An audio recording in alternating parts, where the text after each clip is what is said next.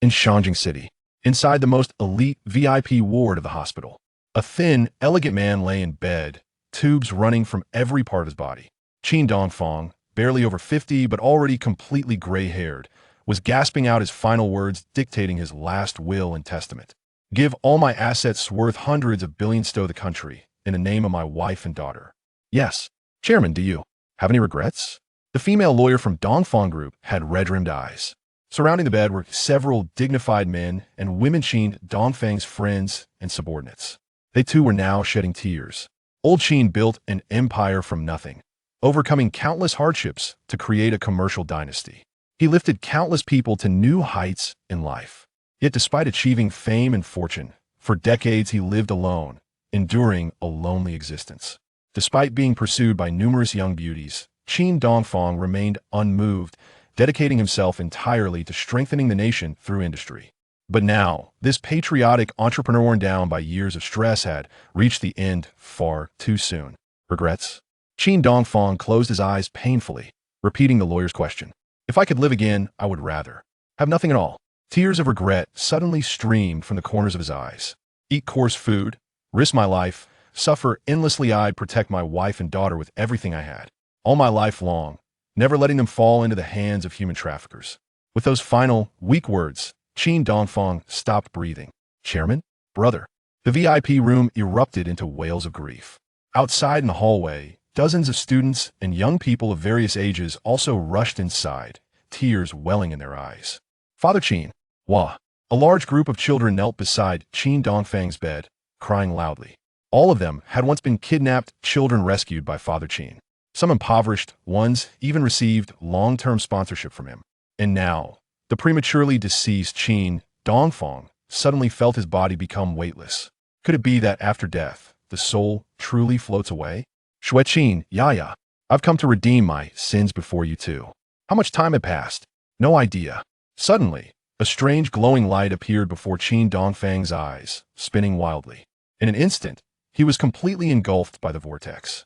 You smile so sweetly, like flowers blooming in spring breeze. A familiar, sweet melody suddenly echoed in Qin Dongfang's ears. Startled, he struggled to open his heavy eyelids. The sky was blue, the air fresh. Above square little buildings, birds soared freely. No towering skyscrapers or bustling postmodern traffic and crowds in sight. Only small 2- or 3-story buildings and old-fashioned quadrangle courtyards. On the streets, Phoenix and Forever brand bicycles whizzed by, ringing bell. The crisp sound of bicycle bells and genuine smiles on passers-by exuded vibrant life.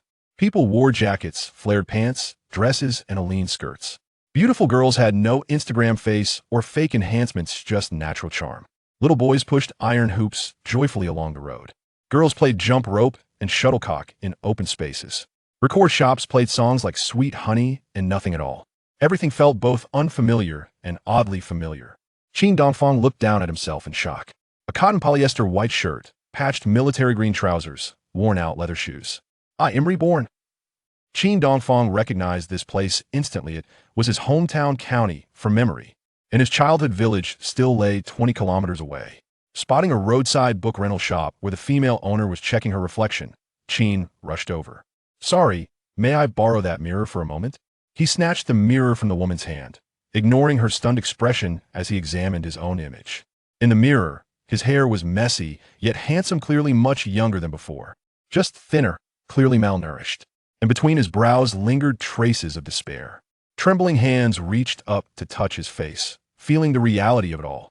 Hey, male comrade, are you really that vain? So superficial. The landlady grabbed back the mirror, blushing as she scolded.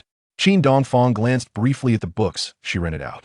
Snow Mountain Flying Fox, Chu Liuxiang's Legend, How Steel Was Tempered, Jane Eyre. A calendar on the wall read, September 12, 1986. The 9th day of the 8th lunar month, Friday, he had returned to age 22. Qin Dongfang grinned, laughing until tears flowed. This date carved itself deep into his bones. Today was the very day his beloved wife and daughter were abducted and killed by human traffickers, a nightmare that changed everything. Later in life, he spent half a lifetime fighting crime, doing good deeds. Though he became fabulously wealthy, he lived like an ascetic monk, all to atone for the deaths of his wife and child. Qin Dongfang looked toward the department store clock tower in the distance. The time read 9:17 a.m. Oh no! His wife Xue Qin and daughter Yaya would soon arrive in Xiazhou City and be taken by criminals. Thinking about the tragedy about to unfold, cold sweat poured from Qin Dongfang's entire body. Heart pounding violently, he bolted toward the bus station. But only a few steps in, he frowned and stopped. When he came to town earlier searching for his wife and daughter, he had already spent his last few jiaohe, couldn't even afford a ticket to the city. Even if he caught a bus, there was no way he could catch up to Xue Qin and little Yaya, who left earlier. Desperate, Qin ran into the middle of the road. Waving his arms frantically, he tried to stop a rusty, out-of-town truck. "Please, driver, give me a ride. My wife and child need saving." The truck driver was an unkempt, middle-aged man with a crooked mouth and unshaven beard. "Quick, get on." Despite his rough appearance, the guy was kind-hearted. Sweating heavily, Qin yanked open the passenger door and jumped into the front seat, shouting anxiously, "Brother, please hurry to Xiazhou. Take the shortcut. My wife and child are going to die." The crooked-mouthed driver nodded silently.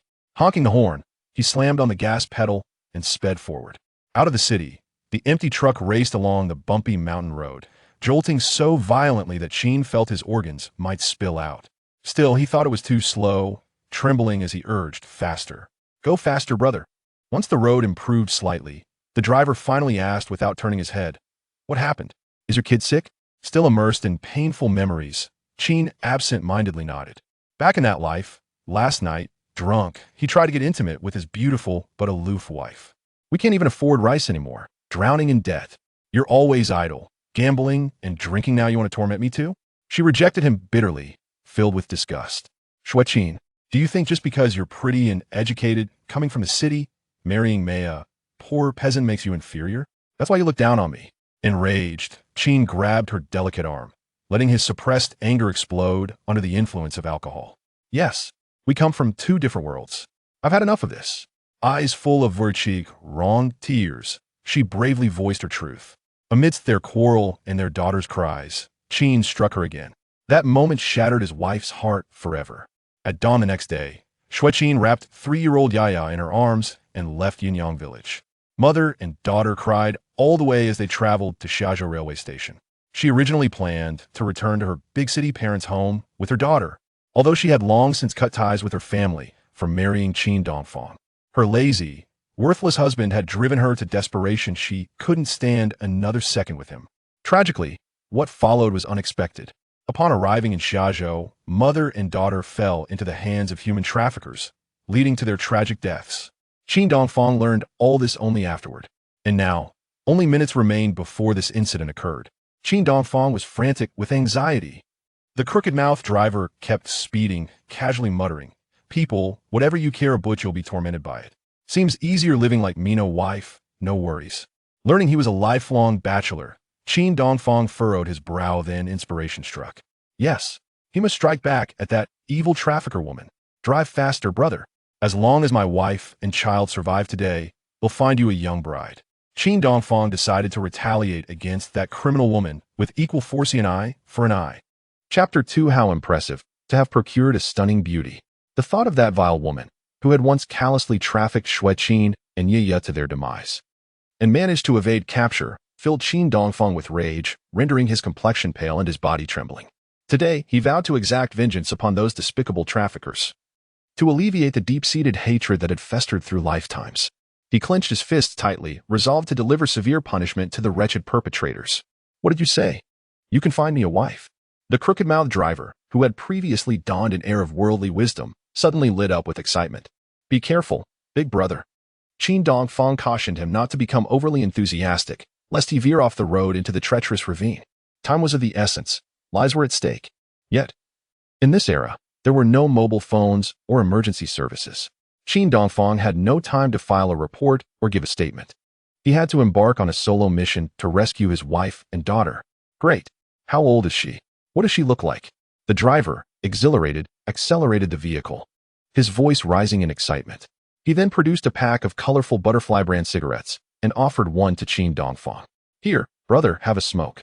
The enthusiastic old bachelor grinned widely, revealing 2 rows of yellowed, decayed teeth, a stark contrast to Qin Dongfang's pristine, even smile. Qin Dongfang accepted the pack. trembling as he lit a cigarette with a match and inhaled deeply. As he reminisced about the wanted poster of that trafficker, he casually began to describe her to the unremarkable driver.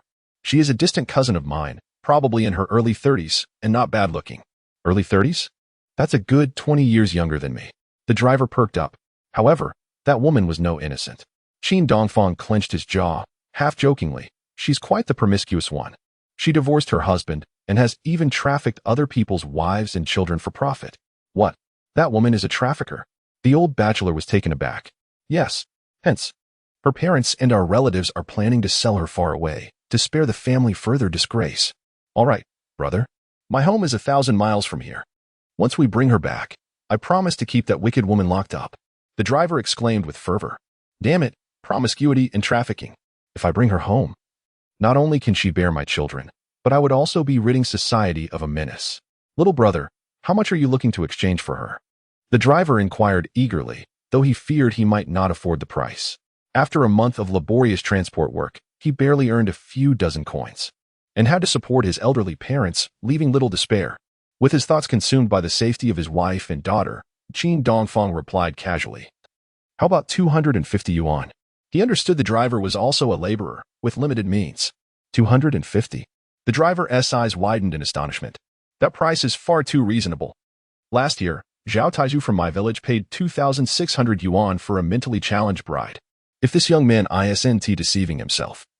A woman in her 30s with decent looks is worth at least 4,000. Though the 1980s were characterized by a simple folk culture, the lack of surveillance in the internet led to a low crime resolution rate, enabling traffickers to operate with impunity. They not only traffic women, but also dare to abduct children in remote areas. At that time, the law was still inadequate, and it was not unusual for some rural bachelors to pay for wives from other regions. Hearing the driver's excited inquiry, Qin Dongfang nodded seriously, saying, Yes, just 250 yuan. I'm merely symbolically collecting a small fee from you, primarily to punish that woman trafficker and to express my gratitude for your assistance today. All right. Thank you, brother. The crooked-mouthed driver was nearly moved to tears. Fortunately, I came out this time to recover a sum for the car owner, so I'll just borrow 250 for now. However, as the two sped towards Xiazhou City, Xue Qin and her daughter were already facing peril. Moments ago, while Xue Qin was queuing to buy tickets at the train station, her small knitted wallet was stolen. Now, burdened with a tattered bag and holding her daughter in her arms, she stood in the ticket hall, heartbroken and helpless, shedding tears. What's wrong, beautiful sister? A woman in her 30s, dressed in a long skirt and styled hair, approached and inquired. Upon hearing about Xue Qin's plight, the fashionably dressed woman expressed her sympathy. You're heading back to Jiangnan City and your wallet was stolen? Don't cry, sister. What a coincidence. I'm also going to Jiangnan to visit my grandmother. We're from the same hometown, so don't worry. I will definitely help you and your daughter return to Jiangnan City today. The woman enthusiastically offered to carry Xue Qin's small bag. But I brought very little money today, so I can't help you buy another ticket. Let us go to my house to get some money. It's not far from here. Naively, Xue Qin repeatedly thanked her through tears and was thus deceived out of the train station. The woman then took out 2 pancakes wrapped in oiled paper from her stylish handbag and, feigning affection, said to her daughter, such a beautiful little girl, yet so thin and pale. You must be hungry, dear. Here, have something to eat. With tears in her eyes, Xue Qin bowed and said, Thank you, sister. Unable to refuse, she blushed as she accepted one of the shiny green onion pancakes and handed it to her ravenous daughter. Thank you so much, sister. Once I return to Jiangnan, I will make sure my family reimburses you for your ticket. You're so kind, auntie. Thank you. The little girl, having a taste of the fragrant pancake, felt an overwhelming sense of happiness and began to cry. However, after wolfing down a couple of bites, she tearfully offered the pancake back to Xue Qin, saying, Mama, you haven't eaten since yesterday. You eat, dear, mommy isn't hungry. Xue Qin trembled as she touched her daughter's dry, yellow hair, her throat constricted by a wave of bitterness. Reflecting on her absurd love, her unbearable husband, and her marriage, her heart shattered. It was Qin Dongfang who had crushed it with his own hands. You should eat a few bites too, sister. With your figure and looks, it's no wonder you're a beauty from the big city. The woman with styled hair gazed at Xue Qin in awe, pressing another pancake into her hand. But just like your daughter, you seem a bit too thin. Oh no, just take it and eat. Thank you, sister. Xue Qin's heart swelled with gratitude for the woman, her face flushed with embarrassment. In her hand, the pancake was adorned with a sprinkle of sesame. A gentle bite revealed a crisp exterior with a tender interior, and the aroma of scallions filled her mouth, yet she felt a twinge of sadness. Tears welled up in her dim eyes. The woman with permed hair grasped the small, withered hand of Yaya and led the mother and daughter into a canopy-covered tricycle. As they traveled, the woman and Xue Qin engaged in conversation, and before they knew it, the vehicle had ventured beyond the city limits. The outside world grew increasingly tranquil, and the road became more uneven. Upon lifting the curtain at the back of the carriage, Xue Qin was taken aback to discover they had arrived in a remote wilderness, far removed from the bustling town. Before her lay a desolate expanse littered with the ruins of old buildings, surrounded by dense woods. This secluded natural basin was eerily silent even in broad daylight. "Why do you live here, sister?" Xue Qin couldn't help but feel a sense of apprehension. But it was too late. "Mama, I'm sleepy." Yaya, with her rosy cheeks and half a pancake already consumed, suddenly felt drowsy. The child must be exhausted from the journey. The woman did not respond to Xue Qin's inquiry. Instead, she embraced Yaya tightly. After a short while, the tricycle halted in front of a dilapidated two-story building. After dropping them off, the driver abruptly drove away, and it was evident that the two women were acquainted, as the permed woman had not even paid him. Xue Qin surveyed the desolate surroundings, her heart sinking. This was an abandoned mine, with crumbling walls and not a soul in sight. "Hey, sister," returned my daughter. Upon witnessing Yaya being carried away by the woman, Xue Qin's heart skipped a beat, and she hurriedly called out, but her legs felt weak, and her consciousness began to fade. Just then, a stout man with a small mustache and sunglasses emerged from the crumbling building, a cigarette dangling from his lips.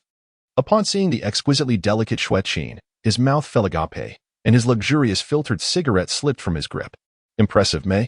Today, you've brought in a stunning beauty that resembles a fairy." In the dark vernacular of human traffickers, yellow goods referred to unmarried girls. White goods indicated married women, while dark goods denoted their abducted prey. Before the big guy notices, I must take advantage. The slender beauty, with her delicate skin, seemed too youthful to have ever given birth. He chuckled wickedly, salivating as he attempted to hoist Xue Qin upstairs. Chapter 3. Severe Punishment for Scoundrels. Saving wife and daughter in her dazed state, Xue Qin realized that she and her daughter had fallen victim to human traffickers. Previously, she had thought that such nefarious individuals were far removed from her reality. In broad daylight, under the clear sky, surely traffickers would not dare to be so audacious. But now, as the calamity of abduction descended upon her and Yaya, her thoughts drifted to Qin Dongfang. Could it be that the drunkard and gambler at home had the audacity to sell them to these wicked people in secret? After all, like many rural men, Qin Dongfang had frightened Yaya by saying, "If you keep causing trouble, I'll sell you to the traffickers." Xue Qin's mind buzzed, and she felt as if pierced by 1,000 arrows. That irresponsible, good-for-nothing scoundrel was driven mad by the thought of money. Her last shred of hope for her husband was utterly shattered. "You beast," Xue Qin murmured, feeling dizzy and disoriented as she cursed Qin Dongfang. Her frail body struggled to remain upright. At that moment, the woman with permed hair glared at the burly man with a mustache, urging him not to act too hastily. She shoved Yaya into the man's arms and coldly instructed, "You carry the girl upstairs. A beautiful and refined city girl like her is meant for the boss. If you ruin the rules, he will have you killed." The man's eyes dimmed as he muttered curses under his breath and took Yaya away. "Don't. Give me back my child," Xue Qin cried out, arms outstretched, stumbling after them, only to fall into a pile of rubble with a thud. Her knee was scraped, blood staining her trousers. Still, Xue Qin gritted her teeth and climbed back up, grasping the handrail as she unsteadily made her way to the second floor. The woman with the permed hair followed closely behind, mocking her. "Oh, look at you, truly a delicate flower, fierce for her child. You little vixen, you haven't fainted yet?" Despite being on the verge of collapse, Xue Qin summoned her last ounce of strength and finally made it upstairs. There, she found Yaya, drugged into slumber, tossed onto a filthy bed, unconscious. "I beg you," Xue Qin trembled, clutching the doorframe, her voice breaking as she pleaded. But her body gave way, and she collapsed to the ground. The mustached man, intending to bind Xue Qin with rope, found himself entranced by her graceful form once more. Her curvaceous silhouette, the snowy skin of her neck, and her delicate, heart-shaped face captivated him utterly. "No, I must have this enchanting fairy. Magia, you must keep this a secret for me." He drooled slightly, his senses overwhelmed by desire. With a greedy glint in his eyes, he panted heavily, and began to remove his clothes.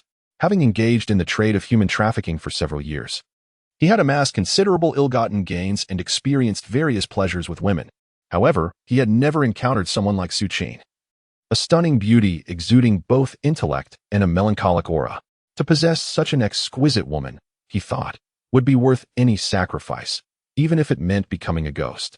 Meanwhile, Yaya remained blissfully unaware of the impending danger that loomed over them both.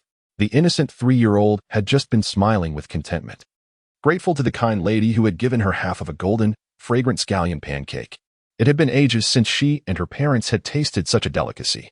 The family of 3 subsisted on boiled sweet potatoes and cornmeal porridge, rarely indulging in white flour or rice, let alone meat, except during festive occasions. Their meals often lacked even a trace of oil, resulting in Qin Dongfang and his wife and daughter appearing somewhat undernourished, their complexions slightly yellowed. Even in her unconscious state, Yaya clutched tightly to the remaining half of her pancake, determined to bring it home for her father to taste. Although Qin Dongfang was often idle and would strike Xue Qin in drunken rages, he had never laid a hand on Yaya. When there was food to be had, he, like Xue Qin, would prioritize the elderly and children. Now that Yaya had something delicious, she naturally did not forget her father. Tiger, stop right there. The temperament of the boss is well known. Beautiful women must first be exhausted by him before they can be sold, lest he incite his brothers to eliminate you. The trafficker, deeply fearful of the boss, stood protectively in front of the petite figure. Once the boss tires of his amusement, he will relinquish her to you. For this exquisite woman belongs to the 2 of you. Today, we have acquired a pair of exorbitantly priced treasures. The brutish man, consumed by lust, could not heed the warnings. He forcefully shoved aside the voluptuous Yaya, growling in frustration. Why should it be like this? I didn't even get to savor the last girl. Yaya, caught off guard by the brute's sudden push, fell onto the bed, her ample body jolting the unconscious Yaya awake. Mommy! The little girl cried out in pain, tears streaming down her face. The woman, startled, instinctively grabbed a tattered quilt from the bed to muffle Yaya's cries. The brutish man lunged once more at the fallen Xue Qin, while Yaya, stifled by the trafficker, rolled her eyes in desperation, her legs flailing as she emitted muffled cries of despair. According to the events of the previous life, Yaya would soon be suffocated by this woman's careless grip.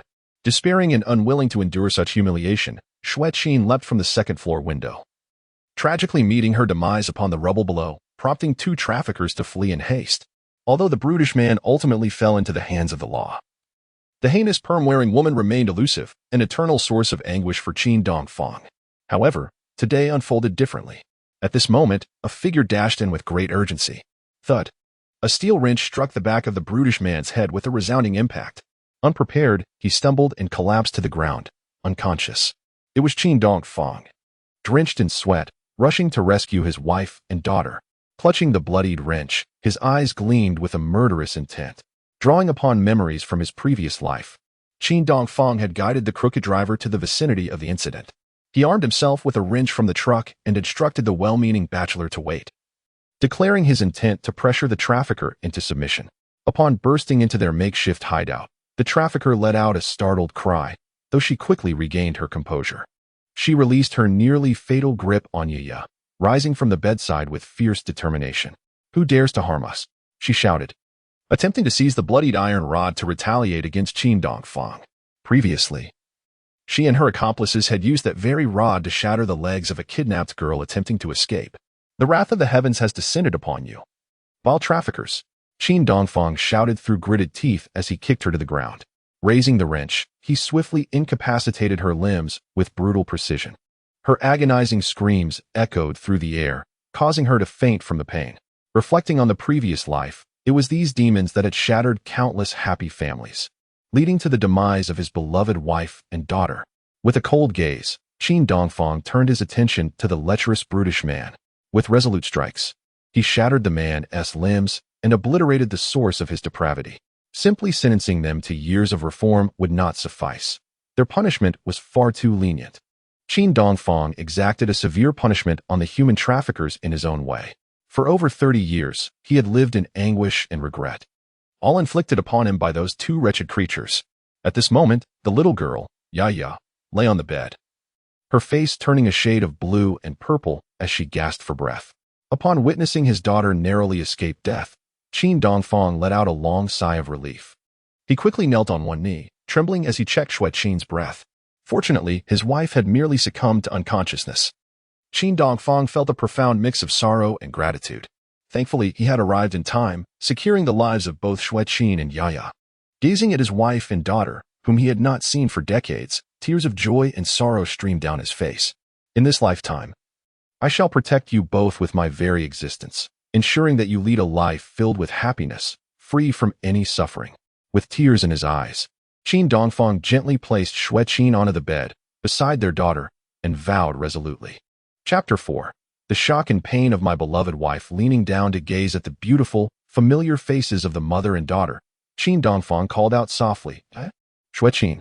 A pang of pain surged within him, yet simultaneously, a warmth spread throughout his being. The countless visions of his wife and daughter that had graced his dreams had finally returned. This was the greatest blessing bestowed upon him by the heavens. Qin Dongfang opened his arms wide, embracing the two cherished ones he had longed for. He wished to merge Xue Qin and Yaya into his very being. His heart, weathered by the trials of life, raced wildly. Scalding tears fell silently onto the lovely faces of his wife and daughter as he held Yaya close. Cradling her fragile body felt like holding the most precious treasure in the world. I shall never lose you again, my child. Daddy? Whoa. Yaya, trembling all over, opened her big eyes and, upon seeing Qin Dongfang's familiar face, let out a hoarse cry. Yes, I am your father, Yaya. My dear daughter. Qin Dongfang gazed at the tear-streaked face of his child, his heart aching. Yaya possessed large, lustrous eyes akin to black onyx, a delicate nose, and inherited her mother's soft, petal-like lips. She was exquisitely beautiful, drawing admiration. However, her long hair, resembling dry straw, was thin and pale, much like her complexion, revealing signs of malnutrition. Yaya wore a thin sweater knitted by her mother and patched trousers, with embroidered red cloth shoes adorning her feet. Mommy, Wawa. Turning to see Xue Qin lying on the bed, her knee injured, Yaya pouted her little lips and began to cry. Your mother is all right. Do not weep, Yaya. Daddy has come to rescue you both. Qin Dongfang, with red-rimmed eyes, embraced his child, feeling as though his heart was being pierced by needles. Yaya, still feeling dizzy, soon fell back into his arms. Lowering his gaze, he noticed that Xue Qin's leg was scraped, blood seeping through her trousers, causing another pang of anguish in his heart. He gently placed Yaya on the bed and hurriedly fetched a bowl of clean water. With a heavy heart, he opened the bundle that Xue Qin had taken when she left home. From it, he retrieved a clean white handkerchief, intending to wash and bandage his wife's wound. Yaya, my daughter. At that moment, Xue Qin murmured softly, finally awakening. Her voice was hoarse, her hair disheveled, and she appeared somewhat disheveled and worn. Xue Qin, I am sorry, my wife. Our daughter is fine. Please do not worry. Qin Dongfang's voice trembled with excitement at the prospect of reuniting with his long-lost beloved. The young and beautiful Xue Qin slowly opened her sorrowful eyes, vividly reappearing before him as if from a dream. A torrent of guilt and remorse surged within Qin Dongfang, intertwined with the relief of having survived a harrowing ordeal. However, upon seeing him approach, Xue Qin furrowed her brows, her gaze quivering. She revealed no trace of surprise. Instead, she cast a piercing look at her husband. Her pale, yellowish face suddenly turned cold, filled with loathing, rage, and fear towards Qin Dongfang. At that moment, her heart sank like a stone. Indeed, she had not been mistaken. The man who squandered his days with a gang of ne'er-do-wells had the audacity to show up here. Xue Qin was convinced he had come to engage in a transaction with human traffickers for money. Otherwise, how could this scoundrel have found such a desolate and remote place? Moreover, just after she and her daughter had been deceived by that woman, Qin Dongfang appeared. What a heartless man. Only last night, he had drunkenly assaulted her, and the bruises and pain were still fresh. Yet he had the gall to commit the disgraceful act of selling his wife and daughter for money. Xue Qin's teeth ground together audibly, her body trembling violently. Upon noticing his wife had awakened, Qin Dongfang stood frozen for a moment before attempting to assist her. Get away from me, you heartless beast. Xue Qin angrily swatted his hand away, uttering the harshest words she had ever spoken since their marriage. In the past, she would never have dared to speak to him so fiercely, lest she face his wrath. Although Qin Dongfang was not particularly talented, his temper was fierce, and he was a staunch patriarch. Yet now, Xue Qin's shattered heart was thrust further into an abyss of despair. The overwhelming hatred she felt for Qin Dongfang temporarily eclipsed her fear. Xue Qin furrowed her brows and sat up in bed, trembling as she tightly embraced her daughter.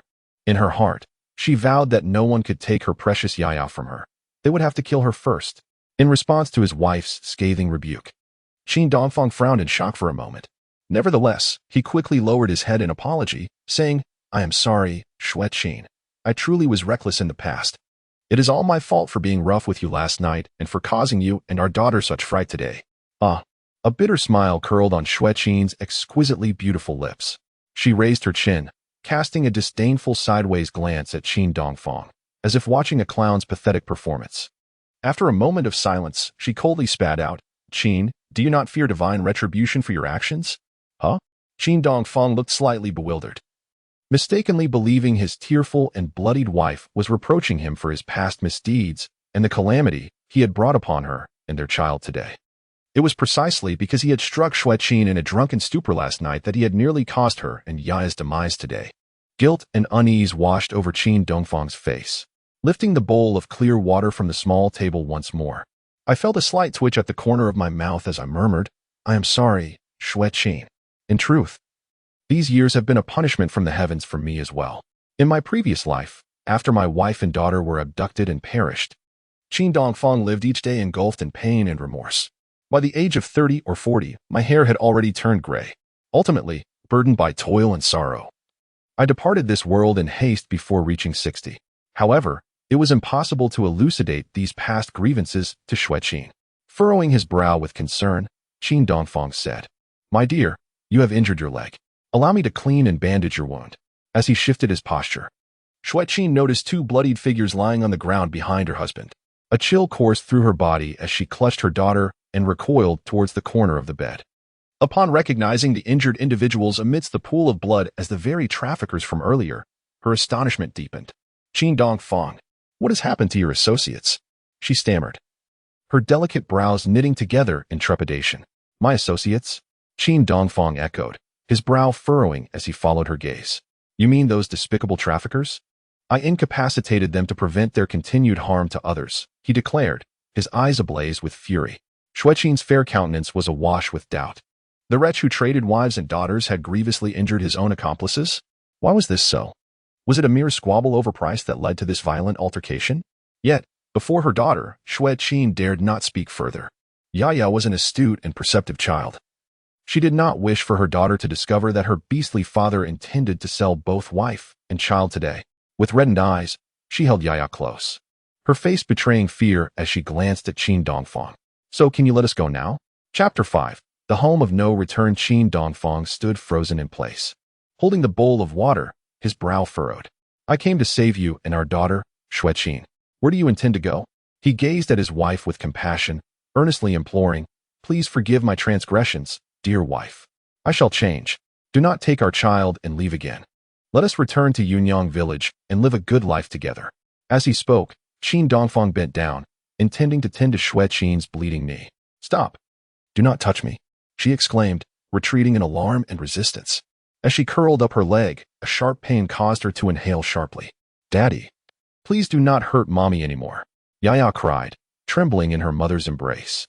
Qin Dongfang felt as though a dagger had pierced his heart, causing him to tremble with anguish and guilt. "Yaya, do not be afraid. Daddy did not harm mommy. I will never strike her again. Look, mommy's leg is bleeding. I merely wish to help her tend to the wound to prevent infection." The mother and daughter remained silent, their vigilant gazes fixed coldly upon him. "Thank you very much. I can manage on my own," Xue Qin replied with a hint of sarcasm, gently placing her daughter in the corner of the bed behind her. She then turned to face him, enduring the pain as she settled on the edge of the bed. Gritting her teeth, she rolled up the blood-stained leg of her trousers, revealing several streaks of blood along her long, fair leg, with a patch of skin broken at the knee. Moreover, several dark purple bruises marred her skin, a sight that was truly shocking. It was akin to a once immaculate porcelain vase, now tarnished with unsightly cracks, evoking a sense of sorrow. Upon witnessing this scene, Qin Dongfang felt an overwhelming mix of pain and regret. "I'm sorry, Xiao Qin. From today onwards, I shall abstain from alcohol and gambling. I shall never lay a hand on you again." The bruises on Xue Qin's legs were the result of his drunken antics from the previous night. How wretched he had been in his past life. With such a beloved wife and daughter at home, he had failed to cherish them. Instead, His fragile pride had led him to inflict sorrow upon them in his inebriated state. Qin Dongfang wished he could punish himself for his past mistakes. Yet, Xue Qin, weary of his presence, merely snorted disdainfully. And you think you can change? Qin Dongfang, we have no future. She coldly snatched the white porcelain bowl from his hands, lowering her head to rinse her wounds with clean water. Gritting her teeth against the pain, Xue Qin diligently washed away the dirt from her injuries. Xiao Qin, allow me to dress your wounds, Qin Dongfang implored, holding her handkerchief and squatting before her, his heart aching. Xue Qin ignored him, placing the bowl on the bedside and taking the handkerchief from him to tend to her own injuries. Embarrassed, Qin Dongfang rose, guilt etched across his face. Their little daughter, Yaya, with wide eyes, curled up in the corner, her dark eyes reflecting her unease. Seeing her father's awkward demeanor, she feared he might act foolishly again and lash out at her mother in frustration. Suddenly, a thought struck Yaya. Daddy, do you like the fragrant cake I saved for you? Mama and I have already had ours. She fluttered her long eyelashes and timidly crawled over from the corner, extending the half of a scallion pancake she had been clutching tightly. Oh, Daddy isn't hungry. You eat it. Qin Dongfang felt a bittersweet warmth swell within him. He was unaware of the pancake's origins, yet he suppressed his grumbling stomach and smiled tenderly, gently patting his daughter's fine, golden hair. Yaya, Xue Qin called sharply, quickly pulling her daughter behind her as a protective hen would. That pancake has been tampered with. You cannot eat it. Hand it to Mama. Yaya, reluctant to let go, finally relented, her eyes brimming with tears as she saw her mother's seriousness. Xue Qin tossed the half pancake beneath the bed, and the little girl hissed in dismay. Witnessing this, Qin Dongfang felt as if a thicket of thorns had sprouted within his heart, piercing him deeply. Overwhelmed by immense pain and regret, he turned and slapped himself across the face. In your youth, you were but a worthless scoundrel, if not for the sacrifice of your wife and daughter. Teaching you what it means to be a true man, you would still be wallowing in your own depravity. You could not bear the responsibilities of a man. Why did you wait until your wife and daughter perished, your family shattered, to weep and collapse on the ground? Embracing two lifeless bodies in a moment of awakening to what is truly precious in this world? Qin Dongfang, you are nothing. Suddenly, Xue Qin heard a sharp crack, causing her to shiver involuntarily. As she lifted her gaze, Xue Qin discovered Qin Dongfang striking his own face. Her brows furrowed, and her expression became intricate. Yet, this time, she did not relent. After hastily bandaging her wounds and shouldering her bag, she intended to lift her daughter Yaya and turned to leave. Don't move, Xue Qin. Your wounds will bleed. Allow me to carry you both downstairs. Qin Dongfang, his eyes reddened, crouched before the bed, his voice hoarse as he spoke. Xue Qin paused momentarily, then coldly replied, Thank you, but it's unnecessary. She had initially wished to impart a sentiment to Qin Dongfang, declaring that physical injuries may heal, but a shattered heart is far more difficult to mend. Yet, she soon realized that there was nothing left to discuss with this man. Ultimately, her lips curled slightly, forming a bitter smile tinged with sorrow. Yaya, let us depart. Xue Qin extended her arms towards her daughter. No, I will pull Mama along. She is injured. Yaya exclaimed, leaping from the bed and taking hold of Xue Qin's pale, cool hand. She then turned to gaze up at her father with her innocent, wide eyes. Together, they proceeded slowly towards the door, with Xue Qin limping slightly. Noticing that Qin Dongfang remained rooted in place, seemingly in a stupor, and did not attempt to hinder their exit, Xue Qin felt a flicker of surprise. Had this man's malicious intentions wavered? Did he truly intend to refrain from selling them? However, this thought was fleeting. It is said that while the landscape may change, one's nature remains steadfast. Xue Qin understood her husband's baser instincts all too well. Qin Dongfang was not only an ne'er-do-well, indulging in drinking and gambling, but he had squandered all the hard-earned money she had saved.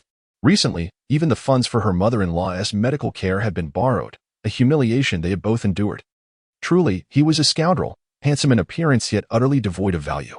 As Xue Qin pulled her daughter away, she could not suppress her rage, clenching her fists and glaring at him with icy resolve. I warn you, Qin Dongfang, should anyone dare to harbor ill intentions towards Yaya, I shall fight to the bitter end. Do not follow us. I, Xue Qin, will beg along the way, even if I must crawl. I shall return to my family in Jiang'an. With that, she grasped her tearful daughter's hand and laboriously made her way toward the staircase. Qin Dongfang, taken aback, hurried after them, attempting to clarify. No, you misunderstand me, Xiao Qin. Even if I am a rogue, I would never entertain the thought of harming you or our daughter. Seeing that his wife ignored him and refused his assistance, Qin Dongfang could only sigh in resignation and hasten downstairs ahead of them. He broke off a branch from a tree in the forest, roughly the size of Yaya's small arm, and hurried back. Xue Qin died. Walking like this will cause you great pain. Since you want to allow me to carry you, use this as a crutch. She halted on the stairs, casting a dubious glance at Qin Dongfang, yet did not accept the stick. Yaya stretched out her hands to catch it, then turned to offer it to Xue Qin Dai. Speaking softly, Mama, Daddy is right. With a crutch, walking will be less arduous. Moreover, she lowered her gaze, fiddling with her small hands, and softly added, Yaya does not wish to go to Grandma's house. I do not know her. I want to return to the village to find Grandma.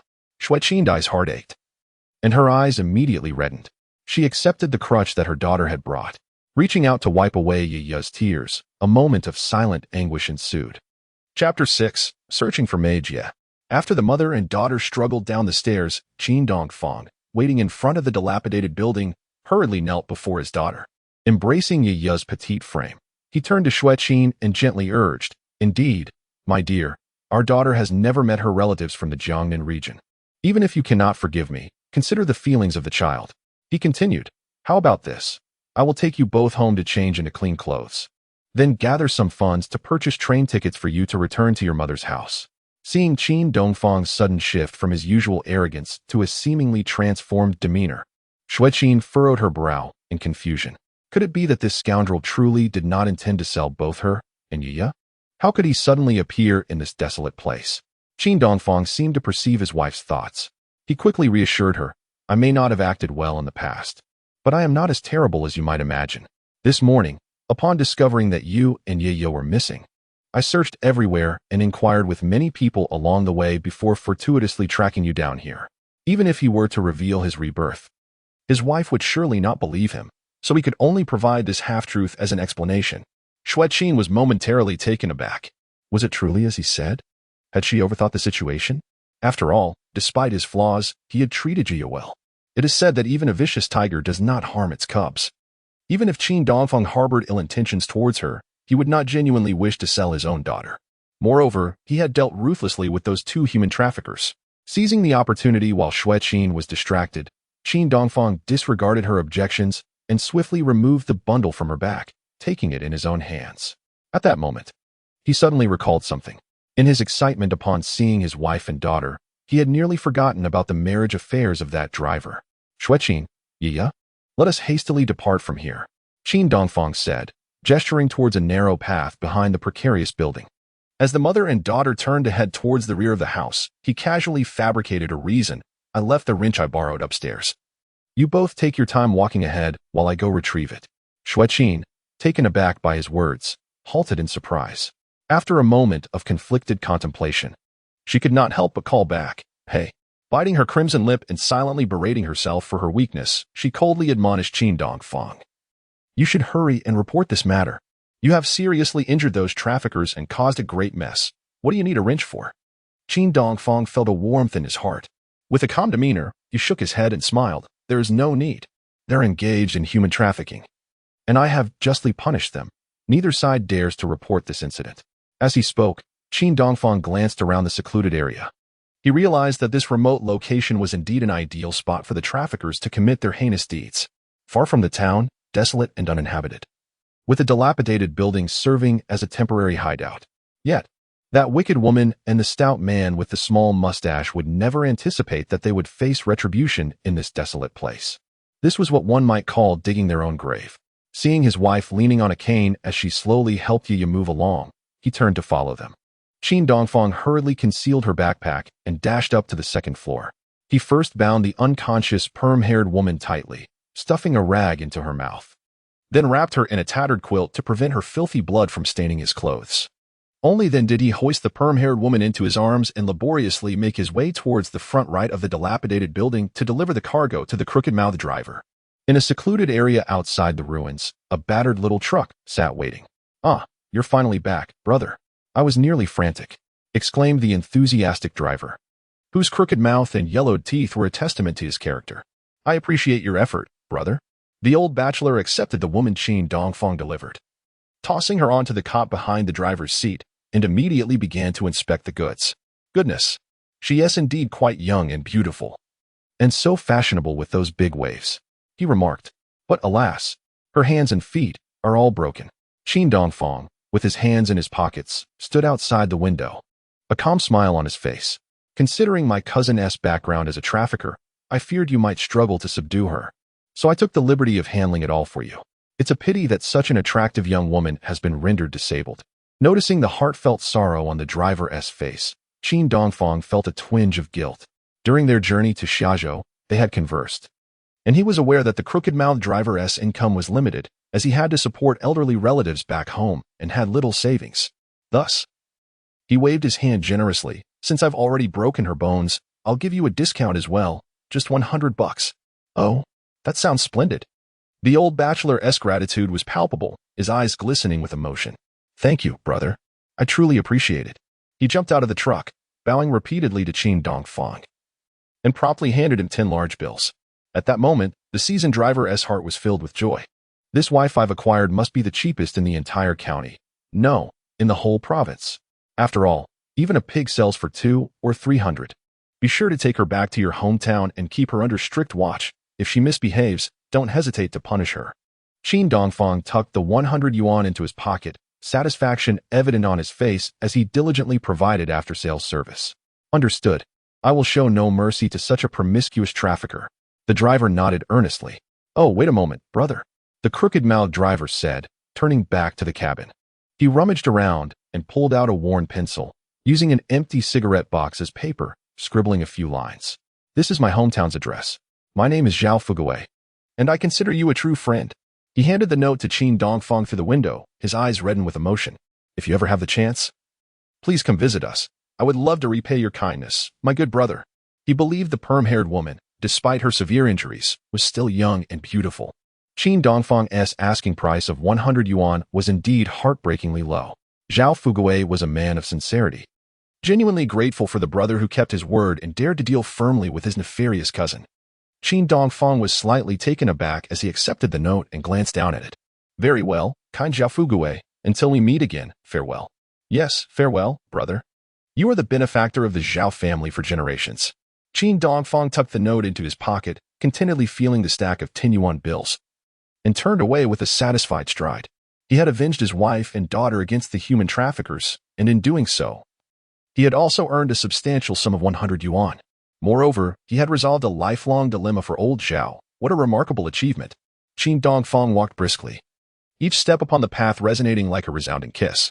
Although in his previous life he had amassed a fortune, becoming the renowned leader of the publicly listed Dongfang Group, the joy that this 100 yuan brought him today surpassed even the exhilaration of earning 100 billion in the past.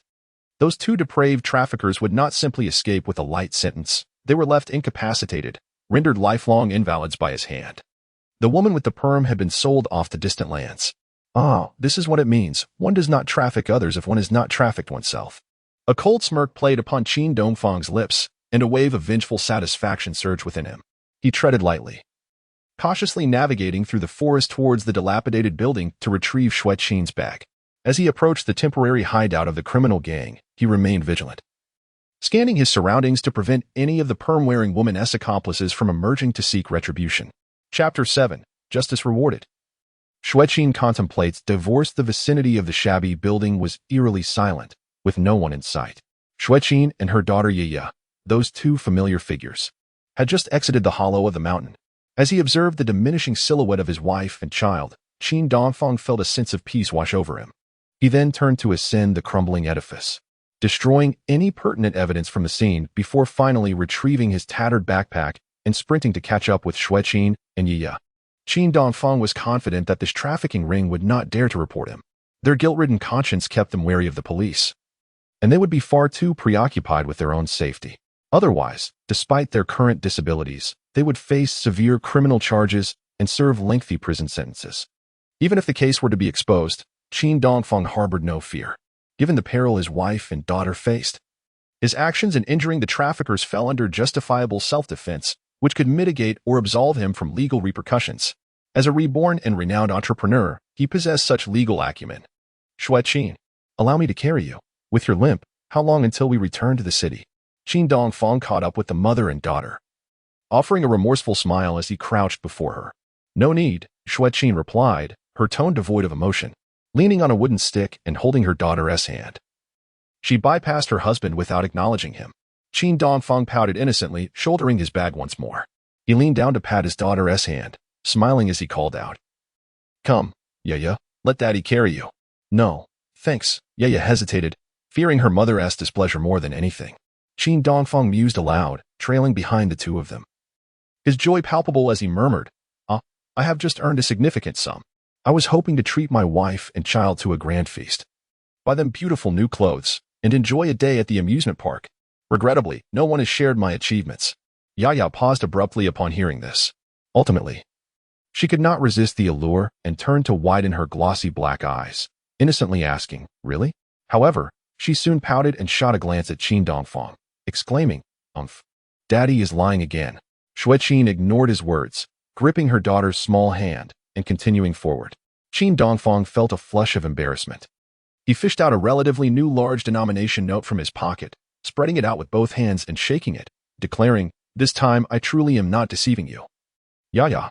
Previously, Qin Dongfang had promised his child that he would take her to the county to savor delicious foods, buy her beautiful clothes, and visit amusement parks. Yet he had never fulfilled a single promise. The family's poverty was one aspect. Whenever he had a bit of money, he would either treat his rowdy friends to drinks or chase after dreams of quick riches through late-night gambling. He could not tolerate the harsh, laborious life in the village. Yet he lacked the ability to earn a substantial income, living a life of mediocrity and gradually becoming a despondent wastrel. Upon seeing the crisp bill in Qin Dongfang's hand, Yaya turned around with wide eyes. "Well, Daddy, where did you get so much money?" Xue Qin also turned in surprise, halting her steps. Qin Dongfang awkwardly rubbed his nose and smiled at his daughter, saying, "This is the money I won from rolling dice yesterday. But don't worry, sweetheart. I will never gamble again." Yet, Yaya slightly furrowed her brow and pouted, tilting her head to scrutinize Qin Dongfang, making him feel somewhat guilty. Xue Qin shot her husband a cold glance filled with suspicion. Just moments ago, he mentioned retrieving a forgotten wrench from the small building, yet he returned empty-handed. Suddenly possessing 10 extra yuan? Could he have gone back to that ominous old building to engage in some shady dealings? The frightening thought Xue Qin had just dismissed surged back to her mind from another angle. This scoundrel, Qin Dongfang, may not have intended to sell his wife and daughter today, but could he be using them as bait to lure out human traffickers before robbing them? After all, this drunken gambler was audacious, and in a moment of folly, he might dare to do anything. The more Xue Qin pondered, the more uneasy she felt. Her beautiful eyes widened with indignation, her frosty expression revealing her fury towards Qin Dongfang. So that was it. I almost fell for this scoundrel's ploy. No, Daddy is lying. Yaya gently wriggled her hand free from Xue Qin's grasp and approached Qin Dongfang, shaking her head earnestly. Why do you say that, my daughter? Qin Dongfang's demeanor became increasingly awkward. Yaya, with her hands behind her back and her head held high, began to explain with a hint of pride, when Daddy wins money, he is very happy, and he will buy nice things for the family. The goose won't get angry and hit Mommy. At this, Qin Dongfang's face flushed crimson, his legs trembling momentarily. He was nearly caught off guard by his astute daughter. He had not anticipated that even this little one at home observed him so keenly. Upon reflecting on past actions, it truly seems to be the case. On ordinary days, whenever Yaya observed Qin Dongfang returning home at the break of dawn, his eyes red from fatigue, she would often rub her sleepy eyes and inquire, "Daddy, did you go gambling again?" If Qin Dongfang nodded in affirmation, Yaya would adopt an expression of grave concern, hurriedly positioning herself in front of Xue Qin to inquire about the outcome. "Did you win, Daddy?" If he claimed victory, the child would burst forth with joy, exclaiming with delight, leaping high as if welcoming a triumphant hero. Conversely, if Qin Dongfang admitted to a loss, unease would wash over Yaya's delicate features, prompting her to swiftly pull her mother away from him. This was because the outcomes of Qin Dongfang's gambling could greatly influence his mood, potentially leading to quarrels with Xue Qin or even violent outbursts. Although merely 3 years old, Yaya possessed her own little reasoning and perceptive eyes that keenly observed her parents' habits. In that moment, she surmised that Qin Dongfang was not being truthful. The 10 yuan he possessed could not possibly have been one. If even a child could discern the truth, Xue Qin, too, could not be oblivious to Qin Dongfang's dishonesty. As Yaya pointed out, had he indeed won money the previous night, He would not have returned home early with a sullen demeanor, resorting to alcohol and self-destructive behavior. Just then, Yaya noticed something bulging in Qin Dongfang's pocket. "What did you buy in the city, Daddy?" The little darling blinked curiously, inserting her hand into the torn pocket of his trousers. "Wow, so much money. Look, Mama." Upon seeing her daughter extract a wad of cash from Qin Dongfang's pocket, Xue Qin's expression did not reflect surprise. Instead, her brows furrowed in shame and anger. She trembled violently, nearly collapsing on the path, her mind in turmoil. It appeared my judgment was correct. Qin Dongfang, typically unable to hold on to a few coins, had suddenly acquired a substantial sum of money during his visit to Xiaoshu with me and our daughter. There could only be one explanation. The source of this money was linked to that pair of human traffickers. However, before their daughter, Xue Qin could not expose her husband's malice and depravity. "Yaya, return that dirty money to him. We are leaving." As she coldly uttered these words, tears of humiliation welled in her eyes. Yaya had never seen such a large sum of money, her small face filled with astonishment. Responding to Xue Qin's somber call, she hesitated for a moment before replying, "Okay, Mama." Yaya stuffed the 10 bills back into her father's pocket and turned to run back to Xue Qin, once more grasping her mother's hand, which appeared fair, yet bore numerous calluses. Leaning on a wooden stick, Xue Qin hobbled along, leading her daughter toward the direction of Xiaoshu. Chapter 8. The enigmatic Southern Belle, regretting her affection for a rogue. Now, she was nearly convinced that Qin Dongfang had feigned the sale of his wife and daughter to swindle money from the traffickers. The 10 or so bills in his pocket must have been the deposit paid by that wicked couple to the scoundrel Qin. Qin Dongfang took someone else's money but did not wish to surrender his wife and daughter. Thus, at a critical moment, he emerged as a hero, injuring and incapacitating those 2 human traffickers. He had calculated that the pair of traffickers, feeling guilty, would not dare to report him. Is this not a case of black eating black? Xue Qin pondered as she walked, unable to suppress a gasp of cold air. A chill of sweat broke out on her back. This man is utterly despicable, so ruthless. In order to earn ill-gotten gains to gamble and drink, he would allow his wife and daughter to be drugged by wicked men. Are you not afraid that your clever schemes will backfire and bring us greater misfortune? Qin Dongfang, burdened with a satchel, hurried after her. "Wife, you have an injury on your leg. Let me carry you." Xue Qin's delicate face was as cold as ice. She remained silent, merely dragging her daughter forward unsteadily. Qin Dongfang felt uncertain, fearing she might stubbornly return to her family. He decided to deploy his trump card, gently persuading her. "My dear wife, it's not just that Yaya does not wish to return to Jiangnan with you. Our mother has just recovered from her illness. If she were to learn that her beloved daughter-in-law abandoned her family without a word, taking her granddaughter away, it would surely break her heart." Having navigated many business battles, Qin Dongfang understood that the best strategy is to win hearts. Indeed, upon hearing this, Xue Qin slowed her pace, momentarily stunned. Her eyes reddened, and she lowered her head. Remembering her mother-in-law and sister-in-law's kindness towards her and Yaya, her heart softened, tinged with melancholy. "How dare you invoke Yaya's grandmother? Have we reached this point today all thanks to you, Qin Dongfang?" Unable to contain herself, she turned and coldly rebuked him, her expression filled with resentment and disdain. Yes, I am at fault. I shall give you, my wife, one last chance to see how I shall act from now on." Xue Qin bit her lip, remaining silent for a moment before ultimately shaking her head in despair. "Forget it. Please lend me 10 yuan so we can return to my family. Rest assured, Qin Dongfang. After we return to Jiangnan, I will bring Yaya to visit mother and Xiaoju during the holidays." As she spoke, she tilted her head, trying to hold back her tears. Xiaoju is Qin Dongfang's 18-year-old sister. She and her sister-in-law, Xue Qin, have always shared a close bond and adored Yaya deeply. If Xue Qin left home with the child, her mother-in-law and sister-in-law would surely be distraught upon discovering it. Qin Dongfang felt a pang of sorrow at his wife's reaction. He gently patted Xue Qin's fragrant shoulder, offering her a temporary reprieve. "All right, then you may go home first to bid farewell to our mother and Xiaoju. Change into something presentable and tidy yourself up before returning to your family in Jiangnan. Your relatives in the big city already look down on us. If you return looking disheveled with our daughter, they will surely mock you." Upon hearing this, Xue Qin's lips twitched, and she frowned in silence, continuing to pull Yaya forward. However, Qin Dongfang had discerned from her expression that he had struck a nerve. "Mama, let us return home first, then let Daddy accompany us to Grandma's house, okay?" Yaya looked up at her mother, frowning in reluctance. Although she had never met her maternal grandparents in Jiangnan City, The little girl could discern from the occasional conversations among the adults that her mother, Xue Qin, had a strained relationship with her parents. Aunt Xiaoju even unabashedly defended Yaya, exclaiming, "My niece is so beautiful and adorable, soon to be as remarkable as I am. How could your grandfather, that old fool, refuse to let you two return to Jiangnan for a family visit? He must have lost his senses at his age." Thus, Yaya harbored strong reservations about visiting her grandparents. Xue Qin was no different. From the moment she conceived Yaya, she felt she had become homeless in Jiangnan.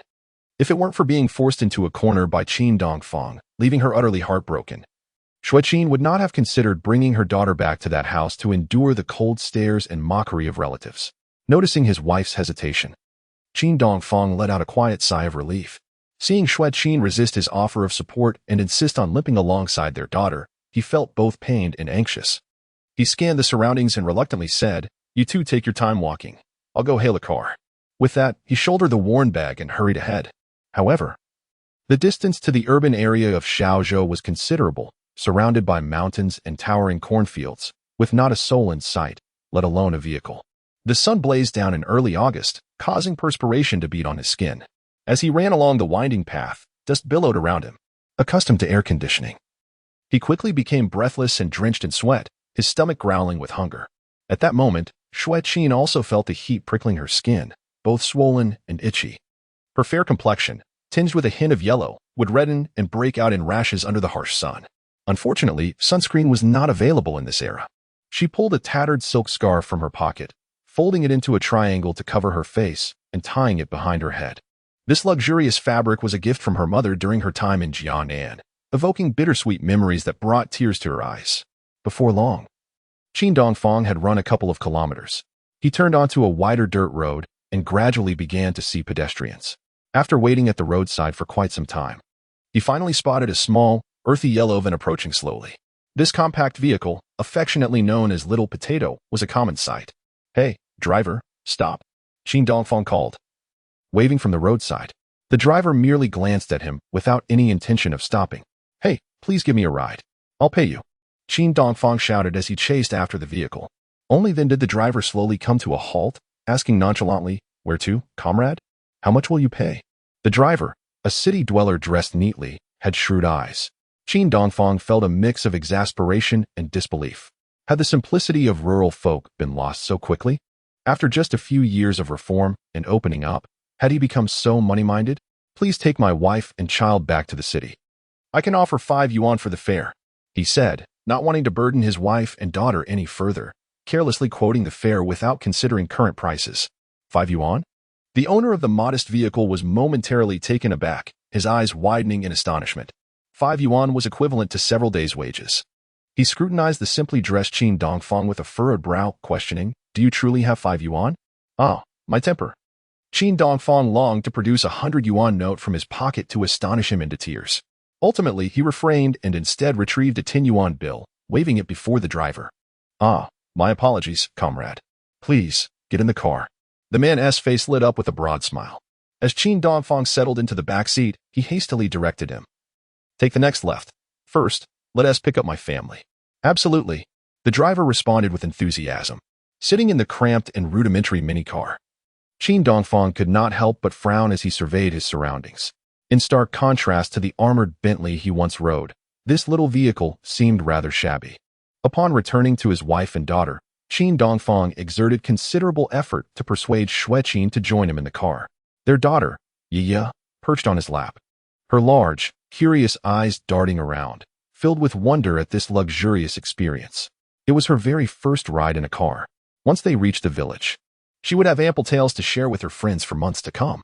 This seemingly humble little potato car, in Qin Dongfang's eyes, was equipped with a cassette player, capable of playing music. As they drove along, melodious tunes filled the air, your figure, your song, forever etched in my heart. A wave of emotion washed over Qin Dongfang, prompting him to join in softly humming the lyrics. Though yesterday has faded, and parting makes reunion difficult, how can I forget your deep affection? Seated beside him, Xue Qin covered her mouth and nose with her hand, her beautiful eyes glistening with tears. This enchanting song, Country Romance, was one she had taught Qin Dongfang to sing years ago. As memories of their love story flooded her mind, Xue Qin gazed out the window at the corn leaves swaying in the wind, unable to hold back her tears. Chapter 9. 85 cents to cure my wife's princess syndrome. A few years prior, during a similar autumn, the tall cornstalk swayed in the breeze, producing a rustling sound. After graduating high school, the beautiful Xue Qin, her hair tied in a ponytail and carrying a military green backpack, traveled from a bustling city to the remote village of Yunyang in Guhuatri Township. Her aunt had once served as a sit-down youth in this area. Upon hearing of the dire need for teachers in this impoverished locale, Xue Qin, with a heart full of devotion and an introduction letter from her aunt, arrived in Yunyang village to assist in education. It was here that the enchanting Xue teacher from Jiangnan crossed paths with the humble Qin Dongfang. Handsome and a year older, Qin Dongfang had only completed junior high, yet he possessed a passion for literature and singing, along with a magnetic and melodious voice that rivaled Xue Qin's own captivating tones. Despite his tattered clothing, Qin Dongfang often visited Yunyang Primary School with roasted sweet potatoes, elm seed cakes, or a bouquet of wildflowers, seeking to engage Xue Qin in artistic discussions. They spoke of literature, sang folk songs, and shared delightful anecdotes from their childhoods. The city-bred Xue Qin did not disdain his impoverished background. Rather, she found comfort and kinship in both Qin Dongfang and the entirety of Yunyang village. As their youthful hearts gradually drew closer, the hardships of life sparkled with the brilliance of love. As the teaching period for Xue Qin came to an end, she was compelled by her family's telegrams to return to the city and resume her studies for university entrance examinations. Rest assured, Dongfang, she declared, no matter where I may be, my heart will forever hold you. Come, little Qin, let us share a drink. She toasted, honoring their youth and love. On the eve of their impending farewell beneath the waning moon, she succumbed to Qin Dongfang's persuasion, her heart heavy with sorrow as they drank together. Alas, it was not the wine that intoxicated them, but rather their own emotions. That night, they embraced, tears streaming down their faces, and fell into a drunken stupor in Xue's modest dormitory room. In a moment of confusion, they found themselves entangled in an intimate encounter. Upon returning to Jiangnan City, Xue Qin discovered that she was pregnant. The pristine reputation of a young beauty, along with her promising future and the hopes her parents had for her to marry a suitable young man, all dissipated like smoke. Under family pressure to terminate the pregnancy, she vowed to resist. Ultimately, a rift formed, leading to her father's furious expulsion from their home. With tears in her eyes, Xue Qin returned to Yunyang village, marrying Qin Dongfang, and they welcomed their love's offspring, Yaya. Yet, to her dismay, her husband became an ne'er-do-well, indulging in drink and gambling, showing no ambition for a better life. The meager savings she painstakingly accumulated were squandered by him. Qin Dongfang, for the sake of his so-called masculinity, disregarded the meager provisions needed for his wife and child, spending his days drinking and gambling with friends, even engaging in brawls. Xue Qin felt increasingly despondent. Life's weight seemed to hinge upon a hearty meal and being cherished. Her desires were simple, warmth and a loving partner. She had believed she married for love, only to realize she had tied herself to a scoundrel. She had thought she could overlook Qin Dongfang's humble origins, willing to sever ties with her family, steadfastly committing to him, believing he would cherish and protect her and their daughter for a lifetime. Instead, she found her dreams were naively idealistic. As she recognized Qin Dongfang's myriad faults, her feelings of coldness and disdain towards him deepened. With escalating marital discord, she began to endure verbal and physical abuse. Does this song evoke painful memories for you, Xiaoqin? Forgive me, my wife. At that moment, Qin Dongfang wrapped his arms around Xue Qin's gently shaking shoulders. Aware of her sorrowful tears, his soft words laden with regret, Xue Qin shrugged off his embrace, moving further away on the back seat of the car. Meanwhile, the car's audio system played Grandma's Penghu Bei. The evening breeze caressed the white waves along the sandy beach, devoid of coconut palms under the slanting sun. Merely a vast expanse of azure sea. Sitting on the low wall before her home, she repeatedly envisioned the footprints left on the dust-kissed beach. Qin Dongfang, too, felt a sting in his nose, involuntarily closing his eyes in anguish. This lively, lyrical tune had once been Xue Qin's favorite to hum. Yet, since marrying him, she had not sung a single note. As the small vehicle entered the city, Qin Dongfang addressed the driver, "Comrade, please find us a hospital to stop at." "Sure thing." Upon arriving at the hospital, Xue Qin noticed him handing over a 5 yuan bill, her heart aching as she stared in disbelief. Once the minibus departed, her eyes reddened, and she couldn't help but coldly remark, "You certainly spend money as if it comes too easily, don't you?" Internally, She cursed Qin Dongfang, deeming him a heartless wastrel. In this era where a mere popsicle costs the equivalent of a white steamed bun, 5 yuan is indeed no trifling sum. Qin Dongfang extracted a towel from his satchel, gently brushing away the dust that clung to his wife's attire. He then cradled Yaya in his arms, standing beneath the sunlight with a radiant smile, proclaiming, "Isn't a man's pursuit of wealth solely to ensure a better life for his wife and children? To spend money wisely is my happiness. And you and Yaya are my very purpose." Upon hearing her husband's grandiloquent and romantic declarations, Xue Qin could not help but roll her eyes in disdain. Using your wife and child as a means to earn ill-gotten gains. Does your conscience not ache? Ah, but then again, you seem to lack a heart. Qin Dongfang furrowed his brow in confusion. Am I truly exploiting you and Yaya for nefarious profits? Surely, my wife hasn't discovered my dealings with that perm operator. He dismissed the thought. Grasping Xue Qin's calloused hand, he insisted on taking her to the hospital to tend to her leg injury. I am not so delicate. I have long since grown accustomed to pain and injury, Xue Qin replied coolly, shaking off his large hand. Qin Dongfang countered. It is not just your leg that requires a doctor's attention. Your lovely oval face is prone to allergies under the harsh sun. You ought to visit a proper hospital. My dear, lest the villagers gossip that you suffer from princess syndrome. He was well aware of Xue Qin's fair skin, which was sensitive to the blazing sunlight. Unfortunately, the village doctor could not remedy her affliction, and she was reluctant to spend money at the county hospital, so she had been enduring it.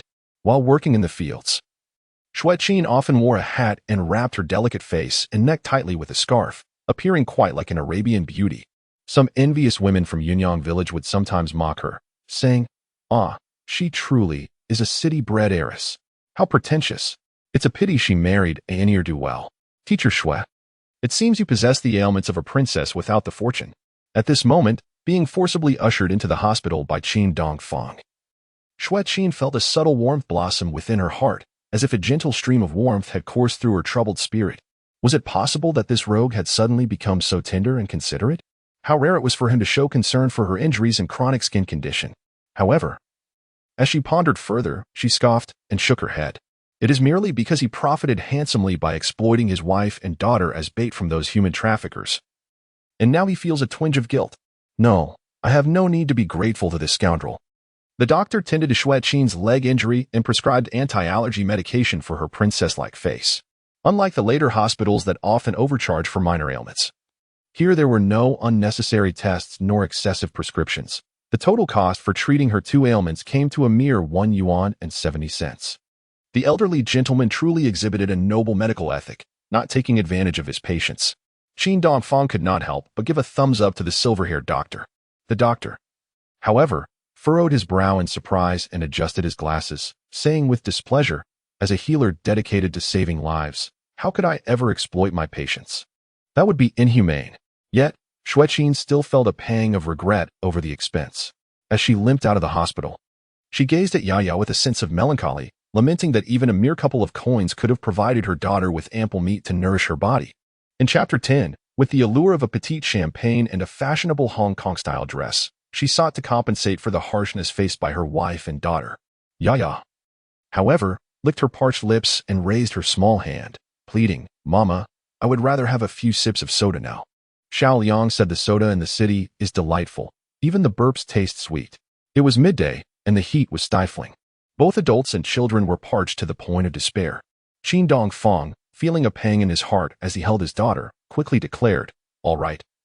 Let us go drink soda and eat some meat." Yaya felt as though she were in a dream. Ignoring Xue Qin's objections, Qin Dongfang took the 2 of them to a small convenience store across from the hospital. The 3-foot counter displayed abacuses and account books, while the shelves behind the shopkeeper were adorned with a myriad of goods, flashlights, luxe shoes, porcelain bowls emblazoned with red double happiness characters, eggs, cured meats, pickled vegetables, candied fruits, and dried fruits. Yaya could choose anything she desired. Qin Dongfang, cradling his daughter, wore a fond smile, standing at the entrance with a wooden stick. Xue Qin felt a pang of anxiety. Unable to restrain herself, she softly cautioned, "Take it easy, consider the debts you owe at home." Though she had resolved to bid farewell to her mother-in-law and sister-in-law upon returning to Yunyang village today, seeking a reason to return to her family and ultimately leave Qin Dongfang, she still wished to prevent him from squandering money. She worried that once she and her daughter departed that household, he would revert to his previous state of poverty. Don't worry, my dear, money is trivial. We can always earn more. Qin Dongfang brushed off her concerns, wiping the beads of sweat from his brow. Xue Qin retorted, I believe you are the one being utterly foolish. Meanwhile, Yaya's curious eyes widened as she scanned the array of products on the shelves. Finally, timidly, she pointed to a particular beverage. Papa, I'm thirsty. I want a drink that's soda. Is this what you fancy, little one? This is the trendiest petite champagne. Just 30 cents a bottle. The shopkeeper smiled, gesturing towards the wooden crate of drinks. Xue Qin approached and cast a glance at her daughter, softly reminding her. There's a stall selling herbal tea right next to the hospital, just 5 cents a bowl. Qin Dongfang, however, paid her no heed. Instead, he smiled at the shopkeeper and said, Then we shall take 3 bottles of petite champagne. No, I want tea drink. Xue Qin promptly shook her head, glaring at him. Yet Qin Dongfang insisted on purchasing 3 bottles, declaring that the entire family should share the joy. The shopkeeper, still smiling, retrieved 3 bottles of orange petite champagne and popped them open with a satisfying fizz. The bottles released a refreshing chill, appearing utterly inviting. Qin Dongfang gently set his daughter down. Yaya, her cheeks flushed with excitement, sat on a bench, savoring her drink. He then picked up a bottle of petite champagne and turned to Xue Qin, saying, Come, my dear, take a seat and join us for a drink. Xue Qin instinctively wanted to refuse, but with the caps already removed, she felt there was no turning back. Thus, with Qin Dongfang's assistance, she settled onto a small stool at the entrance, blushing as she accepted the drink he offered her. Yaya sat opposite her mother, taking a small sip of her drink. And her round, glistening eyes widened in delight. With her tiny hands firmly clutching the glass bottle, she exclaimed with pleasure, Ah, this is so delicious. Mommy, why aren't you drinking? Hurry, it's so sweet. Prompted by her daughter's enthusiasm, Xue Qin shyly took a sip of the sparkling beverage. Despite her furrowed brows, a trace of tenderness lingered in her gaze. The trendy drink, with its sweet and tangy flavor, effervesced and emitted a delightful aroma. Qin Dongfang held the beverage bottle, gazing down at it nostalgically. After some time, he drank the bubbly concoction in one swift gulp. A refreshing, sweet sensation immediately enveloped him, making even the blazing autumn sun outside seem less intense. Yet Yaya savored her drink slowly, relishing every effervescent moment. Unlike her father, she wanted to take her time, truly experiencing this novel, bubbly delight. She pondered whether the soda from the city was indeed as magical as her friend Xiaoyang claimed, wondering if even the burps would be sweet. Subsequent events validated Xiaoyang's claims, as she soon let out a sweet, spirited belch, her eyes widening in astonishment. Wow, it's true, Yaya exclaimed. What are you studying so intently, Yaya? Hurry up and drink.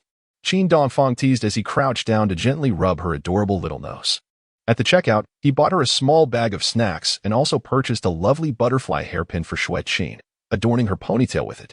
After spending a few coins at the department store, the family left, and he took his wife and daughter on a trolley ride, costing a mere 20 cents, to the city's most upscale shopping destination, the Xiaozhou department store. Upon reaching the clothing section on the 3rd floor, Qin Dongfang selected a chic dress for Xue Qin. No, I don't want it. Put it back.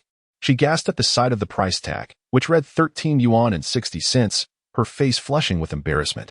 Qin Dongfang furrowed his brow, contemplating momentarily before playfully glaring at his wife and growling. The payment has already been made. You must wear it, or it would be a slight to my dignity. Seeing his serious demeanor, Xue Qin genuinely thought he was angry, causing her delicate frame and beautiful eyes to tremble slightly. He then gently ushered her into the fitting room, while Xue Qin took her time inside. Qin Dongfang spent another 6 yuan and 60 cents to buy Yaya princess dress. During that era, most people were accustomed to buying fabric to make their own clothes, as ready-made garments were quite costly. When Xue Qin finally emerged from the fitting room, her cheeks flushed, she instantly attracted a wave of attention. The violet-hued fitted gown was not only beautiful and fashionable, but also made from smooth, comfortable fabric. At a height of 167 centimeters, Xue Qin's elegant dress accentuated her graceful curves, causing all the well-dressed women present to momentarily fade in comparison. Male patrons turned their heads in unison, their eyes filled with admiration and astonishment.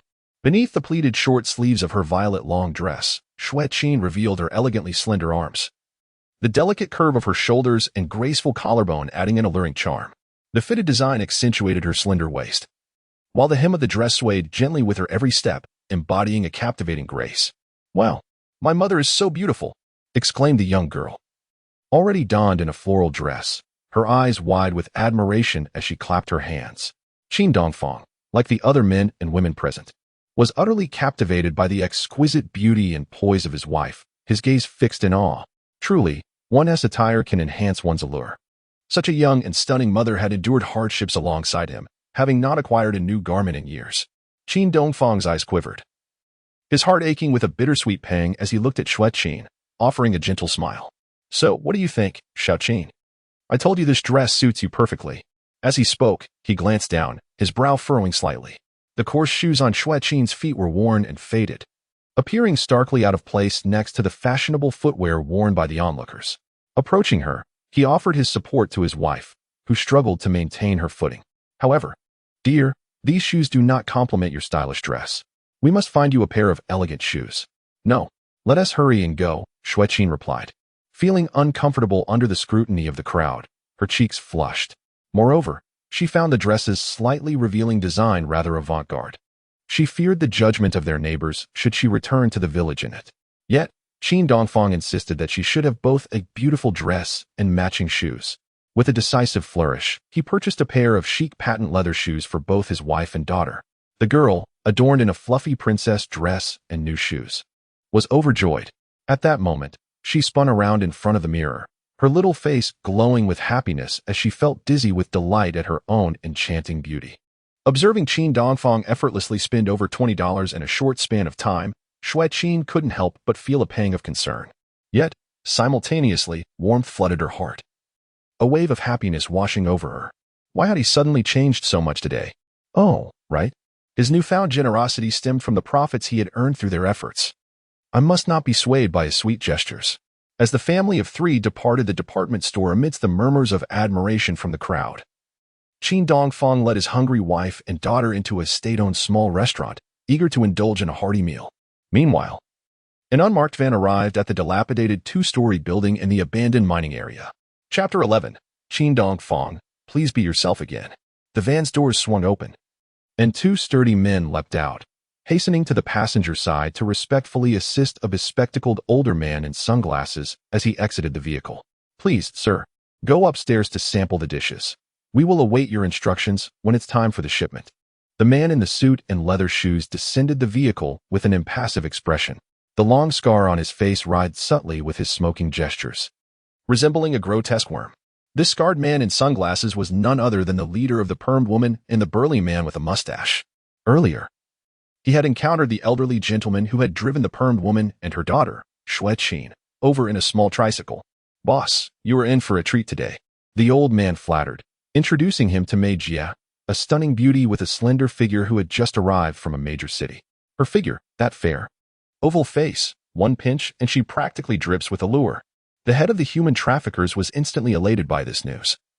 Hastily departing from his lodgings to rush over with his men, his heart ablaze with desire and anticipation. What exquisite beauty and sensuality awaited him. It seemed that today would provide him with yet another indulgent experience. The man in sunglasses, cigarette in mouth, excitedly ascended the stairs to the second floor. However, what greeted his eyes was not a breathtaking beauty, but rather a gruesome scene. Wizzy, what happened to you? Damn it. Upon seeing a subordinate, the mustached man, lying in a pool of blood with his arms and legs brutally broken, the leader was filled with rage and disbelief. Maisie, where the hell have you gone? Hearing their boss's thunderous roar, several burly men rushed upstairs, equally startled by the sight. What happened to Wizzy? They exclaimed in shock. Quick, take him to the hospital. He should still be alive. The leader, frowning in anger, barked orders, his scarred face reflecting his fury. However, upon reaching the hospital, they received devastating news. Even if he survived, he would lose his legs. Moreover, due to severe blunt force trauma to his head, there was a high probability he would become a vegetable. What? The scarred leader and his men were left dumbfounded. The slender, beautiful prey was nowhere to be found, and their capable henchman, Huozi, had been rendered incapacitated. Who the hell dares to lay such violence upon our organization? Linking the disappearance of the voluptuous Mei Jie with the current chaos, their leader was filled with both urgency and anger. He immediately turned to seek the old man who drove the tricycle for information. I would never deceive you, boss. It was indeed I who brought that young, beautiful woman and a 3 or 4-year-old girl over, along with Sister May. What on earth is going on? The leader's brow furrowed deeply, and he coldly commanded his subordinates, notify the brothers that we must, by any means, retrieve that vile woman Yaya. He suspected that the permed woman had audaciously betrayed him, incapacitating Huozi and selling the exquisite mother-daughter pair at a sky-high price. Little did the leader and his accomplices realize that the trafficker Yaya had already been sold off cheaply by an amateur and was nearly out of the province. Meanwhile, Qin Dongfang was reveling in the profits from selling Yaya, enjoying life with his wife and child, not far from the Xiaozhou department store, at a small state-run restaurant. Qin Dongfang and his family sat at a small square table, habitually calling out, "Boss," 3 bowls of egg and shredded pork noodles, and 2 dishes. Unexpectedly, within the confines of a rectangular counter, a woman fidgeted with an abacus, casting a disdainful glance at Qin Dongfang. With a tone laced with irritation, she remarked, "What boss? If you wish to eat, present your ration tickets first. This is a state-run restaurant." Qin Dongfang mused, indeed. Those employed by state enterprises seemed to embody pride to their very core. He rose, surveying a lengthy blackboard adorned with a list of menu items written in white chalk: steamed bun, 5 cents, sesame cake, 1 dime, meat-filled dumplings, 2 dimes and 5 cents, fish soup with noodles, 3 dimes, egg and shredded pork noodles, 4 dimes, candied bananas, 5 dimes, fresh meat dumplings, 7 dimes, fish-flavored shredded pork, 8 dimes and 5 cents, classic braised pork, 1 yuan and 2 dimes, and 53-degree Matai liquor, 16 yuan. Good heavens, Qin Dongfang murmured in awe. Spending 20 or 30 yuan here could easily secure a banquet, complemented by a bottle of Matai valued at over 3,000 in later years. Yet, he dared not indulge in such extravagance, fearing it would bring tears to Xue Qin's eyes. Furthermore, he had solemnly promised his wife and children to abstain from gambling and drinking henceforth. At that moment, Xue Qin approached, her new dress swaying as she limped. She retrieved several ration tickets from her pocket, her expression stoic as she handed them to Qin Dongfang. Behind them, whispers floated among the patrons. "Lanhua, look quickly. That lady is stunning. No matter how beautiful, she isn't for you. He Jiangwo. Eat your meal. Such a lovely and fashionable woman, yet unfortunate to be a cripple." Qin Dongfang, upon hearing this, shot a glare at the impeccably dressed young man nearby, his tone icy as he retorted, "What a well-to-do lad, yet alas, a fool." "Excuse me?" The young gentleman replied, taken aback. "My wife merely has a slight limp. What do you mean by cripple? Can you not speak properly?" "Oh, my apologies, comrade. I did not intend any offense." Just as Xue Qin returned to their table, her cheeks flushed as she shot Qin Dongfang a warning look. Concerned he would stir up trouble. Yet, a ripple of intrigue stirred within her. After all, he was merely speaking without thought. Why such anger? Has this scoundrel suddenly taken an interest in me? She pondered. Qin Dongfang ordered 3 bowls of egg and shredded pork noodles, a plate of candied bananas, and a serving of braised pork. The total came to 29 yuan, encompassing both staples and dishes. However, as this was a state-run establishment, he was also required to present several small ration tickets, for meat, grains, and eggs were in limited supply at that time. Most ordinary citizens would seldom indulge in dining out, save for visits from relatives or when seeking a matchmaker to introduce a partner. Yet, within a span of just over an hour, Qin Dongfang had lavishly spent 30 yuan, equivalent to an ordinary worker's monthly wage. Could Xue Qin not feel distressed? Before long, the fragrant candied bananas arrived at their table. This traditional specialty, crafted from bananas, sugar, and eggs, boasted a light yellow sheen and a tender, succulent texture. Eaten by dipping it in water to pull the strands, it was both delightful and amusing. "Wow!" Yaya exclaimed, her eyes fixated on the unfamiliar dish before her. Her fingers twitching in anticipation, and she swallowed hard. Xue Qin, her heart aching for the money, carefully picked up food for her daughter, Yaya, blowing on it gently before feeding it to her. "Ow!"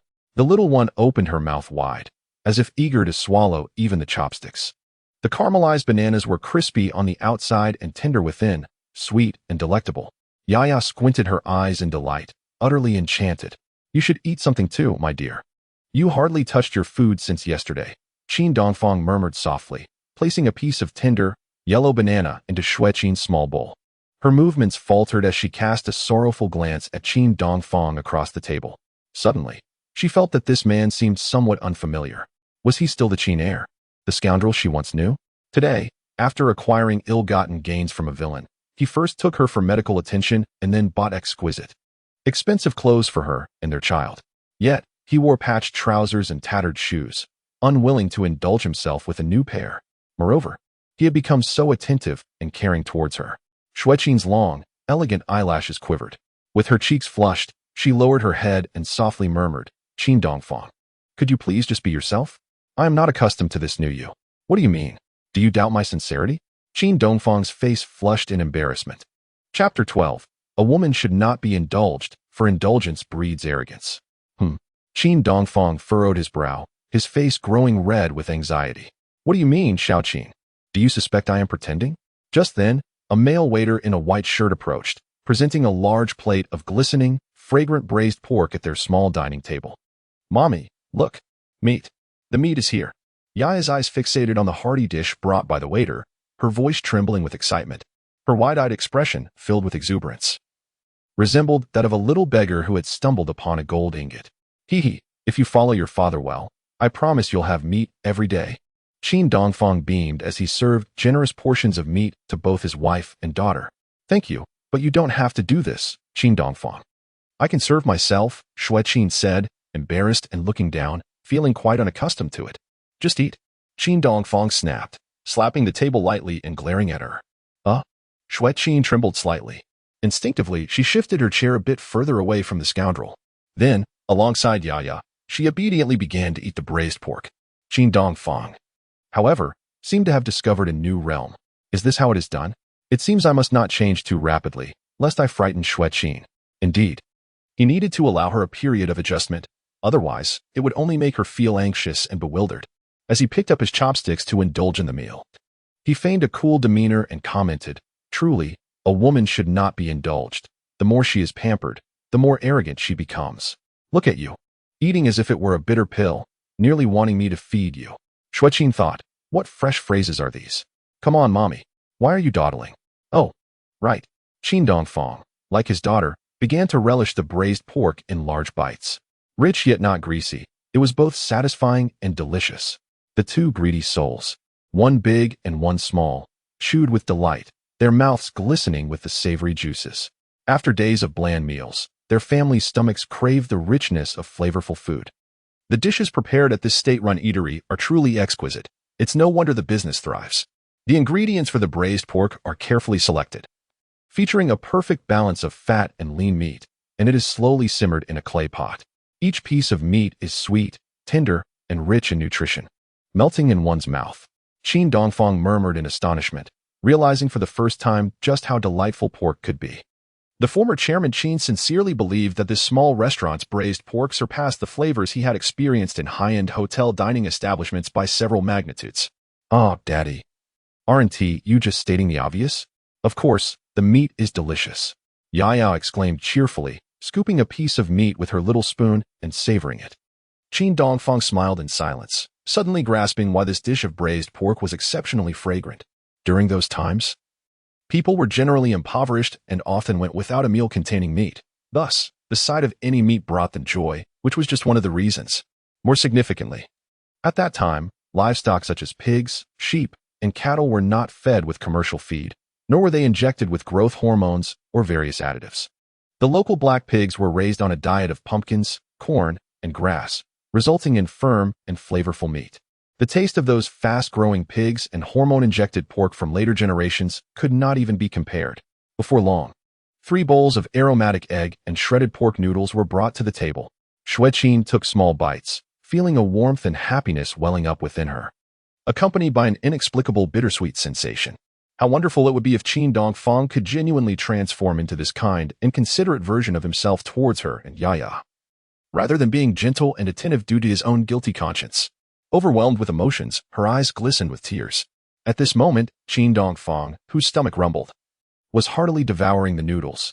The taste of the egg and shredded pork noodles was indeed extraordinary. To borrow an expression from the common folk of Beijing, it was truly top-notch. The bowl contained tomatoes, eggs, and shredded meat, all boasting authentic flavors. The free-range chicken eggs were tender and rich in egg aroma. Naturally grown tomatoes had absorbed ample sunlight and moisture, maximizing their taste and nutritional value, unlike the oversized, artificially cultivated ones of later years that, despite their vibrant appearance, lacked any real tomato flavor. Even the sesame oil drizzled over the noodles was far purer than what Qin Dongfang would later encounter in the bustling metropolis. Just a drop or two elevated the bowl of noodles to an exceptional level of richness, leaving a lingering aftertaste. Surrounded by this fragrant atmosphere, the laughter of diners and the distant sounds of chefs busily stir-frying filled the air, warming and touching Qin Dongfang's heart.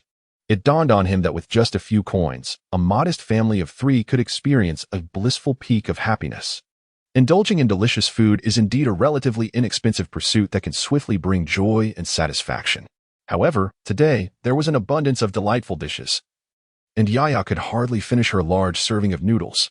Soon, she rubbed her little tummy and, with a face full of happiness, declared, "Yaya is full now. Daddy and Mommy, keep it up."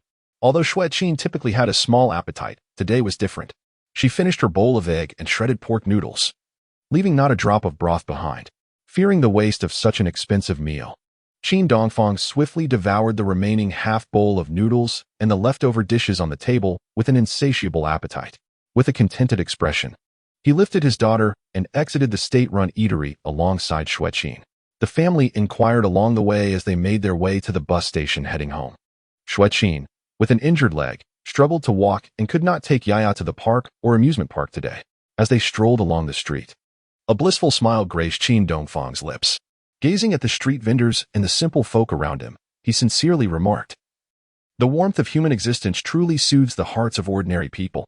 Xue Qin turned to him, her beautiful eyes shimmering with surprise. What had come over him today? Even his speech had transformed into something poetic and eloquent. However, what astonished her even more was when Qin Dongfang stuffed the remaining 70 yuan and 9 zhao into the pocket of her long skirt. With a radiant smile, he said, "Darling, you can decide how to spend the leftover money however you wish." Initially, Qin Dongfang intended to buy gifts for his mother and sister to take back, but he realized that entrusting this task to Xue Qin would earn him greater affection from his family. Xue Qin gasped, momentarily frozen in place. Was Qin Dongfang not himself today? In the past, he would hide money in mouse holes, only to have this inveterate gambler dig it out and squander it. Now, he was handing over the ill-gotten gains from his risky ventures to her. Instinctively lowering her gaze, she glanced at the beautiful new clothes she and her daughter wore, then at her husband in tattered garments, feeling a twinge of guilt. Despite their considerable debts, she thought it prudent to suggest he keep 10 yuan. Although she exaggerated the family's financial struggles, the act of pulling out a bill for her husband warmed Qin Dongfang's heart. "Oh, thank you, my dear," he exclaimed. "No need for thanks. Just be gentle with me when I bring up the paperwork at home." Qin Dongfang awkwardly pledged, "I won't lay a finger on you again." He suddenly froze in confusion. What paperwork? Chapter 13. Qin Dongfang, "Return my daughter, what do you think?" Xue Qin asked, raising her exquisitely sorrowful face. Letting out a soft huff, she then leaned on her wooden stick and timidly inquired about prices at the butcher shop across the street. Qin Dongfang's heart sank. Had Xue Qin, already disillusioned with him, decided to seek a divorce? His heart raced as he dazedly followed her with their daughter in his arms. Yet, he pondered, while women in unhappy marriages often advocate for timely exits to find new beginnings, divorce was not a simple matter in the traditional mindset of the 1980s and 90s. By the time little Xue returned to Yuyang village, she would likely find it hard to escape the warmth of his embrace. "Mommy, didn't we just have meat for dinner? Why are you buying more?" Yaya asked, bewildered. She could not comprehend her parents' sudden eccentricity on this ordinary day. Yaya has always harbored a splendid dream, which was simply to indulge in steamed white buns and rice each day, relishing every morsel. However, the luxury of meat has always seemed a distant luxury from her family's impoverished existence. "We have tasted it, but Grandma and my younger aunt have yet to experience it. It is time to enhance their meals." Xue Qin turned and gently stroked her daughter's head, speaking softly. Upon hearing this, Qin Dongfang felt a wave of emotion wash over him, making his nose tingle. Yet, Xue Qin ultimately refrained from purchasing meat in the city. When she inquired about the price, it was 12 cents more per pound than in the countryside. She stumbled through several shops, returning instead with 2 pieces of new fabric. "The meat is too expensive in the city. I will return to my hometown to find a tailor to make new clothes for my mother and Xiaoju. And I shall buy the meat at the market later." Yes, I knew my wife was wise and listened to reason. Qin Dongfang's eyes began to redden. Xue Qin replied. You needn't be so moved. I have not changed my mind. My actions are merely fulfilling the last duties of a daughter-in-law and sister-in-law. Her tone remained cool, her words stubborn. Yet, Qin Dongfang found it hard to believe. After all, it isn't a woman's nature to be contradictory. No matter how much I may have hurt you in the past, I am different now, dear wife. Even though your heart, once tender, has turned into a scarred ice block, I shall warm it with my sincere love. At the Xiaozhou bus station, there were no direct buses home. The family of three, laden with their belongings, first boarded a dilapidated bus back to the county town. While waiting to transfer at the Weibei County bus station, they noticed a commotion in the bustling crowd. Qin Dongfang, cradling his daughter, stood beside his wife, gazing into the distance. A young man with an outrageous hairstyle was waving a small paper packet in his hand, shouting in the bus station courtyard. Some onlookers, upon seeing this cool lad in a floral checkered shirt and tattered jeans, frowned and distanced themselves. However, many curious travelers gathered around him, intrigued. Qin Dongfang furrowed his brow, scrutinizing the young man, feeling he looked vaguely familiar, and took a few steps closer. Beside the young man stood a wooden board adorned with several photographs. The black and white images depicted grain bins gnawed to shreds and the devastating sight of wheat and corn ravaged by rats. The subsequent images, however, were much more gratifying, showcasing the detestable rodents lying lifeless after a battle for food. Most of the people waiting at the station were farmers. Hearing the young man's enticing promotion and seeing those cathartic images, they felt a stirring excitement. Young comrade, does your mouse-catching secret really work? How much do you sell your ancestral formula for? In the 1980s and 90s, grain production was notoriously low, making it particularly precious. The vile rats were the sworn enemies of every family's cherished food supply.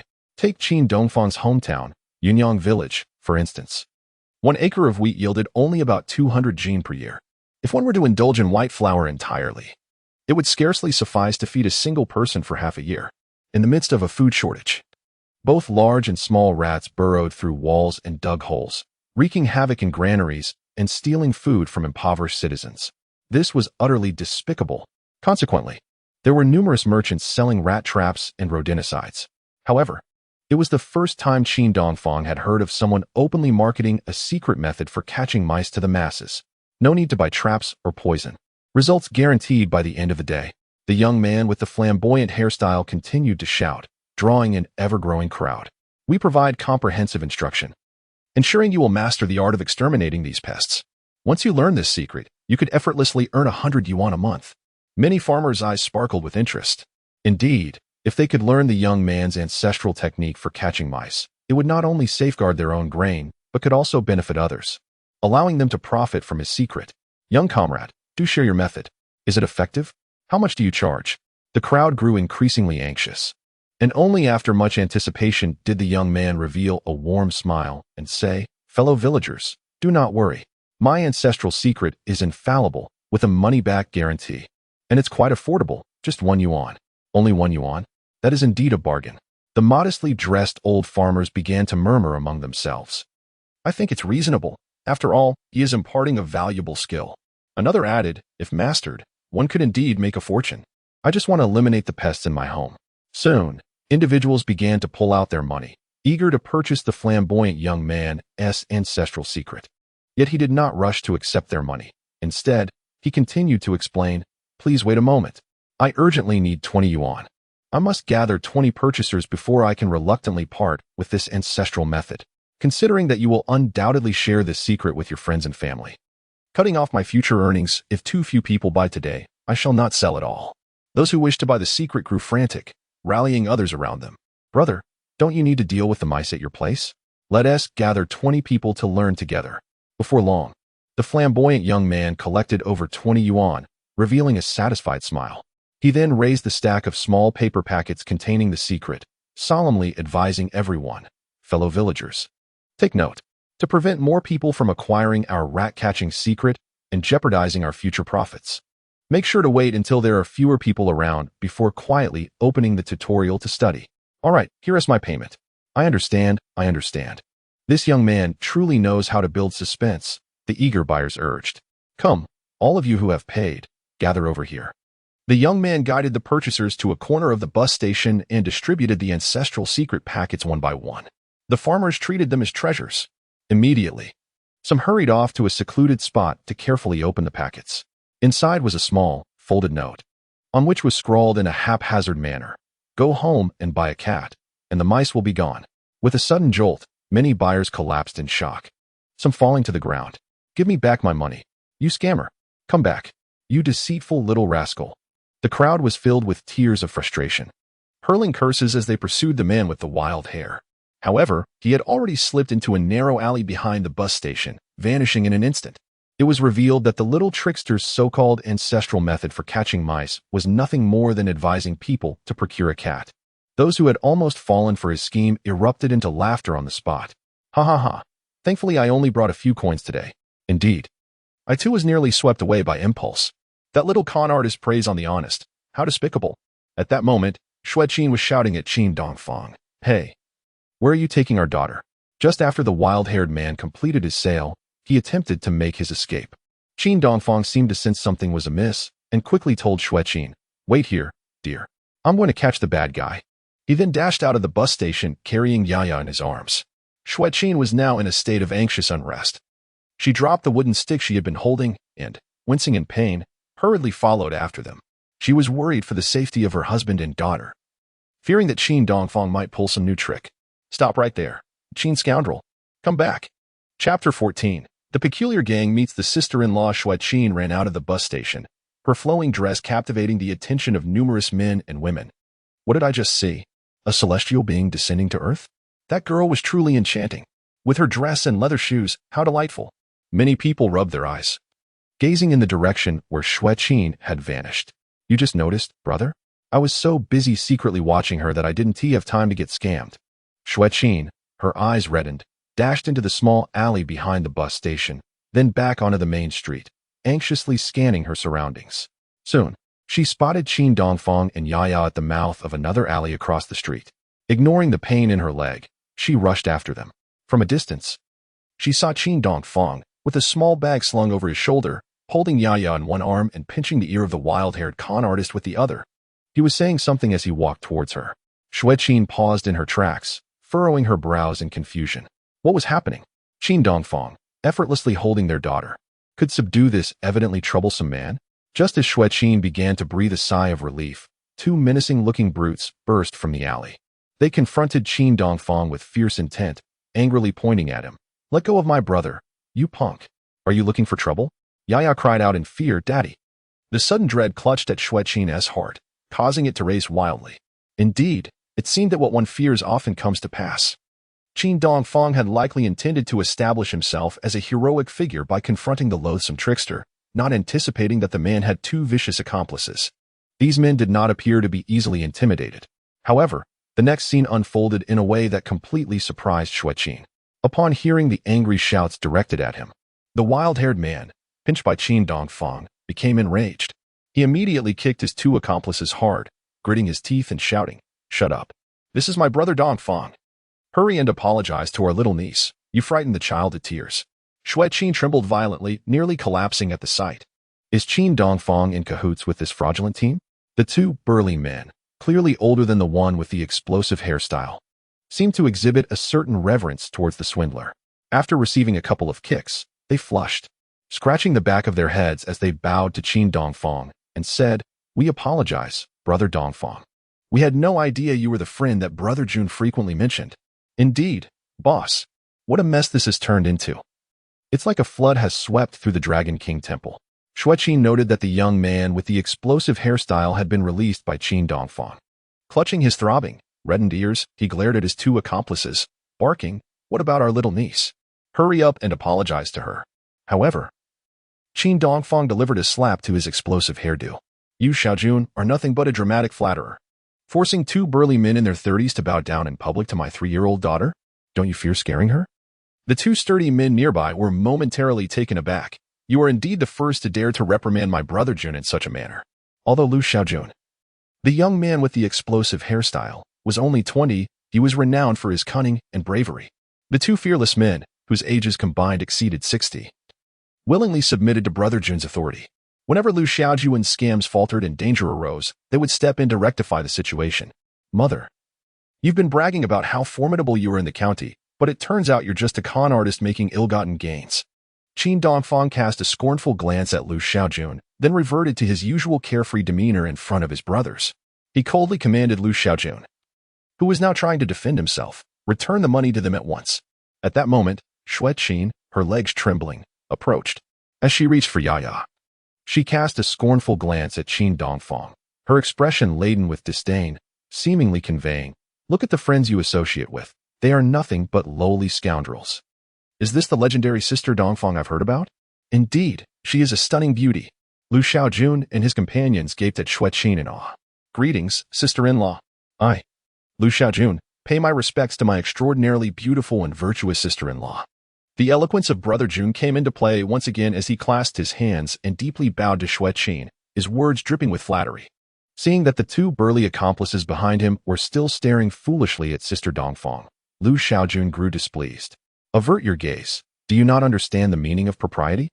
In the midst of his speech, Lu Xiaojun had already slapped the tops of their heads twice. "Laugh, laugh. What are you laughing at? Hurry and pay your respects to our beautiful and revered Sister Dongfang." "Qin Dongfang, burly man A. I bow to sister-in-law. You are unrivaled in beauty, sister-in-law." "Burly man B. I pay my respects to the beautiful and revered Sister Dongfang." Xue Qin's heart-shaped face flushed with embarrassment as she felt a wave of distaste. Holding Yaya, she distanced herself slightly and coughed, asking the unfamiliar rascals, "You are all acquaintances of Qin Dongfang, I presume?" "Not just acquaintances. We are all subordinates of Dongfang Ge, ready to heed his every command." Upon hearing Lu Xiaojun's flattery, Qin Dongfang's temper flared, his face reddening with ire. "Who the hell do you think you are, the leader of this deceitful gang? I just managed to bring back my runaway wife. And you dare to tarnish my reputation, provoking Xue Qin's disdain." Xue Qin, her face flushed with indignation, remarked with earnest sarcasm, "Ah, I see now. You all share a common purpose with Dongfang Ge." Qin Dongfang blushed further and coughed, "Ahem, my dear, there is no need to berate him publicly." Yet, he soon heard Xue Qin solemnly address Lu Xiaojun, "It is not easy for farmers to earn their hard-earned money.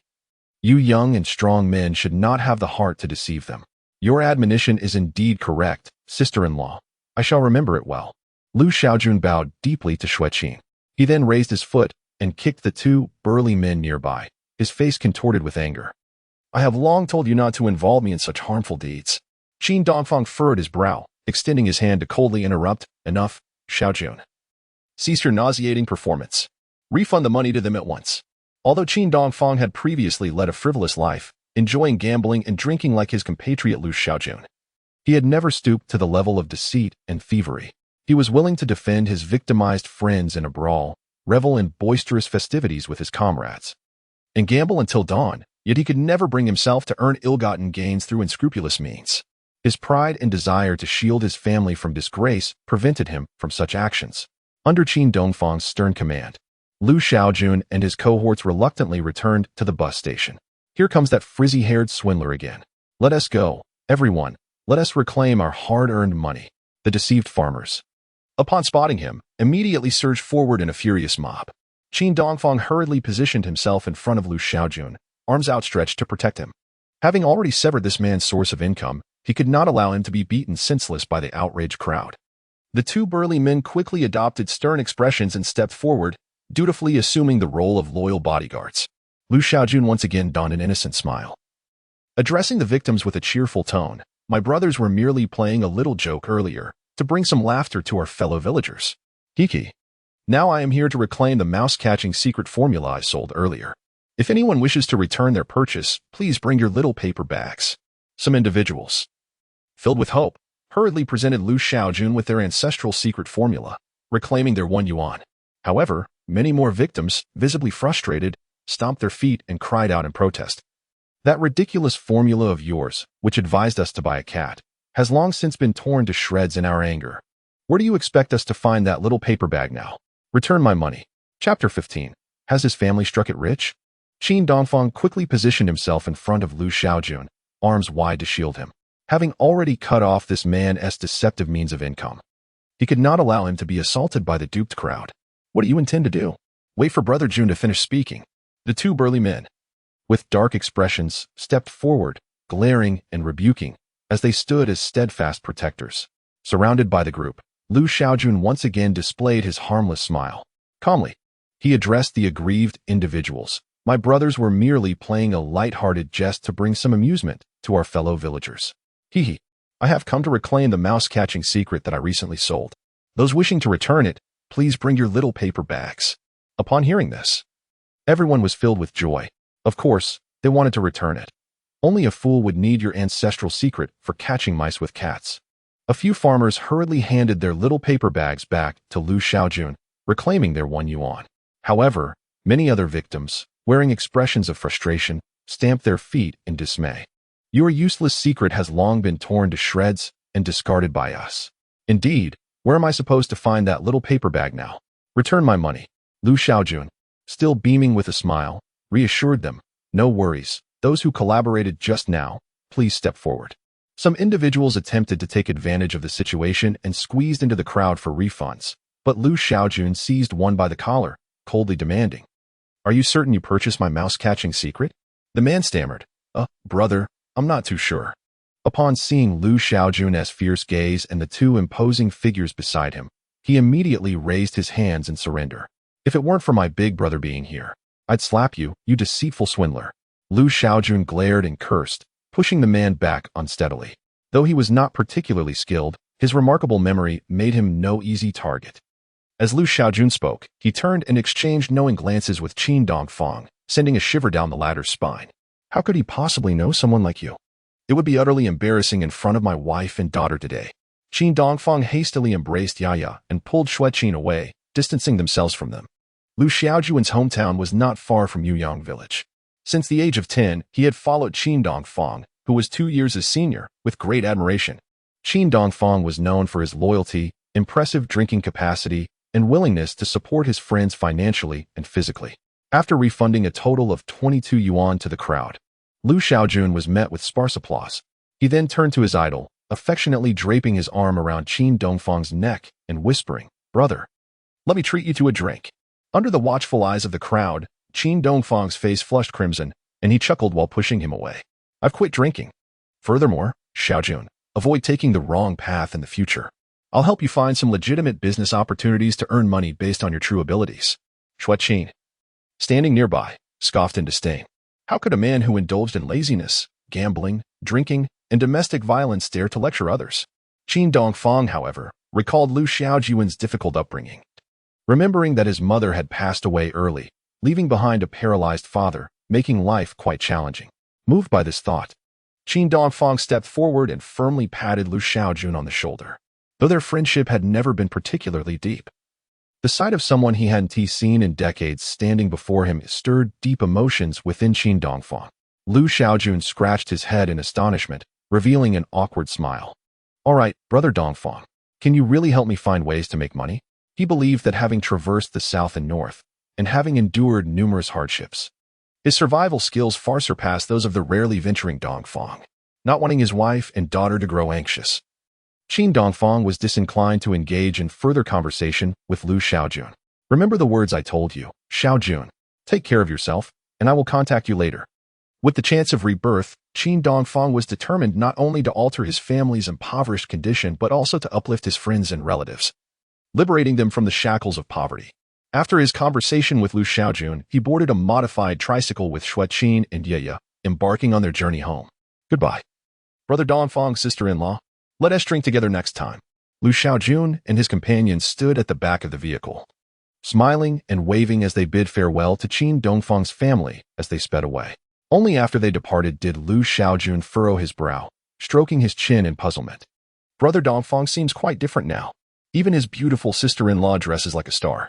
Could it be that they've struck it rich? Chapter 16. She was not joking. This was a true farewell seated in the agricultural vehicle's modified tricycle. Qin Dongfang's family hastened toward the ancient locust tree village, 20 kilometers away. As they exited the county, the road ahead became increasingly uneven. Amidst the bumps, his daughter nestled in his arms fell into a sweet slumber. At this moment, he and Xue Qin were seated closely together on a wooden plank in the carriage, their legs brushing against each other, shoulders touching. Qin Dongfang could feel the warmth of his 21-year-old wife, accompanied by a subtle fragrance that wafted from her. Her delicate hair frequently brushed against his ear and cheek, igniting a delightful sensation within him, reminiscent of the exhilaration he felt during their first love when he first held the hand of the young teacher, Xue. The mixed company of men, women, and children in the carriage momentarily paused their chatter, captivated by Xue Qin's presence.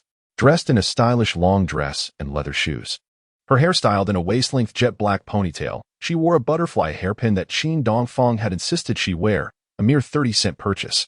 She appeared youthful and beautiful, exuding an ethereal grace that surpassed that of television stars. As the tricycle jostled along, Xue Qin found herself leaning involuntarily toward Qin Dongfang. Despite her desire to distance herself from the man who had caused her so much pain, the cramped conditions of the carriage made it impossible. With his right arm cradling the sleeping Yaya, Qin Dongfang gently wrapped his left arm around Xue Qin. Her fair and smooth oval face flushed crimson, her beautiful eyes revealing a mix of resistance and disdain. Don't misunderstand, Xiao Qin.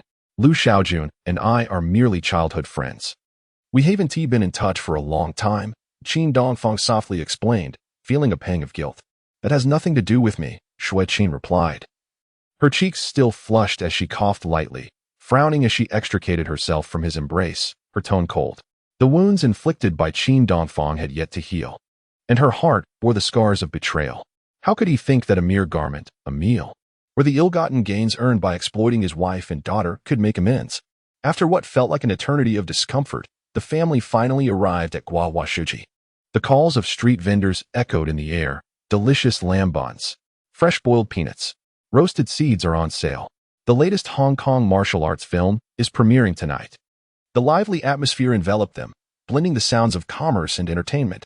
After Qin Dongfang stepped out of the car, cradling his daughter, he couldn't help but gaze at the familiar surroundings, feeling a surge of emotion that warmed his eyes.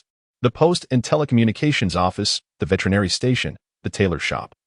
Vendors selling popsicles, sour plum powder, dough figurines, and candy floss, all of these came into view, evoking a profound sense of nostalgia.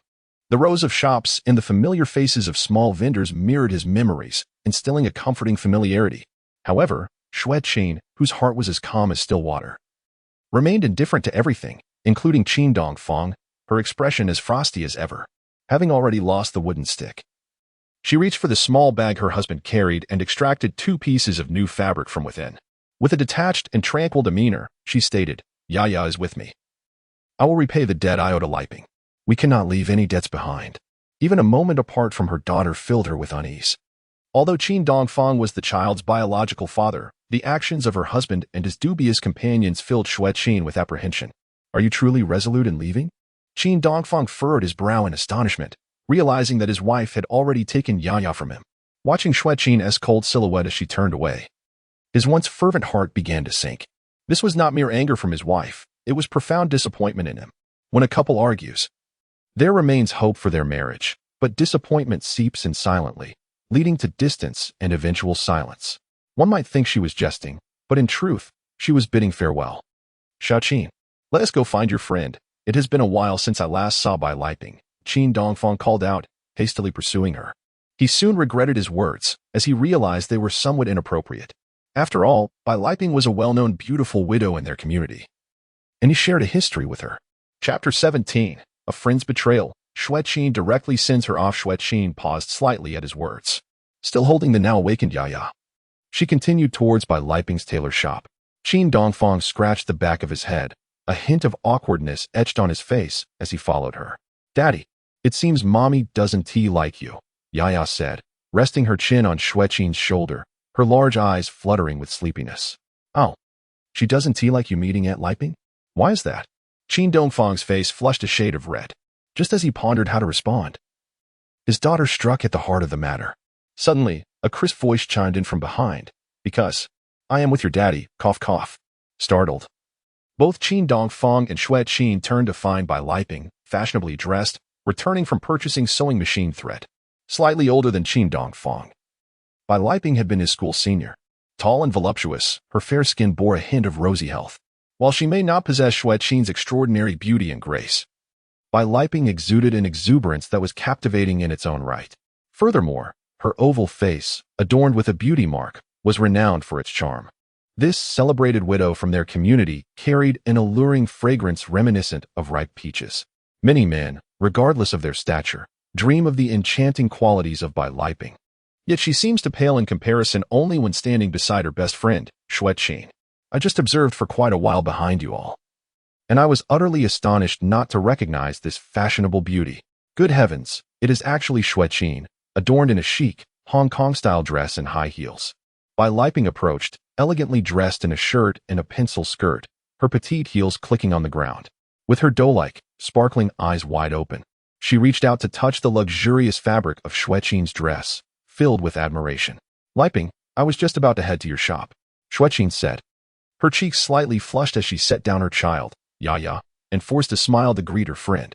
Bai Liping handed her spool of thread to Qin Dongfang, asking him to hold it for her, and then bent down to scoop up Yaya, playfully tapping her little nose as they headed towards the tailor's shop. At Liping, Yaya ate meat today. Oh really? Has your father struck it rich, little beauty? Eating meat again and buying you both pretty dresses and little shoes. Who would have thought it was still Qin Dongfang?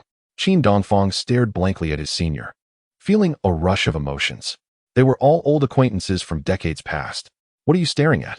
You've married the enchanting Xue Laosher. Yet you dare to gaze longingly at others? Be careful, or we might just join forces and teach you a lesson. Bai Liping cast him a playful glance, teasingly reprimanding him. With Yaya in her arms, she swayed her curvaceous figure and clicked her heels ahead. Qin Dongfang frowned in silence. Indeed, Bai Liping had transformed into a strikingly beautiful woman since the untimely death of her husband. The rumors swirling around widows can be quite troublesome. Her gentle demeanor would not suffice. The lecherous men, like bothersome flies, were relentless in their pursuit. She had to adopt a fierce countenance, hands on her hips, to ward off those insistent suitors. By the way, at Liping, what is the story between you and my father? I haven't finished my question. Come, let us discuss it at my house. Xue Qin inquired, can we recount the past between Qin Dongfang and myself? Bai Liping turned her head, a mischievous smile on her face as she whispered to her friend. Xue Qin blushed and shot her a glare, opting not to respond. Unable to contain her laughter, Bai Liping led the group to the east street of the Great Huai Tree, turning into a lengthy alley. In front of a small courtyard hung a wooden sign with red characters on a black background, Liping Tailoring Studio. This was a tailor shop with a storefront in front and living quarters in the back, a means of livelihood for Bai Liping since the passing of her husband. Inside the quaint shop, the rhythmic sound of Bai Liping's female apprentice operating the sewing machine filled the air. The group passed through the tailor shop and entered the backyard through an interior door, where a garden bloomed with canna lilies, bougainvillea, and jasmine, releasing a delightful fragrance. Qin Dongfang and his family were welcomed into 2 tidy rooms of blue bricks and large tiles. Having indulged in meat, you must be thirsty now, little beauty? Aunt Liping will prepare you a healthy drink. Shortly thereafter, she brought 3 bowls of sweetened water to the small square table. Sister Liping, I bought 2 pieces of fabric for Yaya's grandmother and her aunt. When the market day comes, I'll have them come over for measurements. Could you please make 2 dresses for them? Of course. What trouble is this? Why are you being so polite, sister? Bai Liping took the fabric, examined it, and praised its quality, then gestured for her guest to take a seat on the rattan chair. Just in time, Xue Qin. Could you help me draw a pair of mandarin ducks and peonies? I want to embroider them on a pillow cover. Xue Qin, who hailed from a big city and possessed artistic talent, could draw anything with remarkable accuracy. During her time teaching at Yuyang Primary School, she taught Chinese, art, and music, earning a reputation as a beautiful and gifted woman. It was then that Bai Liping, filled with admiration, became good friends with Xue Qin. You, a solitary soul, drawing mandarin ducks, how can you sleep at night? Qin Dongfang, seated in a chair with a cup of tea, teased his senior sister in a playful tone. They were so familiar with each other that they could easily joke around. They were not just alumni. They had shared a half-true, half-false romance during their youthful days. In fact, it was Bai Liping who had pursued the artsy Qin Dongfang. Unfortunately, their relationship ended when Bai's parents disapproved of him due to his lack of ambition and modest means. Otherwise, the beautiful and elegant Xue Qin would not have had anything to do with Qin Dongfang. Naturally, Xue Qin was aware of the romantic past between him and Bai Liping. Thus, after marriage, she never visited her friend with her husband to avoid any awkwardness. I simply adore the charming sight of mandarin ducks in pairs. What's wrong with that? Mind your own business, Bai Liping retorted, casting a sidelong glance at Qin Dongfang. Turning her gaze, she noticed Yaya had gone out to play and couldn't help but chide. Look at you, Qin Dongfang, oblivious to your fortunes. Xue Qin, with her beauty and grace, is the dream of countless men. You brought her home for just a few dozen bucks and don't even treat my sister well. What a disgrace. You're right. I will treat Xue Qin better from now on. Qin Dongfang replied with an awkward smile, nodding earnestly. Blushing, he hurried out of the main room to check on their daughter in the yard. Eh? Bai Liping furrowed her brows, watching Qin Dongfang's tall, slender figure depart. Her oval face revealing an expression of disbelief. Has your husband changed, Xue Qin? He actually listened to you. And he even bought you and your daughter such trendy, high-end clothes. Sitting in the rattan chair, Xue Qin cradled her teacup, lowering her head to reveal a bittersweet smile. Soon, her eyes turned red as she pulled out 45 yuan from her pocket. Sister Liping, this is the money I borrowed from you for my mother-in-law's medical expenses. Thank you. The charming widow friend did not accept the money. Instead, she bent down, tilting her head to scrutinize Xue Qin's heart-shaped face. What's wrong, little Qin? You're not still upset over Qin Dongfang, are you? The moment I saw you today, I sensed something was off. Qin Dongfang has earned a lot of money for you both. Why do you still look like a melancholic Lin Daiyu? Xue Qin forced a faint smile, placing the money on the table. With a weary tone, she replied, I have decided to divorce him. Ah, Bai Liping exclaimed, startled. She then supported her friend's shoulder, urging Xue Qin to sit back down. With a look of astonishment, she exclaimed, Are you sure? Can you bear it? If you dare to divorce Qin Dongfang, I will support him to become the manager of our household. I'm not joking, Liping. I am serious. Xue Qin bit her red lip, her face contorted in anguish. What will you do if you part ways with Yaya? Where will you go? Bai Liping sat across from her, her head bowed as she gently inquired and attempted to persuade her. Seeing her words of comfort having no effect, she feigned a stern expression and declared, Let me tell you, Xue Qin, I am dead serious. If you dare to leave, I will take over that scoundrel Qin heir. At the very least, he is handsome and somewhat filial. He even wrote poetry in school. I see, Sister Liping. You two can continue together. That way, I can leave with greater peace of mind, Xue Qin replied through gritted teeth, her eyes glistening with tears. Chapter 18. Repaying 45 yuan and borrowing a luxury car. Her friend's forthright response left Bai Liping blushing with embarrassment. She cleared her throat awkwardly and changed the subject. Is it just because he got drunk yesterday and hit you? Don't worry, I'll go avenge you. After hearing Xue Qin's brief account, Bai Liping rose angrily, searching the room for a weapon. However, her friend stopped her. With reddened eyes, Xue Qin softly pleaded, No, Sister Liping. He has committed too many disgusting acts. It's not just about me being hit. She hesitated to confess that today in Xiazhou, she had encountered human traffickers, and she and her daughter were drugged and nearly sold by them. Thus, I have given this considerable thought. I shall sever ties with him completely and return to my family in Jiangnan with Yaya. Meanwhile, Qin Dongfang crouched outside the window, playing with a small bamboo pole as if it were a horse cart with his daughter. He faintly overheard the conversation between the two friends, and his heart sank, each breath becoming heavier. Xue Qin had been deeply wounded in their 3 to 4 years of marriage. It seemed that her scoundrel of a husband and their frigid marriage had extinguished all her fantasies and hopes for love and life. It is said that there is no greater sorrow than a heart that has died. The scars accumulated over time within the confines of marriage could not be easily healed on the very first day of his rebirth. With this thought, Qin Dongfang stood up in a daze. He turned and entered the main room, pressing his lips together to reveal a bitter smile of guilt. Xue Qin, why don't we go home first? Let us have a proper conversation. I have things to explain to you. He sensed that his wife might have developed a profound misunderstanding regarding the source of that 100 yuan. Otherwise, why would she have indignantly exclaimed on their way back home today, You profit from your wife and daughter's misery. Are you not afraid of divine retribution? Ever since Qin Dongfang's father had mysteriously passed away a few years ago, he had become increasingly despondent, succumbing to alcoholism and gambling, and had often resorted to hitting Xue Qin during their quarrels.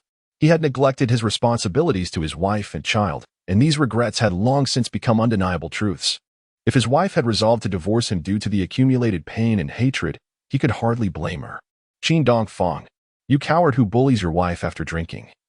Just wait until I deal with you. As soon as Bai Liping saw her junior enter the room, she scolded him sharply and slapped his back several times. Mom, don't hit my daddy. Yaya dropped the small bamboo pole she had been playing with, her wide eyes filled with fear and anxiety as she rushed over. Xue Qin hastily rose from her seat and grasped Bai Liping's hand. Striving to calm her emotions, she offered a faint smile and said, Thank you, Sister Liping. We shall return to the village now. Very well, Xue Qin. Reflect carefully on what I just told you, and do not act impulsively. Bai Liping replied. Her brow furrowed as she softly spoke. She then picked up the 45 yuan from the table, attempting to slip it into Xue Qin's worn-out satchel. Take this money for now. I know your family has debts beyond just mine. Flushed with embarrassment, Xue Qin quickly raised her hand to stop her, exclaiming, No, Liping. Let him repay the rest. You must accept this money. Although she believed that this sum was earned by Qin Dongfang from those two scoundrels. Giving it to her felt unclean and awkward. Yet, the thought that Qin Dongfang had managed to acquire a substantial amount of money and was shamelessly squandering it in the city today by using his wife and daughter as bait, allowed Xue Qin to find some solace in using this ill-gotten gain to settle debts. It even vaguely stirred a sense of retribution against Qin and those two rogues. Very well, Qin Dongfang, you must give up drinking upon your return. If you dare to bully little Qin again, I shall come at you with scissors. Bai Liping. A charming woman of grace, appeared sweet in her demeanor, yet her sharp words were astonishing, especially at that moment as she pointed two green onions like scissors. Glaring at Qin Dongfang's sensitive areas, she truly caught him off guard, causing him to frown, retreat, and reply weakly, Yes, I will quit gambling and drinking, and mend my ways regarding Xue Qin. Thank you, senior. Realizing that Bai Liping had often assisted his family, he felt that merely expressing gratitude was insufficient. Thus, he sincerely invited, How about this, Liping? When you have time, our family would like to treat you to a meal, so we can enjoy a gathering like the city folks. That sounds delightful. When do you propose? Bai Liping readily agreed, primarily concerned that the heartbroken Xue Qin might truly leave Qin Dongfang this time. Are you free this Sunday? Qin Dongfang, once again shouldering his tattered bag, took Yaya's small hand and inquired, This Sunday, I. Bai Liping murmured, her fair, delicate oval face suddenly flushed to the roots of her ears. Shameless rogue. She scolded playfully, trying to catch up with Qin Dongfang, only to find him looking bewildered and confused. Bai Liping's cheeks grew even warmer. Cough, cough. You meant Sunday? As long as Xue Qin is available, I shall be too. At that moment, she lowered her head, secretly chastising herself for her embarrassment. It seemed she had become rather indecent. In front of his wife and daughter, Qin Dongfang had not thought much of it. He would not dare to make such shameless jokes when Xue Qin was in such despair. It's all those shameless men vying for my attention that have made me so unrefined. Xue Qin furrowed her delicate brows, staring blankly at the two. Her expression one of confusion. Gradually, her face grew red as a ripe melon. I will try my best to attend. If I cannot, you two can go and let him convey my sentiments. Xue Qin said softly, her head bowed low with shyness. Oh right, ride my bicycle back. Xue Qin's leg is all bruised. Bai Liping scolded coldly, turning to point at the dilapidated Phoenix bicycle in the courtyard.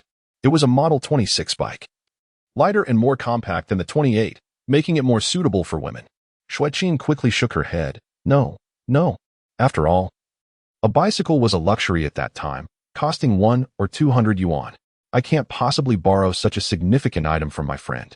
What if I lose it, or if Qin Dongfang takes it away? Unexpectedly, Qin Dongfang merely thanked Bai Liping and turned to push her meticulously cleaned Model 26 Phoenix bicycle over, seeing his insistence on borrowing it. Xue Qin felt helpless and could only bid farewell to her friend with a face full of guilt and unease. Internally, she cursed Qin Dongfang for being inconsiderate. Just repaid Bai Liping's several dozen yuan, and now you shamelessly borrow her prized possession. However, Qin Dongfang was merely concerned about preventing any further injuries to his wife, whose knees were already marred with bruises. The bicycle's dual diagonal frame was not suitable for carrying a child. Thus, Xue Qin had to hold their daughter and struggle to sit on the rear seat. First, let us go to the market and buy some meat for Grandma Yaya. She reminded coldly from behind. Do you have the meat tickets, my dear? Qin Dongfang casually inquired. Oh right, the tickets are at home. I only grabbed a few grain tickets when I left this morning, not wanting to touch the meat once. During the planned economy era, meat tickets were distributed to ensure that even the impoverished could afford meat. With these tickets, each person could purchase a limited quantity of low-priced pork each month. Without them, one would have to spend significantly more money. Only a very small number of affluent individuals could afford to buy high-priced meat without tickets, as they frequently consumed meat, which made the monthly allowance of 1 kilogram insufficient. My dear, didn't Tia give me money today? When we return, I'll give the money to Xiaoju, and let her take the tickets to buy the meat. Otherwise, it's too expensive, and it would be wasteful not to use the tickets, Qin Dongfang peddled. secretly vowing to ensure that his mother and younger sister could enjoy meat daily in the future. Upon hearing this, Xue Qin furrowed her brow, feeling a wave of concern wash over her. Are you really willing to give all your money to Xiaoju? I see you want to save some for gambling.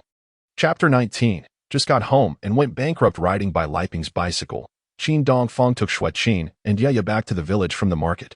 As they passed Hejiazhai, they caught the astonished gaze of a couple. Hey, he did good, look. Even that second-rate Qin has managed to get a fancy bike, exclaimed a plump woman in her 30s, standing at her gate, pointing at the fleeting Phoenix bicycle. Hejiazhai was adjacent to Yuyang village. The plump woman, Ma Yanmei, was well aware of Qin Dongfang's reputation as a ne'er-do-well, a drunken gambler. Goodness, Qin Dongfang's woman has become increasingly beautiful. That leather shoes and dress, TSK. Hidagu remarked, extending his neck and gazing at the lovely figure of Xue Qin on the back seat of the Phoenix. What the hell did you just say? Ma Yanmei turned and twisted her husband's ear, her round face flushed with jealousy and anger. Right. Isn't Qin Dongfang still indebted to you for that gambling debt of 11 yuan? Go and demand it from him.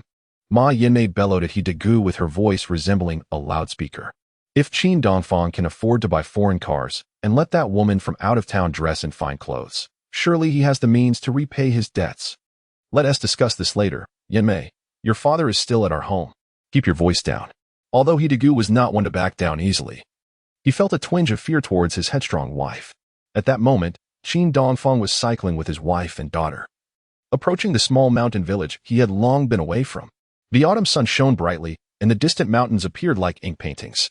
The cobblestone path, alongside mule carts and passers-by, stretched from the ancient locust tree market to the foot of the western ridge. Nestled between the town and the rolling hills were tranquil little villages like Hejiazhai, Yunyang, and Kiliang, situated at the foothills of the plains. Looking up, one could see the verdant cornfields and lush forests blanketing the slopes. Elderly shepherds and children waved their whips and sang folk songs. A refreshing breeze carried the melodious tunes. Weave a flower basket, weave a flower basket for the southern mountain. The southern mountain blooms with red peonies, each flower bursting with color. Xue Qin, the beautiful woman who had come to Yunyang village years ago as a volunteer teacher, had fallen in love with this pastoral life and the innocent kindness of the locals. Ignoring her family's objections, she had decided to stay for a long while. Qin Dongfang pedaled his bicycle with excitement, moving forward.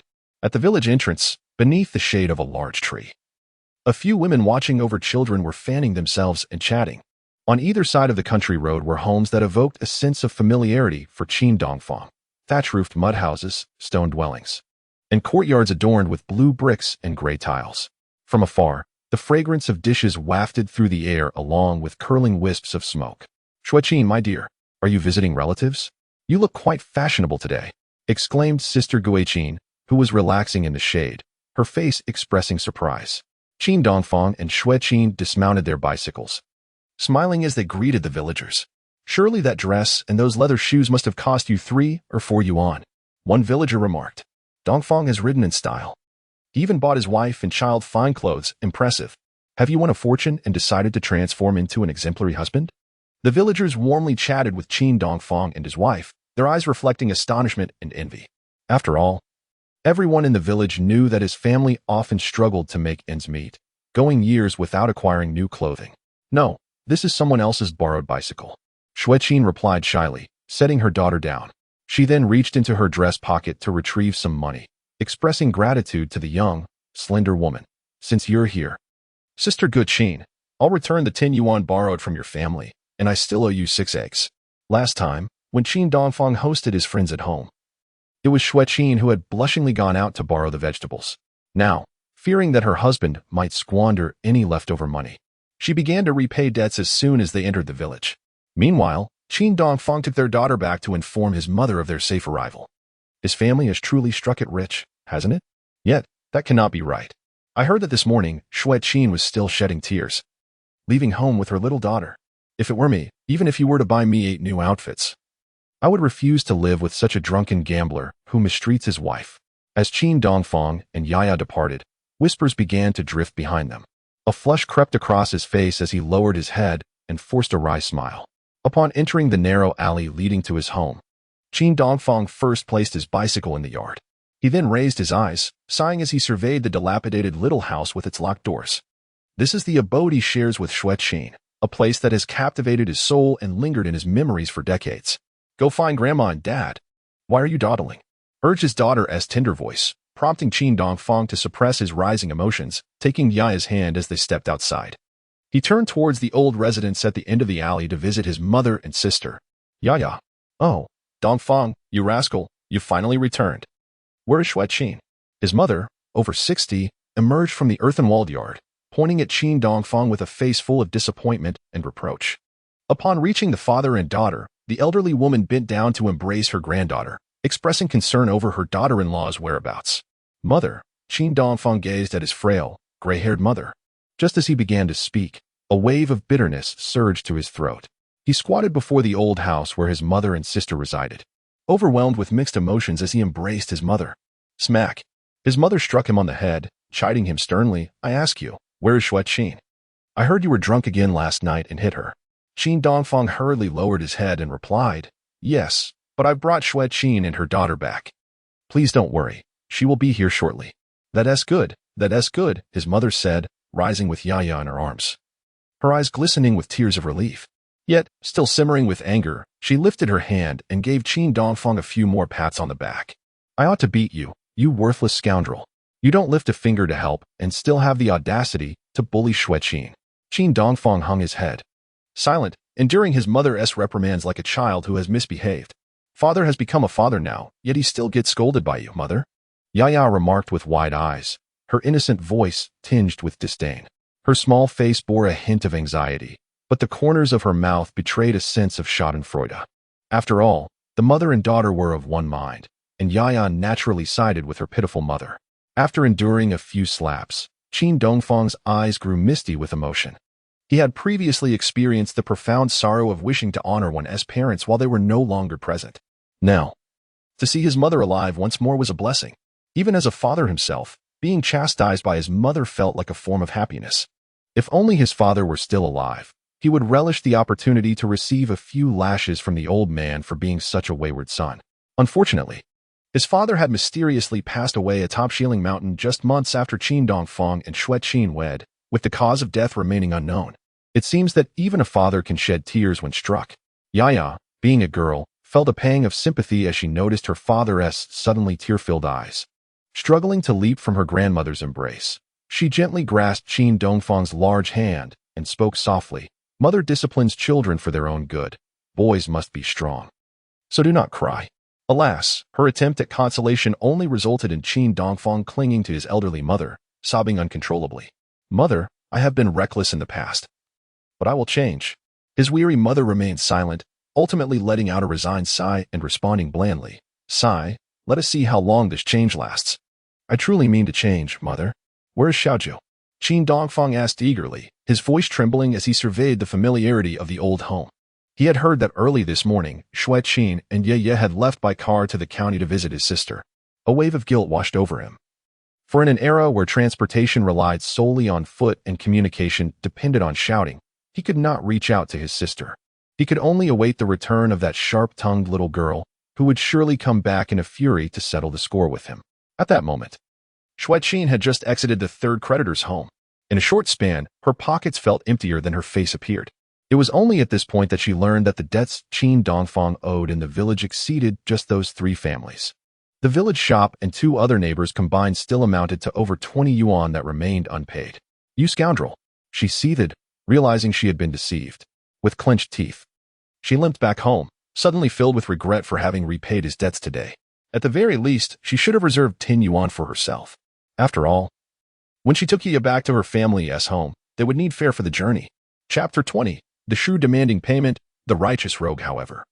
Xue Qin was the type of person who felt unable to hold her head high when indebted, often finding her rest disturbed. Unintentionally, she had returned all the remaining money on her person to the neighbors. Xue Qin first returned to the small home she shared with Qin Dongfang. Upon entering, she hastily removed her conspicuous dress and heels, changing into a set of worn but impeccably clean ordinary clothing and a pair of cloth shoes. After tidying her long hair, she prepared to greet her mother-in-law in the old courtyard to reassure the recently recovered woman. Is Qin Dongfang at home? just as Xue Qin was about to step out. A cold voice echoed from the small courtyard. She quickly emerged to greet the visitor. Is there something you need to see him about? Noticing that it was Hedegu's wife from the neighboring village, Xue Qin felt a twinge of anxiety as she regarded the unkind expression on the woman's plump face. Although she had never interacted with this family, she had heard tales of Ma Yinmei and her husband. Hidegu and Qin Dongfang were similar in their fondness for drinking and gambling, yet he did not resort to domestic violence. Thanks to Ma Yinmei's fierce temper, she often bullied their neighbors and even dared to reprimand her own in-laws. Indeed, there is a matter. I heard your family has come into some money, yet you just went about repaying debts. How could you have forgotten the 11 yuan you owe us? Ma Yinmei's tone was haughty, looking down upon her. At this moment, Hidegu stood at the roadside in close proximity, observing his wife as she sought out the Qin Dongfang couple to demand repayment. Meanwhile, Qin Dongfang had already handed the last of his money to his mother, urging her to purchase some meat to nourish her frail body. The elderly lady had recently undergone stomach surgery and appeared weak, her complexion a sickly yellow, which pained him deeply. Despite his mother's protests, he had kept 5 yuan for himself, but upon looking up, he spotted the familiar figure of Hidegu peering curiously from several hundred meters away. What was that fellow doing? Qin Dongfang furrowed his brow momentarily before turning to instruct his daughter, Yaya, play with grandma for a bit. Daddy needs to return home. At that moment, Xue Qin, astonished, inquired of Mrs. He. Oh, did Qin Dongfang borrow so much money from your family? My apologies, sister. I had not heard him mention this matter. Just because he didn't speak of it doesn't mean it doesn't exist. If you haven't heard of it, does that absolve you from repayment? Mrs. Ma Yinmei exclaimed, hands on her hips, pointing at Xue Qin's delicate face with indignation. Jealousy flickered in her eyes as she scrutinized Xue Qin's exquisite features and slender figure, her ire escalating. Damn it, we are both women. Why does this handsome young bride from another town possess such beauty? It is no wonder that countless infatuated men, including Hidegu, gaze at Qin Dongfang's wife with lustful eyes. But sister, my family truly has no money right now. I am sorry. You should go back and ask Qin Dongfang for it, Xue Qin replied, her cheeks tinged with crimson as she bowed her head apologetically, feeling a mix of shame and indignation at Qin Dongfang's actions. Your reach is quite extensive. You've borrowed money even from his family. And from that notorious shrew no less. Unbeknownst to Xue Qin, her husband Estet to Hidegu was, in fact, gambling related. Mrs. He, known as Mother Yacha, certainly would not clarify matters for Xue Qin, as gambling is inherently illegal, and debts incurred at casinos hold no legal protection. I am coming to collect. I heard you were flaunting your designer attire while scrounging for debts in your Yunyang village. Ma Yinmei raised her voice gradually. But sister, who is your sister? Don't presume to be familiar with me. Ma Yinmei coldly interrupted Xue Qin's explanation. Money owed to them is still money owed to us, isn't it? I don't care if you pretty little thing, are borrowing or selling today. You must hand over every last cent of that 11 yuan. Upon hearing the coarse words of the shrew, Xue Qin's face flushed with shame and anger. How can you speak like that? Speak like that? Spare me the innocent act. You wear dresses and high heels when you entertain men, and the moment you return home, you don this pitiful attire, truly a performance. Ma Yinmei had constructed an image of Xue Qin as a woman of questionable profession based on her inquiries along the way. Otherwise, how could her indolent and debt-ridden husband, Qin Dongfang, ever afford a bicycle or the designer clothes that the two of them wore today? You are slandering me, Xue Qin retorted, her cheeks flushed with indignation, tears of humiliation brimming in her eyes. Enough of this nonsense. Just tell me if you will repay the debt. Ma Yinmei threatened, hands on her hips, her tone icy. Xue Qin, overwhelmed with emotion, burst into tears. Yet she could not produce a single cent. Today, Qin Dongfang had spent all the money he gave her on fabric for his mother-in-law and to settle debts. Upon seeing that Xue Qin could not muster any funds, the fierce woman, Ma Yinmei, was unyielding. She turned and pointed at the Phoenix bicycle in the yard, bellowing with a domineering tone, "No money, is it? Then I shall take your foreign bicycle as payment." Xue Qin was taken aback, hastily approaching with a quivering voice in protest. "No, please, elder sister. That is not our bicycle. It belongs to someone else. Can you wait a few days?" "Absolutely not. You ride fancy bicycles and buy expensive clothes while I, the creditor, suffer in poverty. Step aside, you little vixen." Ma Yinmei extended her stout arm and forcefully shoved the slender Xue Qin to the ground. Xue Qin's old injuries were aggravated, leaving her feeling a mix of humiliation, anger, and pain. Tears of disgrace streamed down her smooth, oval face. Once you have sold enough to cover that 11 yuan, come to my home to redeem the bicycle. Ma Yinmei turned with a cold smile and began to wheel the bicycle away. Please, I beg you. Xue Qin collapsed to the ground, tears of despair flowing from her eyes. When she looked up, she found Qin Dongfang standing at the entrance with a darkened expression. Are you seeking death? Qin Dongfang spat through clenched teeth, approaching Ma Yinmei step by step. What do you intend to do? If you can't repay my husband's money, I will take this bicycle. Ma Yinmei, sensing the fiery anger in Qin Dongfang's eyes, began to waver. Put the bicycle down, he demanded, seizing classmate by Liping's bicycle and propping it back against the wall before turning to confront Ma Yinmei. With a resounding slap, he struck her plump face, sending the fierce woman crashing to the ground. Ah! The shriek of the domineering woman and Xue Qin's gasp echoed simultaneously.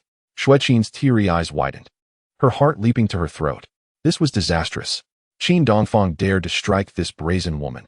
He had certainly stirred up a great mess. Oh, Dongfang, sister to go, why are you two fighting? A neighbor rushed over to mediate, bending down to support the trembling Xue Qin.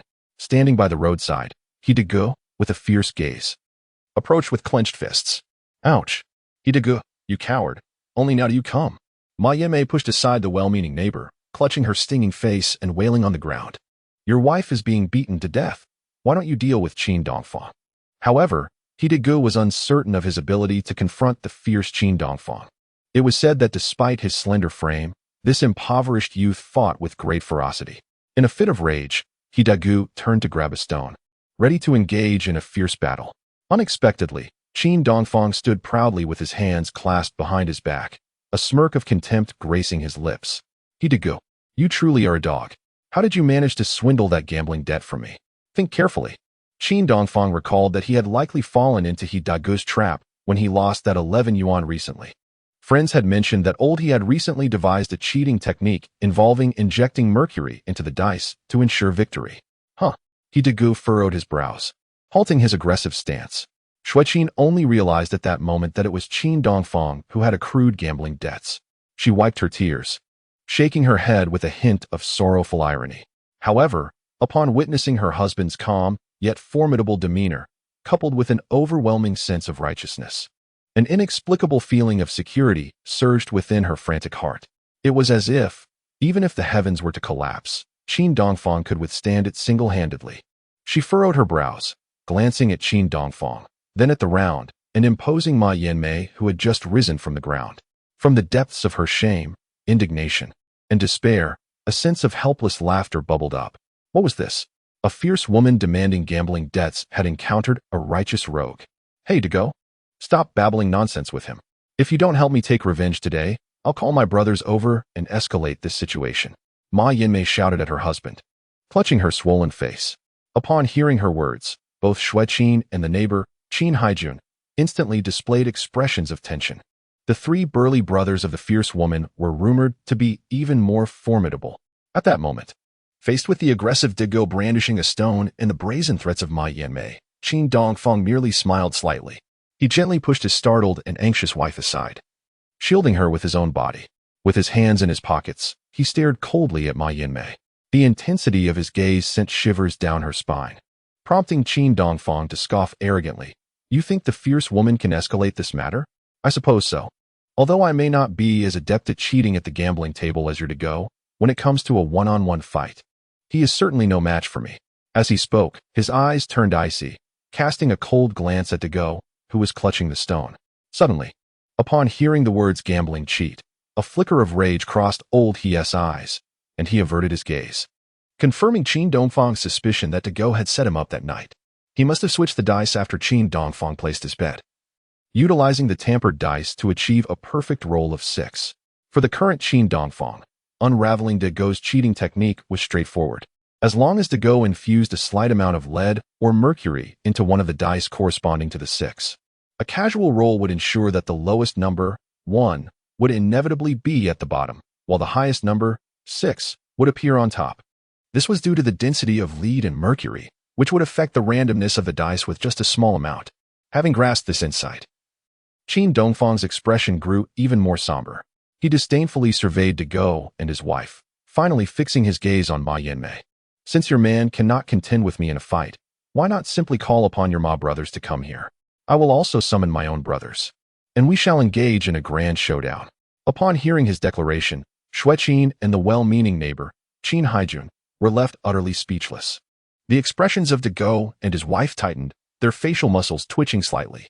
Having already lost the battle of wills, Dego discreetly concealed his hand behind him and, with a thud, tossed the stone he had been clutching onto the ground. "No, Eastern brother." Dagu's nervous smile froze, and for a moment, an unbearable awkwardness enveloped them. "What brotherhood is this? You are nothing but a scoundrel come to collect debts. Your wife's face is bruised because of him." On the left side of Ma Yanmei's round face, a blood-red mark had already emerged, though she harbored some trepidation towards Qin Dongfang. A reckless youth with a circle of dubious friends, the temptation of the 18,000 yuan was too great for Ma Yanmei to simply concede defeat after being struck. "So what if your face is swollen?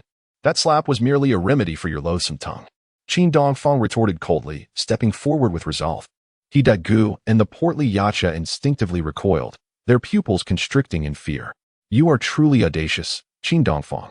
Do you think you can justify your actions regarding my husband's gambling debts? Do you not understand the principle of wager and loss?" Seeing her intimidation tactics failing against Qin Dongfang, Ma Yanmei hastily attempted to reason with him. "If we adhere to the rules of gambling, then let us resolve this matter at the gambling table."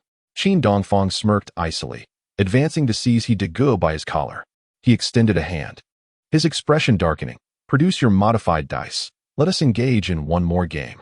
If you win, I shall return the 18,000 yuan. And the Phoenix bicycle worth at least 100 yuan shall belong to you as well." Xue Qin's alarm escalated upon hearing this. Frowning, she clutched Qin Dongfang's arm, her eyes flaring with indignation. "No, that bicycle does not belong to you, Qin Dongfang." He merely smiled, turning to gently pat her shoulder, conveying a sense of unwavering assurance in his ability to triumph. Qin Dongfang had devised a plan. If Dagu indeed carried the rigged dice, he would catch him red-handed, charging him with cheating. Although he had only lost 5 yuan in cash during their last encounter, the remaining 18,000 was merely a debt. Cheating at gambling is a grave offense that could ruin lives. "No, Dongfang, I do not possess any modified dice. Let us not gamble. I do not want the 18,000 yuan either." Dagu immediately backed down, for he had indeed engaged in deceitful practices at the casino, having wronged many. Now that Qin Dongfang had seen through him, he was too fearful to reveal even the few dice he might have had. They would serve as incriminating evidence. Though Ma Yanmei's 3 brothers were capable fighters with a notorious reputation, Dagu understood that the seemingly unremarkable Qin Dongfang possessed a fierce tenacity. Moreover, he had assembled a band of reckless friends. If the situation escalated, Dagu feared he would not be able to extricate himself. In a moment of clarity, Dagu hastily grabbed his hefty wife, seeking to quell the matter and retreat. However, not only was Ma Yanmei unwilling to relent, but Qin Dongfang also refused to let them leave. "Dagu, you break the rules by cheating to win back my gambling debts. And yet you have the audacity to come here with your wife to demand payment? Moreover, your wife has slandered my own. Do you think I will simply let you walk away?" As he spoke, disregarding Xue Qin's protests, he firmly shut the 2 gates of his courtyard from the inside, securing them with a bolt. "It is not the East. First and foremost, I did not cheat. I have already stated that the $18 are forfeit. What more do you desire?" Dagu clenched his fists tightly, his gaze fierce, and his neck stiffened, noticing the sinister side of this man finally emerge.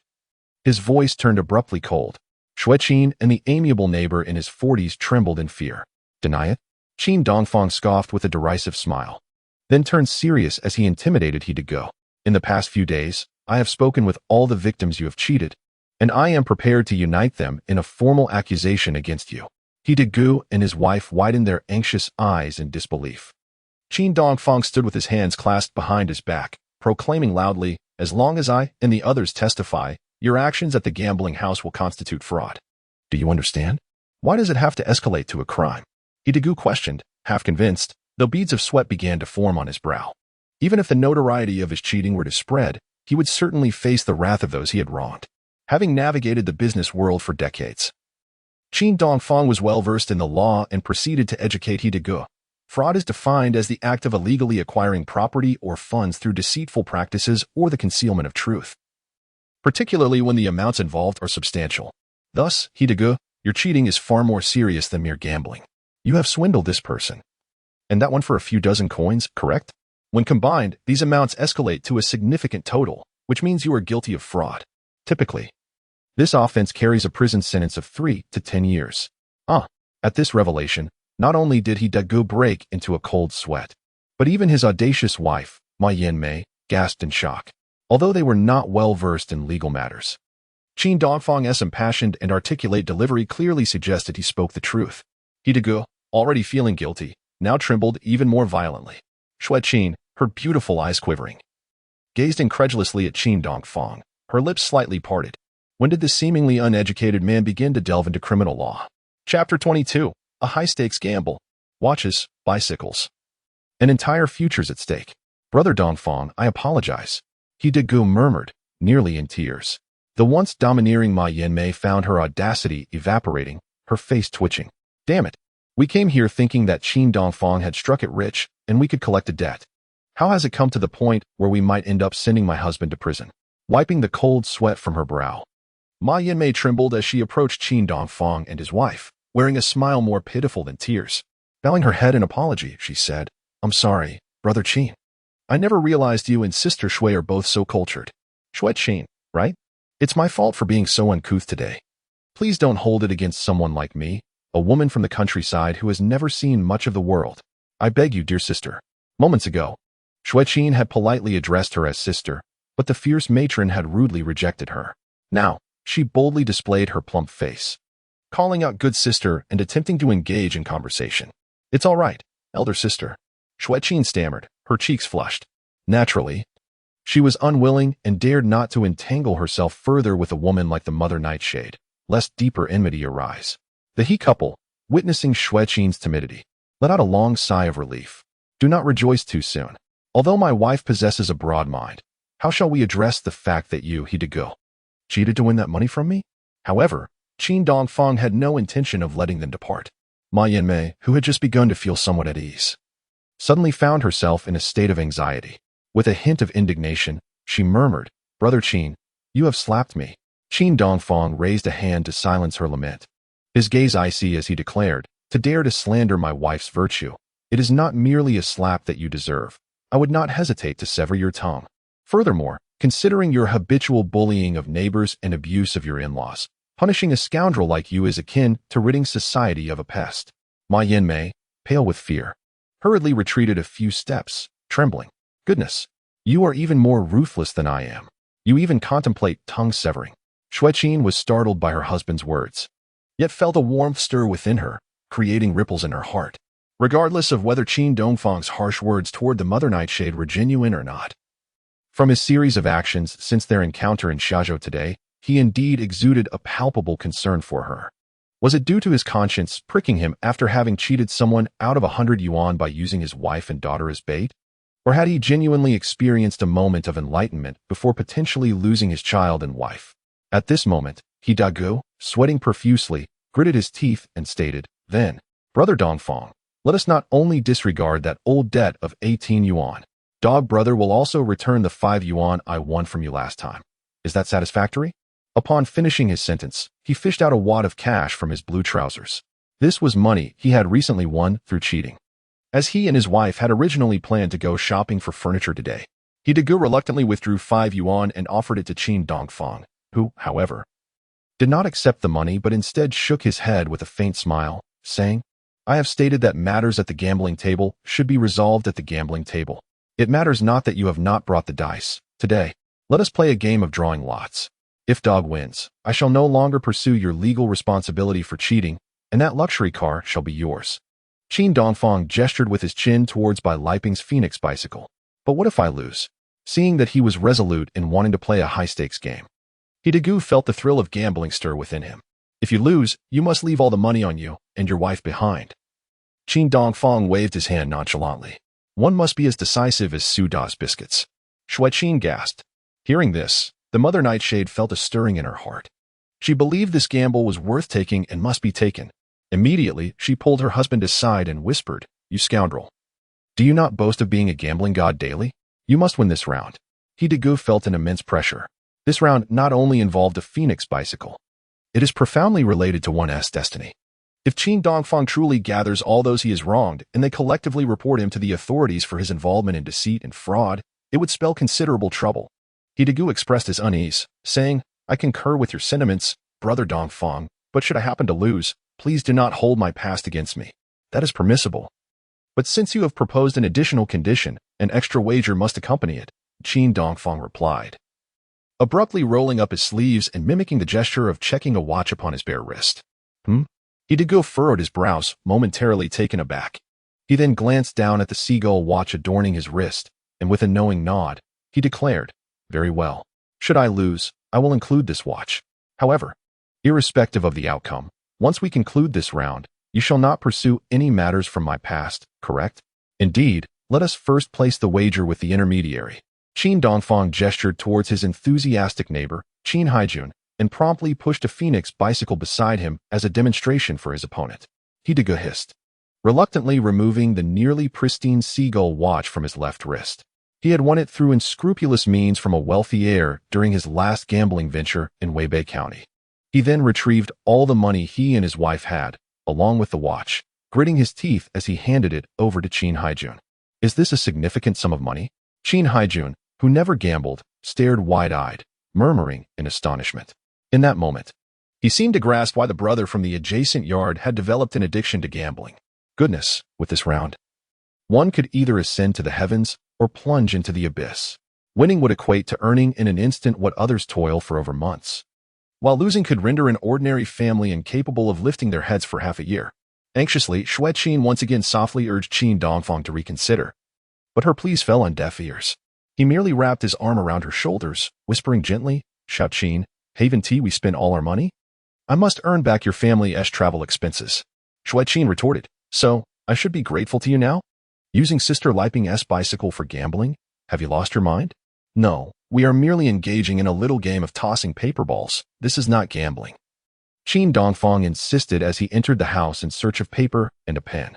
However, he discovered fragments of cups and bowls scattered across the floor. A scene of disarray. It must have been a result of his drunkenness from the previous night when he clumsily knocked them down while arguing with Xue Qin. Guilt pricked at him. It was evident that he must win Lao-Qian and Fat Yacha's money today, for not only did he carry half a debt, but he also needed to purchase new bowls and cups.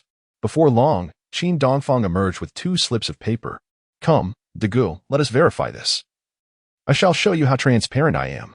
His opponent chuckled awkwardly as he took the slips, examining both sides with utmost seriousness. One paper bore the word win, while the other remained blank. All right, these are indeed just 2 ordinary slips of paper, nothing amiss. Hidegu remarked as he placed the 2 slips into his palm and rolled them into small paper balls. Seeing that he wanted to take the lead in drawing lots, Qin Dongfang naturally refused.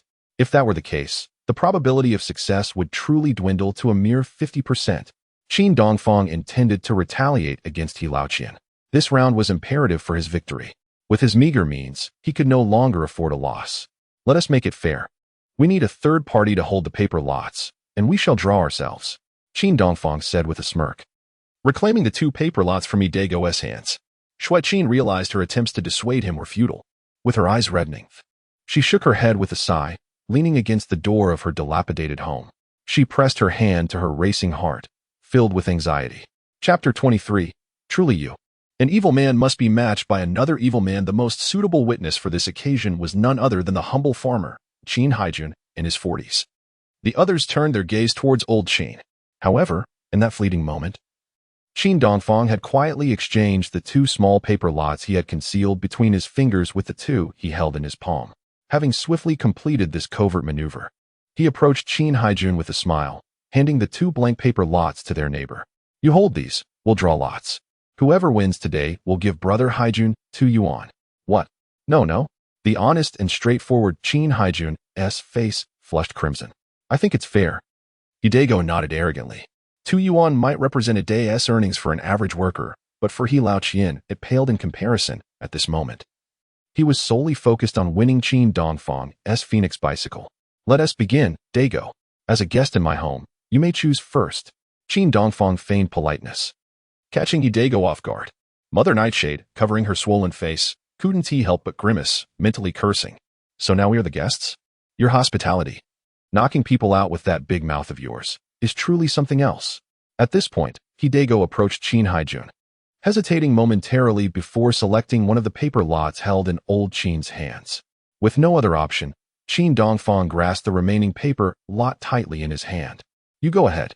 Qin Dongfang pretended to be anxious, gesturing for Hidego to proceed. Hidego nodded slightly, his expression grave as he began to unfold the small paper lot in his hands. At that moment, Hidego's hands trembled violently. A fine sheen of sweat had already formed on his forehead and at the tip of his nose. This time, he could not resort to any tricks. He felt utterly uncertain.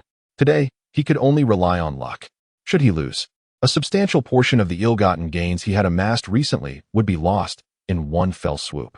Additionally, he would have to forfeit his valuable seagull watch. Xue Qin leaned anxiously against the door, her hands tightly clasped together, her graceful form trembling. She was so frightened that she dared not even breathe.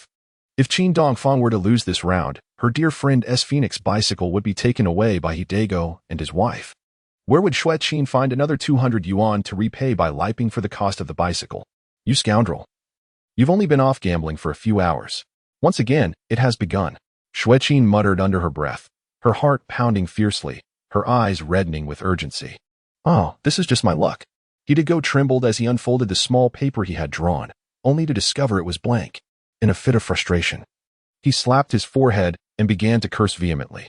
Simultaneously, his body went weak, and he stumbled a few steps, nearly collapsing to the ground.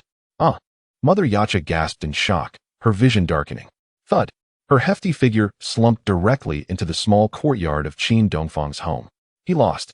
The self-proclaimed gambling god actually lost. My money, along with the new watch that Hidego won. Heh, even the gambling god can lose sometimes. Qin Dongfang sneered, unfolding his own small paper.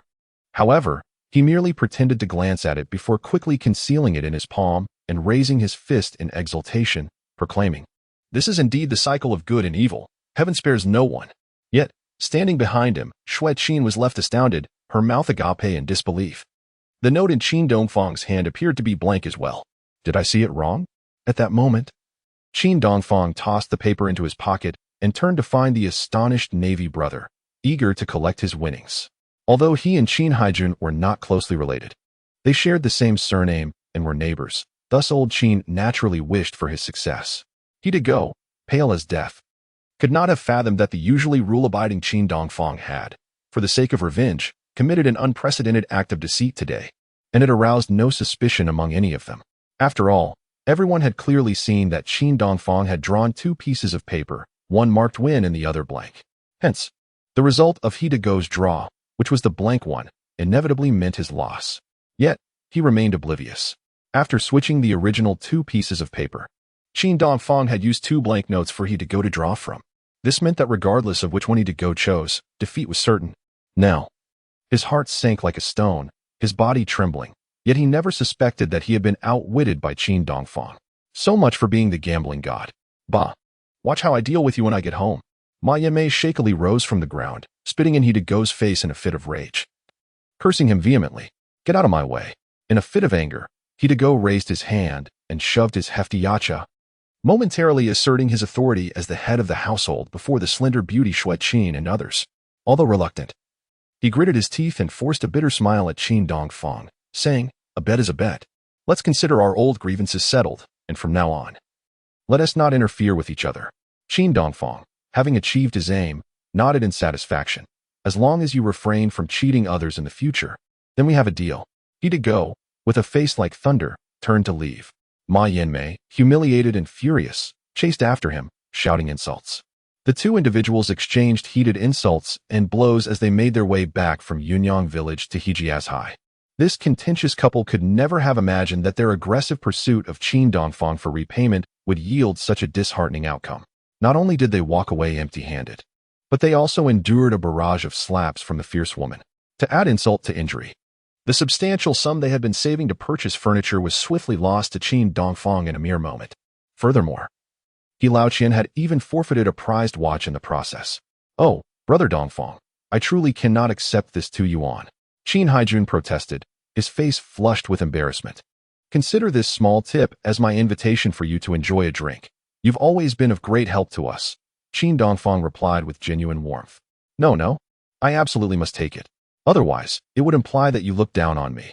The rejuvenated Qin Dongfang felt a surge of excitement within as he deliberately exhibited a hint of his youthful swagger. All right then, Qin Haijun, his eyes slightly reddened, nervously accepted the 2 yuan tip. He awkwardly nodded at Qin Dongfang and Xue Qin before leaving the dilapidated courtyard. Father, Qin Dongfang has truly struck it rich. He is quite generous, exclaimed Dongfang's wife, who had been eavesdropping from the alley, her face flushed with excitement as she lowered her voice to inquire of her husband. This method of acquiring wealth would be too much for an average person to bear. Dongfang remains as reckless as ever, and his stakes only grow higher, sighed Qin Haijun, shaking his head as he returned home with his wife. Soon after, he resolutely announced to their children, "Tomorrow, we shall feast on meat." "Meat? Are we no longer living modestly, father?" came the incredulous response. "Hooray, grandfather, Liang hasn't had meat for 47 days. Exclaimed the young boy. "You little glutton. Always counting the days until you can eat meat." At that moment, Qin Dongfang was in his own courtyard, counting his winnings. 29, 30, 30 yuan. 30 yuan and 7 cents. As Xue Qin observed Qin Dongfang's victory over He Laoqian through deceit, she couldn't help but scoff, yet felt a sense of relief wash over her as she chuckled. "Ah, you are indeed Qin Dongfang. A villain must be dealt with by another villain. Thank you for the compliment, my dear. Yet, I suspect you are casting aspersions," Qin Dongfang replied. Ignoring him, Xue Qin turned and retreated to their humble living quarters. She picked up a broom and a small metal dustpan, preparing to tidy the chaotic mess that lay scattered on the floor. "I shall clean up, Xue Qin. This is our second income for today, totaling 33 yuan and 70 cents. Qin Dongfang placed the money into his wife's pocket with a smile and playfully seized the broom from her grasp. Xue Qin furrowed her brows, momentarily taken aback. After handing over the money he won from He Degu and stowing away the nearly new seagull watch in his pocket, Qin Dongfang bent down, a smile gracing his lips, and began to sweep the ground with a somewhat unfamiliar diligence. Shattered pieces of white porcelain cups, bowls, and the remnants of a kettle lay scattered across the floor, creating a scene of disarray that was as jarring as Xue Qin's broken heart. This was the evidence of the transgression he had committed the previous night when he drunkenly struck his wife. As Qin Dongfang diligently swept away the debris from the rammed earth floor, he silently chastised himself. Xue Qin, frowning and perplexed, glanced at Qin, who was awkwardly adopting the guise of a devoted husband. When she looked down at the money crammed into her pocket, a sense of unfamiliarity and unease washed over her. Typically, Qin Dongfang rarely toiled in the fields, showing no interest in household duties, preferring instead to squander his days with friends. He had never entrusted her with a single coin. It was precisely due to her husband's unreliability that the beautiful and proud Xue Qin, after their marriage, was compelled to resign from her position as a primary school teacher. Now, she was not only farming but also caring for their child, Yaya, while managing the household. Yet today, Qin Dongfang unexpectedly surrendered the entirety of the money he had illicitly earned, twice over, to Xue Qin. He was now bent low, earnestly sweeping the floor, even arranging the family's shoes with meticulous care. "Ahem, Qin Dongfang, allow me to handle this," Xue Qin, regaining her composure from her astonishment, hesitantly reached for the broom in his hands. No, from now on, I shall take care of these trivial matters. You rest, my dear," Xue Qin replied, as if I could accomplish anything of significance. She gaped in surprise, momentarily at a loss for words, and finally said, "Well, I will go check on Yaya and her grandmother." "All right, Xue Qin, little Ju is not at home. Mother and daughter are playing in the backyard." Observing the familiar face of Qin Dongfang, devoid of the rage from the previous night's drunkenness, replaced instead by a benign smile, Xue Qin felt a tremor in her heart. No, everything he was doing now was merely hypocrisy. Just last night, he had resorted to violence against her. Today, he was exploiting her and Yaya to earn ill-gotten gains, nearly endangering their lives. Moreover, only moments ago, he had brazenly gambled in front of her, even wagering Sister Liping's bicycle. This man, devoid of any moral compass, could never provide a sense of security for his wife and child. Nor did he possess any sense of responsibility. Someday, in a fit of desperation, he might even consider harmful schemes against them. Frowning, Xue Qin stepped outside, clenching her hands in frustration. Finally, steeling her resolve, she turned and, biting her lip, declared, "Qin Dongfang, you must prepare yourself. We are heading towards divorce."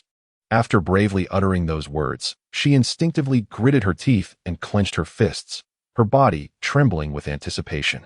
She was ready to face the storm. Come on, Qin Dongfang. Direct your anger, your wrath, your fury at me. After all, it is better for us to endure a brief pain than a prolonged suffering. I refuse to continue living in fear and despair. Just as Qin Dongfang finished clearing the shards of porcelain from the ground and was about to step outside to dispose of the trash, he froze at her words. However, he merely paused for a moment, then revealed a bitter smile, the corners of his mouth twitching as he said, Very well, since you cannot forgive my mistakes. I shall respect your decision, my dear. Is that all? Xue Qin's eyes widened in shock, her face reflecting disbelief and astonishment. This was the embodiment of male chauvinism. The stubborn bully of their household. Confronted with his own request for divorce, he surprisingly did not react with fury. Xue Qin felt as though she were trapped in a dream. How had Qin Dongfang suddenly become so foreign to her? Yet, beneath the surface, he harbored his own calculations. Having lived 2 lifetimes, Qin Dongfang understood far better than the naive Xue Qin how arduous it was to dissolve a marriage in the 1980s and 1990s.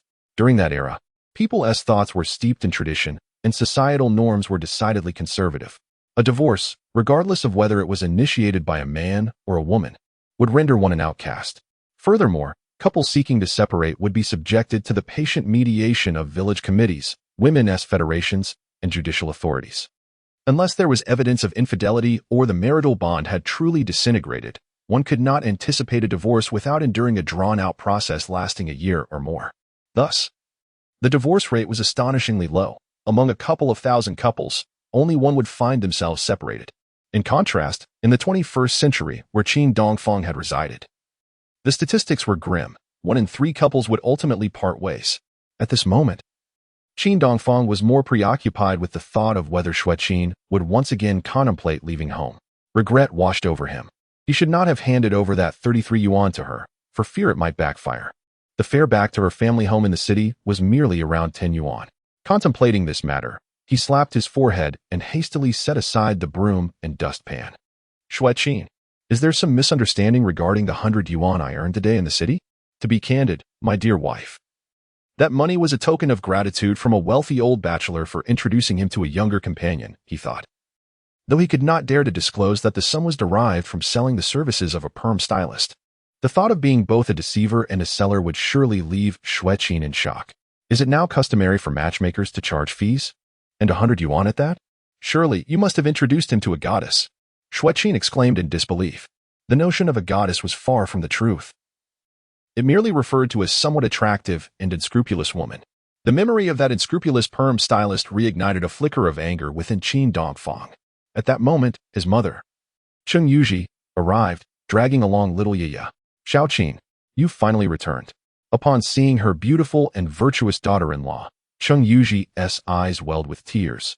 Yet she shot a fierce glare at Qin Dongfang, ignoring him entirely. Grandma hit my daddy today, and he cried, Yaya exclaimed, burying her face in Xue Qin's embrace. Feeling somewhat awkward, Qin Dongfang chuckled sheepishly and picked up the dustpan, heading outside to dispose of the garbage. As he walked back, the thought of the 33 yuan Xue Qin possessed unsettled him. After all, he had committed numerous transgressions that had deeply hurt his wife. He could not allow the disheartened Xue Qin to take Yaya and leave home once more. He tossed the broom and dustpan into the house and turned towards the village store. Uncle Qi, I owe you some money for cigarettes and liquor, don't I? Please inform Tao Gu and Yongzi and have them collect the debt from my wife, he requested. However, the shopkeeper shook his head vigorously, fear evident in his eyes. No, Dongfang, I cannot accompany you in this gamble. I refuse to partake. Uncle Qi has just heard about how Qin Dongfang managed to win back all the money from Gu and his wife, who had come to collect a debt. He initially thought that this fellow had become addicted to gambling and would attempt to lure new unsuspecting victims to his door to part with their money. Qin Dongfang appeared bewildered, unable to comprehend his employer's meaning. Hurry, uncle. Before I squander all the money, you all should go to my home to collect the debts. Chapter 25. The astute sister, Xiao Ju, Qin Dongfang's Achilles heel in the main room of Qin Dongfang's home, the elderly Cheng Yuji, over 60 years of age, carefully extracted 4 raw eggs from her pocket. She placed them gingerly on a rickety square table and turned to Xue Qin, speaking softly. There are too few chickens at home to gather many eggs. You and the little one should boil them to eat. Xue Qin paused, her hand that was moving to assist her mother-in-law faltering as she hastily shook her head. No, no, mother. You just had surgery and your health is fragile. The egg should be reserved for you. She gazed at the frail and haggard Qing Yuji, her heart aching. You should take care of yourself. In this era, eggs are a form of hard currency, capable of being exchanged for various goods in the countryside. However, Qing Yuji was reluctant to indulge, often trading them for essential items like oil and salt, leaving the rest for the little one. I don't care much for eggs. They make me choke, as you know. Qing Yuji replied with a faint smile. Xue Qin fell silent, her heart heavy with unspoken sorrow. Xiaoju often echoed similar sentiments. Yet, in a time when many could scarcely afford even plain white flour and subsisted on coarse grains and thin soup, who did not recognize the value of eggs and meat, both delicious and nutritious? Regrettably, one of the precious hens Xue Qin had painstakingly raised had been killed by a weasel, while the other had met its demise at the hands of Qin Dongfang, who claimed it was better to eat it than let the beast take it away. At that moment, when the little one saw her neighbor Xiao Liang come to play, she dashed out to greet her friend. Qing Yuji, with reddened eyes, sat in her chair and spoke to Xue Qin with palpable emotion. Xiao Qin, my good daughter-in-law, I know that Dongfang is a scoundrel. He does not deserve your kindness. But now that the little one has grown so much, and you two were once in love and chose each other freely. The old woman clasped Xue Qin's hand, her eyes shimmering with tears as she urged her daughter-in-law. He swore today that he would truly change. Please, give that rascal one more chance. I beg you, do not think of taking the child away just yet, all right? The elderly hands of Qing Yuji were thin and yellowed, marked with calluses, while Xue Qin's delicate hands, seemingly fair, bore their own share of thick calluses. The two unfortunate women gazed at each other, tears welling in their eyes, rendered speechless by their shared plight. Sometimes, in life, one cannot defy fate. Qing Yuji shook her head with a bitter smile, a few tears escaping her eyes.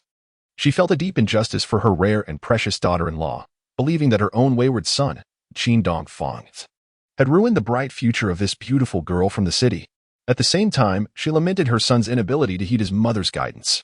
Since the passing of Qing Yuji's strong-willed husband, her youngest son had grown increasingly despondent and unruly, beyond her control. The old woman's heartfelt words struck a chord in Xue Qin, filling her with bittersweet emotions. Mother, I understand. Thank you. But as for him, Xue Qin sat across from Qing Yuji, her expression sorrowful as she took her mother-in-law's hand, uncertain of how to articulate her feelings. She recalled her intention to rise and pour a cup of water for the elderly, only to discover that the thermos at home had been shattered by that drunken fool the previous night. A wave of desolation washed over Xue Qin as she tentatively broached the subject with her mother-in-law, saying, Alas, with the mid-autumn festival approaching, I merely wish to take you back to my maternal home in Jiangnan for a visit. While conversing with her mother-in-law, Xue Qin turned her gaze towards the courtyard gate and noticed the small shopkeeper from the village peering anxiously from the roadside, his expression somewhat awkward. Realizing something, Xue Qin sought to coax her mother-in-law back to the old residence where she and Xiaoju lived. However, as Qing Yuji was about to leave, she insisted on discreetly handing her daughter-in-law the 5 yuan given to her by Qin Dongfang that day. Oh dear, that simply won't do. He gave you that money so you and Xiaoju could buy some meat. You ought to improve your meals. And keep these few eggs for yourself. The two women engaged in a polite exchange, but seeing Qing Yuji's insistence on leaving the money and eggs behind, Xue Qin reluctantly accepted 4 eggs, while she tucked the 5 yuan into her mother-in-law's pocket. Just as she bid farewell to Qing Yuji and turned back into the courtyard, 3 men of varying ages, their faces flushed and scratching their heads in awkwardness, entered through the gate. It was Uncle Qi, the shopkeeper, along with 2 honest neighbors.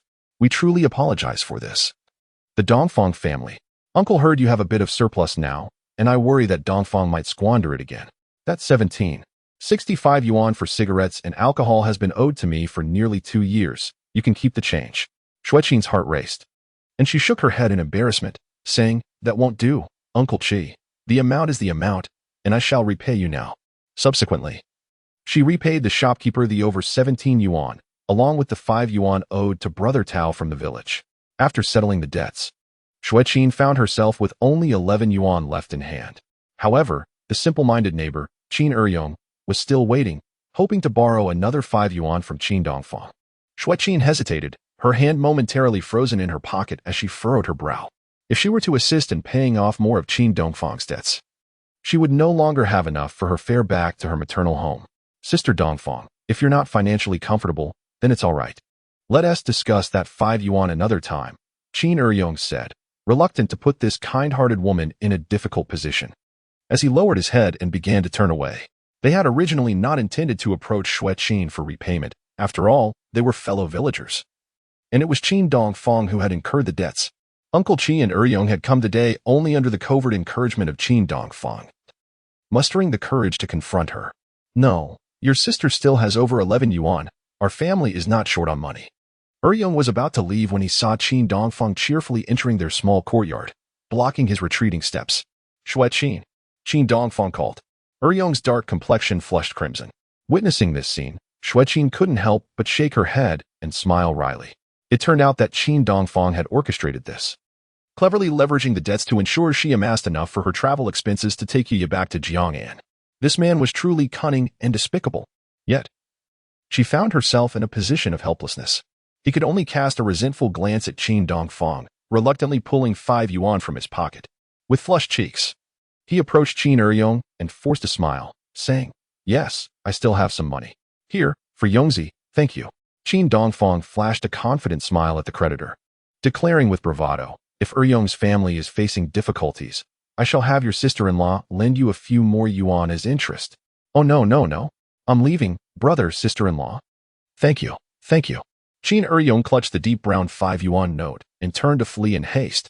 In the blink of an eye, the 33 yuan that Xue Qin had just acquired dwindled to a mere 6, leaving her short on fare for her journey home. Fearing that she might feel disheartened, Qin Dongfang stepped forward and embraced his wife's shoulders, offering reassurance. "Though we have spent quite a bit today, we are finally free of debt, aren't we, Xiao Qin? But fret not, my dear. I will earn a great deal in the future. I will ensure that you, Yaya, our mother, and Xiao Ju all become the happiest women in the world." However, his heartfelt promise was abruptly interrupted by a cold female voice from behind. "Bah, one cannot trust his words." Qin Dongfang furrowed his brow slightly and turned in unison with Xue Qin to see. Chapter 26 Brother. "You scoundrel, stop right there." It was his 18-year-old sister, Xiao Ju, who appeared at the gate, her face a mask of anger. She was slender and graceful, with 2 braids and a sprinkling of adorable freckles on her face. Dressed in a white floral shirt paired with somewhat baggy navy blue straight-leg pants, she appeared even more fragile. Xiao Ju's pitiful demeanor resembled that of the protagonist from The Love of Hawthorne Tree. "Sister, you're back. You've worked so hard today." After decades, seeing his sister's youthful beauty again made Qin Dongfang's heart ache with emotion. Just as he reached out to embrace Xiao Ju's neck to comfort the weary girl, she swatted his arm away. "Spare me your sentimental nonsense. You, the drunkard, are the reason sister-in-law and Yaya left home. I spent the entire day searching for them throughout the county. I was nearly frantic." With red-rimmed eyes, Xiao Ju glared at Qin Dongfang, her anger palpable. "I'm sorry. Little sister, you chat with sister-in-law for now. I need to step out for a while." Aware of his guilt, Qin Dongfang turned to leave, hoping to avoid further scathing remarks from his sharp-tongued sister. "Brother, you scoundrel, stop right there." Frustrated after an exhausting day searching for his sister-in-law and niece, Xiao Ju rushed over, grabbing hold of the collar of Qin Dongfang's shirt. At that moment, her eyes were red with grievance, and her stomach growled in hunger. Her heart ablaze with indignation. How can this girl speak to her brother like that? She's becoming increasingly disrespectful. Qin Dongfang reached inside to close the courtyard door, conceding while also preventing his sister from airing their family's dirty laundry. Xue Qin approached with an apologetic expression, inviting her sister-in-law inside. "If I hadn't run into Lu Xiaojun in the county, who told me he saw your family of 3 returning by car, I would have considered borrowing fare to go to the city." Xiao Ju huffed in irritation as she sat down on a chair in the main room, casting a cold glare at Qin Dongfang outside, her frustration boiling over. Qin Dongfang forced a smile, quickly changing the subject with a question. "What about that explosive-haired Xiao Junzi? When you saw him, was he still deceiving people with his ancestral recipes?" However, his sister did not engage with his remark at all. "What sins did I commit in my past life to be burdened with 2 such brothers? One is a timid henpecked man, and the other, a second-rate scoundrel who drinks, gambles, and beats his wife." Qin Dongfang felt a flush rise to his cheeks, overwhelmed by embarrassment. "Ahem, Xiao Ju hasn't eaten yet, has she? Let me see what we have at home, and whip up something delicious for you." Xue Qin smiled wryly and shook her head, stepping over the low threshold. Their pantry was bare, save for a few sweet potatoes and some coarse flour. I'll go to the small shop and buy some treats for Xiaoju, she thought. Recalling she still had 6 yuan on her, she resolutely decided to treat her little sister-in-law to a delectable meat can and instant noodles.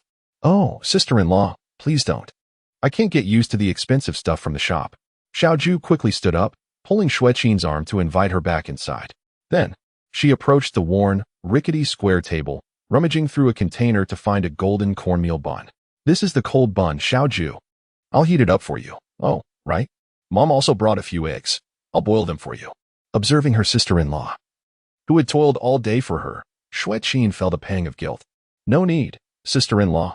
I'll just nibble on something to avoid being starved by that jerk of a brother. I don't want to become a hungry ghost. Xiaoju cheerfully insisted, gently pushing Xue Qin into a chair, not allowing her to lift a finger. She then returned to the square table, using a small spoon to scoop out a bit of sesame salt made by Xue Qin, carefully pouring it into the little hollow of the cornmeal bun. With a piece of the dry cold bun dipped in the fragrant sesame salt, she began to eat with delight. The sesame salt was made by crushing roasted peanuts, sesame seeds, and fine salt together with a rolling pin, resulting in a simple yet delectable dish. Though quite savory, it was also rather salty. Qin Dongfang watched with a bittersweet feeling, his eyes reddening. Take it easy, Xiaoju. I'll go get you some meat soon. Hee hee. And here you are still thinking about meat. His sister rolled her eyes at him, pouting coldly. If you don't mend your ways soon, you'll lose your wife and children, and you won't even be able to afford cornmeal. You'll starve to death, you lazy scoundrel. Qin Dongfang's face flushed crimson, feeling utterly ashamed. As he lowered his head to search for a slingshot in the inner room, he awkwardly muttered, Yes. A wayward son must return. I must turn over a new leaf this time. Qin Dongfang was the third of 4 siblings. His elder brother and second sister had already started their own families, leaving him with just one unmarried younger sister. Among the siblings, his bond with Xiaoju was the strongest, especially after their father's passing. Qin Dongfang cherished this capable and intelligent sister, ensuring that no one dared to bully her. Not long ago, Xiaoju had begun working at a small textile factory in the town of Guishu, toiling tirelessly in the workshop for a monthly salary of 20 yuan. As soon as her first month's wages arrived, Qin Dongfang borrowed 15 from her. At this moment, he hid in the inner room, lost in thoughts of the past, filled with guilt towards his family. Qin Dongfang first retrieved the seagull watch from the pocket of his trousers, a prized possession acquired from the unscrupulous He Laoqian, and placed it carefully into the old cabinet in the west room. This exquisite timepiece represented the most valuable luxury item in his household. Aware of its dubious origins, he refrained from wearing it on his wrist to avoid any unnecessary complications. He then unearthed his homemade slingshot and tucked it into his pocket before stepping outside. Qin Dongfang understood that his sister, like their mother, was frugal, never allowing his siblings to squander money on her. Yet, the malnourished faces of both his mother and sister tugged at his heartstrings. Determined to improve their circumstances, he resolved to venture into the western mountains to hunt birds for meat, hoping to enhance their modest meals. In the past, he often indulged in fishing and hunting with friends during their drinking escapades. Xiaoju, stay at home and play with your sister and Yaya. I'll fetch some meat for you, he said, ruffling his sister's hair. Amid her pout and wide-eyed gaze, he turned and exited the house. The evening sun had finally ceased its scorching blaze. Its straight beams pierced through the reddening dirt path, stretching endlessly ahead. In the distance, the peaks of the Western Ridge Mountains were adorned with clouds and mist. Farmers returning from the fields carried their tools and water jugs back to the village. Dongfang go. Are you going fishing again? Take me with you. I haven't eaten fish in ages, called a few children who had dropped out of school to work the fields, their faces bright with eagerness. However, before Qin Dongfang could respond, the children were swiftly reprimanded by their parents, who tugged their ears or delivered swift kicks to their backsides. As adults passed him, some offered awkward nods of acknowledgement, while many others chose to ignore his presence, hastily pulling their children away. Behind him, muffled scoldings echoed. Who told you to call him brother? You dare associate with such a good-for-nothing? Are you out of your mind? If you grow up to be a lazy slacker like Qin Laosan, I'll knock some sense into you. Qin Dongfang paused, feeling a twinge of embarrassment. Ah, those little rascals mentioned fishing. The river was indeed closer than the trek to hunt birds, and he felt more confident in catching fish. After all, Yunyang village was quite a distance from the Western Ridge. By the time he returned from hunting, his sister and mother would be ravenous. Moreover, it had been a while since he had used the slingshot, and his aim might not be as sharp as it once was. After pondering for a moment, he turned and followed the winding country path northward, heading towards the meandering Huiji River. Chapter 27. Qin Dongfang jumps into the river as the sun set in the west. A gentle breeze wafted through the air. The corn leaves by the roadside rustled, creating a sound reminiscent of ocean waves. The cheerful chirping of crickets, accompanied by the fresh scent of the fields, enveloped him warmly. How delightful it was to have these familiar sensations return. Qin Dongfang reached out to touch the towering cornstalks, kicking a few small stones by the path, feeling a surge of nostalgia. Since childhood, he had enjoyed chasing and playing with his sister along the country lanes, roasting sweet potatoes and catching grasshoppers. The air was imbued with the earthy fragrance of soil, accompanied by the silhouette of an old ox in the lush greenery of thriving crops. He and his younger sister were like children of the earth, frolicking carefree in the rural wilderness. At this moment, Qin Dongfang pondered as he walked.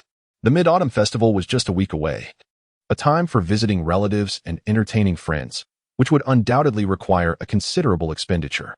He aspired to provide his family with abundant and nourishing meals, rather than merely satisfying their basic survival needs with coarse, unpalatable dough balls. It was imperative to find a legitimate means of earning money, ensuring that Xue Qin and others could lead a life of happiness. This was the enduring plan. He felt fortunate to relive this life, vowing never to let his loved ones endure hardship or live in dire straits again, nor to subject himself to further scorn. Qin Dongfang hastened along the narrow dirt path outside the village, heading northeast. Eventually, he traversed a sandy peanut field and arrived at the meandering banks of the Huiji River. True to its name, this river, revered by the locals as their mother, shimmered under the sunlight, nurturing the populace on both banks. The ample water supply ensured the irrigation of crops and forests while also fostering an abundance of fish and shrimp. After observing the river for a moment and tossing small stones into the water to gauge its depths, he discovered only small fry and shrimp unfit for consumption. There was little promise here. After all, in this era of scarcity yet simple joys, fishing, climbing trees for fruit, and hunting rabbits were shared delights for both adults and children. It seemed the local villagers had already caught most of the fish and shrimp. Resolutely, Qin Dongfang followed the riverbank to the dreaded Water Ghost Hollow, a place that instilled fear in the hearts of the locals. He decided to seek fortune in danger. He knew it was a perilous deep-water zone, characterized by large sandy pits overgrown with weeds, likely teeming with sizable fish. However, the pits created underwater whirlpools with strong currents, and several individuals had met misfortune here. As tales of Water Ghost Hollow grew more terrifying, it gradually became a place to be avoided, a veritable death trap. Yet, Qin Dongfang was an adept swimmer, bold in spirit. Before returning to 1986, he had excelled in swimming and in this life. The young Qin Dongfang was equally skilled in water play. Upon reaching the riverbank near Water Ghost Hollow, he dug a deep pit in the sand for future use.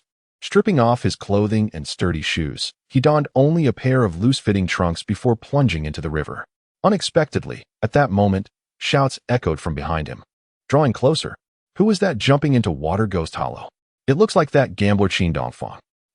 He must have lost money again. And his wife has run off. He has lost his mind. Hearing the anxious exclamations of several men and women, Qin Dongfang could only chuckle in disbelief. Standing in the shallow water, bathed in the fading sunlight, he turned and called out to the familiar faces and to Chun, sister-in-law. If you wish to watch a handsome man bathe, just say so. Why tarnish my reputation? The two women, who had just reached the riverbank, flushed crimson at the sight of the lean, half-naked figure emerging from the water, momentarily taken aback. The man wore a relaxed expression as he jested, clearly not intending to leap into the river for suicide. Qin Dongfang from the village drew closer, standing atop the high embankment, awkwardly waving at Qin Dongfang. He then turned to chide his wife and younger daughter-in-law. What are you staring at, you shameless women? Hurry up and pack. It's time to go home and prepare dinner. The embankment bordered his peanut fields, and his family had just finished their labors, preparing to return home. Uncle Dongfang typically disdained Qin Dongfang, the notorious drunkard and gambler, often ignoring him. However, at this moment, he could not help but raise his voice in warning. Dongfang, why must you bathe and play in such perilous waters? It's extremely dangerous. No matter how good a swimmer you are, do not gamble with your life. Qin Dongfang felt a surge of gratitude at these words. Thank you, Uncle Dongfang. I know my limits. I will be fine. He then glanced at Aunt Dongfang on the shore, a mischievous grin breaking across his face as he added, "Would you like some fish, uncle? I can catch you one to nourish your health. Aunt, you seem to be lacking in vitality lately. Bah, you lewd rascal. Let us go. We mustn't associate with his kind." Aunt Dachuan's face flushed crimson as she hurriedly tugged her daughter-in-law and husband away. As they bent to collect their tools, they exchanged disparaging remarks about Qin Dongfang. "He's hopeless, a young man, yet he idles away his time. Indeed, how can he allow such a good wife and children to suffer on meager rations? Sooner or later, they will surely starve alongside him." The sun was gentle, and a soft breeze wafted through. The magnificent hues of the setting sun bathed the tranquil river in golden light, creating a shimmering spectacle. Several egrets glided gracefully across the river's surface, illuminated by the evening glow. The leaves of the willows lining the banks danced in the wind, now a rich golden hue. A gust of autumn wind swept through, causing the leaves to drift down like butterflies, carpeting the earth in a golden shroud. Qin Dongfang skillfully navigated the refreshing waters, feeling invigorated. After a thorough wash, he took a moment to observe the aquatic life in the area. Taking a deep breath, he dove into the large sand pit on the right side of the river. As expected, amidst the dense vegetation of the waterhole, various sizes of crucian carp, whitefish, and carp resided. Qin Dongfang reached down, eager to catch one. However, a large fish twisted and swam away, evading his grasp. Instead, he caught hold of a tattered piece of women's clothing, a once vibrant dress now faded and torn, tangled in the underbrush. A chill ran through him as he recalled a beautiful girl from the village across the river who had once attempted to end her life here, nearly succumbing to despair. Fortunately, she had been discovered in time by a few kind-hearted villagers from Yunyang, who pulled her back to safety. Just as Qin Dongfang was momentarily lost in thought, he found himself at the center of the waterhole. A powerful whirlpool's pull enveloped him, as if invisible hands were dragging him downward, deeper and deeper. Chapter 28. This is a case of princess syndrome. It requires a firm hand to remedy. A shiver ran down Qin Dongfang's spine. He quickly began to paddle and kick, desperately swimming to escape the deadly whirlpool's enticing grasp. In a serendipitous turn of events, Qin Dongfang ensnared a sizable red drumfish in the underwater sand pit on the other side. The wild creature resisted fiercely, writhing its sleek body in a desperate struggle beneath the surface. Weighing between 6 to 7 pounds, the fish exhibited considerable strength and was incredibly slippery. It swiftly wriggled free from Qin Dongfang's grasp. However, just as it prepared to escape with a flick of its tail, he deftly seized its gills, ensuring it could no longer evade him. With this unexpected bounty in hand, Qin Dongfang hastily surfaced, casting the hefty red drum into the deep pit he had excavated on the shore. Truly, the audacity of man dictates the bounty of the land. He gazed at his catch, his heart swelling with joy as he nodded in satisfaction. This would surely provide a sumptuous feast for his family. Meanwhile, Xue Qin, adorned with a vibrant green headscarf, took her place in the small kitchen, tending to the fire and preparing to boil water for dinner. She was acutely aware that her sister-in-law had spent the day searching for her daughter without indulging in any food, and a wave of compassion and guilt washed over her. Thus, she began preparing the evening meal early, intending to boil the 3 eggs her mother-in-law had brought for little Ju. "Sister-in-law, if you dare to boil those eggs, I won't eat at your house. Leave them for my niece. Look at her little arms and legs. They've become as thin as bean sprouts." Little Ju interjected, resolutely preventing Xue Qin from touching the eggs. Xue Qin could only manage a weary smile. With limited flour and rice at home, she had no choice but to make do with what was available, warming the remaining cornbread and boiling a pot of sweet potato soup. As for Qin Dongfang's promise of meat for the family, both Xue Qin and little Ju were highly skeptical. "If my brother dares to deceive us again and runs off to drink and gamble, I will confront him tonight," little Ju declared indignantly, brandishing a rolling pin from the kitchen. Meanwhile, Qin Dongfang continued his endeavors in the Huiji River, retrieving several smaller crucian carp and other small fish from between the stones. He eventually emerged, clad in military green trousers and worn-out shoes. Fashioning a makeshift bag from his shirt, he gathered the live fish, hefting the load as he made his way home. His right arm, burdened by approximately 10 pounds of catch, was filled with a profound sense of satisfaction, a feeling of self-sufficiency that he had never experienced while dining in Michelin-starred restaurants of the 21st century, indulging in wild Australian lobsters and abalone. As dusk descended, the horizon was painted with hues of crimson. Smoke began to rise from the distant village of Yunyang, as homes lit their stoves to prepare dinner, while Xue Qin and little Ju were lamenting Qin Dongfang's shortcomings. They were taken aback to see him returning triumphantly with a sack of provisions.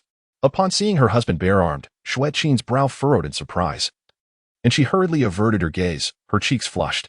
At that moment, not only did she exhibit a sense of embarrassment, but her beautiful eyes also revealed a hint of disdain for this rough-hewn man. Hailing from a bustling metropolis, Xue Qin was both beautiful and cultured, carrying within her an innate pride and a sense of superiority. Though inadvertently married to the impoverished and unrefined Qin Dongfang, she harbored a deep-seated disdain for her husband's myriad shortcomings. Qin Dongfang stepped lightly into their modest courtyard, joyfully waving a handful of his catch at his sister and daughter, exclaiming with a beaming smile, "Fortune smiles upon us. Tonight we feast on fish." "Wow, let me see. Let me see," Yaya exclaimed, her eyes wide with disbelief. She instinctively bit her thin fingers, nearly drooling in anticipation. Little Ju also blinked her innocent eyes in astonishment, her expression reflecting sheer incredulity. Today was not one of those days when the sun rose from the west. Could it be that her brother was truly delivering on his promise, without mere bravado? Qin Dongfang cast a glance at his outspoken sister before smiling at his daughter, saying, "Just a moment, Yaya. I'll show you the big fish shortly." He placed the bag of fish at the kitchen door and turned to duck beneath the low doorframe.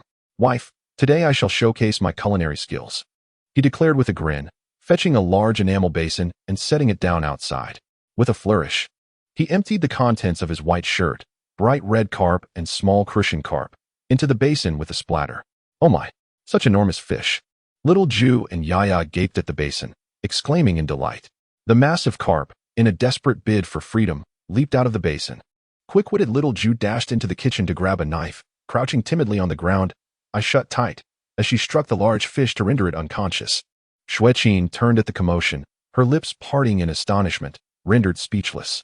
In the past, Qin Dongfang and his friends often went fishing, but their spoils had merely served as appetizers for their revelries. He had never brought home a fish of such magnitude. In fact, Xue Qin had never even seen a single fish scale from him. She had been seated before the stove, pulling on the creaking wooden bellows to stoke the fire for cooking. Now, however, her movements froze. One hand gripping the bellows handle while the other held a stick of firewood, momentarily bewildered. Her delicate face, illuminated by the flickering flames, appeared rosy and vibrant, momentarily shedding its usual pallor. Yet, Qin Dongfang understood that this was but an illusion. His mother, sister, and wife were all in dire need of the nourishment that meat and eggs could provide. Approaching the stove, Qin Dongfang lifted the lid made of sorghum stalks. "What are you doing?" Xue Qin shot him a cold glare, irritated at the thought of wasting more firewood. "I just wanted to see what my wife is cooking," he replied with a slight smile. Before him, the large iron pot, enveloped in swirling steam, bore a few unremarkable cornmeal dumplings atop a modest layer of water, alongside some peeled sweet potato chunks resting within. "This is far too bland. It lacks even a trace of oil. Perfect timing for me to whip up something delicious," Qin Dongfang declared, covering the pot once more. "Cough, cough. Qin Dongfang, could you at least put on some clothes first?" Xue Qin frowned, casting him a disapproving glance. Her cheeks flushed with embarrassment and indignation. "Oh, I didn't have anything to carry the fish in while I was by the river, so I just tossed them into my shirt," he chuckled. Qin Dongfang broke into a hearty smile, a hint of nonchalance evident as he exited the kitchen, bending down to lift the large basin brimming with fish. Xiao Ju went inside to fetch him a marine striped shirt, the kind adorned with white and blue stripes. With a playful pout, she draped it over her brother's shoulder, urging him to put it on quickly, teasing about his scrawny figure that left little to boast about. Upon witnessing his sister washing the white shirt he had worn while catching fish, a warm surge of affection washed over Qin Dongfang. Having endured the vicissitudes of 2 lifetimes, he had come to understand the essence of existence.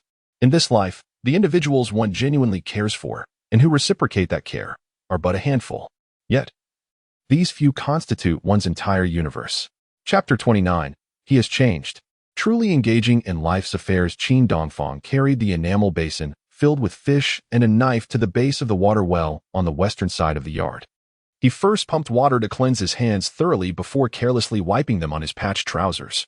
Only then did he don the marine shirt, which had a small hole in the left shoulder, and turned to his daughter Yaya with a cheerful smile, asking playfully, "What are you staring at, my dear? Come help me pump some water.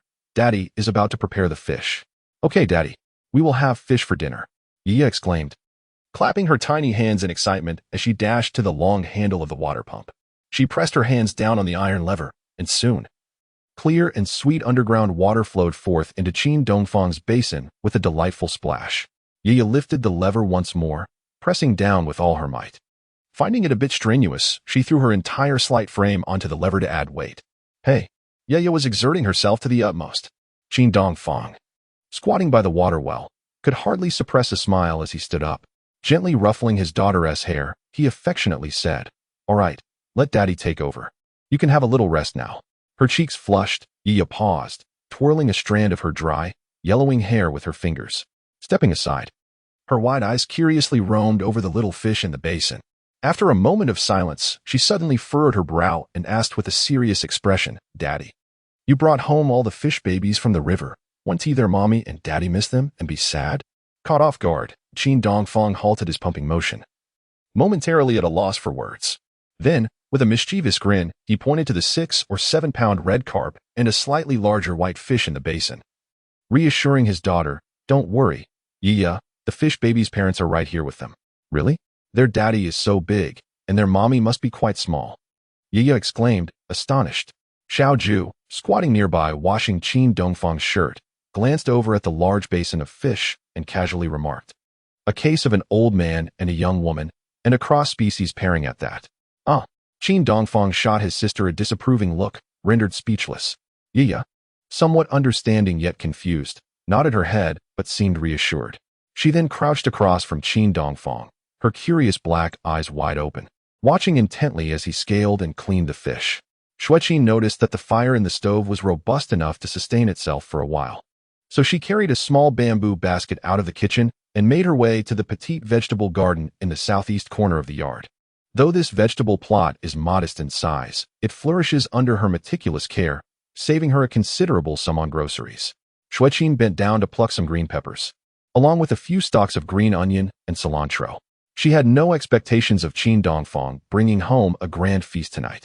Earlier, while Xiao Ju was distracted, Xue Qin had already cracked a few eggs into a bowl, intending to stir-fry them with the green peppers for her sister-in-law and Yaya. "My dear, with your injured leg, you should take a rest. Leave the rest to me," Qin Dongfang said gently, approaching with a basin of freshly cleaned fish. Xiao Ju, hanging laundry on a line in the yard, muttered to herself, "You caused the injury, yet you have the audacity to mention it. However, your attitude of atonement today is indeed shockingly good." Xue Qin, returning from the garden with her bamboo basket, paused for a moment outside the kitchen. Ultimately, she said nothing and sat down on a small stool to prepare the vegetables. Reflecting on Qin Dongfang's extraordinary behavior today, she acknowledged that his attitude was indeed astonishing. Yet, troubled, Xue Qin felt unworthy of simply enjoying the fruits of his labor. She was deeply apprehensive that beneath Qin's unusual change lay some hidden scheme. For old habits die hard. After all, Qin Dongfang had never before ventured into the kitchen, nor had he ever considered the needs of his wife and children. He would either feast with his friends and return late to collapse into bed or sulk in silence. Had he ever truly cared for the well-being of his family? Xiao Ju also sensed her brother's peculiar behavior today. Following Qin Dongfang's instructions, she dashed to the old house in the backyard to inform their mother that dinner was not necessary. They would feast on the big fish instead.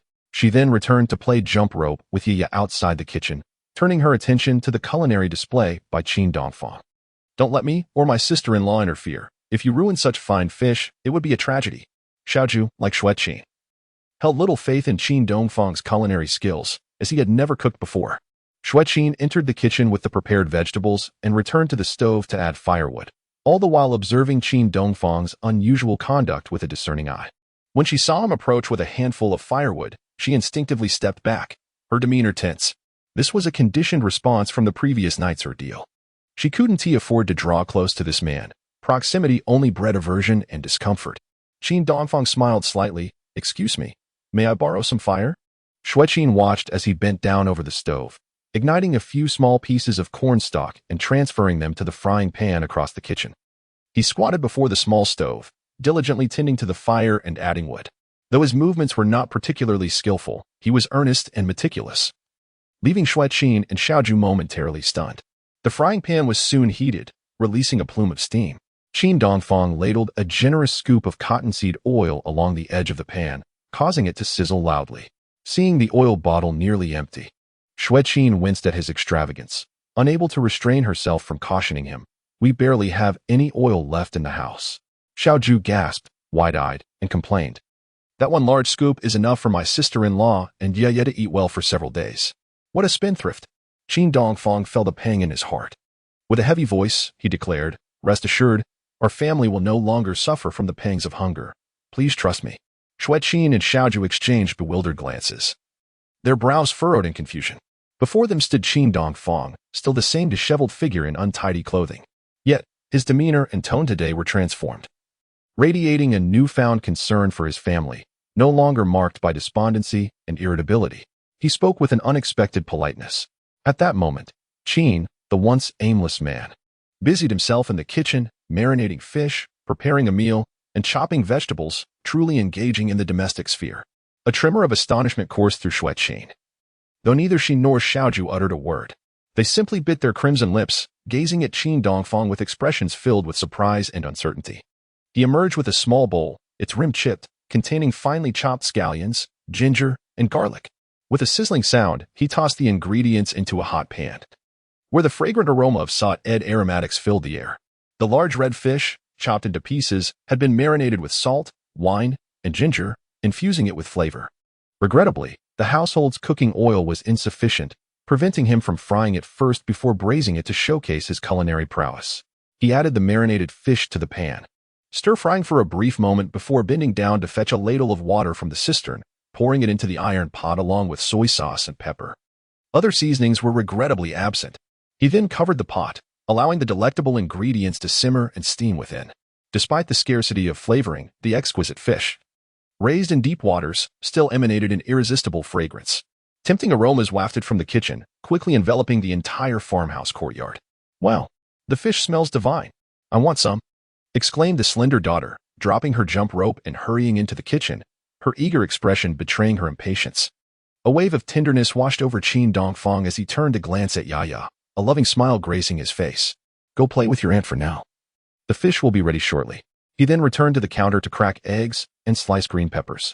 As memories from years past stirred within him, his movements grew increasingly deft. After all, following the tragic abduction and death of his wife and child, 22-year-old Qin Dongfang had ventured into the bustling metropolis, enduring hardship to carve out a place for himself. Those solitary years of wandering in a foreign land, quietly nursing his wounds while struggling to survive, had compelled him to learn the skills of laundry, cooking, and mending clothes. Oh my, I wish you would always cook like this. Why have you never shown your skills at home? Slacking off, Xiaoju exclaimed from the kitchen door, her head peeking in, eyes wide with astonishment. Qin Dongfang smiled and deflected. I only excel at hearty dishes, but our family's poverty renders my culinary talents unnecessary. Before long, this diligent novice chef found himself weary, his back aching and beads of sweat forming on his brow. After all, Qin Dongfang, with his youthful and slender physique, typically refrains from agricultural labor and household chores, resulting in a lack of exercise and nourishment. However, the fruits of his labor are indeed impressive. A fragrant duo of dishes accompanied by a delightful soup soon emerged from the kitchen. The aroma of scallion-infused red carp, the vibrant stir-fried green peppers with eggs, and the creamy Crucian carp soup were simply astounding.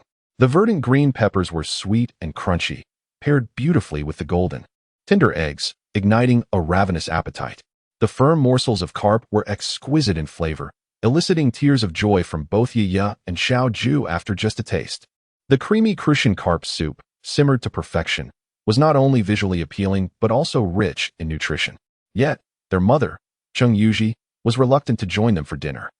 Thus, Xue Qin ladled out portions for each dish, sending a serving to the elderly matriarch via Xiaoju. At that moment, the three members of the Qin family and the younger sister gathered around a small dining table in the living room. Xue Qin sat in a daze, grasping her chopsticks, her gaze fixed upon the array of exquisite dishes, her eyes welling with tears. Come on, Xue Qin, why are you lost in thought? Qin Dongfang, seated beside her, gently reminded with a warm smile. Mama, so delicious. Yaya, savoring the fish meat expertly peeled by her aunt, closed her eyes in bliss. If only we could have meat every day, how wonderful that would be, she exclaimed, unable to contain her delight. Qin Dongfang affectionately ruffled his daughter's hair, promising earnestly, all right. From now on, we shall feast on meat every day. He then selected 2 generous portions of prime fish for his sister and Xue Qin, deftly transferring them with his chopsticks. He took a small spoonful of the fish soup, savoring its flavor. Delectable. Quite good indeed. You all should try it. As he spoke, he filled everyone's bowls with the soup, even turning Xue Qin's slightly chipped bowl with care to avoid any sharp edges. While Xue Qin modestly ate her fish, she suddenly caught sight of this tender scene, leaving her momentarily stunned. Her heart fluttered uncontrollably, a wave of warmth and bittersweet emotion filling her eyes with tears. She raised her gaze to meet the familiar yet unfamiliar visage of her husband across the table. Reflecting on Qin Dongfang's actions and the subtle shifts in his demeanor today, the resentment and disdain she had harbored for him began to wane, albeit slightly. She glanced at her innocent and thoughtful daughter, Yaya, and then at her sister-in-law and mother-in-law, who had consistently treated her with kindness. Xue Qin's resolute intention to divorce Qin Dongfang and take Yaya with her wavered. Perhaps the old adage about a wayward son returning home holds some truth? Sigh. Let us see how long this scoundrel can maintain his newfound resolve. As they enjoyed their meal, Qin Dongfang abruptly posed an unrelated question. By the way, Xiaozhu, do the leaders at your factory read the newspapers? Yes, they do. Our textile factory's director, a farmer entrepreneur, loves to read the news and learn.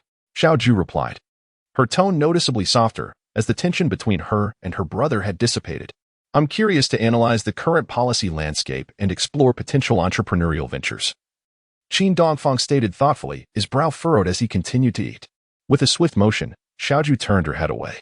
Had she not hastily covered her mouth, she would have surely spat out a mouthful of delectable fish.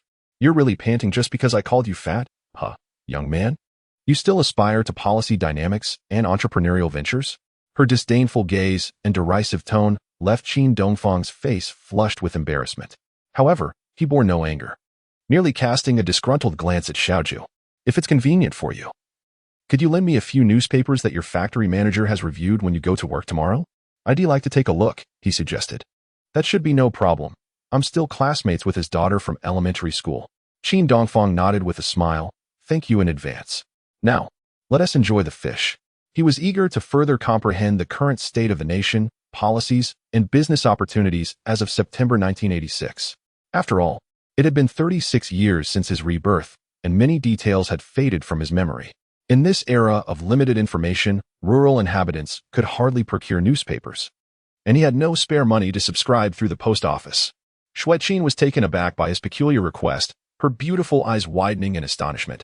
What had come over Qin Dongfang? This man, once uneducated and infamous for his misdeeds, not only began to show concern for his family, but also expressed a desire to study newspapers to explore entrepreneurial projects. Xue Qin could scarcely believe her ears. After enjoying a sumptuous meal without spending a single penny, Xiaozhu, with a satisfied expression, was preparing to head home. Qin Dongfang divided the remaining fish, offering half to his sister to take back to the backyard. His second sister lived in a neighboring village, making it inconvenient to share culinary delights with her. As for his honest but ineffectual elder brother, the mere thought of his unsatisfactory sister-in-law made Qin Dongfang prefer to feed the fish to the dog. While helping Xue Qin clear the table, he gently reminded her, don't forget to take your medicine later, Xiao Qin. The one that needs to be applied warm on your face. I'll assist you. Oh, no need. Thank you. Xue Qin flinched, almost dropping the bowl in her hands. Was this a dream? Overwhelmed by surprise, she felt as though the transformation of her husband from a scoundrel to a caring man overnight was unreal. As warmth surged within her, an undercurrent of anxiety crept in. How could a habitual drunkard and gambler, known for his violent tendencies, undergo such a dramatic metamorphosis overnight? What exactly did Qin Dongfang intend? Xue Qin pondered, frowning in the kitchen as she washed the dishes, her emotions in turmoil. At that moment, a crisp child's voice suddenly rang out from outside. Tap, tap, tap, tap, the little trumpet begins to broadcast. Qin Dongfang, too, was drawn to the sound. Yaya's program has started. Xue Qin, busy in the kitchen, peeked out to catch a glimpse of her daughter in the moonlight. Indeed, Yaya sat on a small stool in the yard, cradling a worn, chipped miniature radio. She was tuning into a children's program that had been airing since 1956, influencing generations of young minds. Yaya is wonderful. She knows to turn on the radio at this time. In the kitchen, Xue Qin's voice resonated with a gentle beauty as she praised. Qin Dongfang also crouched beside his daughter, Yaya, who wore a serious expression, listening intently. He recognized the old radio, which Xue Qin had brought from her home in Jiangnan City when she first arrived in Yuyang village to teach. It was said to have cost over 100 yuan, a veritable luxury appliance. Although it had been damaged by Qin Dongfang during a drunken spree, it still functioned, albeit with poor sound quality. At this moment, he gazed at the little radio cradled in Yaya's arms, a smile creeping across his face.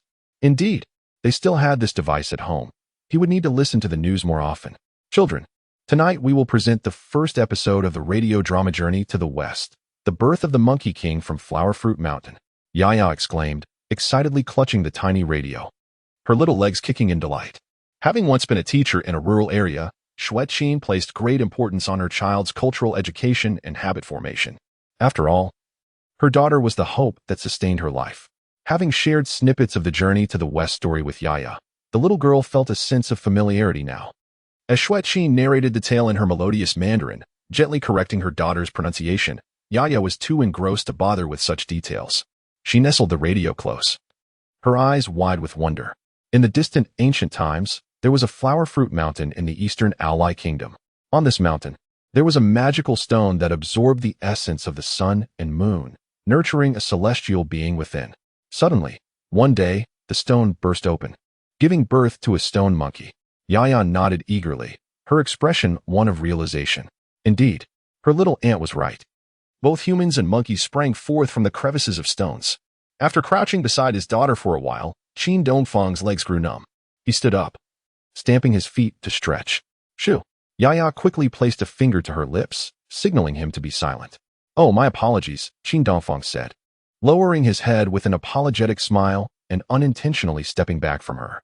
Xue Qin looked at her daughter, who was so earnestly and reverently listening to the battered little radio, and felt a pang of discomfort in her heart. At that moment, city dwellers, including children from affluent rural families, had the luxury of sitting at home watching the televised version of Journey to the West. Qin Dongfang was aware that the 1986 adaptation had premiered earlier this year, becoming an instant sensation nationwide, achieving a legendary viewership rating of 894. Unfortunately, Yaya had scarcely seen a television, as there were none in the entirety of Yuyang village. Only the wealthy He family from the neighboring village had recently splurged on a 14-inch black and white television. Their home was always crowded with visitors. It was said that after the drama aired, anyone in Yuyang village who dared to speak loudly in the vicinity would be scolded by the descendants of that wealthy He patriarch. Xue Qin, with her beauty and grace, was already apprehensive about mingling with unfamiliar men and women to watch television, fearing it might invite gossip and complications. Upon hearing of the character of He Shofu's family, she became increasingly unwilling to don the humble smile that her neighbors in the village wore. Nor would she shamelessly take her child to He's family compound to watch television. Qin Dongfang reflected on all of this, feeling a tumult of emotions within. I must earn a substantial income. In this nascent era of reform, where opportunities abound, I shall strive to amass great wealth. I will provide my family with a life of abundance, liberating them from the bleak confines of poverty, where even white flour is a luxury. In the future, I aspire for my relatives and the villagers of Yuyang to enjoy the luxury of television, even large color sets, without leaving their village. Yet, while the dreams are splendid, reality is stark. Currently, the family of three possesses only the meager sum of 6 yuan in Xue Qin's pocket. Moreover, they need to purchase a new thermos, rice, and cooking oil. This weekend, they must also treat by liping to a meal. How can someone with even a few yuan in startup capital hope to earn money swiftly? Qin Dongfang resolved to begin with small endeavors. He was unafraid of hard work and sweat. He was determined to pursue legitimate means of income, for that would bring peace of mind to both him and Xue Qin. His current aspiration was to first ensure that his family enjoyed white flour and meat, and then to accumulate some capital for entrepreneurship. As for the booming internet economy, stocks, and real estate, those fields were not yet ripe for development in the current domestic climate and would take years to flourish. Even though Qin Dongfang possessed ample relevant experience and knowledge, he could not, for the time being, penetrate those major domains to showcase his abilities. At that moment, Yaya, having finished an episode of Journey to the West, was yawning. Xue Qin sat in the living room, applying an anti-allergy cream to her princess's face with a mirror in hand. Qin Dongfang then carried his daughter back to their room to sleep. In his arms, Yaya felt so small, resembling a slender twig with a pointed chin that tugged at his heartstrings. He traversed the living room and entered the West Room. placing Yaya on the bed she shared with her mother. Typically, Xue Qin slept apart from Qin Dongfang, citing his heavy drinking as the reason, claiming it disturbed the child's sleep. This was also the source of Qin Dongfang's frequent frustrations, leading him to scold her after drinking. He found his beautiful wife, hailing from a city background, too aloof, feeling that Xue Qin looked down upon him. The west room contained 2 beds of differing sizes, separated by a square cabinet and a partition wall made of sorghum stalks. The smaller bed, located under the window on the southern side, belonged to Qin Dongfang, while Xue Qin and their daughter slept on the inner bed behind the partition. Today, having indulged in both meat and fish, Yaya's slightly yellow face bore a satisfied smile as she swiftly drifted into sweet slumber. Qin Dongfang gently took the small radio from his daughter's grasp and tucked her in snugly. He then returned to his own bedside, removed his shoes, and lay down, quietly listening to the news. The list of Nobel Prize winners in medicine would be announced tomorrow in Sweden, a company in Ling and had produced faulty color televisions. The factory leadership had been investigated and dealt with. Foreign trade was bustling, creating foreign exchange, with small leather goods making significant contributions. As Qin Dongfang listened, he gradually succumbed to sleep. Awakening in the deep of night, he noticed the bright moon illuminating the courtyard, casting a radiant glow upon the ground. A sudden sound of running water echoed from a corner of the yard, prompting Qin Dongfang to furrow his brow and sit up. Peering through the window, he beheld a figure of exquisite beauty, standing beside the water well, bathing. Xue Qin, usually sporting a ponytail, had let her long, jet-black hair cascade down, 3,000 strands flowing gracefully between her slender waist and rounded hips, creating an enchanting sight. Her long legs, perfectly straight and proportionate, glimmered in the moonlight, radiating an alluring softness and sensuality. Qin Dongfang hastily rose from the bed, slipped on his shoes, and opened the door to step outside. Xue Qin, you have an injury on your leg. You shouldn't bathe, he called out. Ah, Qin Dongfang, you rogue. Don't come any closer. Before he could finish his well-intentioned warning, Xue Qin, startled, quickly crouched into the wooden bathtub, covering her chest and turning away in indignation. At that moment, her delicate, fair face flushed crimson, reaching her earlobes. Earlier that day, while in Xiaozhou, she had been tricked by a deceitful woman, causing her to faint in a dilapidated building, leaving her covered in dust. Being particularly particular about cleanliness, she had secretly come to the courtyard to bathe while Qin Dongfang and their daughter were fast asleep, only to find herself inadvertently exposed to his gaze. Don't be so flustered, my dear, we are like an old married couple. Why do you still act like a bashful maiden? He teased. Get away. Who is an old married couple with you? At 21, Xue Qin was both embarrassed and alarmed, her body trembling, nearly on the verge of tears. Despite being married to Qin Dongfang for several years, their time together had been scarce, as her aloof demeanor had fostered a deep-seated disdain for her husband, resulting in minimal intimacy. Chapter 32. The Weasel Worships the Moon. Qin Dongfang seeks revenge. Qin Dongfang halted his approach towards his wife, frowning as he stood at the door. He had just noticed that Xue Qin had wrapped her injured leg, bandaged with medical gauze, and plastic to bathe. Very well, my wife. Be careful not to let your wound get wet and infected. I will go back to sleep, he gently reminded her before turning back and sighed with a slight grimace. The following morning, before he had even risen, he was startled awake by the sound of a woman's wailing outside the yard. Meanwhile, Yaya, sleeping in the neighboring bed, remained oblivious. Xue Qin had already risen early to tidy the courtyard and reheat the leftover dishes and fish soup from the previous night. Upon hearing the sudden cries, Qin Dongfang hurriedly dressed and stepped outside. Xue Qin, with a headscarf atop her hair, also rushed out to investigate the commotion. They found the neighbor, Qin Haijun's wife, seated at her doorstep, lamenting loudly, surrounded by family and villagers. Such cruelty. These weasels are despicable, she cried. Qin Haijun and others attempted to console her, frowning with concern. The chickens are dead. No amount of crying will bring them back. One remarked. Indeed, and Haijun. We cannot let those vile beasts get the better of us. We cannot even catch the weasels. Another added. Oh, Xiaoshuang, mind your words. We cannot provoke such a creature.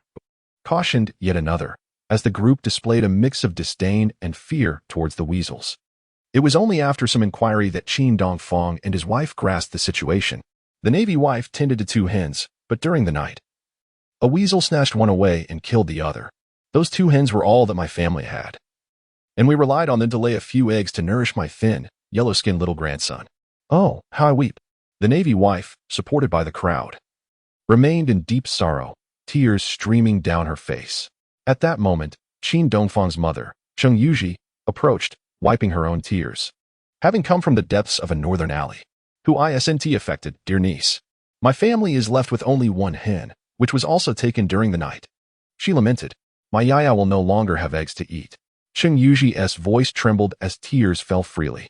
Mother, our hen has suffered too? Qin Dongfang and his wife hurriedly inquired. The elder turned and pointed to the backyard of their old residence, sorrowfully pouting her lips. The weasel dug a hole in my earthen wall and slipped in to snatch the hen away. In the early morning, I suddenly heard the chickens making a strange noise. So I quickly got up with Xiaoju to check, but it was already too late. Overwhelmed with grief at the thought of her frail granddaughter Yaya never being able to enjoy eggs again, Cheng Yuji sank to the ground, wiping her tears. Qin Dongfang, filled with compassion, squatted beside his mother and urged, Oh, mother, it's just one hen. I will buy you several more pullets later. We can raise them again.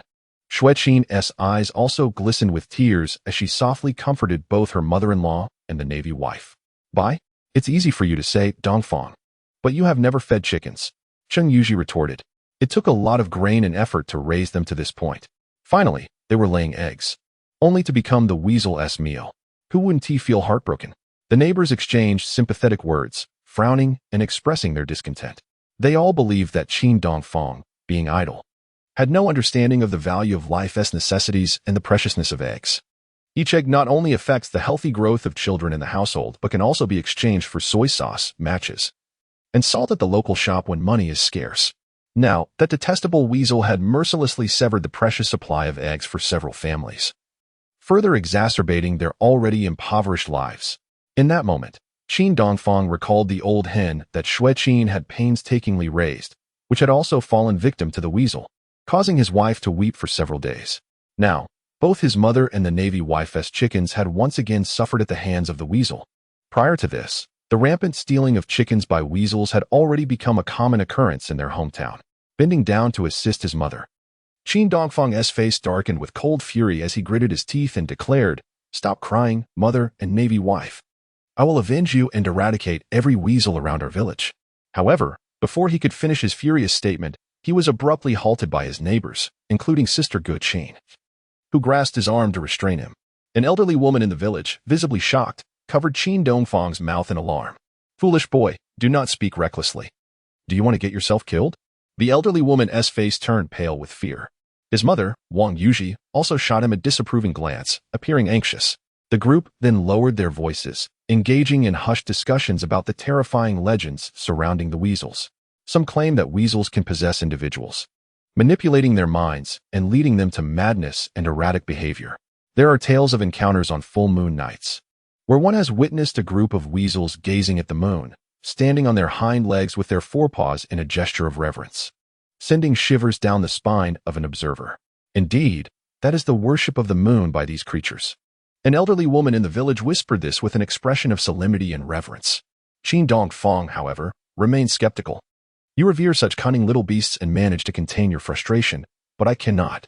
He smirked in disbelief and inquired of the old woman, Granny Xingli. I have only heard of weasels wishing ill upon chickens during the new year. Do they also pay homage to the moon? The neighbors turned to glare at him, their expressions a mix of anxiety and apprehension. Do not dismiss it so easily, Xiao Dongfang. Let me share a tale with you, Granny Xingli replied, her tone tinged with displeasure as she recounted a mysterious account. Years ago, in Weo Tower Township, just 15 miles from here, an old man encountered moon-worshipping weasels at midnight. He dismissed them, carelessly kicking a few out of his path. Upon returning to the village, he boasted of his audacity, eager for everyone to know of his bravery. And what was the result? She paused dramatically, clapping her hands together. Qin Dongfang's expression was one of confusion. He pouted in dissatisfaction. Granny Xingli, you certainly know how to build suspense. If you ask me, who should I inquire? What happened? The old woman then lowered her voice, revealing the answer in hushed tones. Not long after, while he slept deeply, the weasels entered his home and bit off his nose. By the next day, he was found lifeless. Qin Dongfang's mother nodded in agreement, adding, Indeed, I have heard of this incident. The old man must have offended the weasels and faced their retribution. Exactly. To encounter moon-worshipping weasels and not flee, but to dare kick them away. Was that not courting death? Xue Qin listened with a furrowed brow, her skepticism evident. After all, she was a well-educated individual from the city, unlike the superstitious rural women. Nevertheless, witnessing the villagers recount their stories with such conviction made her uneasy. According to Granny Shungli and others, weasels, akin to wild foxes, possess a certain spirituality that humans must not offend.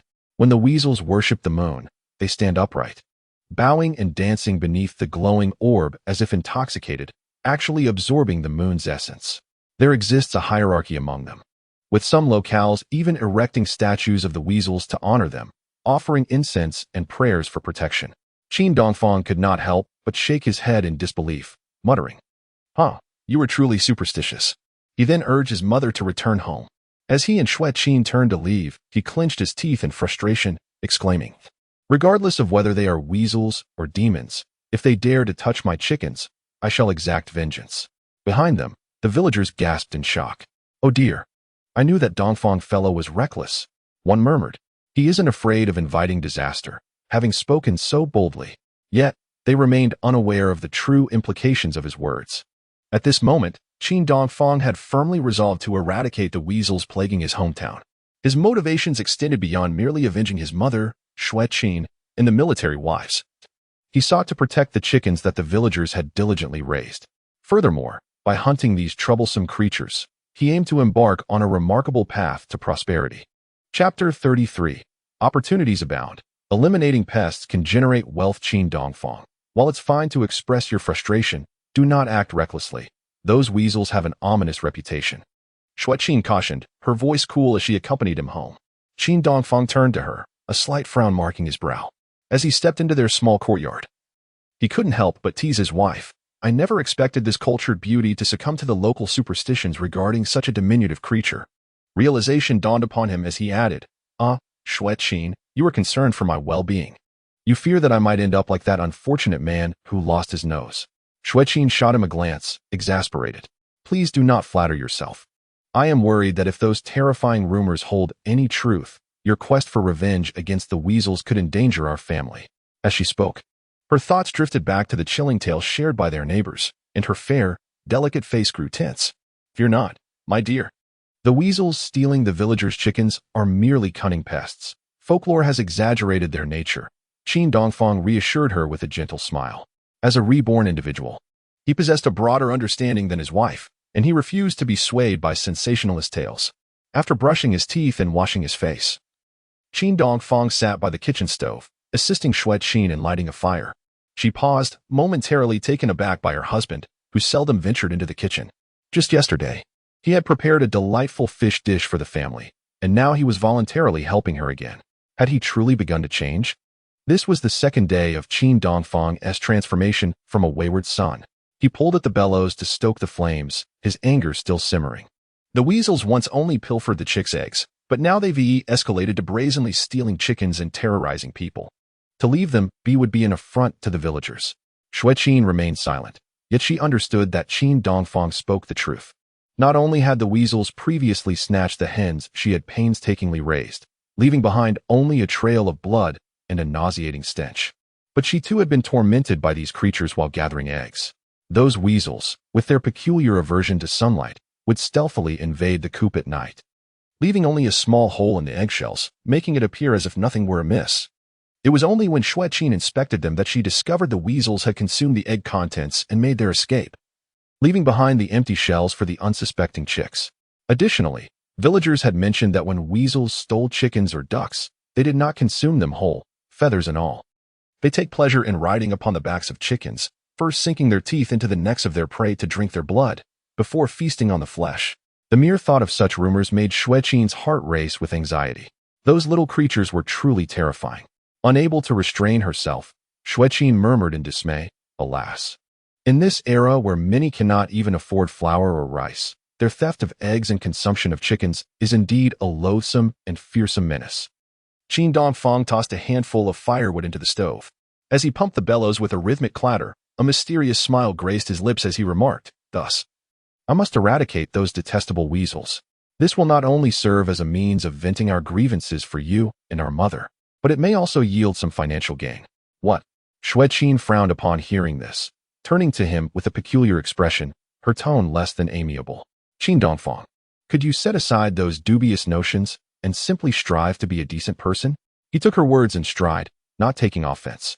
Their exchanges had gradually increased, no longer resembling the cold, resentful silence of the previous day. Qin Dongfang smiled and explained, eliminating the weasels is hardly a dubious endeavor.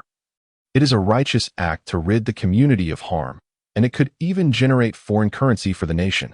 You're talking nonsense, Xue Qin retorted, having warmed some fish soup by the small pot before leaving the kitchen with a scoff.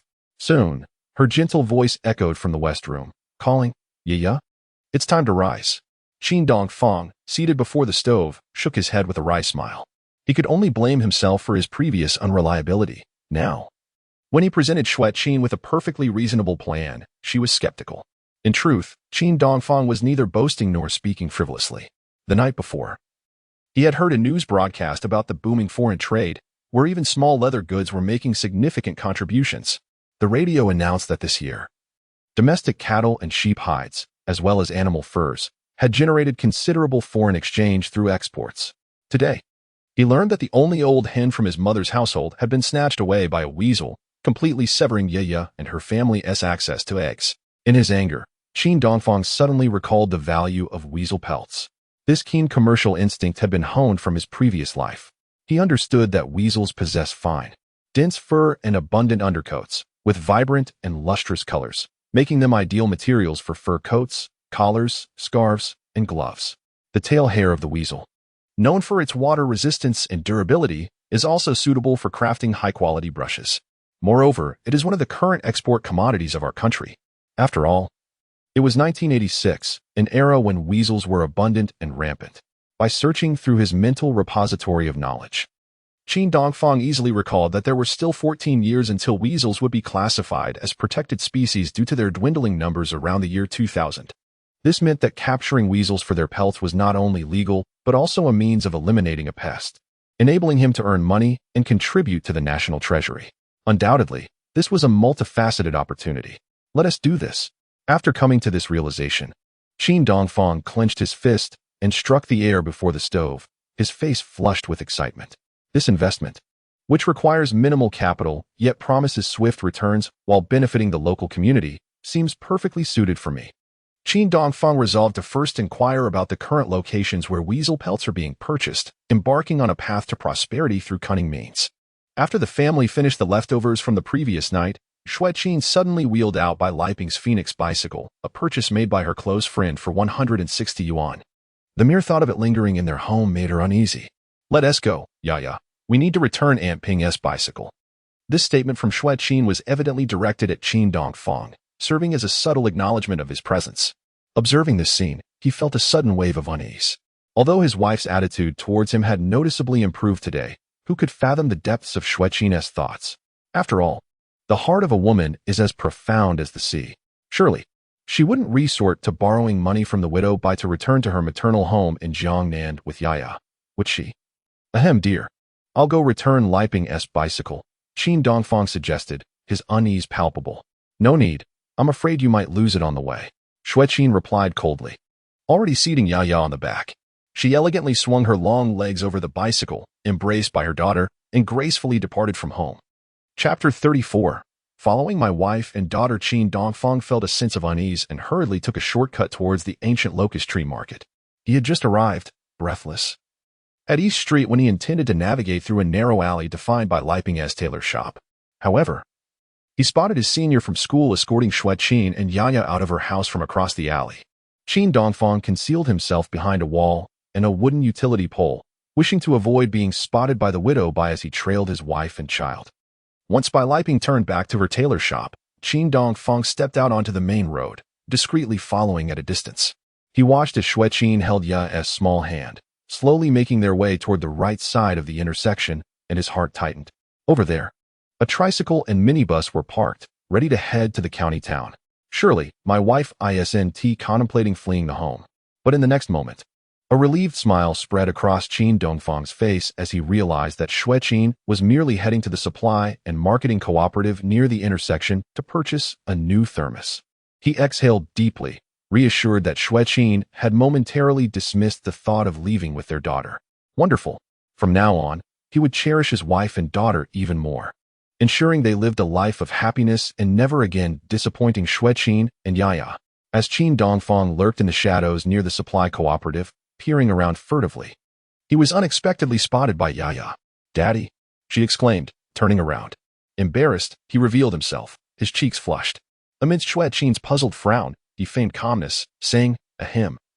I happened to pass by here. Are you both shopping? Do you have enough money, dear?"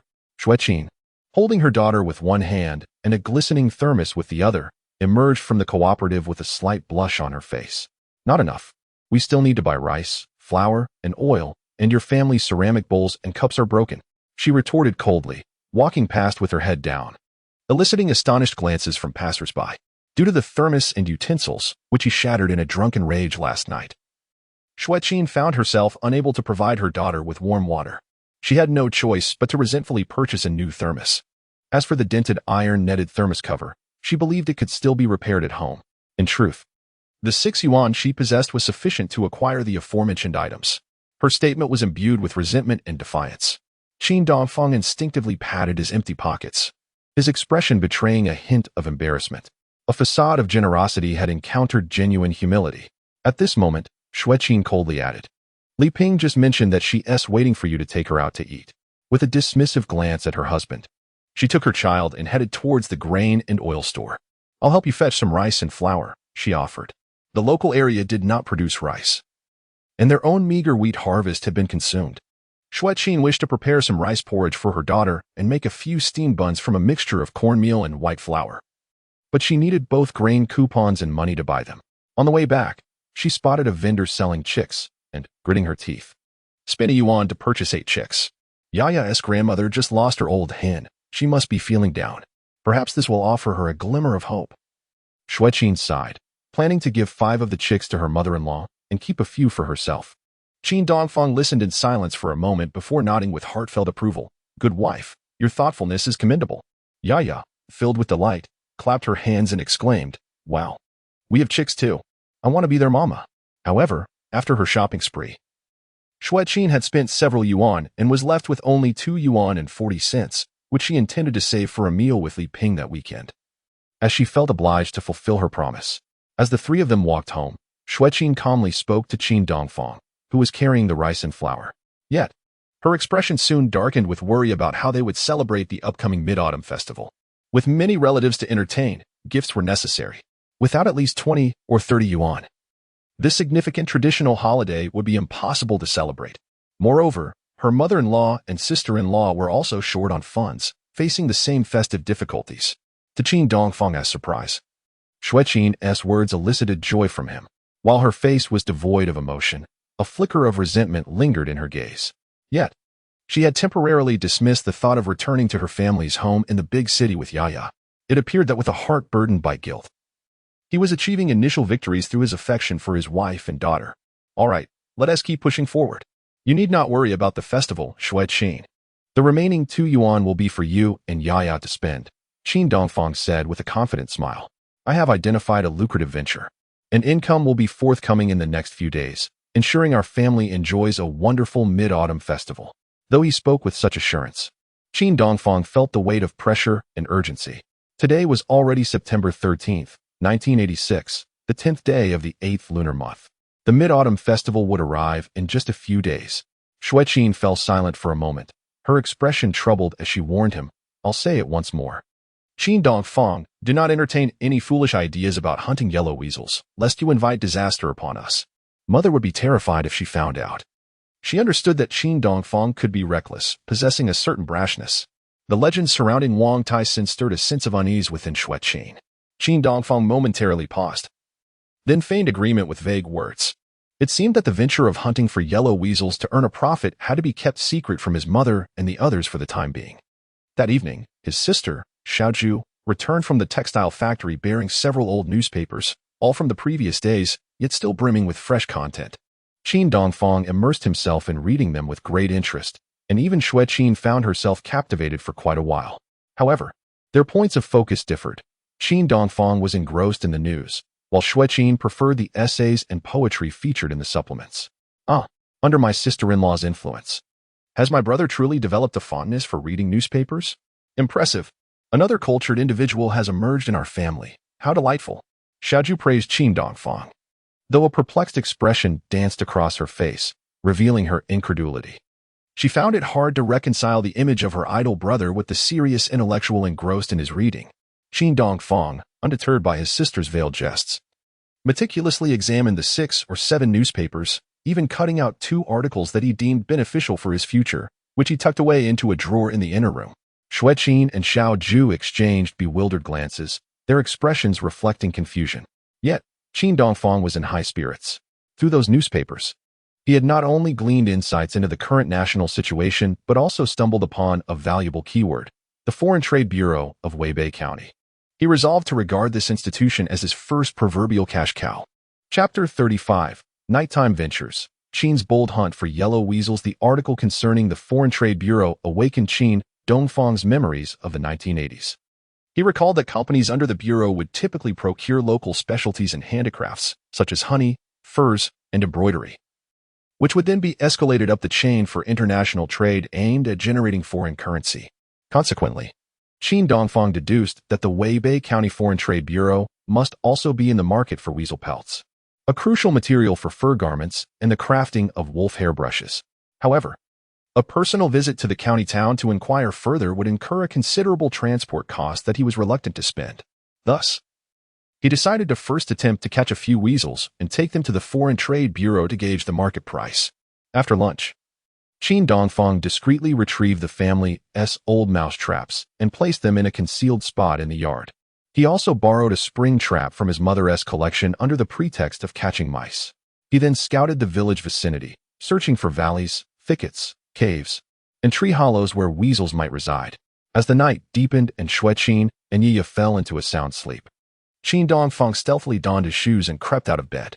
Grasping the family's worn flashlight, he slipped silently out of the house, carrying the 3 traps he had prepared in advance, and locked the door behind him. Turning, he stepped into the cool embrace of the night.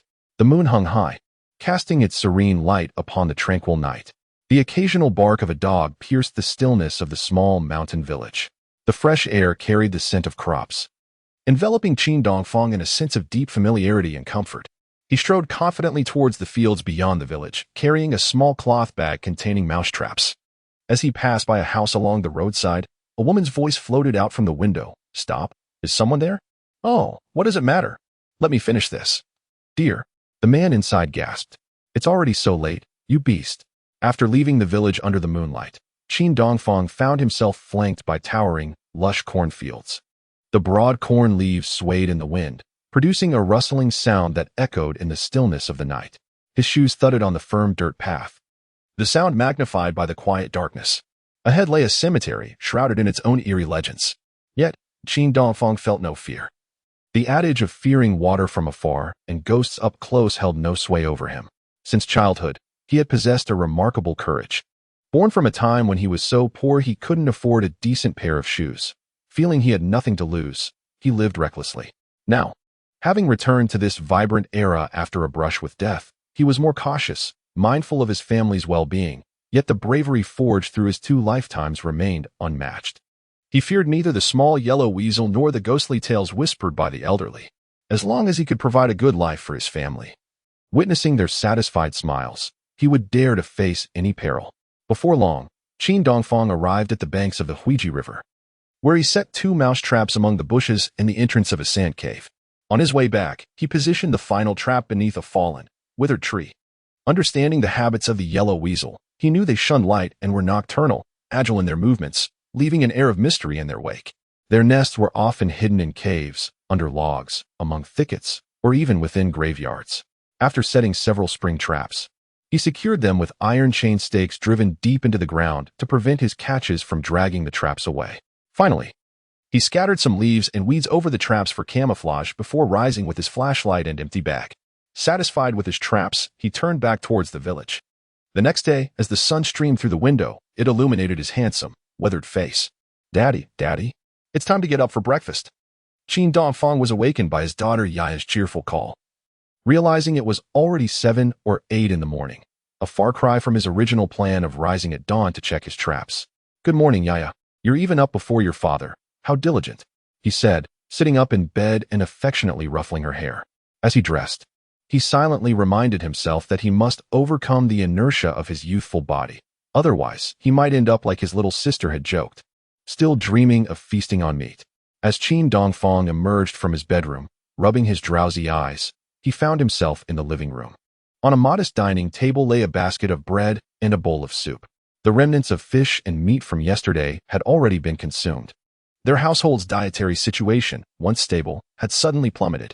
Yaya was eating cornbread mixed with white flour, while Xue Qin gnawed on a hard, dry cornbread roll made entirely of cornmeal.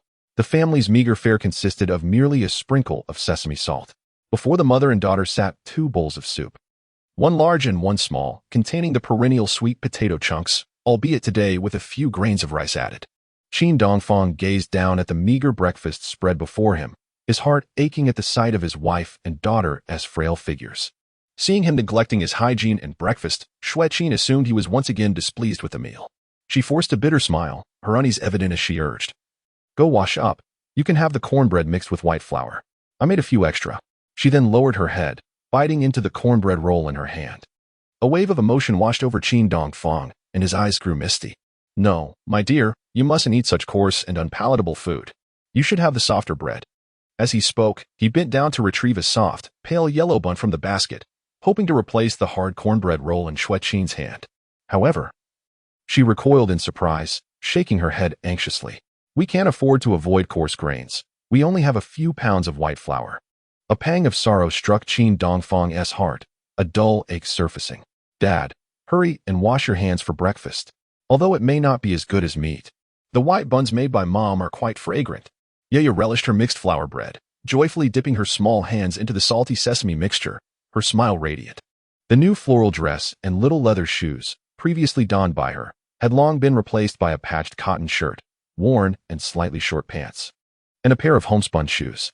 Xue Qin, ever modest, preferred not to flaunt herself or her daughter, understanding that their impoverished state left little to boast about. She detested Qin Dongfang's tendency to engage in ostentatious displays. "Dad isn't hungry yet. You and Mom eat first. I'll go earn some money." Qin Dongfang felt a pang of sadness as he uttered these words before hastily exiting the yard, neglecting to wash his face or brush his teeth. He hurried to the riverside to check on the traps he had set the previous night, hoping they would transform his family's fortunes and pave the way for a brighter future. Chapter 36, An Unexpected Harvest. As Qin Dongfang sprinted out of Yunyang village, he headed northeast towards the Huiji River. He had woken up far too late. He feared that someone might seize the spoils he had worked so hard to catch. Anxiety gripped him, reminiscent of the trepidation he felt when facing a monumental deal worth billions. He ran, his body heating up and sweating profusely, until he finally reached the riverside where he had set his traps the night before. With a mix of excitement and apprehension, he approached the sand cave, peering inside. What he feared most was indeed waiting for him. The trap that had been set last night was nowhere to be found, causing Qin Dongfang to furrow his brow in frustration. The location was indeed correct. He had distinctly placed one of the traps right here. Squatting down to inspect the area, he discovered several tufts of weasel fur scattered about, emanating a faint, unpleasant odor. Moreover, the sandy ground before him bore the long marks of a weasel that had dragged the trap away. Qin Dongfang's expression darkened with annoyance. Clearly, he had underestimated the weasel's strength. From the traces left behind, it was not difficult to surmise that at some point during the late night, the weasel had stepped onto the mouse trap, found itself unable to escape, and had thus exerted great effort to drag the trap away. Despite Qin Dongfang having firmly secured the trap's chain to the ground nearby, the sand along the riverbank was rather loose. With a heavy sigh, he turned to head toward the location of his second trap. As misfortune would have it, the same tragic scene awaited him once more. The second trap had vanished without a trace, with yet another tuft of brownish-yellow fur lying on the ground. Unable to catch a single weasel, he had instead lost 2 mouse traps. A sense of discontent settled in Qin Dongfang's heart. However, amidst his disappointment, he realized that the number of weasels in the vicinity was substantial, as evidenced by the loss of the 2 traps. It seemed that he could no longer rely on traps to hunt those thieving pests in the soft sand. He would need to return home and craft the folk hunting device known as the wooden cat. Feeling somewhat dejected, Qin Dongfang turned away from the banks of the Huiji River, his heavy footsteps carrying him toward a fallen, withered tree a few hundred meters away. Surrounded by fields and patches of grass, He could not see the last trap he had set. At that moment, his mood mirrored his sluggish pace, filled with an ominous sense of foreboding. Unexpectedly, as he approached the fallen tree, he spotted a gray wild rabbit struggling a short distance away. Surprised, Qin Dongfang's face broke into a smile, and he hurriedly jogged over. He observed that the rabbit's left leg had become ensnared by the iron trap, and it was frantically attempting to escape, dragging the trap behind it, the chains clattering noisily. Fortunately, the ground here was relatively firm, allowing the stakes to be deeply embedded in the alkaline soil, securing the trap firmly. Moreover, it was a stroke of luck that no one was nearby. Otherwise, this half-grown wild rabbit would have become a delectable meal for someone else. Quickly, Qin Dongfang removed the stake that had fixed the trap to the ground and collected the trap itself. Grasping the rabbit's leg with one hand and the iron trap with the other, he cheerfully made his way home. This unexpected catch was a delightful surprise. Initially intending to trap a weasel for profit, he had instead lost 2 traps without even catching a glimpse of the weasel. Yet this fortuitous rabbit could serve as a compensation for his troubles. He planned to stew it for Yaya and the others, with a mix of amusement and exasperation. Qin Dongfang returned home, his thoughts swirling. Wow, look at the rabbit. Mama, come quickly. As he stepped through the door, Yaya, who had been crouching on the ground feeding the chicks, exclaimed in delight. Xue Qin also emerged from the kitchen, drawn by the commotion. With damp hands smeared on her apron, Daimei furrowed her brows and asked, "Where did the wild rabbit come from?" "To improve your lives. I set a trap last night and caught it." Qin Dongfang squatted beside his daughter, holding the rabbit for her to observe closely, and smiled at his wife. "The meat is edible, and the skin can fetch some money. I suppose this counts as killing 2 birds with 1 stone." His words seemed more like a self-reassurance. Xue Qin pressed her lips together, revealing a faint, strained smile, and nodded slightly. "I've kept your meal warm in the pot. Go and wash up." After her calm statement, she turned back to the kitchen, preoccupied. Although she felt a hint of joy, an underlying worry for Qin Dongfang lingered. It appeared he still struggled to shed his past habits of idleness and his penchant for catching rabbits like a scoundrel. Nevertheless, at least Qin Dongfang had brought the prey home, unlike before when he would only take his catch of fish, rabbits, and birds to share with his drinking companions, leaving his wife and child with nothing but scraps. "Dad, is it true? Are we really having meat today?" Yaya exclaimed with a face full of surprise and disbelief. "Could it be that I am dreaming? We seldom have meat even once in a month, but these days, Dad has become quite extraordinary." Moreover, he had suddenly stopped drinking and ceased to be harsh with Yaya. "Yes, this afternoon, I will prepare rabbit meat for you and your mother." Qin Dongfang looked at his frail daughter, revealing a bittersweet smile and nodding. "Dad, you are so wonderful." Yaya gazed at him with gratitude, her lovely eyes brimming with tears. Qin Dongfang fell silent, biting his lip, and bowed his head, engulfed in guilt. "What do you mean, dear daughter? I have not been a good father." He had failed to fulfill his responsibilities to his wife and child. With a bitter smile, he stood up to begin skinning the rabbit and marinating the meat. Yaya, covering her eyes, was torn between her curiosity and fear, letting out a soft gasp. She felt a pang of sympathy for the wild rabbit, which would soon become their meal, yet the allure of the meat was too strong to resist. Observing her unease, Qin Dongfang felt a twinge of awkwardness. "I'm sorry, dear daughter, but we humans must ensure our survival, so we have no choice but to take the life of the rabbit." Yaya replied softly, "Dad, I know you don't want to kill it." She nodded, offering a compassionate defense for her father's actions. After Qin Dongfang had marinated the rabbit meat, he borrowed an axe and a small saw from a neighbor and began crafting an upgraded wooden cat in the yard. Originally, a wooden cat was a rodent trap resembling a cat, dating back to ancient times. However, Qin Dongfang's modified version was specifically designed to catch weasels, a unique invention of his own. Using several strips of wooden planks, he constructed a rectangular wooden cage, measuring 80 centimeters in length and 15 centimeters in width. The rear was sealed with sturdy wire mesh, and a live mouse was placed inside as bait. He then closed it with a pull-down wire mesh door, ensuring the weasel could only watch but not reach the enticing bait. Although the allure of mice does not rival that of eggs and poultry for the yellow weasel, it remains one of their favored delicacies. Once the yellow weasel succumbs to the tantalizing temptation and enters the cleverly designed wooden trap, it triggers a mechanism at the entrance, causing the door to fall shut and trapping it within.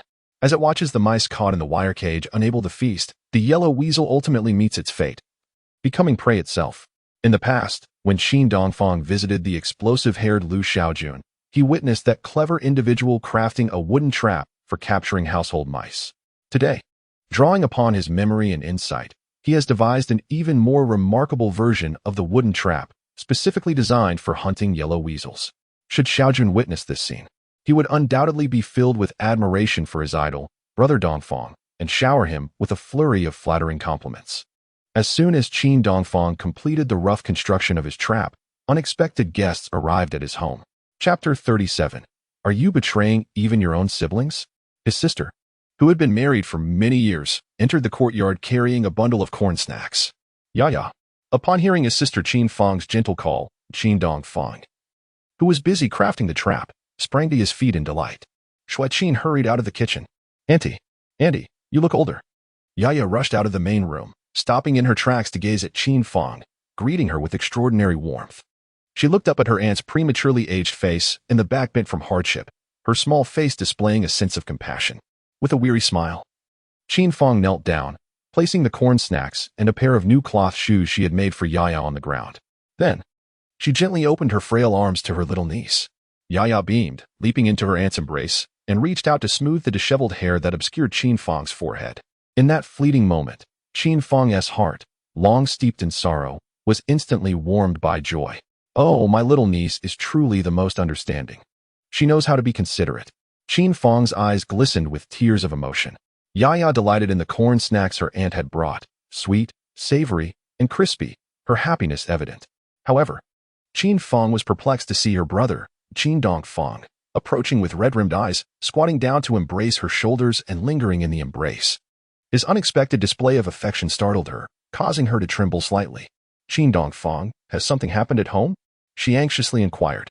No, sister. Everything is well. Mother has recovered nicely after her surgery. Qin Fang released a long breath, silently scolding her errant brother. Then why the sudden display of affection? She questioned, unaware of the tumultuous emotions swirling within Qin Dongfang at that moment. He had returned to life. Once again, he beheld the visage of his suffering sister in her youth.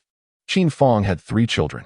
Recently, her husband had been eager to ensure their starving little ones were fed, having engaged in dubious activities.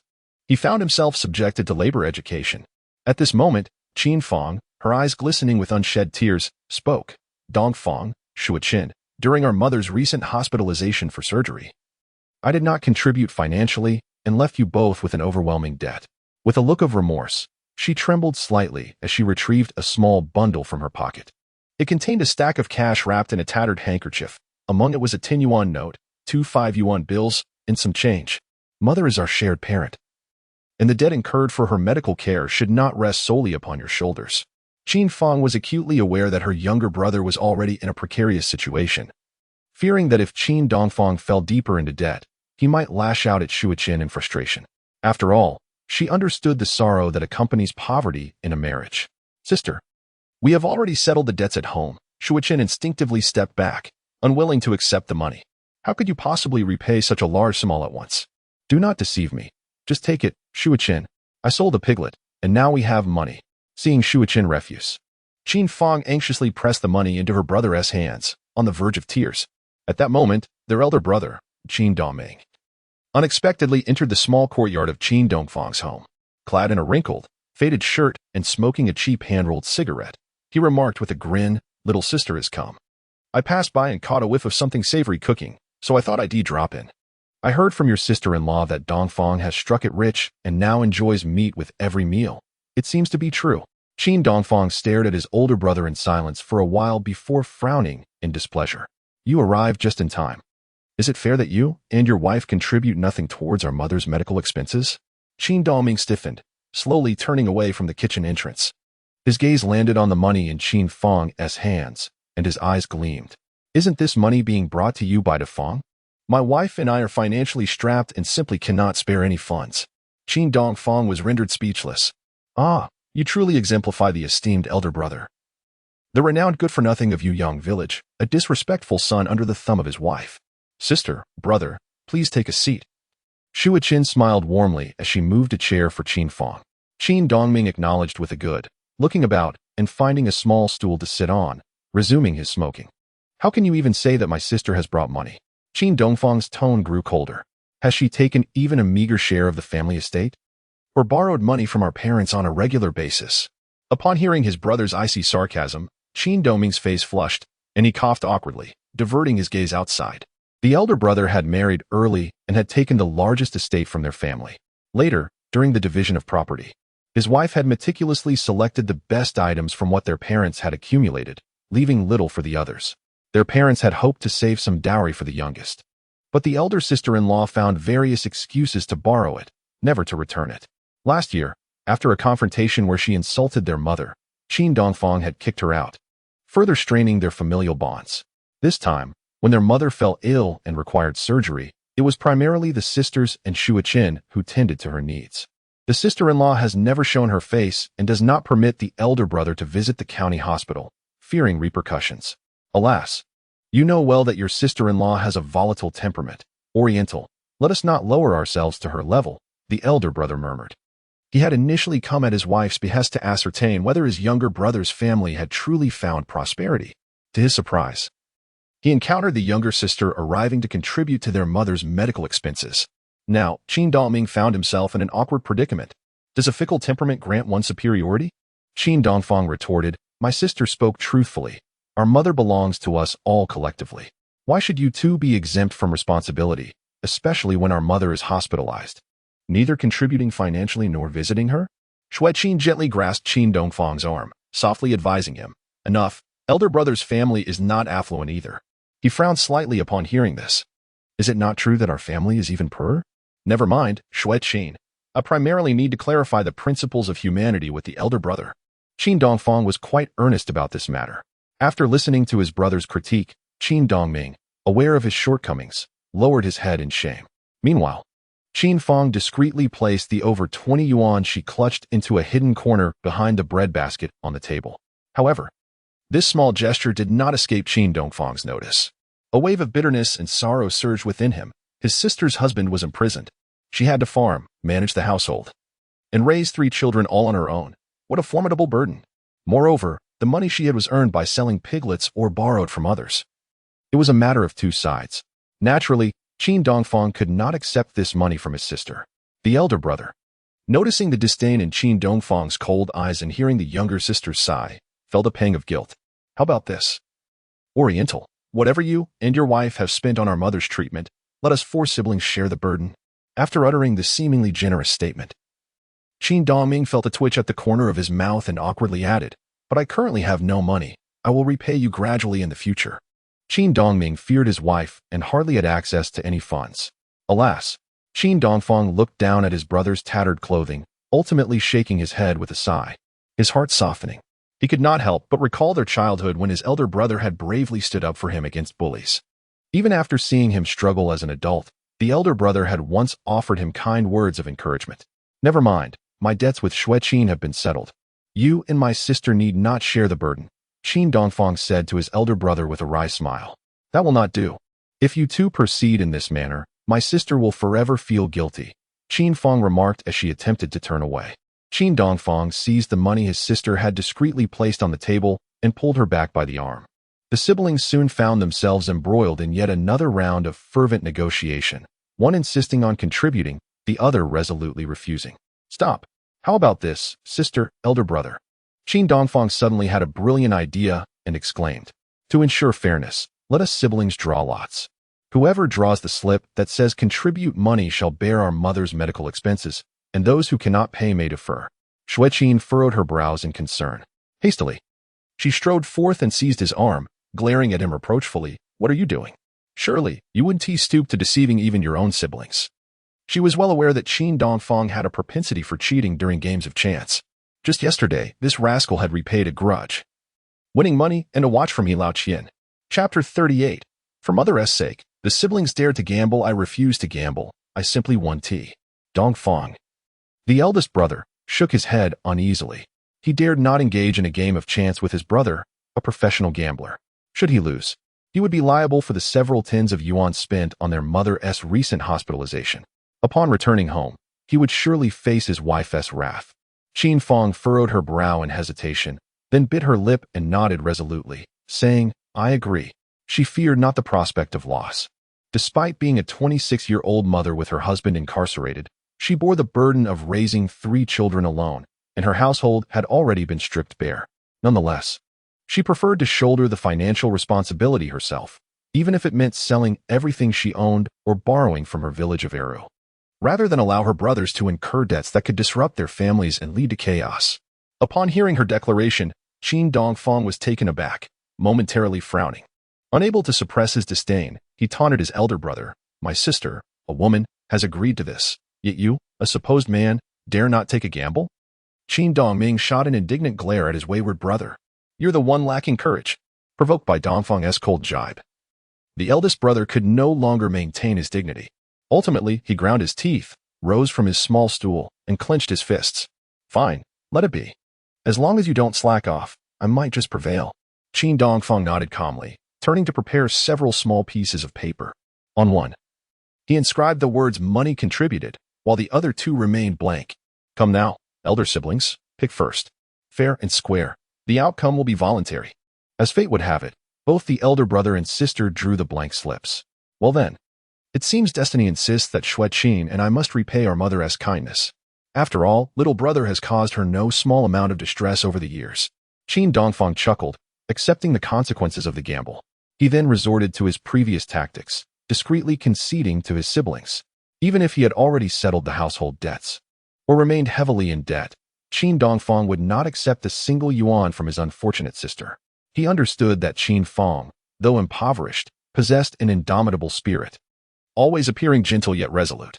He did not want her or their elder brother to feel guilt or disquiet, so he intentionally lost. "All right, sister, keep your winnings. Today, I shall treat us to rabbit meat." Qin Dongfang instructed his wife and daughter to engage with his sister while he retreated into the kitchen. "Have you even learned to cook, Dongfang?" Qin Fang asked, astonished. Auntie, my daddy's cooking is absolutely marvelous. Just wait and see," Yaya exclaimed, her face brimming with pride and anticipation. As for the eldest brother, Qin Dongming felt too embarrassed to remain for dinner. After the drawing, he lowered his head and departed. He had to return home to report to his wife that his wayward brother had indeed struck it rich. Not only had he swiftly repaid his numerous debts, but for the past few days, their family had enjoyed meat at every meal. Xue Qin gazed at her husband bustling about in the kitchen, her eyes unwittingly moistening. Just moments ago, her keen gaze had discerned the truth. Qin Dongfang had cheated once again. Yet, this time, Xue Qin felt a profound admiration for her husband's integrity. He had deliberately employed underhanded tactics to lose, merely to alleviate the psychological burdens of his elder siblings. A warm sense of gratitude blossomed in her heart, moved by his newfound understanding and empathy towards family. In the modest kitchen, Qin Dongfang began preparing the rabbit meat. The tantalizing aroma wafted through the air, as the meat had already been simply sautéed by Xue Qin, and now it was his time to shine. He poured the rabbit back into the pot, added a ladle of water, and included the leftover cinnamon and star anise from the new year. He even used some of the white wine he had previously drunk as cooking wine, drizzling a bit atop, followed by a splash of soy sauce. After bringing it to a vigorous boil, he reduced the heat to let it simmer gently. At that moment, Qin Dongfang added the sautéed red peppers and asparagus, along with scallions, ginger, and garlic into the pot. In no time, the sauce had reduced to perfection. The steaming, reddish-brown rabbit meat glimmered enticingly in the pot.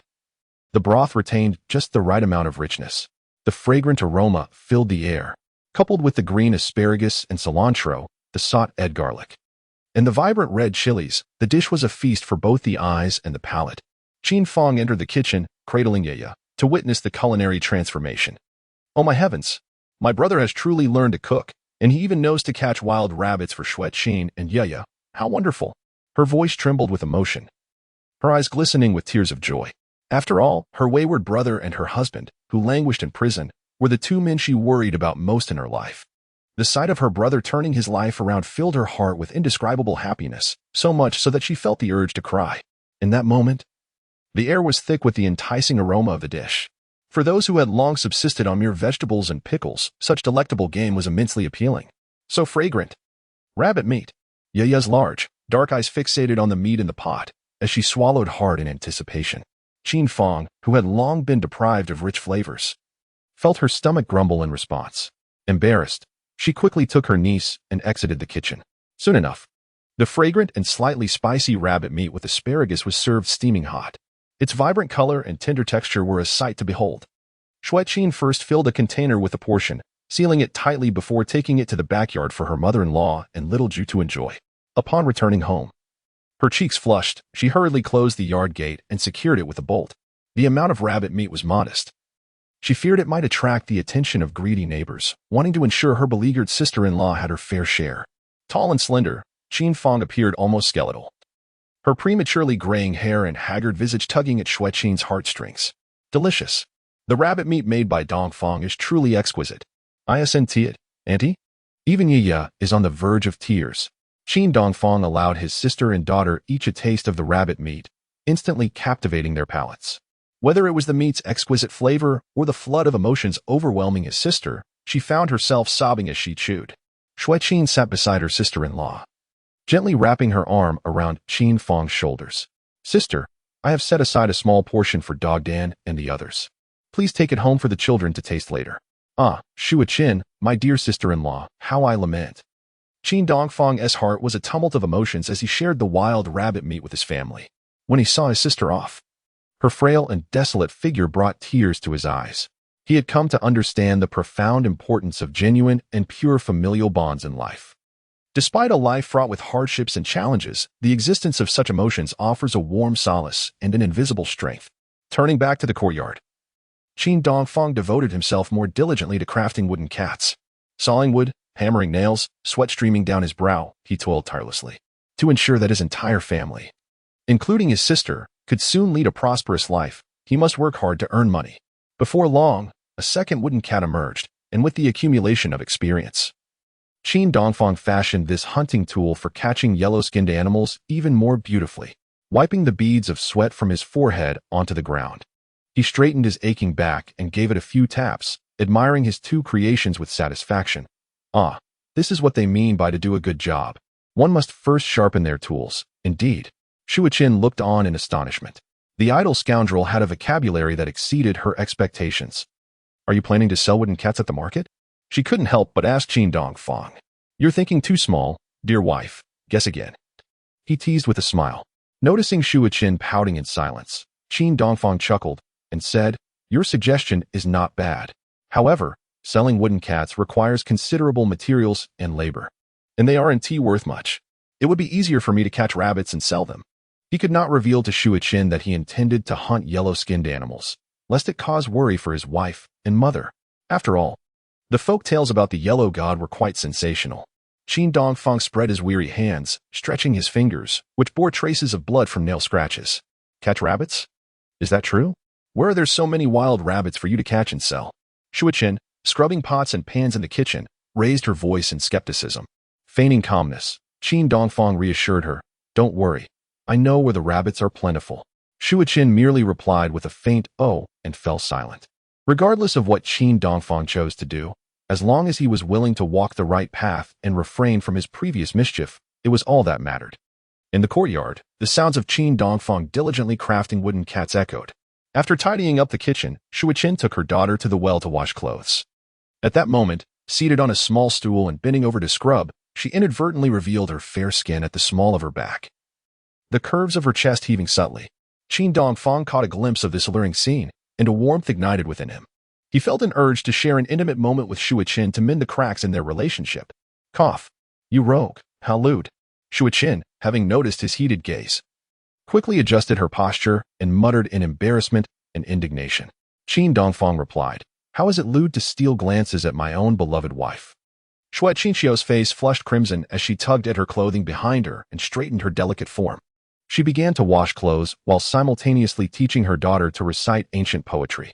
Yaya, let us first review the poem Returning Home that we studied last time, shall we? All right. Returning Home, Tang Dynasty by He Zhaojin. Leaving home at a tender age, returning old and hungry. Stop. Xue Qin shot her daughter an exasperated glare and chided softly. It is clearly returning old and great. Why do you always recite it incorrectly? She was aware that Yaya mispronounced certain words, and the little girl had just mistakenly said hungry, which referred to great. Then tell your mother where the great is gone, With her large, onyx-like eyes fluttering, her daughter innocently replied in a hushed tone, the great married a merchant's wife. Well, there can't be two greats, can there? Yaya thought perhaps the poet had made an error. Qin Dongfang and Xue Qin exchanged glances. All right, you truly are a clever little one. It turned out it was not her daughter who had muddled the verses. Yaya had quite adeptly assigned roles to the great and the second.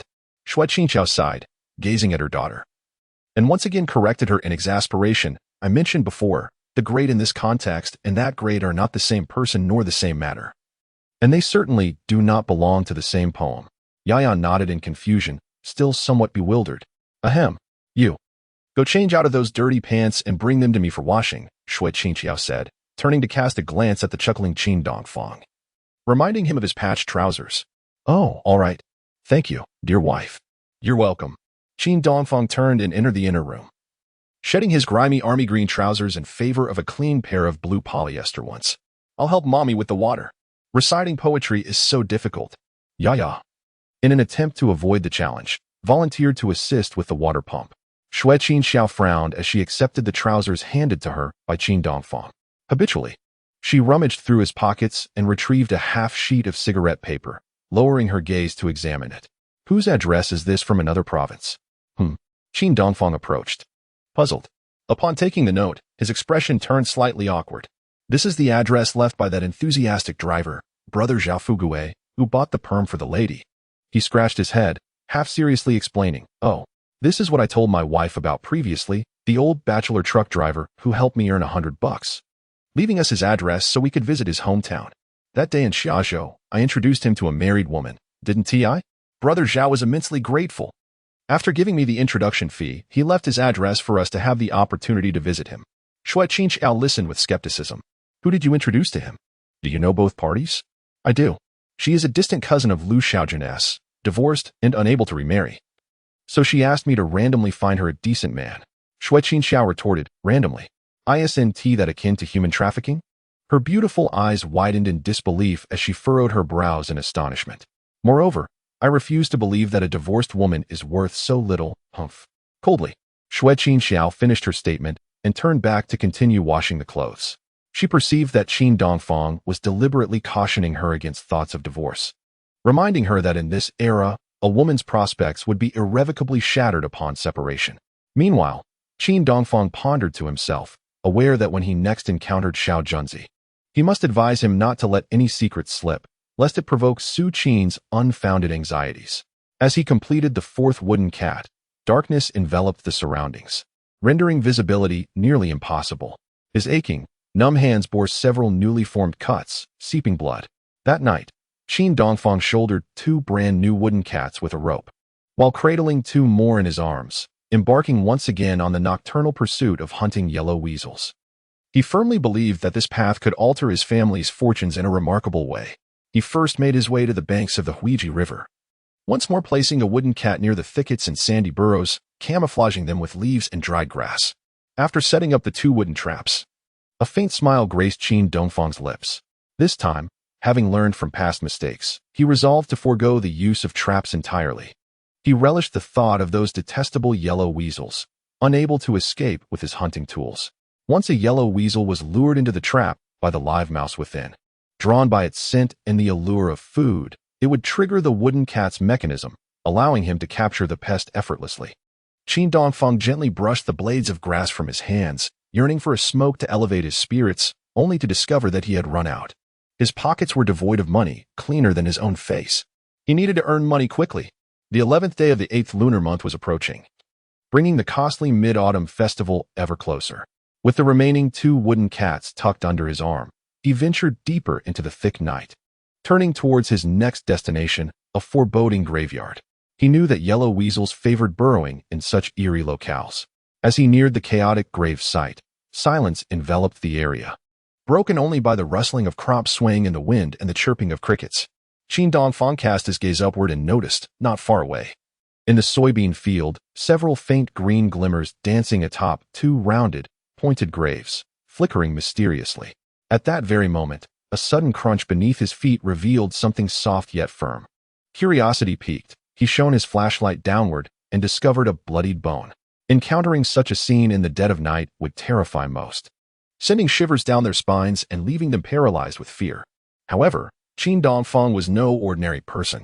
With a furrowed brow, He pulled out his flashlight and directed the beam to inspect the area closely. Chapter 40. The Night Patrol of Yuyang. The nemesis of adulterers, he soon realized it was a blood-soaked chicken, stripped of its flesh and entrails, leaving only skin and an empty skeleton. Quietly resting in the soybean field amidst the chaotic graveyard. The crunch he had heard earlier was the sound of his foot crushing the chicken bone. In the dead of night, near a graveyard, this sight was indeed chilling. Qin Dongfang frowned momentarily, yet a smile crept upon his lips. Well then, it appears that the recently satiated yellow weasel resides nearby. Qin Dongfang, akin to a keen hunting dog, crouched low, inhaling the faint, unpleasant odor, and followed it until he arrived at the illuminated grave ahead. Only then did he realize that the flickering green light emanated from several fireflies. Qin Dongfang chuckled softly to himself. At that moment, he noticed a smooth little hole beneath a mound of earth at one grave, evidently scratched out by a small animal. His spirits soared. Immediately, he set up a wooden trap near the pungent entrance. Following the points he marked during the day, he placed the last wooden mechanism designed to capture the yellow weasel at the entrance of a small cave. Yet, similar to the situation at the cemetery, there were claw marks and that same foul odor near the cave. Qin Dongfang had successfully positioned 4 wooden traps in different areas. His heart brimmed with excitement and anticipation. If he were to reap rewards the following day, he would certainly craft more wooden traps and lay them throughout the vicinity of Yungang village to ensnare more weasels. Casting a wide net would lead to greater profits in the fur trade. As Qin Dongfang made his way home under the thick cloak of night, he noticed a faint light flickering at a house not far behind Yungang village. The dim light bulb flickered on and off. He sensed something amiss. That was the home of the village gossip, and who Xinger, known for her flirtatious nature, who had sent her ineffectual husband, Qin Duzi, off to the city to work as a cobbler, primarily to facilitate her own clandestine affairs at home. What was this solitary, restless old beauty doing at this late hour? Signaling someone with her light bulb? Qin Dongfang furrowed his brow and approached the rear wall of Aunt Hu's stone house, eventually standing beneath her window. Oh, old Qin.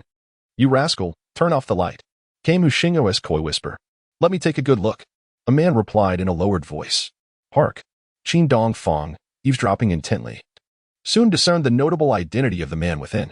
Who dares to shamelessly invade my Uncle Duzi's private realm? Qin Dongfang exclaimed, deliberately stomping his foot and raising his voice. Ah! The startled cries of the couple within echoed in panic. Qin Dongfang, hands clasped behind his back, turned calmly to head home. Shortly thereafter, a middle-aged man emerged from Aunt Hu's house, hastily pulling up his trousers. Indeed, it was the village chief, Qin Qin. Old Qin followed behind Qin Dongfang for a stretch, his heart fluttering with anxiety. Finally, he coughed nervously, his face turning crimson, and spoke. Ahem, Dongfang. What brings you out at this hour? It was only then that Qin Dongfang paused. Turning around with an air of nonchalance, he replied, I was merely assisting Uncle Duzi the cobbler in catching a lady. What? The village chief trembled in shock. It was indeed true. The person who had just reprimanded the clandestine couple behind, Hu Xinger's house, was none other than Qin Dongfang. I must truly be unfortunate, thought Qin Yuejin, his heart sinking. Such disgraceful behavior should not be witnessed by anyone, and yet it was this ne'er-do-well who had stumbled upon it. The village chief's expression darkened, and he whispered in disbelief, catching a lady? Who? Where can I find a woman? He muttered with a hint of uncertainty, lowering his head to retrieve a box of Hongmei cigarettes. Dongfang, smoking, haha smoking. The village chief, who usually looked down upon Qin Dongfang, now displayed a sheepish and obsequious smile, devoid of his previous arrogance. Feeling the absence of cigarettes, Qin Dongfang did not hesitate to take the remaining half-box of fine cigarettes from Qin Yuejin. Hongmei was the best brand available in the countryside. Yet it was still somewhat unpalatable for Qin Dongfang, who had grown accustomed to premium cigarettes in the 21st century. Nonetheless, this half-box of Hongmei evoked a sense of nostalgia. Chairman Qin was not merely smoking. He was indulging in a sentiment. Thank you, uncle.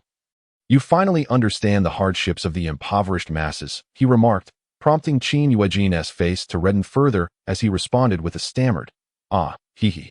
He then produced a matchbox, bending down to shield the flame from the wind, and carefully lit a cigarette for Qin Dongfang, cupping it with both hands. Qin Dongfang took a deep drag, allowing the smoke to envelop his throat and fill his lungs, revealing a look of sheer ecstasy. It had been decades since he last smoked Hongmei. A flood of memories washed over him. Have you been short on money for cigarettes and wine lately, nephew? I still have over $1 on me, he said, though beneath the village chief's flattering words lay a hint of disdain. Qin Dongfang glared at him, his face flushing with embarrassment. Damn it, is this really the impression I give you? A mere $1 for a bribe is hardly sufficient. There's no need for money. Qin Dongfang replied, pinching the cigarette between his fingers as he walked. I'm a reasonable person. I know when to speak and when to remain silent. Unless you provoke me. The village chief was moved by Qin Dongfang's high emotional intelligence. Good, nephew. If you face any difficulties in the future, feel free to approach me. However, as soon as the words left his lips, Xue Qin felt a twinge of regret. He understood that Qin Dongfang was not industrious and that his family was in dire straits, likely on the verge of desperation. The village chief feared being taken advantage of again. After exchanging pleasantries, he quickly patted Qin Dongfang on the shoulder and hurried away. Hey? Qin Dongfang silently cursed the old trickster. Before I could even formulate a request, you dare to make a hasty retreat? But now that the sole night watchman of Yuyang village, have taken notice of you, you're in trouble, Uncle Xue Qin. From now on, I shall become a nocturnal hunter of miscreants. A nemesis to both adulterers and thieves. I am more fearsome than the paparazzi of later generations, able to discern the nocturnal activities of the village's inhabitants. As the prominent figure of Yuyang, you now find yourself vulnerable in the hands of this idle scoundrel. What can come of this?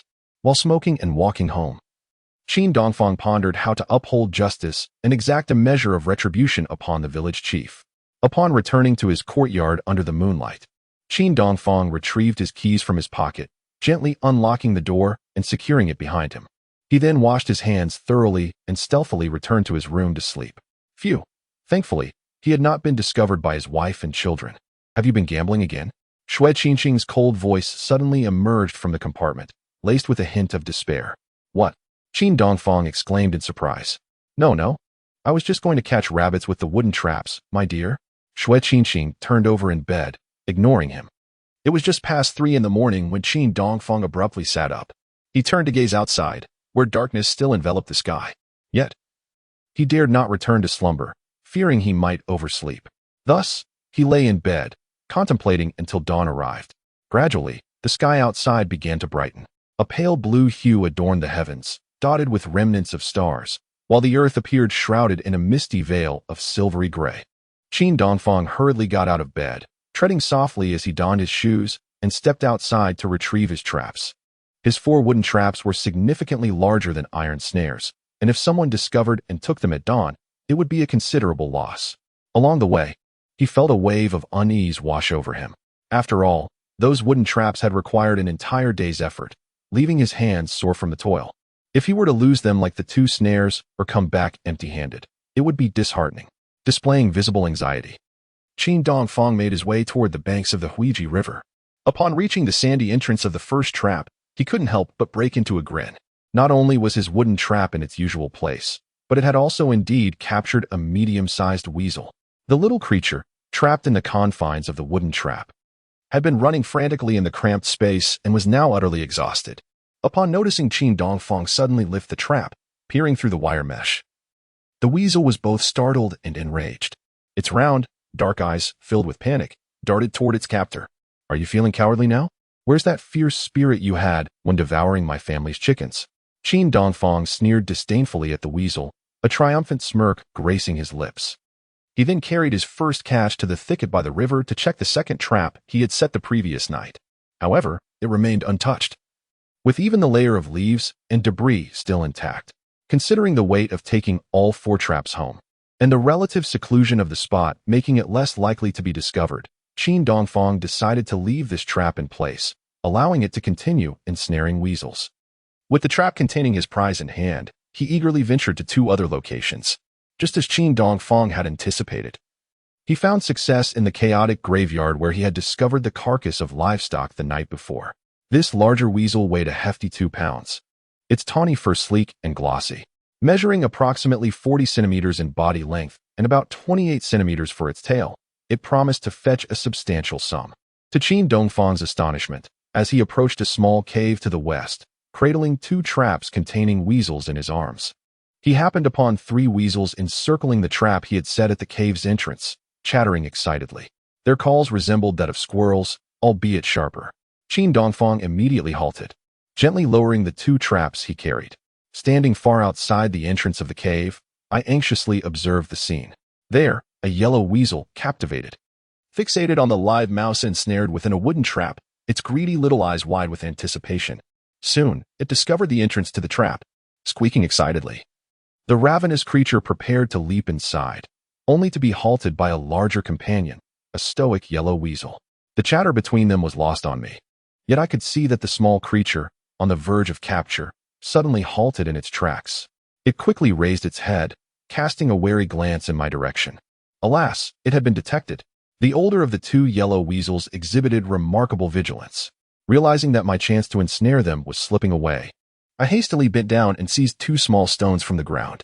However, as I straightened up, the 3 thieving creatures had already darted away from the cave. Fleeing with agility, with a flick of my right arm, I hurled one of the stones. Thud! The blind cat had indeed struck a dead mouse. As one of the fleeing weasels was struck down, belly up, a chuckle escaped my lips amidst the creature's pained squeals. Run, little one. Yet, simultaneously, the other 2 weasels, drenched in cold sweat, vanished from my sight. The one that had been knocked to the ground still attempted to struggle back to its feet and flee. I could not afford to let it escape. Grasping another stone, I lunged forward, exhilarated. In a single night, I had captured 3 yellow weasels. This was my chance to prosper.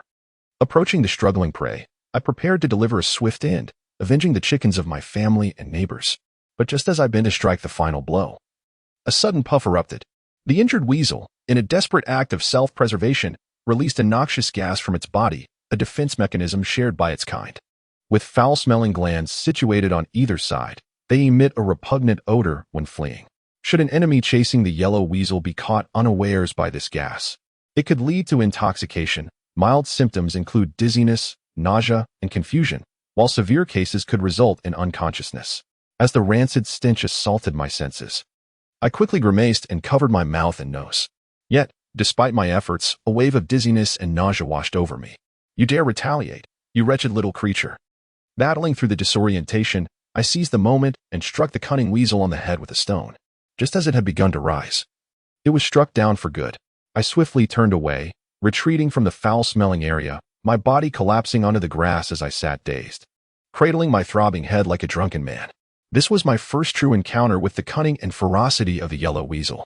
Fortuitously, I had kept my distance. Had I been closer, a blast of that toxic gas to my face could have left me unconscious, perhaps even vulnerable to its bite. Qin Dongfang never anticipated such a turn of events. Initially, he believed he was unafraid of the yellow weasel, confident that his unique livelihood in the area would yield effortless profits. However, he soon realized that capturing the yellow weasel also posed significant dangers. Earning money was far from simple. After a prolonged moment of dizziness, Qin Dongfang finally regained his composure. He hastily retrieved a small cloth bag from his pocket and placed the lifeless yellow weasel inside. He then took out a length of nylon rope, bundled the 3 wooden cats together, and slung them over his shoulder. Seizing the opportunity of the early dawn when few were about, he strode purposefully toward home. Upon returning with the wooden cats, Qin Dongfang surveyed his surroundings. He ultimately decided to establish his workspace in the southwest corner of the courtyard wall, within the confines of a cramped woodshed. This location, with its several drafty openings, would facilitate the rapid dispersal of the weasel's foul odor, minimizing the risk of detection by his family. Moreover, the shed contained an empty space suitable for Qin Dongfang to practice his skills. He first procured a piece of cardboard to lay on the ground in order to conceal any bloodstains. Then, he quietly entered the house, rummaged through his belongings, and donned a tattered old garment to serve as his work attire. Armed with scissors and a small knife, he crouched down with utmost seriousness to skillfully separate the flesh from the skin of the 3 troublesome creatures. See, daring to prey on my family's chickens. I shall claim your lives, he murmured, diligently engaged in his task, a surge of satisfaction for avenging his poultry swelling within him. Before long, the 3 tawny pelts were successfully removed. Qin Dongfang discarded them onto the roof of the woodshed, ensuring they faced away from his own courtyard to dry naturally, thus preventing any discovery by Xue Qin that might incite fear. He then wrapped the weasel's carcass in a snake-skin bag and buried it deeply in a secluded area outside the courtyard. Its flesh was far too pungent to consume. By the time Xue Qin emerged from her slumber, Qin Dongfang had completed his tasks and tidied the scene of his activities. Fortunately, The firewood stacked in the kitchen was plentiful, and Xue Qin would not need to venture into the woodshed anytime soon. His initial endeavor had met with success. He had procured 3 yellow weasel pelts. Qin Dongfang felt a rush of excitement and resolved to venture into the county town that day to sell the pelts and ascertain their worth. Ahem, dear wife. Could you lend me $1? He inquired, intercepting the graceful figure of Xue Qin after she finished brushing her teeth and washing her face. Surely $1 is insufficient as gambling funds. We only have a little over $2 left at home. I will hand that over to you, she retorted. Her brow furrowed in mockery, leaving Qin Dongfang feeling rather embarrassed. Chapter 42. Selling the pelts in town. Striking gold for the first time, his face flushed. Qin Dongfang rubbed his nose and quietly protested, "Do not misunderstand, Xue Qin. I have truly given up gambling and drinking. I merely wish to inquire in the county town about where rabbit pelts are bought." As he spoke, he gestured towards the wild rabbit pelt he had skinned yesterday, now drying against the courtyard wall. If the price is right, I could turn professional in capturing rabbits with wooden cats, reaping the rewards of both delectable meat and saleable hides, an endeavor that serves 2 purposes. Xue Qin paused momentarily, her expression a mixture of uncertainty and trust as she gazed into his earnest dark eyes. Ultimately, she nodded slightly, choosing to believe in Qin Dongfang's words. "Oh, allow me to fetch the fare for you." She must resolutely support Qin Hunzi in his inaugural venture into entrepreneurship. The position one occupies is inconsequential.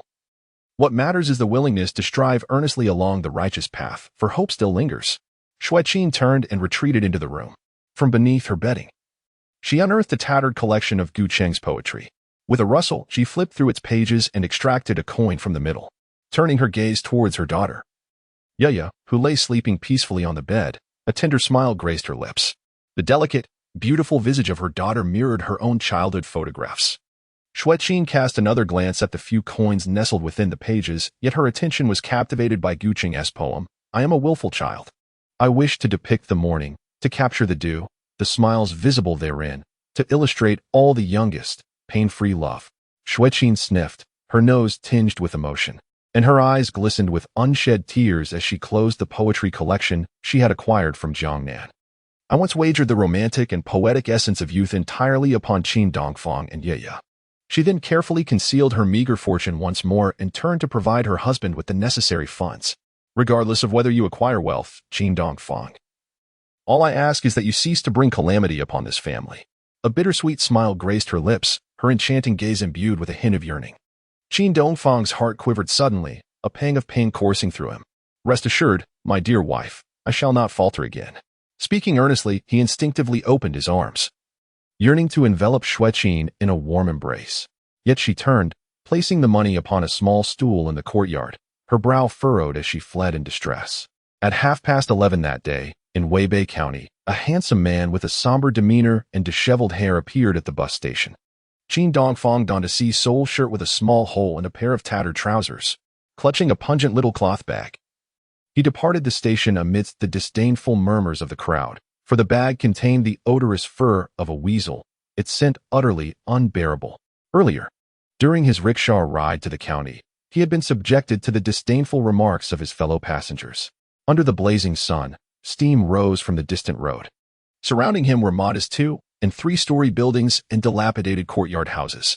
In the distance, ancient towers and pavilions soared, revealing the majestic beauty of ancient Chinese architecture under the sunlight and clouds. The streets bustled with bicycles, their bells ringing melodiously, and the attire of the city dwellers was evidently more fashionable than that of the rural folk. Soon, beads of sweat began to form on Qin Dongfang's forehead, his skin stinging under the relentless sun. Standing tall upon the county's thoroughfare, he walked with poise and a smile, clutching the furs of 3 weasels and a rabbit. He inquired about the location of the Foreign Trade Bureau. Occasionally, he wiped the sweat from his brow, and his tattered sea-sole shirt quickly became drenched, clinging to his body. Yet he remained unfazed, striding forward with determination while gently fanning himself with the shirt. In this moment, despite his ragged attire, Qin Dongfang radiated love and light, his face adorned with a captivating smile, his heart brimming with fervent aspirations for a new life. Although he can no longer enjoy the once coveted sea-view air-conditioned rooms, nor does he possess luxurious cars or immense wealth, Qin Dongfang feels an overwhelming sense of gratitude and cherishes the opportunity to return to his youth and share a life of camaraderie with Xue Qin and the others. For couples and family, spending time together is far more significant than any material possession. Qin Dongfang inquired along the way, navigating twists and turns for several minutes until he finally located the Foreign Trade Bureau of Weibei County. Entering the courtyard with a small cloth bag in hand, he approached a female staff member with a smile and asked, "Excuse me, do you accept weasel pelts here?" The staff member turned and gestured towards a distant area where a crowd was forming, saying, "You might want to check over there." "All right, thank you," he replied. "You're welcome." As he walked over, he realized that the throng gathered around the Foreign Trade Bureau's purchasing and sales department. The queue consisted of both men and women, most of whom were dressed smartly and bore expressions of shrewdness, likely small business owners engaged in trade. The items they carried were varied: mountain goods, leather, honey, and embroidered products. Qin Dongfang stood in line until noon, but by the time he reached the front, the staff at the Foreign Trade Company had gone for lunch, and he had yet to be served. Thus, he joined the others in sitting against the wall in the shade, engaging in idle chatter while awaiting the staff's return. The small business owners fanned themselves with paper fans and straw hats, some even carrying cups of cool tea infused with chrysanthemum petals. Qin Dongfang, however, had nothing to refresh himself with, and his throat felt parched. Finding his way to the back of the Foreign Trade Company, he leaned over a faucet and drank deeply from the cool water. The environment was delightful, with sweet and crisp spring water flowing from the mountains. After squatting in a corner and exchanging a few words with others, he finally reached the front of the line to sell his goods. At the fur procurement office of the Foreign Trade Company, an experienced gentleman wearing glasses carefully examined the weasel pelts Qin Dongfang presented. "Young man, be cautious when skinning next time. Pelts with flaws will fetch a lower price," he remarked, frowning as he pointed to a crack along the edge of one pelt. "You should use a scale to hook the upper jaw and start skinning from the mouth to preserve the integrity of the weasel's hide." "Oh, thank you for the guidance, sir." Qin Dongfang quickly offered him a cigarette, nodding with a smile. After enjoying the fine cigarette provided by Qin Dongfang, the enthusiastic gentleman shared further insights. He explained that after carefully skinning a pelt, one should fill the hide with river sand to maximize its puffiness before hanging it in a cool, ventilated area to dry. As he spoke, he gently blew air into different parts of the weasel pelt, observing how the fur flared out evenly. This method allowed him to assess the quality of the fur, its fineness, density, and softness. "This pelt has been damaged at the head. It's worth 4.2 yuan, he said. "Good. This one is relatively intact and larger. It's worth 6.5 yuan. Qin Dongfang felt a surge of excitement. The rabbit pelt, however, was not worth much and sold for only 0.95 yuan. Nonetheless, he managed to recoup his travel expenses. Ultimately, the 3 weasel pelts earned Qin Dongfang a total of 15.2 yuan. This is equivalent to the wages earned by my sister Xiao Ju after working tirelessly in the textile factory for over 20 days. Qin Dongfang tightly clutched the bundle of money in his palm, stuffing the empty cloth bag into his pocket. With a heart full of contentment and joy, he exited the Foreign Trade Bureau with a silly grin. Laughing heartily as he stepped out, he thought, "Surely, we are not mere weeds." Yet, at the pinnacle of his elation, a coarse voice called out to him, "Brother, wait a moment." Qin Dongfang halted and turned around, only to see a burly, bearded man striding towards him. "Is this hulking figure attempting to rob me of my hard-earned money? I shall not hesitate to fight back." Qin Dongfang slowly pivoted, tucking the damp bundle of cash into his pocket. With a raised brow and a wary gaze, he inquired, "Did you call for me?" In recent days, he had been crafting wooden cats and braving the peril of being overwhelmed by the gas emitted by weasels to procure a few skins. The meager sum of money he possessed was hard-won. If he dared to entertain any ill intent, I shall show him the might of a lean man wielding a stick. Chapter 43. Have you captured that creature? Do not misunderstand. Brother, I harbor no malice. The bearded man approached with a smile, retrieving a pack of cigarettes from his pocket and offering one to Qin Dongfang. "You see, my relative runs a traditional Chinese medicine shop and requires weasel meat for extracting medicinal materials. Would you be able to supply me regularly?" The burly man chuckled heartily. "Speaking candidly, in fact, I have been here for a few days and have not encountered anyone selling weasel pelts. People tend to avoid that thing and do not dare to catch it. You, brother, possess quite the courage." Upon hearing the bearded man's words, Qin Dongfang felt a wave of regret wash over him. He had no idea that weasel meat could fetch a price of 15 yuan each. Instead, he had buried the corpses of the 3 skin thieves deep in a pit today, unaware of the creature's medicinal value. Furthermore, the bearded man mentioned that he would not purchase those that had been buried, which amounted to a loss of 4 coins. Nearly 100 steamed buns had vanished. Also, brother, do not skin the weasels yourself in the future. Bring them to us for processing. The pelts are yours, and we will buy the meat. There are several parts that are essential for medicinal use that you might not recognize, and we wouldn't want them to be ruined. Qin Dongfang, upon hearing this, could hardly contain his excitement. Absolutely, it's a deal, my friend. I have been fretting about secretly killing the weasels at home, knowing that Xue Qin and my mother would eventually discover it and obstruct my source of income. I never expected that not only would they buy the meat, but they would also help us skin the weasels for free. How splendid. After leaving a trading address, the bearded man kindly cautioned him. By the way, you seem like a novice at catching weasels, so I must advise you. Weasels can release a toxic gas when threatened, containing thiol, which can spray up to 4 meters. Be cautious when hunting them. If you get caught, you might experience dizziness, hallucinations, or even fainting. Qin Dongfang listened with trepidation. So, the weasel spray can reach 4 meters. Indeed, I have already been caught off guard once. Fortunately, I was at a distance, or it could have been truly perilous. Thank you. Qin Dongfang nodded sincerely. After chatting a little longer with the bearded man, he bid him farewell with a smile, turning away with a heart brimming with joy. It was already afternoon. Having missed a lunch, Qin Dongfang's stomach rumbled with hunger. However, he refrained from spending frivolously on meals in the city. Instead, he purchased small gifts for Xue Qin, Yaya, and Xiaoju, and took a direct ride back to the ancient locust tree gathering. Having earned some money, he was eager to share the joyous news with his family and celebrate his achievements. Although this sum was far inferior to the substantial profits he had previously garnered from the unscrupulous perm lady, and it did not compare to the effortless winnings from Xue Qin, this money held profound significance. It was earned through his own intellect and labor. The sense of peace and stability derived from such earnings made spending all the more pleasurable. Upon arriving at the ancient locust tree gathering, Qin Dongfang, drenched in sweat, spent an additional 20 cents on a new straw hat to shield himself from the sun. He then proceeded to a butcher shop. Several large slabs of pork hung from iron hooks on the shelves, their fat gleaming white, and the meat a vibrant, glossy red. Qin Dongfang pressed a finger into the lean meat, and the indentation immediately sprang back, indicating its freshness. Starved, he could not help but swallow hard, as he envisioned a sumptuous pork feast laid out before him. "Excuse me, how much is your meat?" he inquired.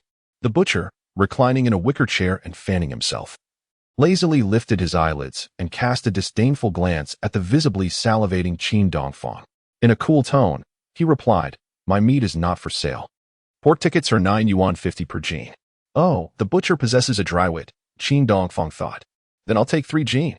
Earlier that morning, he had prepared for this moment by stashing away 2 meat tickets, intending to reward his family after selling the skins. Now, they were finally of use. 3 jin all at once. The butcher was momentarily taken aback. This seemingly impoverished young man was actually making a significant purchase. After all, the cost of 3 jin of meat equated to several days' wages for a worker. All right, which cut would you like? The butcher's enthusiasm was piqued. Let us go with that piece with more fat. I'll render it down for cooking oil at home, Qin Dongfang replied, aware that in these times, fatty meat was particularly coveted. A discerning choice. The aroma of lard is unmatched by any vegetable oil, the butcher complimented as he raised his cleaver, deftly striking the chosen piece of meat. What about that whole pig liver? Qin Dongfang asked, pointing towards it. If you can take it all, it's just 1 yuan. And I'll throw in a small piece of lard. Pig liver required much oil to prepare, and its flavor was often inferior to that of meat. If not done correctly, it could even turn bitter, hence few dared to purchase it. Very well, thank you, boss. Qin Dongfang nodded with delight. He was confident in his culinary skills to transform the liver into a delectable dish. Moreover, this fresh pig liver weighed a hefty 3 jin. Acquiring a small piece of lard for just 1 yuan was indeed a fantastic bargain. After weighing the pork, the butcher wrapped up the meat, liver, and lard in oil paper, smiling as he completed the transaction. Cloud-Yang Village. Why didn't you bring Yaya with you into the city? As Qin Dongfang returned to his modest courtyard, his daughter rushed towards him with a radiant smile, arms wide open. Children, the most forgiving angels, seemed to have completely forgotten the moments when Qin, in a drunken stupor, had scolded her impatiently. In recent days, any lingering fear of her father had vanished to her. Qin Dongfang was now the mightiest and most wonderful dad in the world. Yaya, look what delicious treats Daddy has brought for you, Qin Dongfang exclaimed, leading his daughter toward the kitchen. As he passed by his wife, Xue Qin, he bestowed upon her a subtle smile, his lips pursed, and a twinkle in his eyes that radiated warmth and the poised confidence of a successful man. Xue Qin, momentarily bewildered, instinctively nodded back. If little Juzi were to witness this peculiar exchange between the couple, one could only imagine the witty remarks that would ensue. Yet, once Qin Dongfang retreated into the kitchen, Xue Qin furrowed her brow, her nose twitching at an unpleasant odor. What is that smell? It's both pungent and foul. Qin Dongfang placed pork and pig liver on the cutting board, smiling as he unwrapped the packaging for his daughter to see. With a half-serious tone, he explained to his wife, "It must be the scent from my clothes. Last night, I set some traps and caught a few wild rabbits, along with a weasel. I sold them in the county today, and coupled with the rabbit skin from yesterday, I made a tidy sum. Over 10 yuan, Xue Qin exclaimed, her eyes widening as she approached the kitchen door. And why on earth did you buy pig liver? That stuff has a peculiar taste and is greasy. Pig liver is highly nutritious, my dear, abundant in various vitamins, zinc, iron, and protein. It's excellent for replenishing your and Yaya's vitality." Qin Dongfang's earnest praise left Xue Qin momentarily stunned. Was this man not only developing a fondness for reading the news, but also delving into dietary health? Confidently, he continued, "Tonight, you'll see how delicious the secret pig liver dish I prepare will be, I assure you. It will be so delectable that you'll want to savor every bite." With a dismissive pout, Xue Qin turned away. Yet her heart was involuntarily stirred by waves of warmth and happiness. After years of disillusionment in their marriage, she found herself unexpectedly touched by her husband's thoughtful gestures and words, striking at the softest corners of her heart. However, in the next moment, Xue Qin furrowed her brow and pondered what Qin Dongfang had just said. Had he truly gone into the wilderness to set traps for rabbits and caught a weasel to sell? Was he really hunting those weasels, as rumors suggested? Moreover, she had not seen him bring any rabbits home today. The terrifying tales about the weasels echoed in her mind, causing her fair and smooth face to pale. At that moment, fear gripped her heart. Her young, slender daughter and her frail mother-in-law were vulnerable. What if the ominous rumors about those creatures bore fruit? What if Qin Dongfang's risky endeavors to capture such vengeful and numerous weasels brought calamity upon their family? Qin Dongfang went to the well to wash his hands, diligently lathering with soap. Turning to Xue Qin, he remarked, "Today, I sold 2 wild rabbits to a restaurant in the city, and a weasel along with rabbit fur to the county foreign trade bureau. We do not actively hunt the weasels. If they truly possess the ability to retaliate, they would seek out the staff at the foreign trade bureau." After listening to Qin Dongfang's explanation, Xue Qin realized that the despised weasel actually had commercial value. Its smooth and soft fur is a material for export fur production, and its tail can be crafted into a fine brush. Moreover, Xue Qin, I encountered someone at the Foreign Trade Bureau who collects weasel meat. They mentioned that pharmacies can utilize the weasel's venom glands and other parts to create effective medicines. These remedies can stop bleeding, promote tissue regeneration, and extract toxins, capable of treating numerous ailments. As Qin Dongfang spoke, he accepted the towel his daughter handed him, smiling as he dried his hands. "Thank you, my dear. A child just over 3 years old is more considerate than your mother." Xue Qin's cheeks flushed slightly as she shot him a playful glance. She then deliberately softened her tone. "Ahem, have you eaten yet?" Qin Dongfang was momentarily speechless. "Not yet. I'll wait to have meat for dinner." Meanwhile, Yaya placed her father's new straw hat on her head, obscuring her small face and leaving her in darkness. At that moment, Xue Qin's heart wavered. It turned out the weasel had so many uses, since the county's Foreign Trade Bureau dared to purchase them, and pharmacies were willing to slaughter them. Why should farmers fear those vile chicken thieves? Noticing her pursed lips, Qin Dongfang lowered his head in contemplation. Seizing the opportunity, he smiled calmly and said, "Therefore, we young people must embrace new ideas and not let the ominous warnings of the village elders intimidate us. Striving to earn money to ensure a prosperous life for the whole family is of utmost importance, let alone a mere weasel. As long as it allows you to live well, I would dare to catch tigers or wolves." Xue Qin felt a tremor in her heart at his words, her long eyelashes fluttering as she instinctively clenched her hands. A warm current surged within her.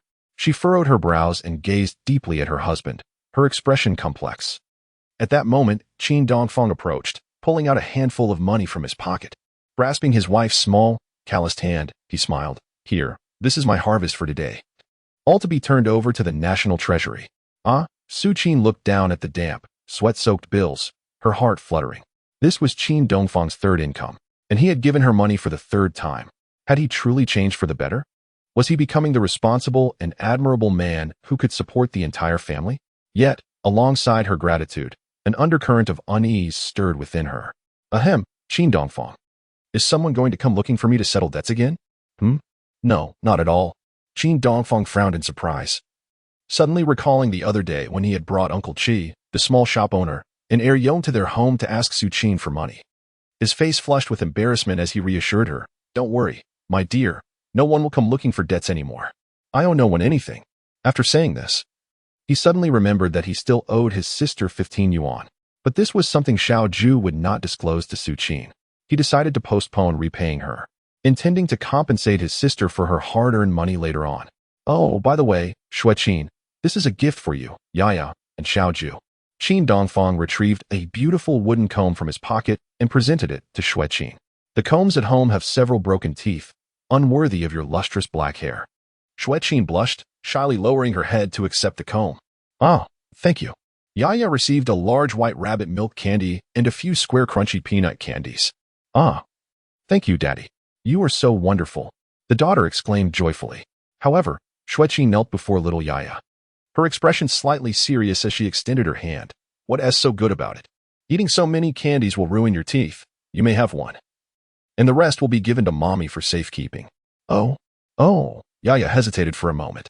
In the end, she reluctantly surrendered most of the candies, biting her teeth in submission. "This is a small fan I bought for Xiao Ju. I'll place it in her room first," Qin Dongfang said with a smile, swiftly opening the new paper fan and waving it before his face. After folding it back neatly, he placed it on the square table in the living room. At this moment, he felt immense satisfaction. To procure 3 little gifts for merely 1 yuan, bestowing joy upon his wife, daughter, and sister was indeed invaluable.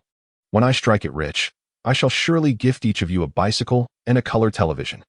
Xue Qin lowered her head to count the sweaty bills in her hand, feeling quite moved. "This must be the most honest and hardest-earned money Qin Dongfang has made, right? You should keep some for yourself, for cigarettes or something." She pulled out 2 yuan from her hand and handed it to her husband.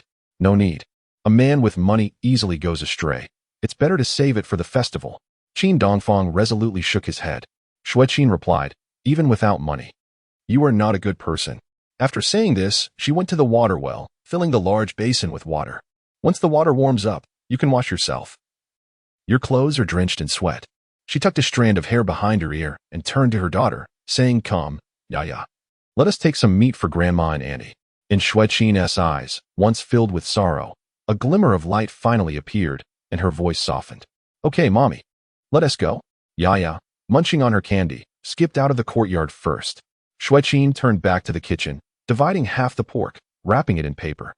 And then she and her daughter headed to the backyard to visit Grandma. Watching the 2 beauties, one large and one small, depart, Qin Dongfang felt a surge of emotion. The companionship of family is indeed a profound happiness. Reflecting on the decades of his life before his rebirth, filled with wealth that could rival nations, he had felt an overwhelming sense of desolation and loneliness. Striving for the betterment of his family's life is not only a man's duty, but also a source of warmth and honor. Qin Dongfang locked the courtyard door, took a shower at home, and changed into a clean outfit. He then grabbed a small shovel and tossed it into a bamboo basket, cheerfully heading out. He intended to travel 2 kilometers to the foot of Shieling Mountain to forage for some wild vegetables. After finally tasting meat, his malnourished body began to long for the nostalgic flavors of his hometown. The sun set behind the western hills, and the autumn sun shone gently. As the evening glow deepened into a vibrant crimson, rays of golden light pierced through the clouds, cascading upon the distant peaks and painting the horizon in a splendid array of colors. Qin Dongfang stood at the foot of the mountain, gazing up at the enigmatic summit of Shieling, where his father had met an untimely demise, his heart heavy with sorrow. Just last night, while setting traps in the fields, he had passed by his father's grave, kneeling there and shedding a considerable number of tears. His father, a humble farmer in his 60s, was simply known for his stubborn disposition, having no deep-seated enmities with anyone. 3 years ago, on the night of the full moon, what could have compelled him to ascend the mountain alone without so much as a word to his family? By the following day, When he and the villagers discovered his father, he lay mysteriously dead at the peak of Xiling, as if cradled by the mountains, with the sky as his canopy. Forever at rest without a trace of illness or injury.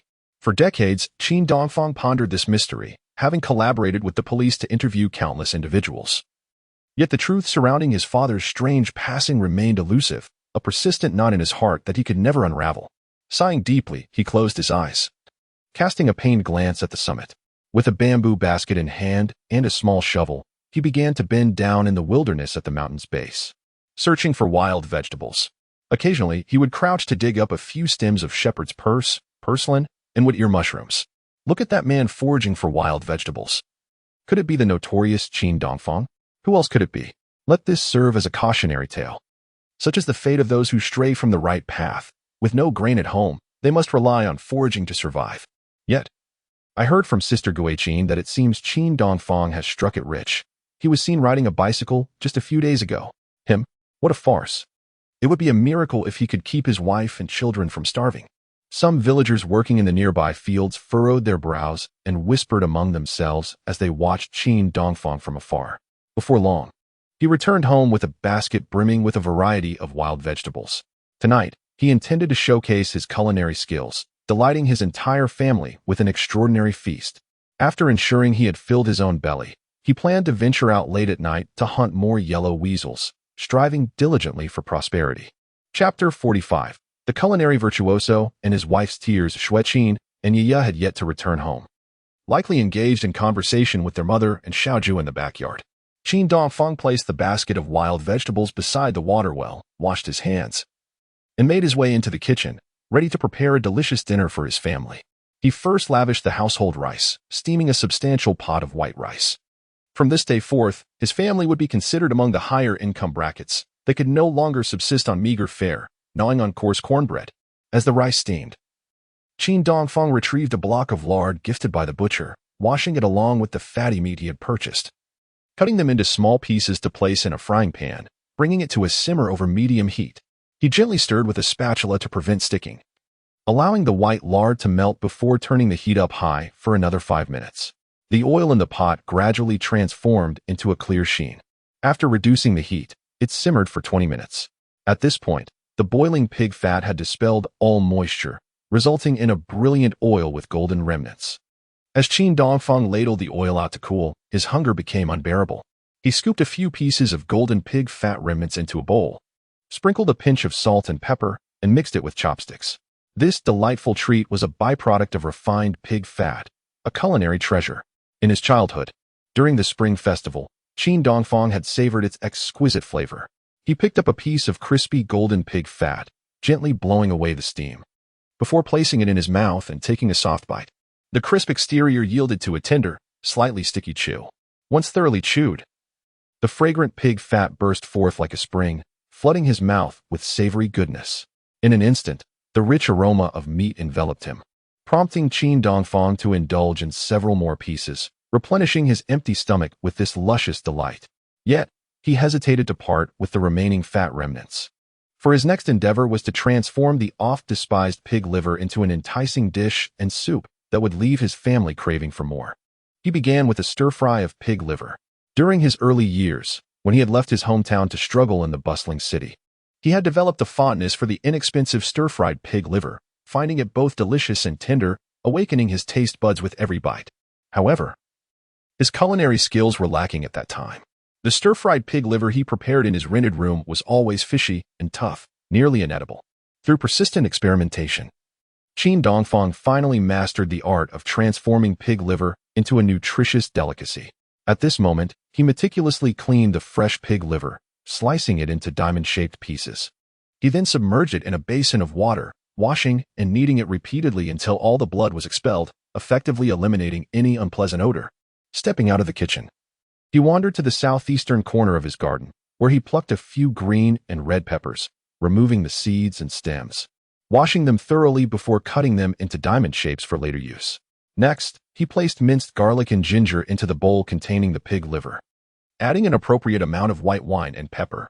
After mixing it well, he let it marinate for about 15 minutes. Both the wine and ginger served to eliminate any fishy scent. After cleaning and marinating the pig liver, It would be utterly devoid of any unpleasantness. Qin Dongfang heated a small frying pan, adding a spoonful of pig fat. Once the oil was sizzling, he poured in the marinated pig liver. Sizzle. Steam rose, and the aroma wafted through the air. Qin Dongfang swiftly stirred with a spatula, adding seasonings until the liver turned a pale yellow. He then prepared another pan, and while it was hot with cool oil, he tossed in the green and red peppers, adding a pinch of salt and quickly stir-frying until cooked. Finally, he combined the pig liver and peppers, stirring until they were beautifully coated in a golden sheen. The dish was complete, just as Qin Dongfang was about to serve. Xue Qin and Yaya returned. "It smells so good," his daughter exclaimed, rushing into the kitchen. She looked up with wide eyes, swallowing her saliva as she reported to Qin Dongfang, "Daddy, are you making me? Just now, Grandma was refining oil, and I got to taste the pig fat remnants. It was so delicious." "Is that so? Wait a moment, my dear daughter. Let me introduce you to a dish far more delectable than mere pork scraps," Qin Dongfang remarked with a smile, serving a portion of stir-fried pig liver onto a plate.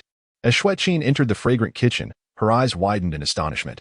Her crimson lips parted slightly in surprise, and she couldn't help but murmur, "Qin Dongfang, you truly should consider becoming a chef." Although her words were casual, her heart was warmed. After all, in this era, many men tend to exhibit a hint of male chauvinism. It is a rarity for one to willingly step into the kitchen to prepare meals for his wife and children. Moreover, given Qin Dongfang's previous penchant for saving face and his lack of commitment to his work, his recent transformation over the past few days left Xue Qin both amazed and somewhat apprehensive. "Come, my lovely ladies, indulge in this dish and share your invaluable feedback." Qin Dongfang bent down to pick up a piece of golden brown stir-fried pig liver, blowing away the steam before offering it to his daughter, Yaya. Subsequently, he cooled another piece of aromatic liver before bringing it to Xue Qin's lips. "Oh, I don't need it." She instinctively recoiled, her cheeks flushing with embarrassment. "Why are you being so polite with your own husband? Eat," he said enthusiastically, stepping closer. With one arm around Xue Qin's graceful waist, he gently fed her the liver. His wife, who was somewhat anemic, truly needed such nourishing delicacies. Furthermore, pig liver is known for its benefits in enhancing liver function and eyesight, significantly contributing to Yaya's healthy growth. Yaya shook her small head of dull yellow hair, savoring the succulent, sauce-laden stir-fried liver with delight, her eyes closing in bliss. "Oh, this is so wonderful. What kind of meat is this, Daddy? It seems a bit spicy." "This pig liver will make you healthier and more beautiful." Qin Dongfang squatted down, embracing his daughter with a smile. "Soon we will have it with rice, and it won't be spicy anymore." With a slight blush gracing her heart-shaped face, Xue Qin nibbled on the delightful dish, somewhat reserved. The unassuming pig liver had been transformed by Qin Dongfang into a dish that was tender yet crispy, with a flavor that leaned towards the spicy. As she continued to eat, a wave of happiness enveloped her, and her once sorrowful, beautiful eyes shimmered with unshed tears. Then, she suddenly frowned in surprise. Sniffing, she turned to Qin Dongfang and asked, "Did you also steam white rice?" At that moment, the fragrant aroma of rice wafted from the pot. Anxiously, she approached the stove and gently lifted the lid. Instantly, a look of distress crossed her face. "Oh," she gasped, inhaling sharply, and reproached her husband. "I bought that few kilograms of rice for Yaya's soup. Are you using it all up for one meal? How are we supposed to live?" Qin Dongfang felt a pang in his heart upon hearing this. Rice costs merely 1.5 cents per kilogram. Yet his wife never allowed herself the luxury of steaming white rice. Even if it was just for Yaya, she would hesitate. Instead, she treated rice as a luxury, using only a small handful when preparing sweet potato soup and reserving the grains for her daughter's bowl. Xue Qin felt helpless. Life in a poor household must be meticulously budgeted. Otherwise, the entire family could find themselves in dire straits. Qin Dongfang clenched his teeth, pressing his lips together. With a hint of redness around his eyes, he approached his wife and gently embraced her frail shoulders. "I regret the hardships you have endured, Xue Qin. From now on, our family will feast on plain steamed buns and rice, and it will be perfectly fine. After all, my daily earnings amount to several dozen yuan, sufficient to purchase hundreds of pounds of rice." Xue Qin trembled slightly as she replaced the pot lid, turning around with a sigh of unease. "You should be more frugal. You always have such good fortune to catch several rabbits to sell. Besides, we still need to invite Li Ping to the restaurant. Why make empty promises to her? Furthermore, the entire family must prepare for the Mid-Autumn Festival. Chapter 46. Witnessing the rise of a street hustler. Hearing this, Qin Dongfang smiled confidently. Do not worry, my dear. Our family's income will only double from here on out. It will not decline. I shall strive harder. Life is akin to rowing against the current. If one does not advance, they will regress. Qin Dongfang aimed to provide his family with a life free from financial worries, while also amassing capital for entrepreneurship in this era brimming with opportunities. How could a young man like him afford to be complacent? Qin Dongfang busied himself in the kitchen for a while, brewing a small pot of pig liver and wild vegetable soup. He then hopped into the sweet potato cellar in the corner of the yard and retrieved a large cabbage. The cellar, with its constant temperature, ensured the vegetables remained as fresh as ever. Xue Qin, serving white rice from a large pot, inhaled sharply, feeling a pang of heartache over such extravagant consumption in these unremarkable times. As she saw him return to the kitchen with the cabbage, her brow furrowed. We already have a dish and soup with the rice. What more do you intend to prepare? Qin Dongfang chuckled, dismissing her concerns, and proceeded to stir-fry the cabbage with the fresh pork he had bought that day. Noticing the evening sky darkening, he realized his sister Xiaoju would soon be off work, so he playfully teased his daughter, Yaya. Do you dare to call your grandmother and aunt to join us for dinner? If Daddy feeds you another piece of meat, perhaps you'll muster the courage. Off you go. You little glutton. Mama will accompany you to call Grandma and Auntie. Xue Qin took her daughter by the hand, stepping out of their south-facing home. As soon as they exited, they spotted a furtive figure peering from the south end of the alley, glancing toward their home. It was her elder brother, Qin Dongfang. Hesitating for a moment, Xue Qin guided Yaya to turn left and entered a narrow alley, deliberately avoiding any interaction with him. This man, sharing the same mother as Qin Dongfang, was subservient to a scheming sister-in-law, embodying a spineless character devoid of filial piety. The couple lived a prosperous life behind closed doors, indifferent to the well-being of their relatives. Like Qin Dongfang, Xue Qin harbored a deep-seated contempt for her brother. Just yesterday, during a drawing of lots among the three siblings to decide who would pay for their mother's medical expenses, Qin Dongfang had shown an unrestrained expression of surprise upon winning while his brother lost, unaware that Qin Dongfang had intentionally conceded for the sake of his sister's dignity. Brother, going to the backyard? As Xue Qin and Yaya entered the long alley, Qin Dongfang awkwardly caught up with them. Big brother. Xue Qin paused and turned her head, mustering the courage to greet him. Qin Dongfang lowered his voice and went straight to the point. I hear your family has struck it rich? Recently, you've purchased a bicycle and new clothes. And you seem to feast on meat daily. Good news indeed. Xue Qin offered a faint smile, responding ambiguously, let us hope so. Your family was once impoverished. How could Dongfang win so much gambling? Has he ventured into some grand business? Qin Dongfang pressed relentlessly. Xue Qin continued walking alongside Yaya, replying matter-of-factly, no.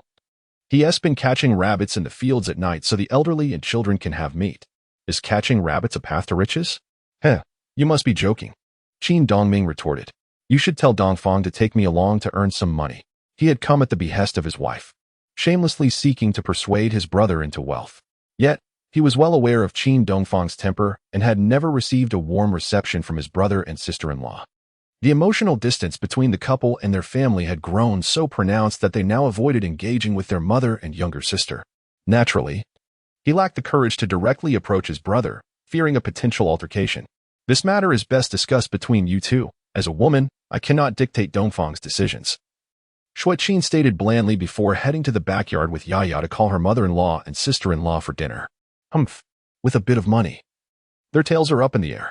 Qin Dongfang muttered under his breath, halting in the narrow alley. He glared at the retreating figure of his beautiful sister-in-law before turning away dejectedly.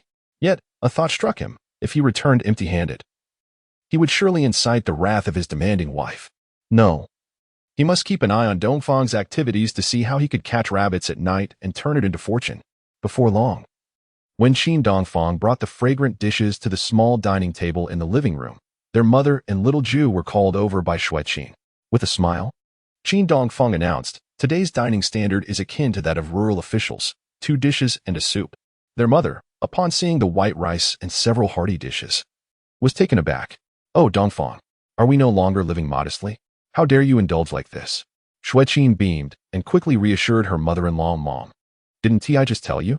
He caught wild rabbits and sold them in the city to earn money. Cheng Yuji, somewhat skeptical, scrutinized her son for a moment. You truly are a spendthrift, Dongfang. Roaming about at midnight with a wooden cat to catch wild rabbits for a meager profit. How difficult it is. The elderly mother murmured softly, her heart heavy as she sat down at the small table. The steaming white rice gleamed with brilliance. The stir-fried pig liver was so delicious that Yaya and little Ju found themselves biting their tongues in delight. The spicy and sour cabbage paired with fragrant meat slices was utterly appetizing. The bowl of delectable and nutritious pig liver wild vegetable soup was savored to the last drop by all present. This lavish family feast brought tears of gratitude to the elderly mother's eyes. Oh heavens, I never expected to enjoy such delightful dishes prepared by Dongfang in my lifetime. It is indeed quite expensive. Little Ju, holding the paper fan gifted by her brother, beamed with a joyful and contented smile. With a grand gesture, she declared, no worries. Mother, without pressure, one floats aimlessly. Without pressure, a well yields no oil. We must instill more financial pressure on my brother to witness a street hustler rise to prominence. Sheng Yuji shot a disapproving glance at her daughter. Hurry home, you little rascal. Speaking so casually to your brother in front of your sister-in-law. After the mother-in-law and younger sister-in-law departed, Xue Qin lowered her head to clear the dining table, once again marveling at Qin Dongfang's exceptional culinary skills. To be fair, as a woman, she had not tasted dishes as delectable as those prepared by this street hustler. After all, her kitchen lacked many essentials, and she was reluctant to use oil when cooking. She had never encountered the refined culinary demands and discerning palates of modern society. In this era, to have pure white flour and rice, even with just a bit of pickled vegetables, was a dream for every ordinary household. Xue Qin glanced at Qin Dongfang, who was playing with Yaya, and felt that not only had his character and demeanor transformed, but he also seemed to exude an enigmatic aura that was difficult to decipher. After finishing her chores and freshening up, she prepared to climb into bed to tell her daughter a bedtime story. As she passed by her husband, a faint, delicate fragrance wafted from her. Qin Dongfang turned to gaze at Xue Qin's slender and graceful silhouette, feeling a stir in his heart. Ah, the insatiable desires that arise from comfort. Chapter 47. The desire for silent wealth yet being followed at midnight tonight. The power was out once more. The 20-watt bulb hanging overhead had once again fallen into a state of disrepair. After Yaya drifted into a sweet slumber, Xue Qin sat on the edge of their shared bed, mending clothes by the flickering flame of the kerosene lamp. She called out to Qin Dongfang, who was just beyond the partition wall. Ahem, harvest season is approaching after August. When you go to town, please buy a hoe. The one we have at home has become dull. In the past, Qin Dongfang would either evade farm work or, even when he did go, it was only for a token effort before being called away by friends. It was Xue Qin and little Ju, using a number of worn-out sickles and hoes, that provided their family with sufficient sweet potatoes, cornmeal, and a little white flour each year.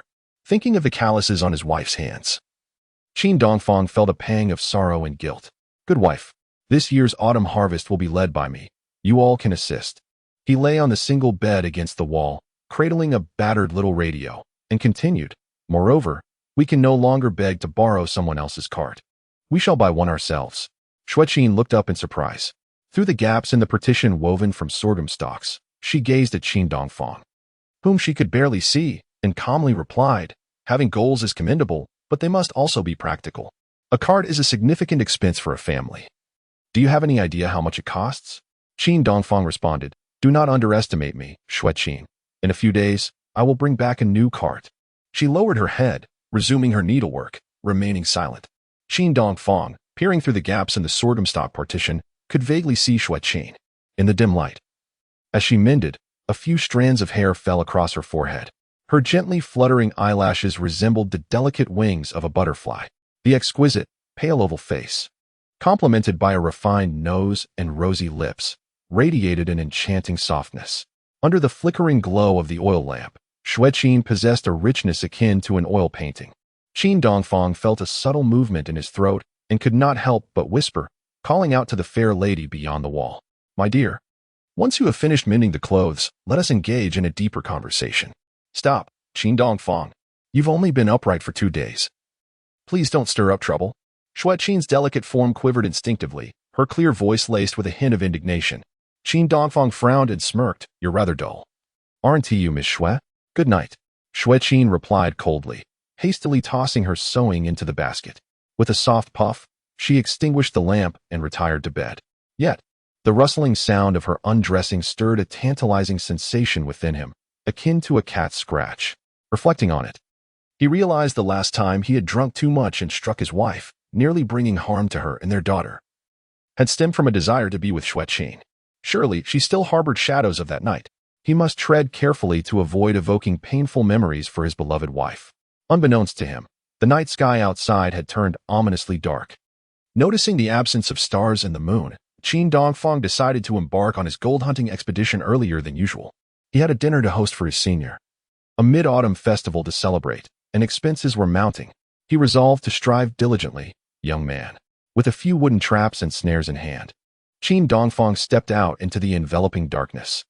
He chose to hunt for weasels on the soft sandy ground using his wooden traps while continuing to set mouse traps near the sturdier caves and graveyards, thus broadening his operational scale and maximizing his yield. After all, with no cart at home, the rectangular wooden traps he could manage were quite limited. Just as Qin Dongfang was about to venture out of the village under the heavy night sky, he sensed a shadow trailing him from a distance. He furrowed his brow and paused, turning to glance back. The sneaky figure quickly concealed itself. Yet, as he took a step forward, the figure resumed its distant pursuit. "Hey, you dare to follow me?" Qin Dongfang scoffed with a hint of a smirk. "Then let us head to the graveyard and practice."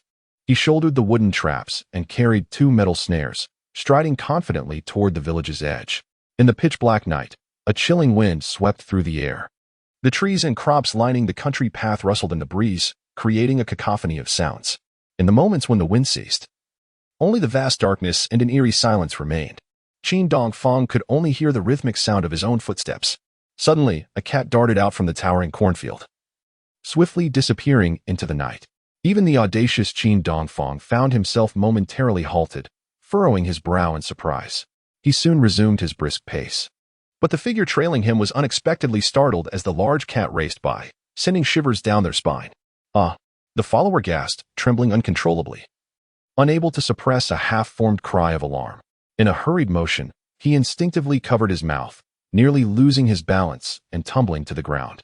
Qin Dongfang turned at the sound, only to see the figure retreat into the cornfield once more. He chose to ignore it, pursing his lips as he continued on his path.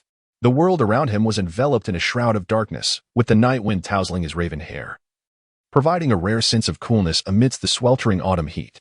It seemed likely that rain would fall tonight. The pursuer, seeing that Qin Dongfang appeared unfazed while carrying an enigmatic object into the fields, steeled his resolve to follow. Yet he remained in a constant state of trepidation, keeping a cautious distance too close, and he risked detection too far, and he feared becoming isolated and vulnerable. However, what transpired next sent a wave of terror coursing through the stalker. To his astonishment, Qin Dongfang boldly ventured into a desolate graveyard in the pitch-black night, burdened with mysterious items. His heart raced, and a shiver ran down his spine. He hastily halted his pursuit at the edge of the field. What on earth was Qin Dongfang doing amidst the graves? To make matters more unsettling, an eerie green light flickered atop the tombs. Just then, a bizarre sound echoed through the air, further unnerving the pursuer, causing him to tremble uncontrollably. With a thud, he collapsed onto the dirt path, utterly terrified. He resolved to abandon the chase. He no longer wished to uncover the secrets of that reckless youth. The man who had followed Qin Dongfang to the graveyard was none other than his elder brother, Qin Dongming. At that moment, he was paralyzed with fear, scrambling to his feet and fleeing in panic. The sound of Qin Dongming's hasty footsteps reverberated through the silent, dark fields. Meanwhile, Qin Dongfang, crouched beneath a wooden cat at the graveyard, couldn't be bothered to glance at the coward, a smirk of disdain curling his lips. With such timidity, how dare he follow me? Truly, a woodpecker seeking refuge in a locust tree, what folly! Unbeknownst to Qin Dongfang, he was oblivious to the identity of his pursuer and cared little for it. His focus was on profit. Just the night before, he had set 2 traps and a wooden cat at the site of a large skin he had discovered. However, as Qin Dongming stumbled back towards the village, he encountered a far more horrifying scene. Panting heavily, he reached the northwest end of Yunyang village, leaning against the wall of a house to catch his breath. Suddenly, a chilling voice, laced with malice, pierced the stillness from behind. "Who are you?" A pale, bony hand seized his shoulder from the shadows. In a panic, Qin Dongming gasped, collapsing once more to the ground, his spirit utterly shattered. Chapter 48, The Frightening Encounter with Huxinger, the Returnee's Nightmare. With his scalp prickling in shock, Qin Dongming turned in disbelief to find the source of his terror. It was none other than Huxinger. the attractive wife of the cobbler Qin Duzi, infamous within the village for her scandalous reputation. The wall he had just leaned against belonged to her home. In that fleeting moment, the petite Xue Qin, her hair disheveled and her gaze vacant, suddenly lunged towards Qin Dongfang. Tears streaked down her face, and a haunting, chilling smile curled at the corners of her mouth. "Don't be afraid, I won't harm you," she uttered in a sinister tone before collapsing into his arms. "Aunt Duzi, please get off me." Qin Dongfang gritted his teeth and pushed her away, but was struck by a pungent, foul odor emanating from her. Trembling, he scrambled to his feet. Nearby neighbors, already asleep, were roused and came running with flashlights, hastily throwing on their clothes. "Aunt Duzi, what has happened to you?" "Dongfang, what are you doing out here at this hour?" The neighbors illuminated the faces of the two, approaching to assist the fallen Xue Qin. Others gathered at a distance, whispering among themselves. "Oh, I can't believe Qin Dongfang is involved with Xue. Is that even possible? He's so timid and afraid of his wife. Xue Qin is the village chief's mistress. Moments ago, I heard a woman's piercing screams. Did they get into a fight? Nearly 40 and childless." Xue Qin stood unsteadily at her own gate, her gaze vacant and her body swaying as if intoxicated. "Oh, Xue, why do you smell so foul?" Mrs. Rome, the neighbor in her 50s, had just steadied her when she wrinkled her nose and covered her mouth, stepping back in a mix of embarrassment and disgust. After all, Xue Qin had a notorious reputation. Ever since she sent her shoemaker husband to the county, her nightlife had evidently become more extravagant. Unexpectedly, at that moment, Xue Qin wailed and threw herself around Mrs. Rome. "Grandma Rome, woe is me. I am Luo Xiaoyu from the Northwest Graveyard. Do you still remember me, Grandma? After my parents forced me to jump into a well and end my life, even the king of ghosts bullied me, turning my home into a ruin." "What?" The crowd felt a shiver down their spines, their faces paling. Luo Xiaoyu was a young girl from the southern end of the village who had tragically taken her life just months prior at the age of 18. Reportedly due to a rebellious love that clashed with her parents' arranged marriage. In this era of scarcity, love was far purer and more fervent than the materialistic desires of later generations. Sometimes, it could indeed lead one to face death for love. According to the village hierarchy, Xiaoyu would refer to Mrs. Rong as grandma. Had Xue Qin been possessed by Xiaoyu's spirit? Oh my heavens, this is terrifying. Panic and urgency filled the air as a few women trembled and huddled together, their faces etched with fear as they gazed at Xue Qin. Upon hearing her lament, Qin Dongfang was left utterly dumbfounded. Could it be that I inadvertently summoned Xiaoyu's vengeful spirit when I followed my brother to the graveyard? Thud. Just as he regained his footing, Qin Dongfang fell to the ground once more, his body trembling uncontrollably and drenched in cold sweat. "Quick, fetch me some peach branches to deal with her." Mrs. Rong steadied the swaying Xue Qin and turned to instruct the neighbors. "All right, Grandma. We'll go find some peach branches for you. Let us summon the heartless parents of Xiaoyu to witness the tragic fate of their daughter." Driven to despair, two young men, illuminating the darkness with their flashlights, hastily retreated into the inky night. At that moment, Qin Dongfang, a cigarette held delicately between his fingers, emerged from the fields. "Why are you all gathered here in the dead of night?" he inquired, pushing the flashlight to cast light upon the group. His expression one of confusion. To his surprise, he found his brother, Qin Dongfang, covered in dirt and sprawled on the ground, a visage of terror and disarray. Qin Dongfang's brows furrowed in concern. "What are you doing here? Who have you been fighting with?"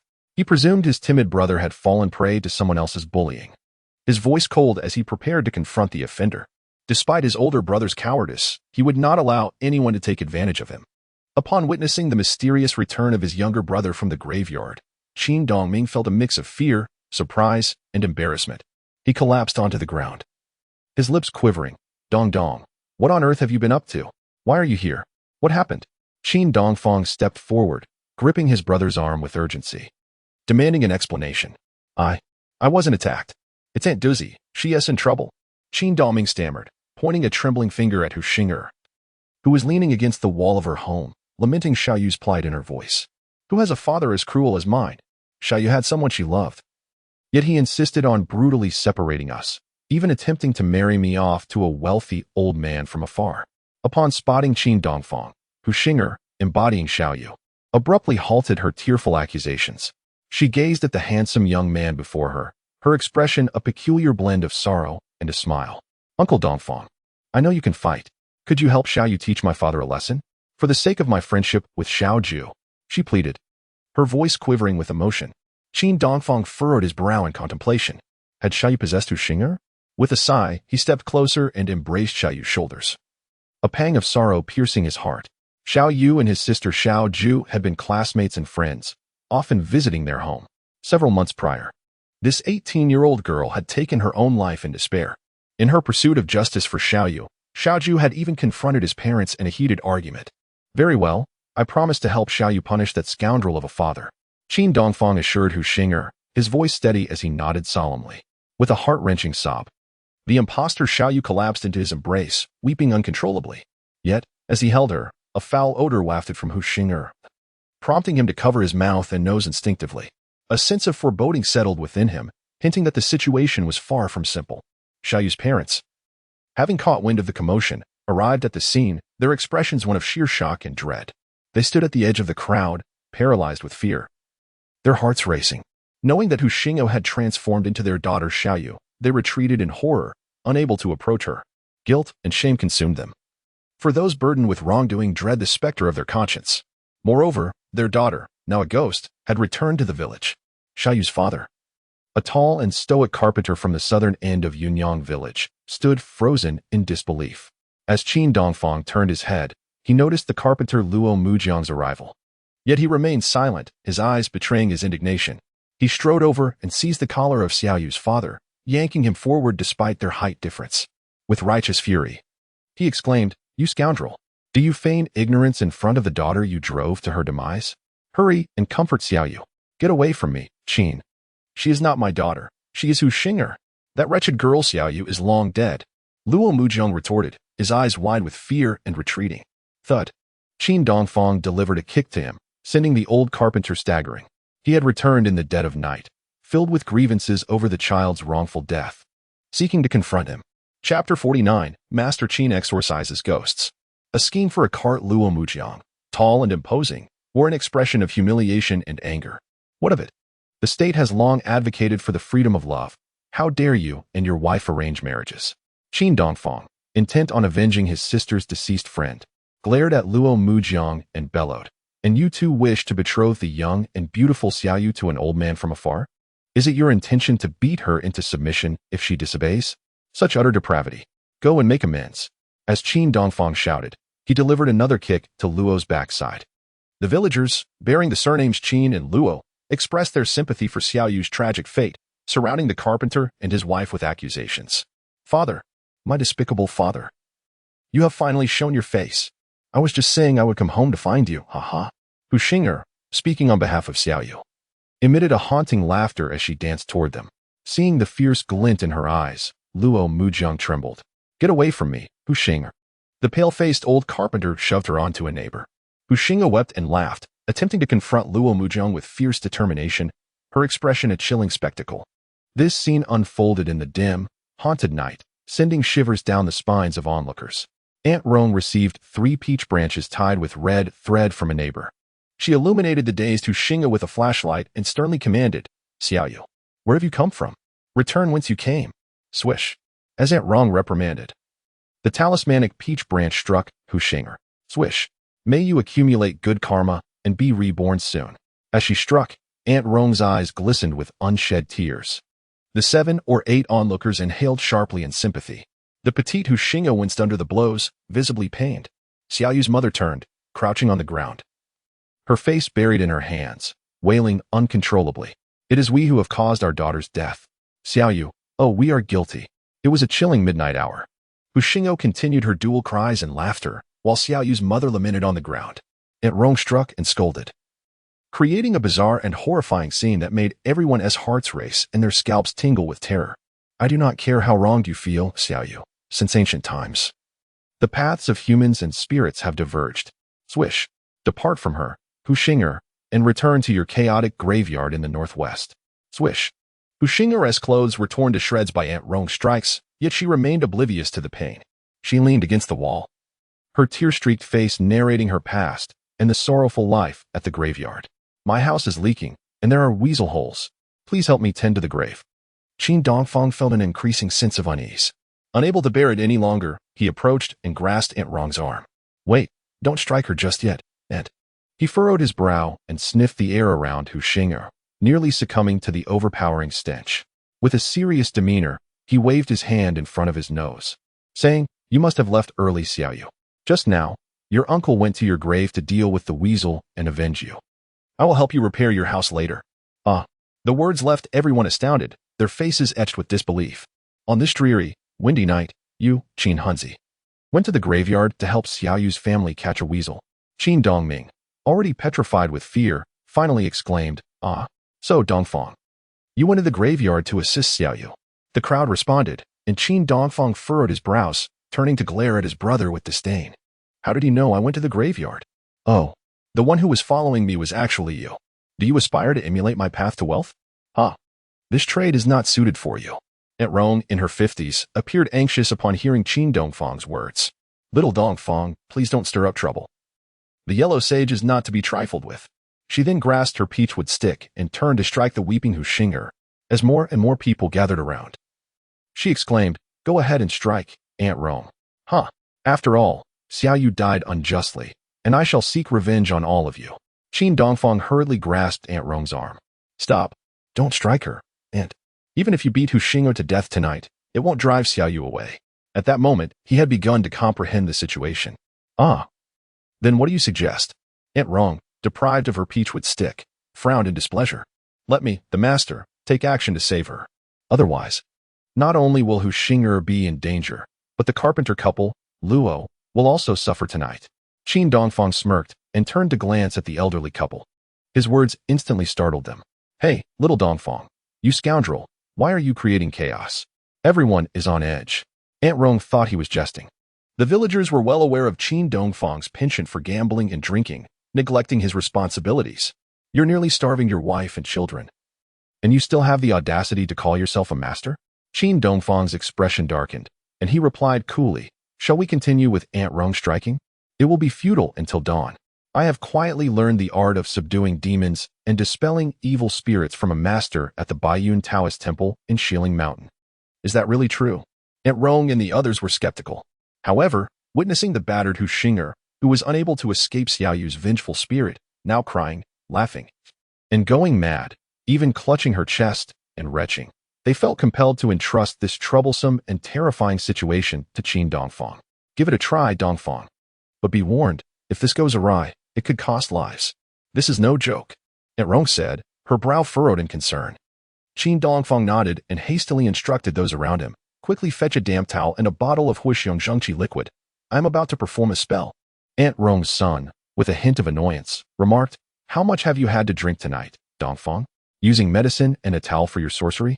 Qin Dongfang frowned and glared. "This is merely improvisation. After all, I did not bring any exorcism tools when I left. If you do not understand, do not speak." This scoundrel was indeed playing the role of a sage, chuckling to himself. Aunt Rong shook her head with a wry smile and hurried back home to retrieve a damp towel.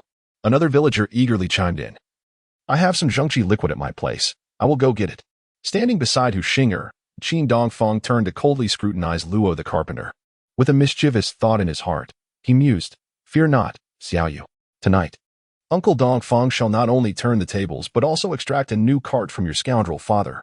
Then, amidst the astonished and bewildered expressions of the crowd, Qin Dongfang pulled Xue Qin to a small path at the edge of the village, in a clearing conducive to ventilation. He then addressed the villagers who followed. "I need a woman. Remove her outer clothing." Gasps of shock erupted from the crowd. Was this scoundrel attempting to take advantage of the situation? Your Xue Qin is already a celestial beauty. Why would he covet even a half-aged woman like Xue Qin? The village's lone bachelor, upon hearing Qin Dongfang's words, was enraptured. Xue Qin was indeed the love of his dreams. What fortune to glimpse her true self in the dead of night. Chapter 50. No need for thanks. Let us have something tangible. Upon seeing Aunt Rong return with the damp towel, Qin Dongfang quickly commanded, "Auntie, help her clean her face and remove her outer coat. Just leave her autumn shirt on. I'm going to assist Xue Qin in returning to her senses." The bachelor, with his heart racing, suddenly felt disheartened. "Ah, I thought you were going to strip Qin in public." Yet, everyone was filled with skepticism regarding Qin Dongfang's intentions. Several men and women stepped back, whispering amongst themselves. This drunken gambler could hardly possess the ability to exorcise spirits. What on earth was he after? Yet now, Hu Xing'er was laughing and crying in a frenzy, causing unrest among the neighbors. They had to expel the spirit from her. In their anxious helplessness, the villagers could only heed Qin Dongfang's strange methods and give it a try.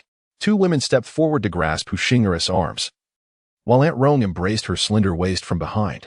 "Oh dear, she is quite strong. Xing'er, do not thrash about."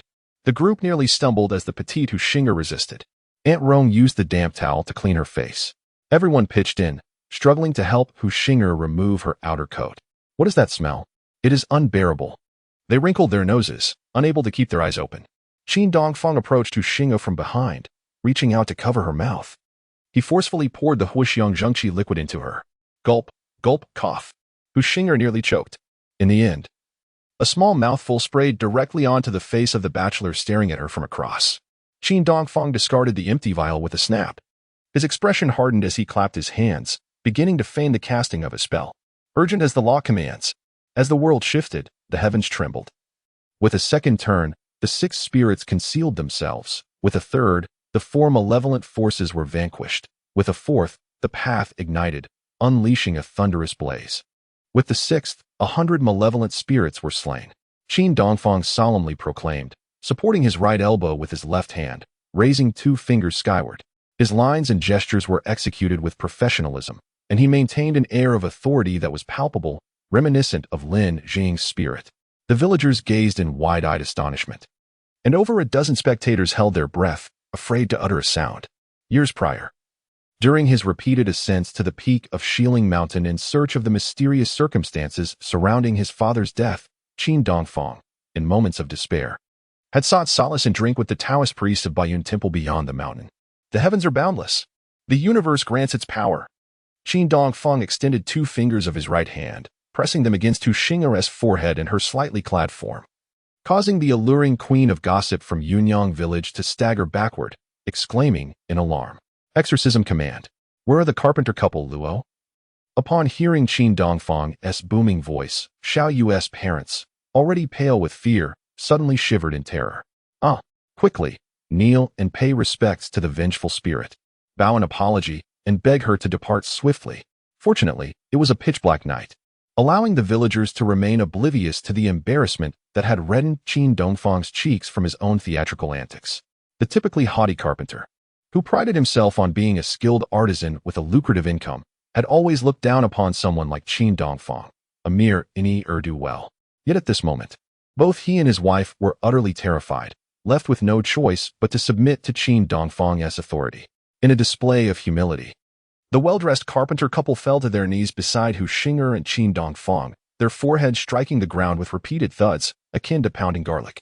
Trembling, they cried out, "Xiao Yu, it is all our fault.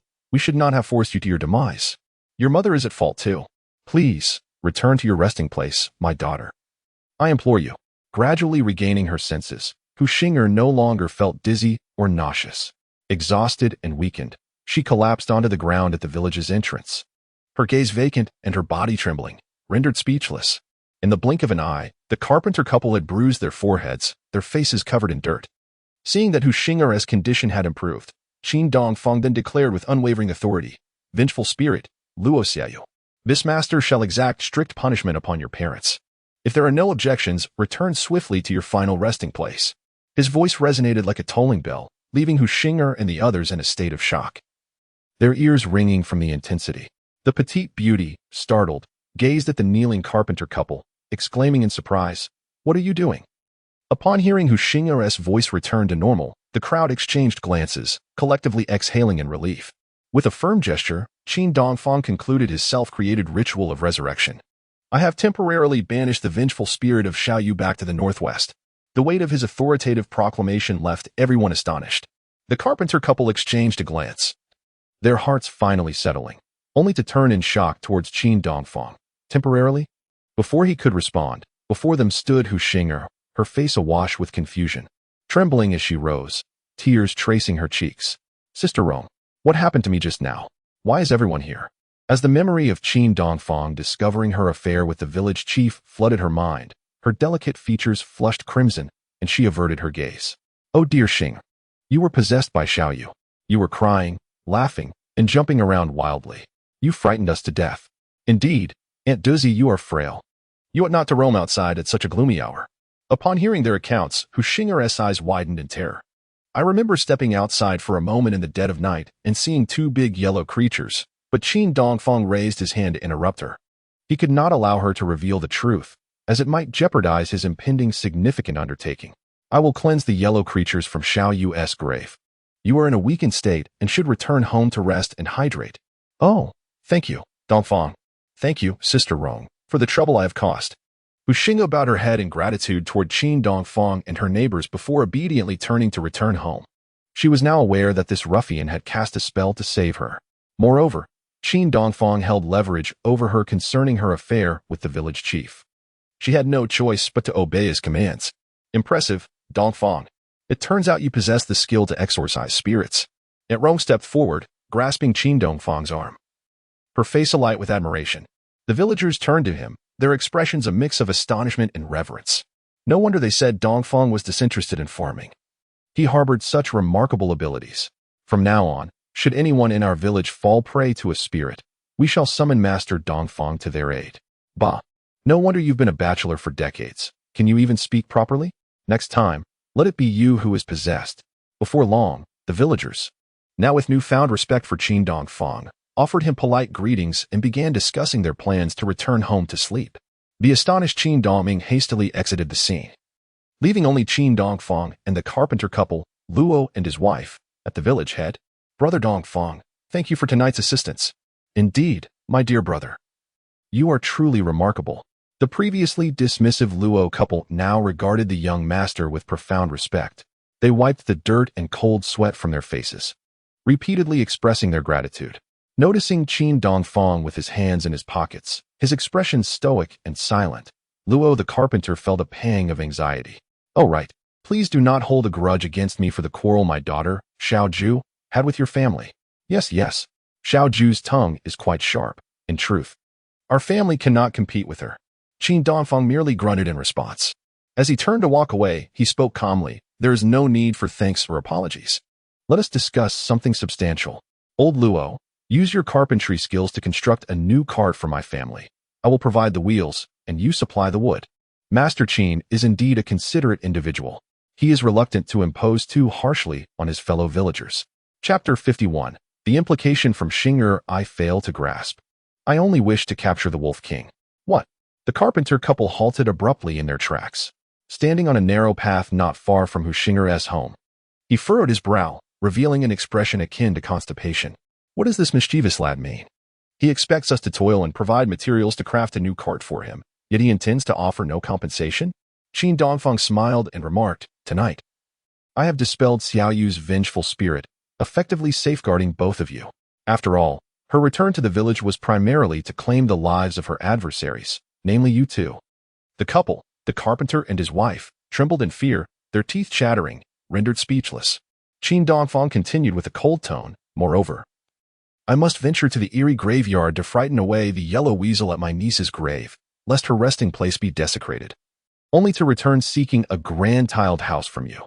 Old Luo's facial muscles twitched, and he stammered, Crafting a cart is a significant undertaking, Dongfang. It will take me half a month of sawing, planing, nailing, and sanding. His wife, with her keen eyes, turned and, with a wry smile, chimed in, How about this? Brother Dongfang? Let us forego the cart. Tomorrow, I shall have old Luo deliver a bottle of wine and a pack of cigarettes as a token of gratitude. That will not suffice. I demand a splendid new cart, completed within a week. Qin Dongfang stated with resolute finality. To deal with such a scoundrel, who drove his daughter to her demise, it would be my utmost benevolence not to claim your dilapidated bicycle. Old Luo furrowed his brow, scratching his head in a frenzy of conjecture. Yet, for crafting a cart for others, my labor fee exceeds 30 yuan. And you expect me to provide materials? Even with a generous discount, you must at least compensate me for the lumber. He was well aware of Qin Dongfang's leisurely lifestyle and impoverished status. Fearing he could not afford the costs, I have no money, Qin Dongfang shrugged, and discussing finances among fellow villagers can be rather disheartening. Then I shall summon Xiao Yu once more, allowing her to negotiate this matter with you, he added. No. The towering carpenter was genuinely fearful of his third daughter residing in the underworld. He waved his hands frantically and hastened toward Qin Dongfang and his wife. instinctively distancing himself from Xiaoyu's grave. Trembling, Mrs. Luo quickly joined her husband's side, and with a pained expression, she implored Brother Dongfang. It is one thing to have my husband craft a cart without payment, but surely you must provide the materials yourself? We must adhere to reason, do we not? Master Qin was displeased. Do you think I am negotiating with you? I am seeking justice for the tragic maiden Xiaoyu, simultaneously resolving a domestic dilemma. He promptly turned, facing the chaotic graveyard to the northwest, and bellowed, "Haste! Halt! This matter is settled." Mrs. Luo shuddered, nearly on the verge of tears. They agreed on the delivery of the new cart within a week, subject to Master Qin's quality inspection. He then cheerfully waved goodbye to the sorrowful couple, bidding them farewell. Once old Luo had completed the cart's frame, he would procure a sturdy wheel from the supply and marketing cooperative. At last, the household would possess a cart. This arrangement would save them over 80 yuan, a substantial amount. Qin Dongfang took out a fragrant cigarette, lighting it, and his heart brimmed with joy. In the future, with the arrival of spring sowing and autumn harvest, one will transport grains and flour using a cart to take their daughter to the market and venture into the fields to catch more minks for profit. No longer will there be a need to beg or borrow from others, nor to endure the disdainful looks of neighbors when seeking assistance. The advent of this new cart undoubtedly heralds a splendid transformation in the lives of my family. However, just as Qin Dongfang departed the scene of the incident, he noticed Hu Xing'er, now adorned in beautiful attire, hastily approaching him with a flashlight. "Dongfang, you haven't left yet. I am so grateful to you tonight." "Oh, is Aunt Dizzy in need of something?" Qin Dongfang paused, smiling as he inquired. Despite Hu Xing'er's poor reputation in the village, she was indeed a warm-hearted individual who had once lent a helping hand to Qin Dongfang's family, an act he had not forgotten. With a nervous expression, Hu Xing'er looked at Master Qin, her voice trembling as she confessed, "I am filled with dread. I wish to consult you, dear nephew, on how to avoid being possessed by evil spirits." Remembering that she must have encountered a weasel earlier, Qin Dongfang's professional instincts were stirred. He lowered his voice to ask, "Where did Aunt Dizzy encounter the weasel?" Hu Xing'er pointed towards her own yard, where 2 large weasels had attempted to steal her chickens. "Then let us go, Aunt, to investigate the weasel's trail at your home, and I shall impart some life-saving knowledge to you." Earlier, when Hu Xing'er had been afflicted, Qin Dongfang had detected the pungent odor of weasels emanating from her. Now, that acrid scent had vanished. The long-haired Hu Xing'er, having hastily returned home for a shower and changed into clean clothes, appeared before him. "Oh, it is so delightful to have you at my home, Dongfang. You truly bring honor to me," Hu Xing'er exclaimed joyfully. With a bashful glance at her hair, she smiled and led the way back to her house. The neighbors had been gossiping about Qin Dongfang, calling him Master Qin's handsome nephew, and she felt a swell of affection for him, grateful that he did not disdain her for her tarnished reputation.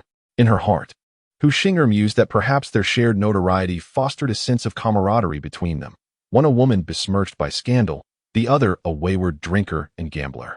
Ah yes, this dashing young man has now even mastered the art of exorcising spirits, she thought. Upon entering her home, she warmly invited him into her well-lit abode. "Please come in. Dongfang, allow me to fetch you some water. I also have a bottle of wine." With a flirtatious glance towards Master Qin, her cheeks flushed with shyness, she lowered her gaze, feeling a bit awkward. Yet, Qin Dongfang, being a young man of 22 with a charming and refined wife, had no improper thoughts towards the nearly 40-year-old Hu Xing'er. To avoid any misunderstandings, he refrained from entering the house and instead continued to inquire about her encounter with the weasel while shining his flashlight around the yard.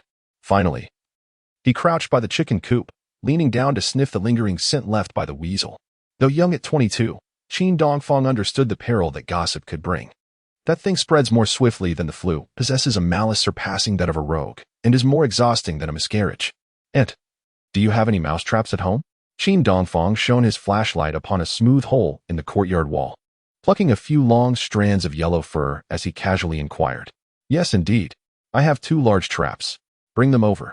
Let us see if we can catch the weasel." In the dead of night, Qin Dongfang felt a surge of energy. He had realized that one of the weasels that had invaded Hu Xing'er's home was no ordinary creature. If he could capture that large one, it would undoubtedly be quite valuable. Hu Xing'er turned and entered the house, retrieving the 2 iron traps. As Qin Dongfang reached for the traps, her delicate fingers intentionally brushed against the back of his hand. The lonely Hu Xing'er felt an overwhelming sense of fear in this eerie darkness. She desperately craved a man to provide her with warmth and a sense of security, since Qin Dongfang had discovered her secret last time. The anxious village chief had not dared to approach her again.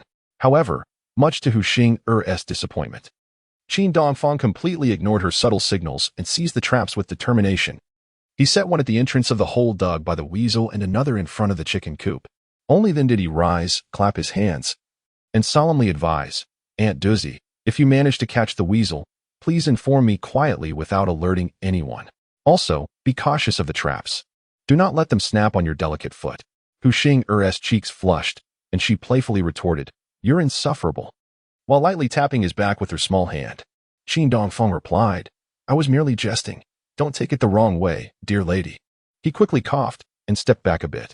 Based on the terrifying details Hu Xing had just shared about her encounter with the weasel, he confidently concluded that Aunt Duzi had not been possessed by a ghost that night, but rather had encountered the Weasel King. What? The Weasel King? Is that the legendary transformed Huang de Xian? My goodness. Hu Xing's petite frame trembled, her voice laced with fear. Chapter 52, A Drop of Kindness. A trap on sister-in-law's foot in the dim depths of night. Within Hu Xing's yard, Qin Dongfang smiled calmly, reassuring her trembling heart. "Do not be afraid, Aunt Duzi. It is merely the leader of the weasel pack." His words were light, yet inside, Qin Dongfang harbored his own doubts. Based on Hu Xing's description and the small tuft of brownish-yellow fur left on the ground, it seemed she had encountered a particularly large weasel king. It was said that these kings were formidable creatures, rarely venturing out to hunt for themselves, instead residing in grand caverns, nourished by their devoted weasel subjects. Yet tonight, what could have compelled such a mighty creature to venture into Hu Xing's home to steal chickens? Was her hen a beauty pageant champion? Am I not being possessed by Xiaoyu? This doesn't seem right, does it, dear nephew? Hu Xing's voice trembled. To prevent her from being further frightened, Qin Dongfang had no choice but to quietly reveal the truth. "Although I have heard tales of being possessed by the deceased, I can assure you that tonight you are not under the influence of Xiaoyu. Despite the somewhat tumultuous nature of Hu Xing's personal life, she is, at her core, a kind-hearted and compassionate woman. A few years ago, when Qin Dongfang was struggling to gather funds for his wedding to Xue Qin, Hu Xing, upon learning of his plight, generously lent him 8 yuan. This small act of kindness has remained etched in Qin Dongfang's memory.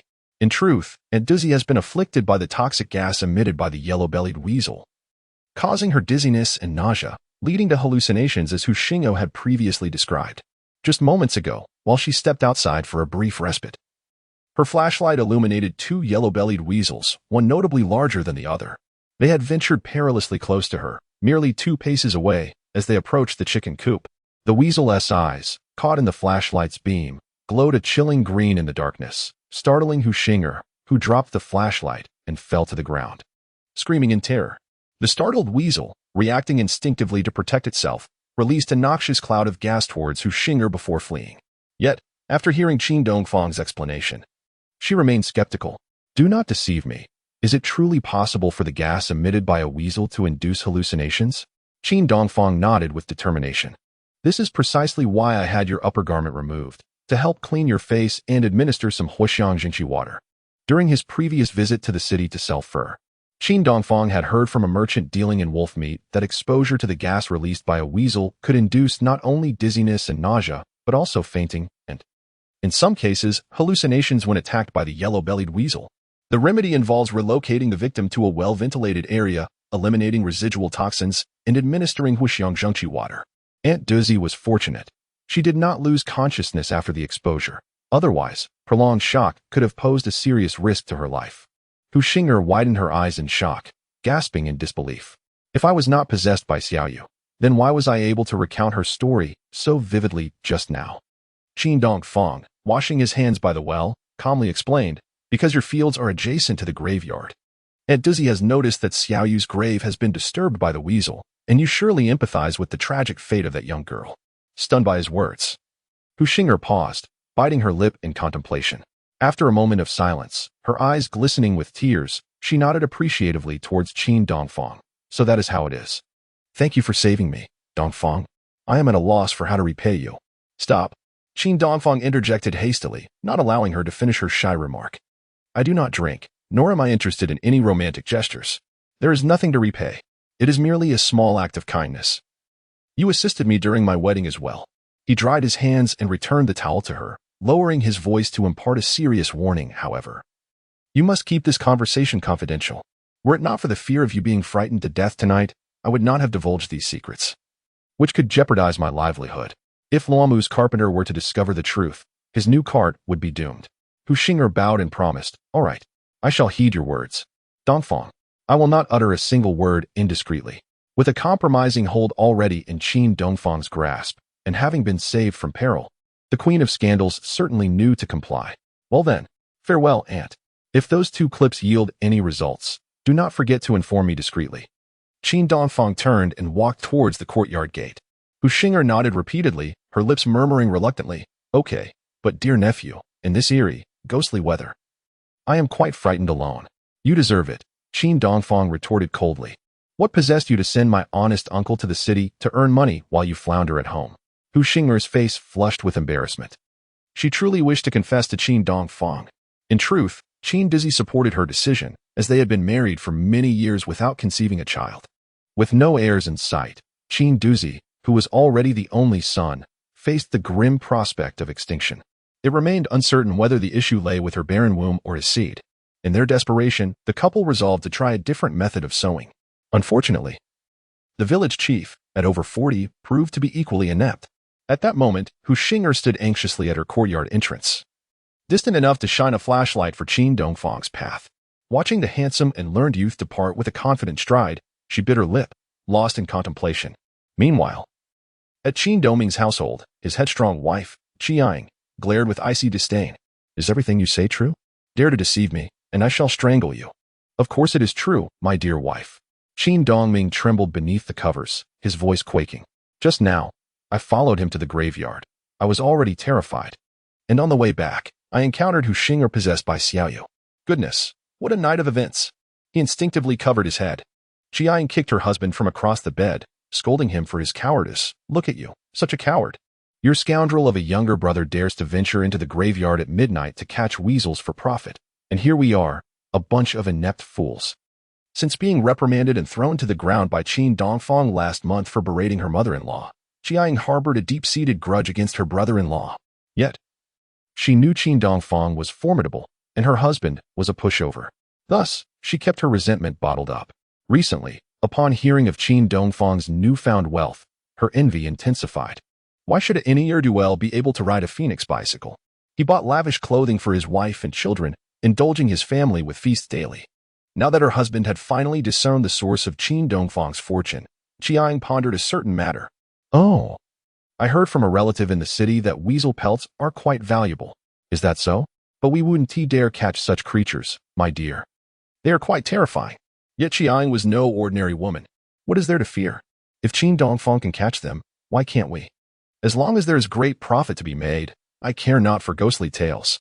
With that, Qiang's mind began to conjure up devious schemes for revenge against her brother-in-law. "Didn't you mention that scoundrel Qin Dongfang was carrying several wooden items to the graveyard? Surely it is a tool for capturing the yellow weasel. Thus, in the dead of night, the 2 of us shall stealthily retrieve it. It would be even better if we could seize the valuable yellow weasel as well. Even if we come away empty-handed, we shall not lament once we possess the means." Contemplating the furious visage of Qin Dongfang after losing his trapping tools and prey, Qiang let forth a chilling laugh while lying in bed. At 4:30 in the morning, Qin Dongfang quietly rose. He set off to the graveyard to collect wooden traps and snares. Just as he traversed the bean field of the Hu Xing'er family, a woman's anguished scream pierced the air. "Oh, it hurts so much. Qin Dongming, you worthless fool, why are you just standing there? Help me." "All right. Bear the pain for now, Qiang. Shine the flashlight for me." "Ah, I'm bleeding, dear." Qin Dongfang frowned in bewilderment, halting in his tracks. It was, astonishingly, the voice of his own brother and sister-in-law. Yet, he soon heard Qiang cursing furiously at the grave of Xiaoyu. "Qin Dongfang, you scoundrel. May you meet a terrible end. How dare you set traps that injure my foot? Once we retrieve the new wooden traps and snares you fashioned, I shall have my revenge." Chapter 53, On a Night of Tempestuous Winds and Rains. My beloved approaches with an umbrella upon hearing his sister-in-law's malevolent curses and his brother's despicable suggestion. Qin Dongfang's brow furrowed in anger. Can you two exhibit even a modicum of shame? He coldly proclaimed, striding towards them. Suddenly, upon spotting Qin Dongfang emerge from the inky darkness of the graveyard, Qin Dongming and his wife were taken aback. They gasped in astonishment and fell to the ground. How dare they come with such malice to steal my wooden traps and prey, and still have the audacity to curse me? Qin Dongfang shone the flashlight upon Qi Arying's malevolent countenance, instinctively narrowing his stance, raising his hand to strike. Yet, he beheld her face contorted in agony. Seated on the ground, gasping for breath, directing the beam of the flashlight downward, he noticed that her ankle was ensnared by the iron trap he had set. Deeply embedded in her flesh, blood, and tissue, a gruesome sight. Not far ahead, within the wooden trap, a small creature was thrashing about. The truth was evident. This night, it was undoubtedly his heartless and greedy sister-in-law, having received intelligence from his brother, who had come to pilfer the fruits of his labor. Qi Arying's excitement upon discovering prey in the trap had led her to rush forward, unaware that the grassy area beneath her feet concealed a ferocious iron trap. Qin Dongfang found himself at a loss for laughter and tears. The slap he had intended for Qi Arying's face slowly descended instead. East Dongfang, do not misunderstand. Qin Dongming, rising from the ground, appeared anxious and embarrassed. My wife and I were merely curious as to what you were doing here in the dead of night. So we came to take a look. Oh, Qin Dongfang scoffed, a hint of cold amusement gracing his lips. Have you completed your little tour? Now kindly set down the trap and be gone. Qi Arying, having removed the bloodied iron trap from her ankle, sat on the ground, her anger boiling over. She pointed at her brother-in-law and shouted, "You may let us go. Qin Dongfang, you set that trap to harm others and broke my foot. You owe me medical expenses." Huh? Qin Dongfang was amused by the antics of the shrew. With a smirk, he squatted in front of Qiang, his eyes glinting with cold disdain. All right. How much do you want? It must be at least 20 or 30 yuan. Oh, it hurts so much. I'll just compensate you with 100 yuan for medical expenses. And let's smash that vile Qi woman's leg while we're at it. As he spoke with a frosty tone, he turned to seek out Xue Qin.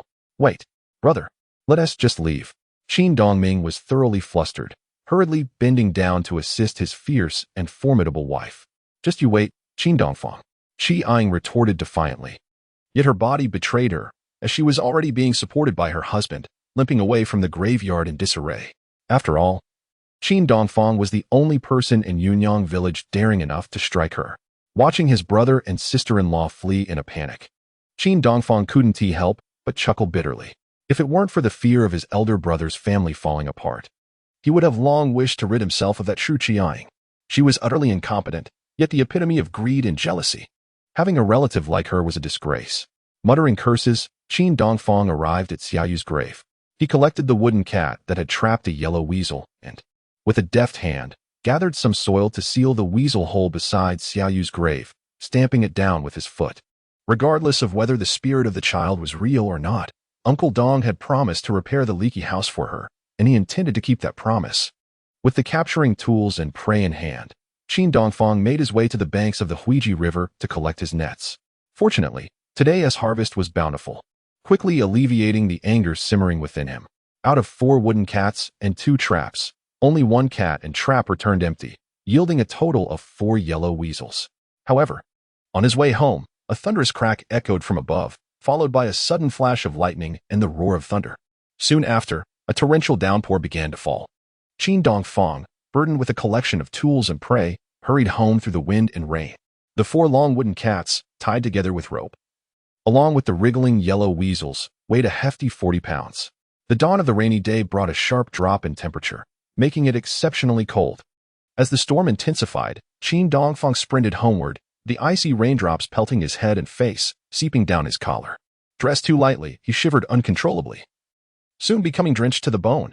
His hair soaked, his face drenched, his clothes clung to his skin. The world around him was a chaotic blur.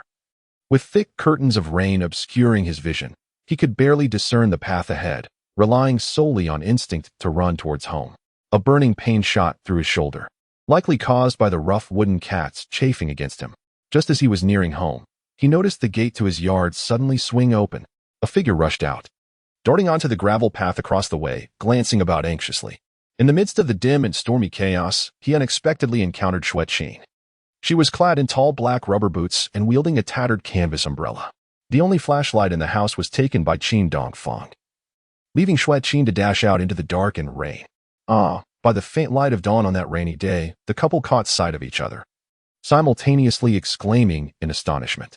Seeing Qin Dongfang, drenched like a waterlogged rabbit, with several wooden traps and iron clamps slung over his shoulder, Xue Qin's eyes instantly filled with tears. She stood still for a moment amidst the thunder and rain, before hurriedly extending the canvas umbrella over his head. "My dear, why did you come out in such heavy rain?" Qin Dongfang called out, furrowing his brow as water streamed down his face and into his mouth. "Let me take that." Xue Qin did not respond, but instead lowered her head, reaching out to take the iron clamp from his hands. But the next moment, she let out a sharp scream. "What is this?" Xue Qin trembled violently and quickly stepped back. Qin Dongfang glanced down, revealing a weasel he had inadvertently strangled with a rope. With an apologetic smile, he said, "What else could it be? It's the golden fur that leads us to a better life. I'm sorry for scaring you, Xue Qin." Without further ado, he hurried back home through the pouring rain, disregarding the aches in his body. Xue Qin stood on the village path, momentarily stunned, before she too rushed into their small courtyard with the umbrella. She had been fast asleep when the howling wind and torrential rain outside awakened her. Upon discovering that Qin Dongfang and his traps were not home, she realized he had once again ventured out to catch wild rabbits and weasels. After a brief hesitation, she anxiously opened the umbrella and dashed out to find him. What Xue Qin did not anticipate was the arduousness of her husband's efforts, despite his extravagant spinning habits. The heavy wooden trap spin his one straight back. By the time Qin Dongfang returned through the storm, he was already shivering from the cold. Xue Qin's heart ached as she saw him. After putting away the umbrella, she entered the house to find Qin Dongfang tossing his tools and catches into the wood shed before rushing inside. "Your shoulder is hurt." Under the glow of the light bulb, Xue Qin was struck by the sight that tugged at her heart. Fresh red blood was oozing from her husband's left shoulder, mingling with the rainwater cascading down his head and face, forming a reddish puddle on the floor that made her heart quiver. "It's nothing, just a scratch." Qin Dongfang replied with a slight smile, casting a warm and appreciative glance at his wife. He understood now. Xue Qin had braved the rain to find him. After enduring so much pain, she chose to forgive him, just like an angel. A sudden warmth surged through the shivering Qin Dongfang's heart. On this stormy night, there was someone willing to come running with an umbrella for a once wayward man like him. He felt a mix of gratitude and guilt as he gazed at Xue Qin's composed face, his eyes misting with emotion. "Why are you standing there? Hurry and dry yourself off and change into some clean clothes." Xue Qin shot him a glance and handed him a dry towel. Yet he did not utter a single complaint regarding his bold pursuit of the yellow weasel. Although Xue Qin harbored a deep-seated fear of that creature, she was grateful for her husband's love and understanding. Qin Dongfang smiled faintly as he accepted the towel, his expression touched. "No need to thank me. I merely fear that a scoundrel might perish in the rain, leaving our young daughter without a father." Xue Qin was genuinely moved by her husband's transformation, even feeling a pang of sympathy for his silent sacrifices for their family. Yet, the lingering resentment within her rendered her words icy and proud. Chapter 54. A Letter from My Aunt. Qin Dongfang's rival in the tempestuous dawn. Qin Dongfang removed his drenched garments at home and donned a clean set. He tread lightly into the west room, lowering his gaze upon his slumbering daughter. Yaya slept soundly, her large eyes shut tight, with long and curling lashes. Her crescent-shaped brows adorned a broad forehead, suggesting great intellect.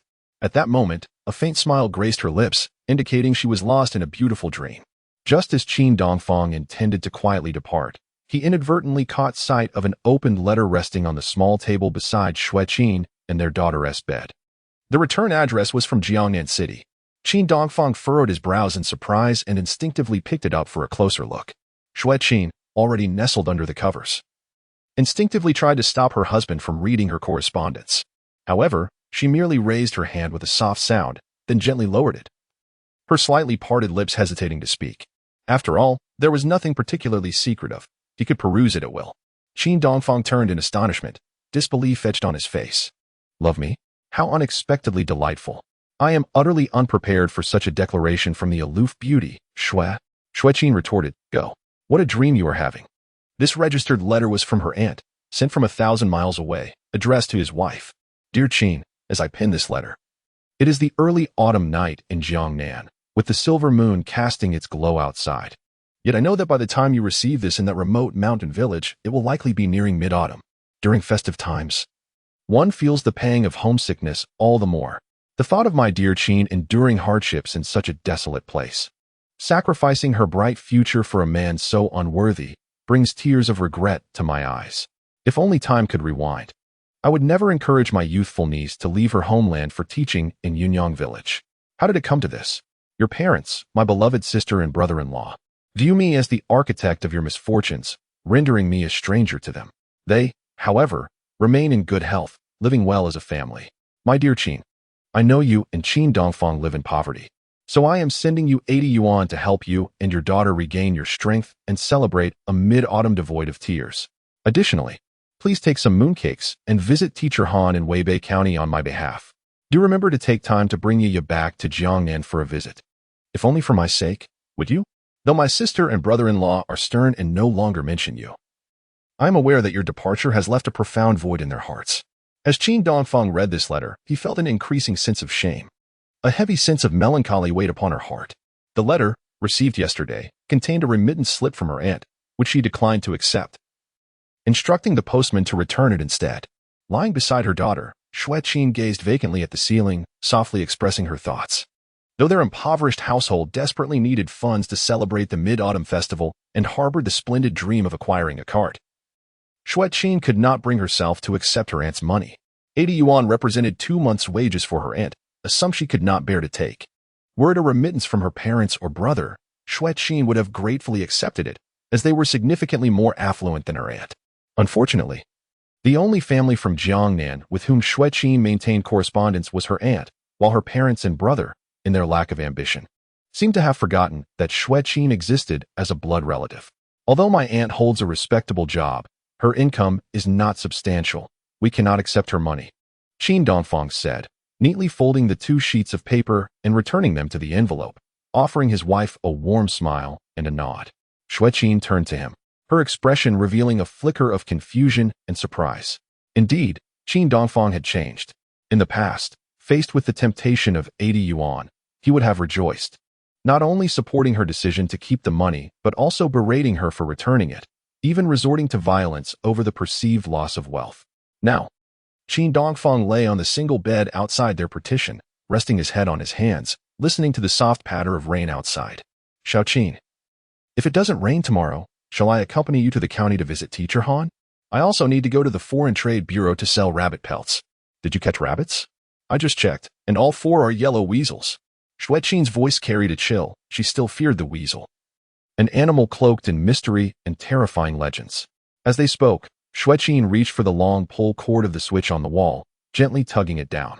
With a soft click, the dim 20-watt bulb in the bedroom flickered out. Once the rain stops, we should visit a few of our relatives first. As the Mid-Autumn Festival is fast approaching, she murmured from her bed in the adjoining room. After August, it is no longer customary to present mooncakes to elders. Very well. Then I shall save the yellow weasels for a day and catch more to sell together, Qin Dongfang readily agreed. In truth, Xue Qin was reluctant to visit Teacher Han. Yet it was a request from her aunt that she could not refuse. It's all right, my dear wife. We'll deliver the gifts to Teacher Han and exchange a few pleasantries before returning, denying that wealthy young master any opportunity to show off. Teacher Han, as mentioned by her aunt, was a woman nearing 50, originally from Guhua Tree Collective. She had long since relocated to Weibei County to live with her husband, who had ascended in officialdom and was rumored to have ventured into business. Years prior, when her aunt came to Guhua Tree as a sent-down youth, she formed a close friendship with the local music teacher, Han Miling, who had been a great help to her. Thus, since Xue Qin married and settled in Yunyang village, her aunt had entrusted her with the task of visiting Han Miling during festivals, despite the awkwardness that ensued. Wei Yihong, the son of Teacher Han, once fervently pursued Xue Qin, making him a rival of Qin Dongfang. Hailing from a privileged background and possessing commendable looks, he found himself thwarted in his romantic endeavors. As Qin Dongfang seized the opportunity to win Xue Qin's heart before him, Wei Yihong, consumed by jealousy, believed that a mere country bumpkin like Qin Dongfang was unworthy of competing for the affections of his goddess. Undeterred by the established relationship between Qin Dongfang and Xue Qin, he repeatedly drove his jeep from the county to Yunyang village, bearing flowers, expensive chocolates, and heartfelt love letters, determined to be the most extravagant suitor for Xue Qin. Despite knowing that she was already taken, He was convinced that with enough perseverance, he could overturn the situation.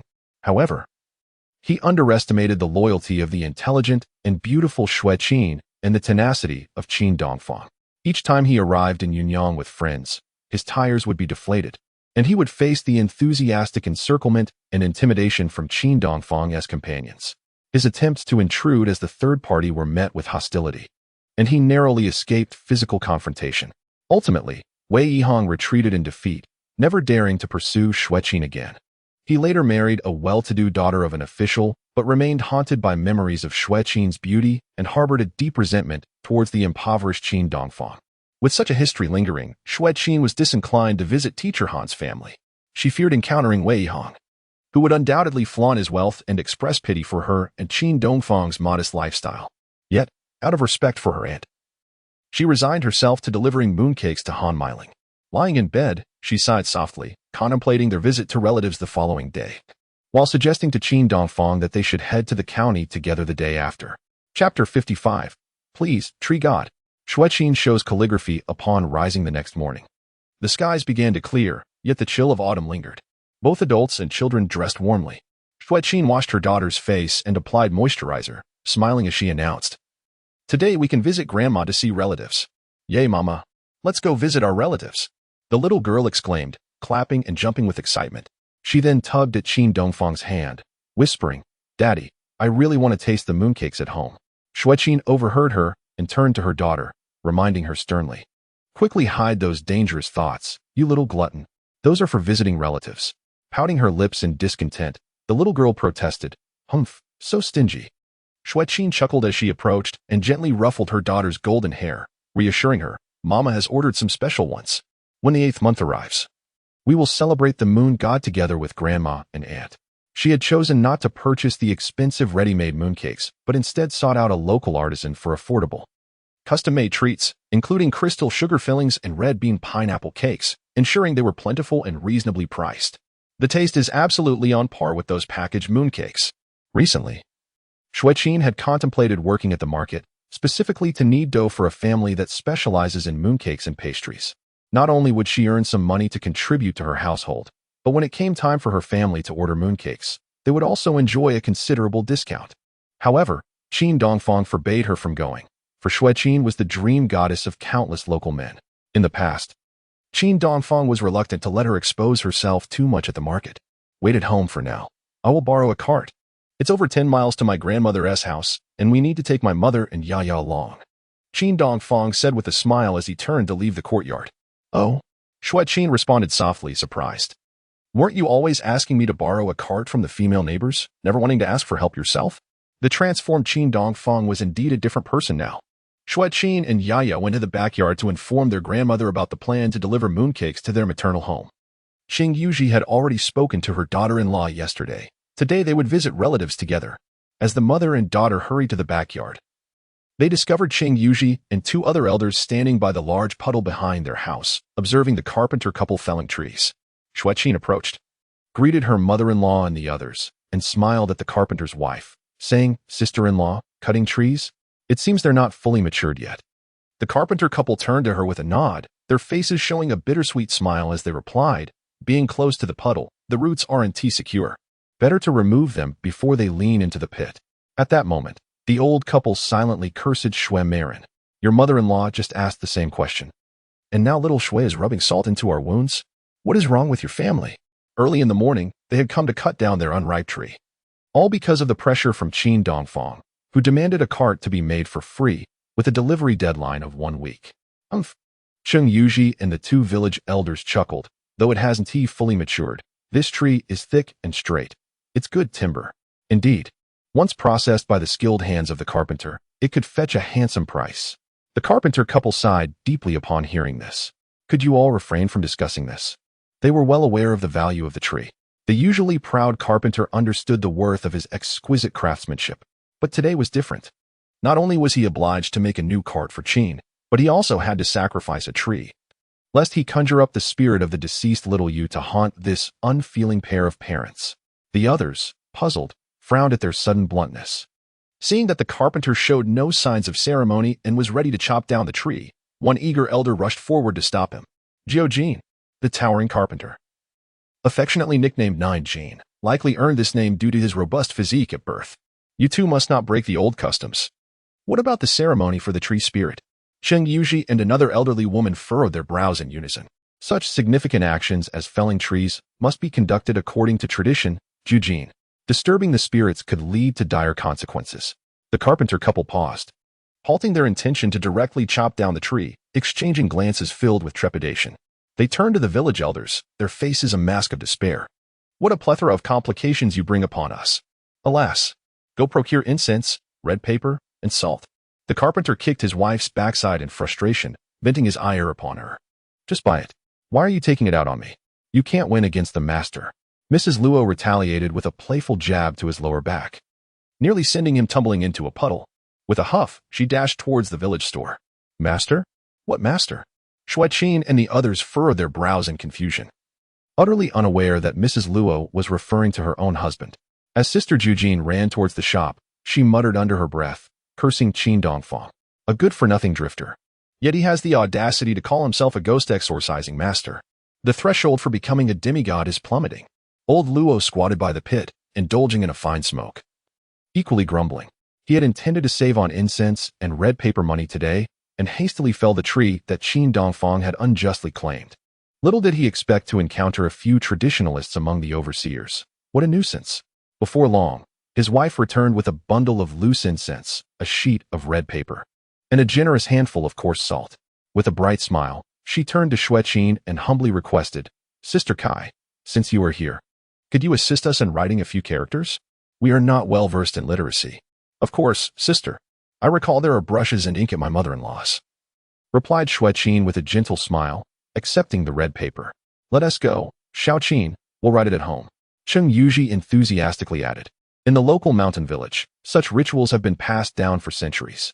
Whenever a family intends to fell a tree, it is essential to invite a literate person to write a tree notice. On this day of the month and year, we shall fell this tree. We humbly request the esteemed tree gods to relocate to another abode. We beg forgiveness for any disrespect. This notice is then affixed to the tree trunk, followed by a handful of salt being scattered around it, accompanied by sincere prayers to the deities.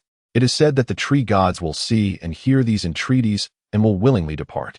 However, should one act as the carpenter did earlier, disregarding the customs and violently demolishing the spirit's abode without prior notice, unfortunate events are sure to befall the tree cutter. Where do all these tree gods come from? You elders are truly something else.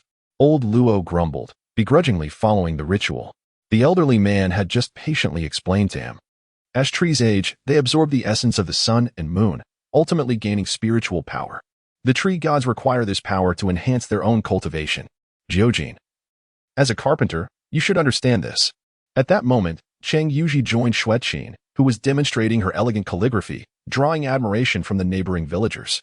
Everyone praised Qin Dongfang for his extraordinary fortune in finding a treasure of a wife. Cheng Yuji displayed a proud smile and echoed the old man's words, saying, Uncle Ping'an is right. Not only should we chop trees according to tradition, but we must also refrain from overexploitation. For every large tree felled, we must plant a small tree in its place. Luo Carpenter felt a wave of frustration wash over him and sighed deeply. His wife, momentarily lost in thought, snapped back. What else with the sighing? I think we should stick to the ways of our elders for good luck. This was prompted by her sudden recollection of last night's harrowing incident involving their daughter Xiaoyu, who had jumped into a well in despair, and the terrifying spirit that had attached itself to Hu Xinger. The couple had already offended that sorrowful ghost and dared not provoke the tree spirit further. Meanwhile, Qin Dongfang, in search of a cart to visit relatives, faced rejection from his neighbors. The two families that owned carts politely declined, fearing that Qin might sell their valuable possessions. In a moment of inspiration, he furrowed his brow and thought, yes, I shall borrow a cart from that person. Chapter 56. Madam, has your leg been broken? Qin Dongfang turned towards the southern end of Yunyang village, entering the grand residence of the village chief. Upon seeing this troublesome visitor, Qin Yuejin felt a jolt of alarm, his expression shifting slightly. Nevertheless, he quickly forced a smile and approached, feigning the act of reaching for a cigarette, warmly greeting, Nephew Dongfang. What a rare visit. Please come in for some water. Qin Dongfang smiled faintly, positioning himself expectantly in front of the village chief, awaiting the customary offering of a cigarette. Is this how it's done? Xue Qin furrowed his brow in surprise, inwardly cursing the faux generosity he encountered. Trembling slightly, he reached into his blue coat pocket and retrieved a pack of Hongmei cigarettes. As anticipated, Qin Dongfang, much like their previous encounter, smiled and took the majority of the pack for himself. Uncle Xue Qin, how generous. Knowing that your nephew cannot afford cigarettes. Xue Qin was taken aback. Meanwhile, Mrs. Qin and their daughter, who were washing clothes, turned to glare at Qin, their brows furrowed in disdain. What are you staring at? Quickly pour some water for nephew Dongfang. The village chief admonished his wife in a hushed tone. No need, no need. Aunt Xue Qin, you are truly diligent. My big sister has become even slimmer and more beautiful. Qin Dongfang complimented the village chief's wife and daughter, suppressing his conscience, causing the plump young lady, weighing over 170 pounds, to flush red with embarrassment and lower her gaze. At that moment, the village chief's daughter felt a stirring excitement within her. Although Qin Dongfang was a carefree vagabond, he was handsome, charming, and possessed a unique, penetrating gaze. He just snatched a pack of good cigarettes from my father. How can I bring myself to hate him? However, when Qin Dongfang proposed borrowing the village chief's cart, the family furrowed their brows in disapproval. No, that won't he do, the village chief's wife blurted, hastily rising from beside the well. Dongfang, we still need to go out to fetch things. Please borrow from someone else. Qin Dongfang smiled faintly, shaking his head as he remarked, there is hardly any farm work left to do. We're just waiting for the autumn harvest. Aunt, you're deceiving an honest man. That is not acceptable, she began, but her words were abruptly interrupted by the village chief raising his hand. Xue Qin clenched his teeth, grappling with his thoughts for a moment before turning to Qin Dongfang with a pleading look. Make sure to return it promptly, I beg you, nephew. This is our only major item, and it cost over 100 yuan. Uncle, do you really think I would sell it if I lost? Qin Dongfang replied innocently. The village chief's family, however, was left speechless and trembling with fear. Isn't that the truth? We're afraid of this. Qin Dongfang continued.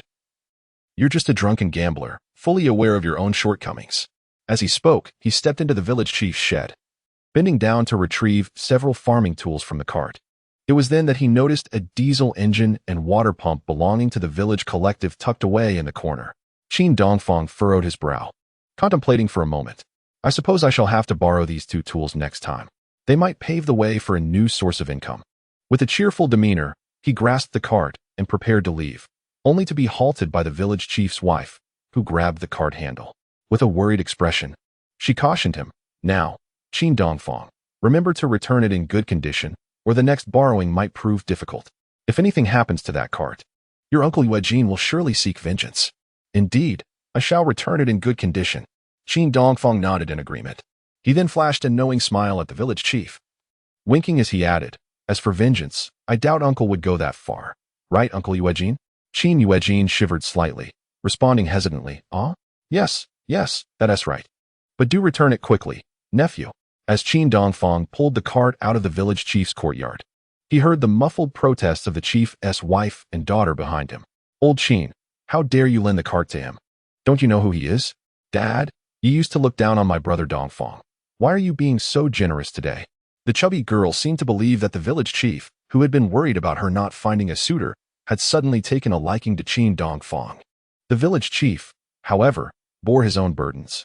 Frowning in displeasure, he replied, Stay out of men's affairs. He certainly did not want to offend Qin Dongfang, especially since that young man had overheard his indiscretions with Huxinger. If Qin Dongfang were to reveal that to his wife, it would undoubtedly lead to chaos in his household and jeopardize his reputation and future. Upon returning home, Qin Dongfang was met with excitement as his daughter Yaya rushed over. Wow, a cart. Daddy, can I ride in it? After placing the cart just outside the courtyard, she approached him with gleaming eyes. Of course.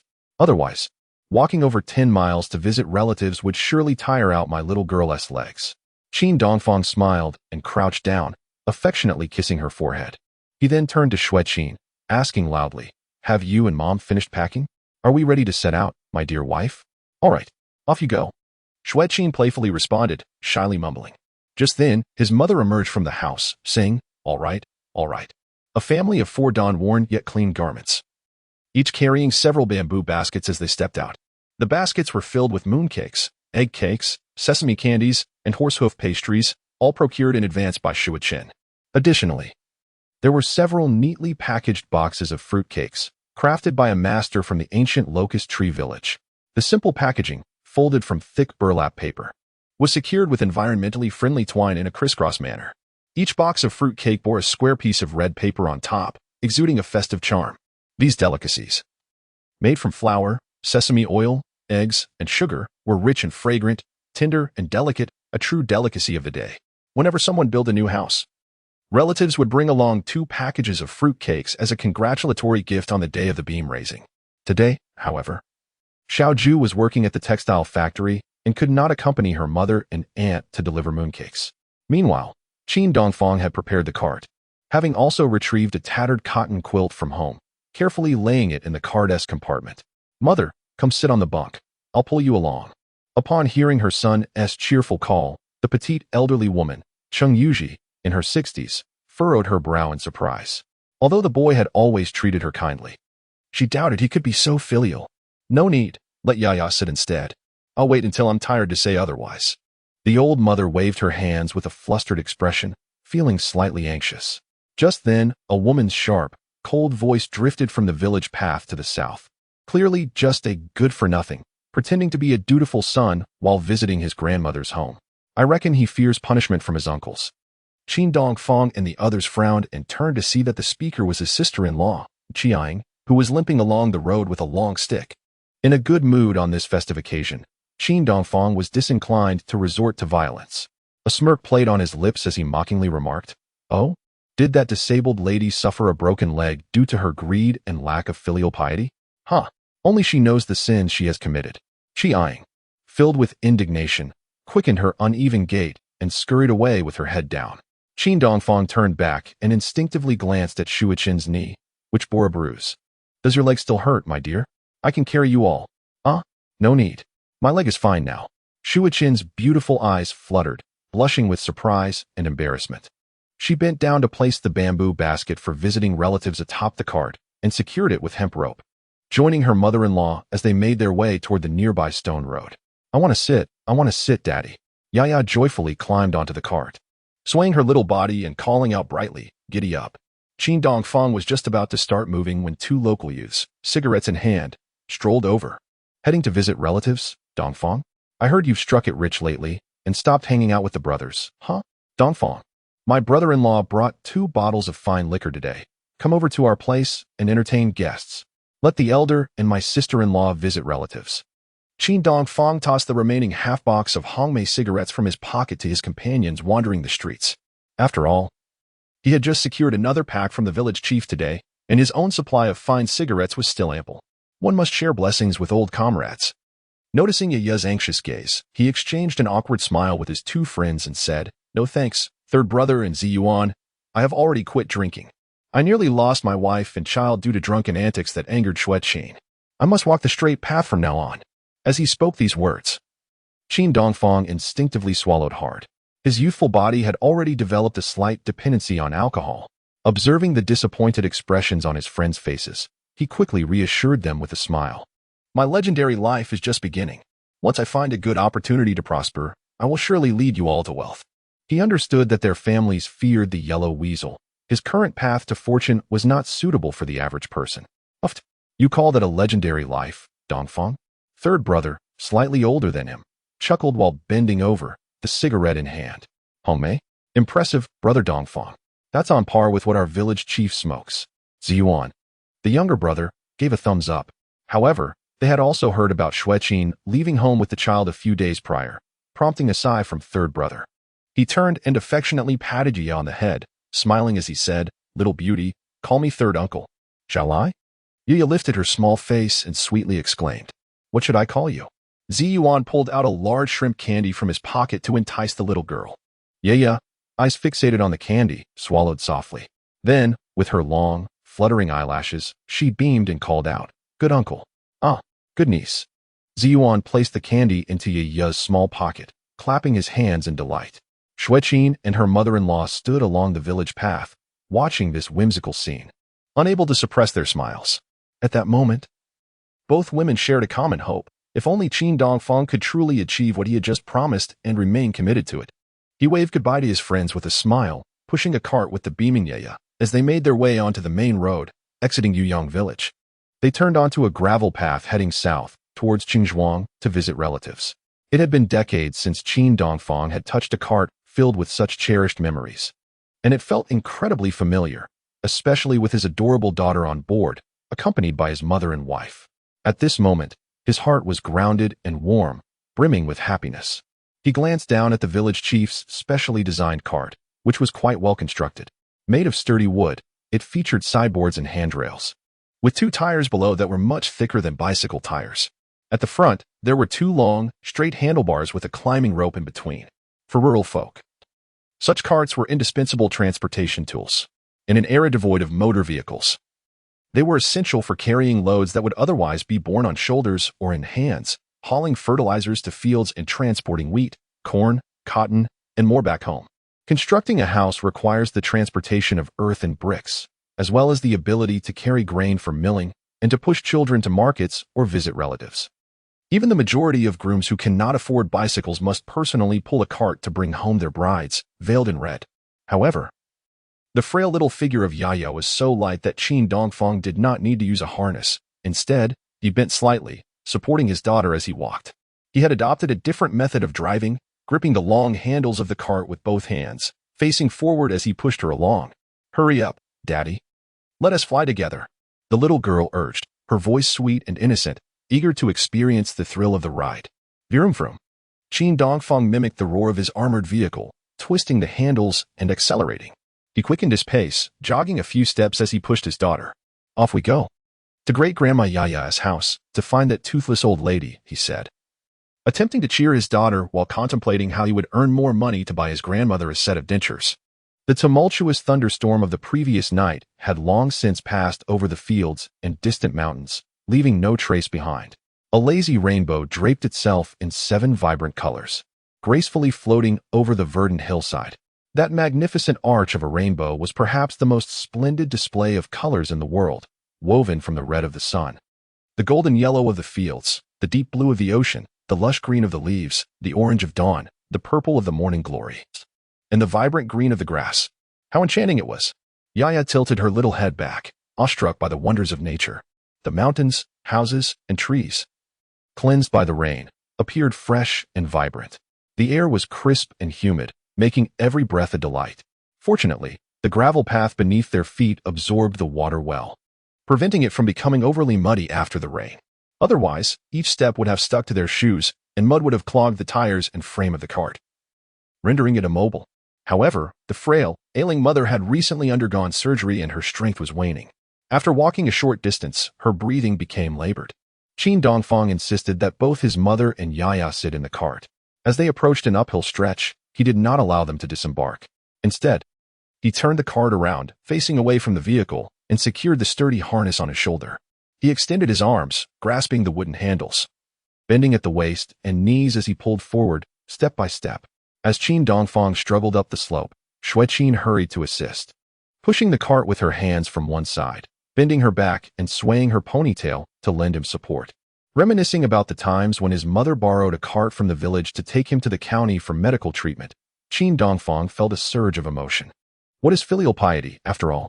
It is merely the act of nurturing and growing together, with one accompanying the other into old age.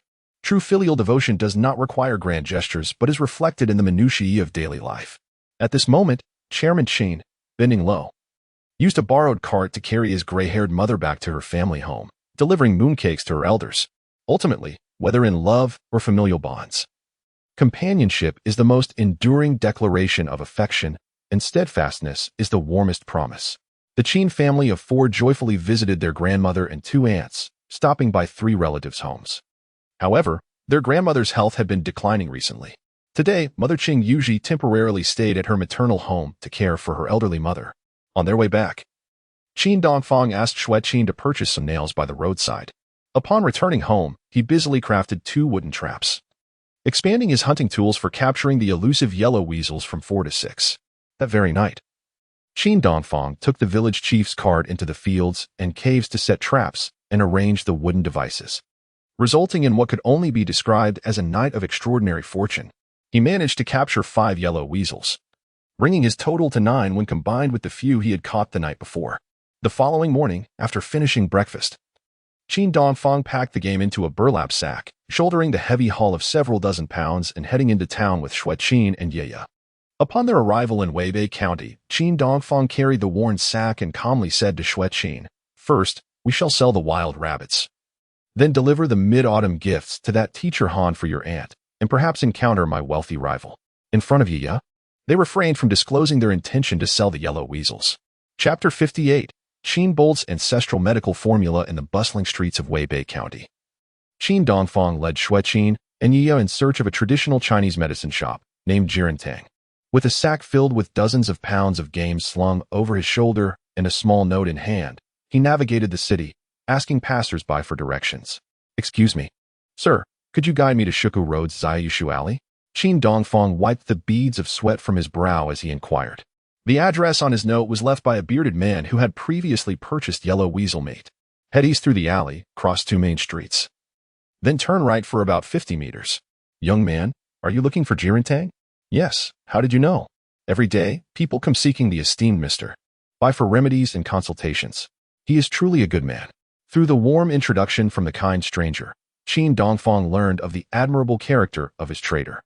Jirantang was primarily a shop selling traditional Chinese medicine, yet its septuagenarian owner, Bai Jingda, hailed from a family of traditional healers and possessed notable medical skills.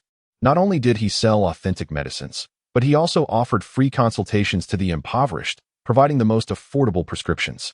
It was precisely for this reason that Jirantang, hidden in the alley, had become renowned for its quality. The benevolent Mr. Bai and his medicine shop enjoyed considerable fame throughout Weibei County.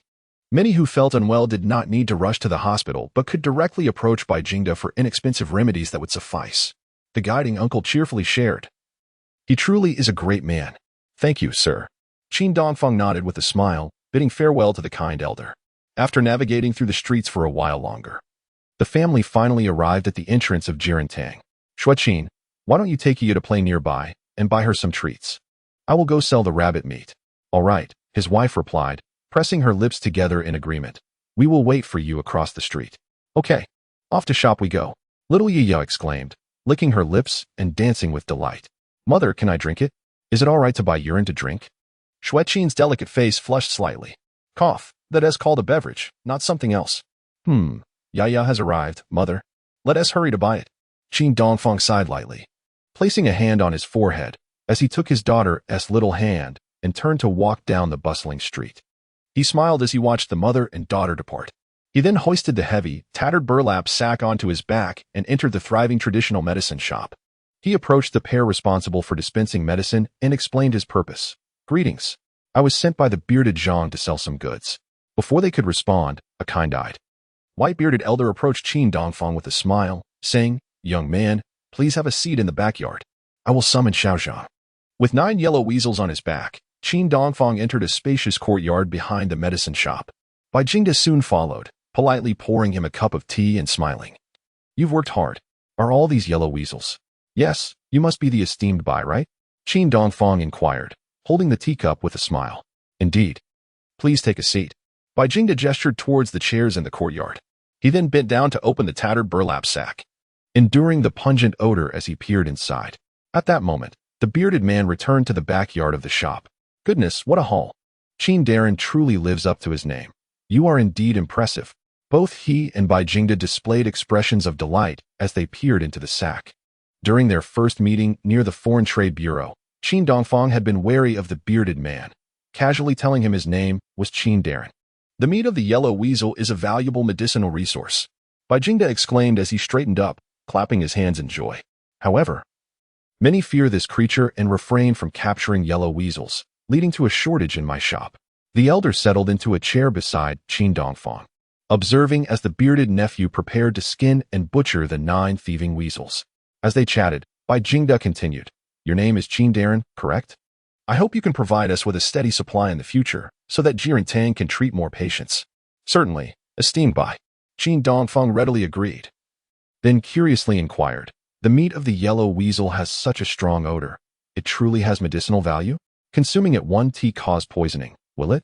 Bai Jingda stroked his gray-white beard, smiling as he elaborated. When the yellow weasel's meat is charred and ground into powder, it possesses wondrous properties for detoxification, healing wounds, and treating kidney issues. It can even address lymphatic tuberculosis.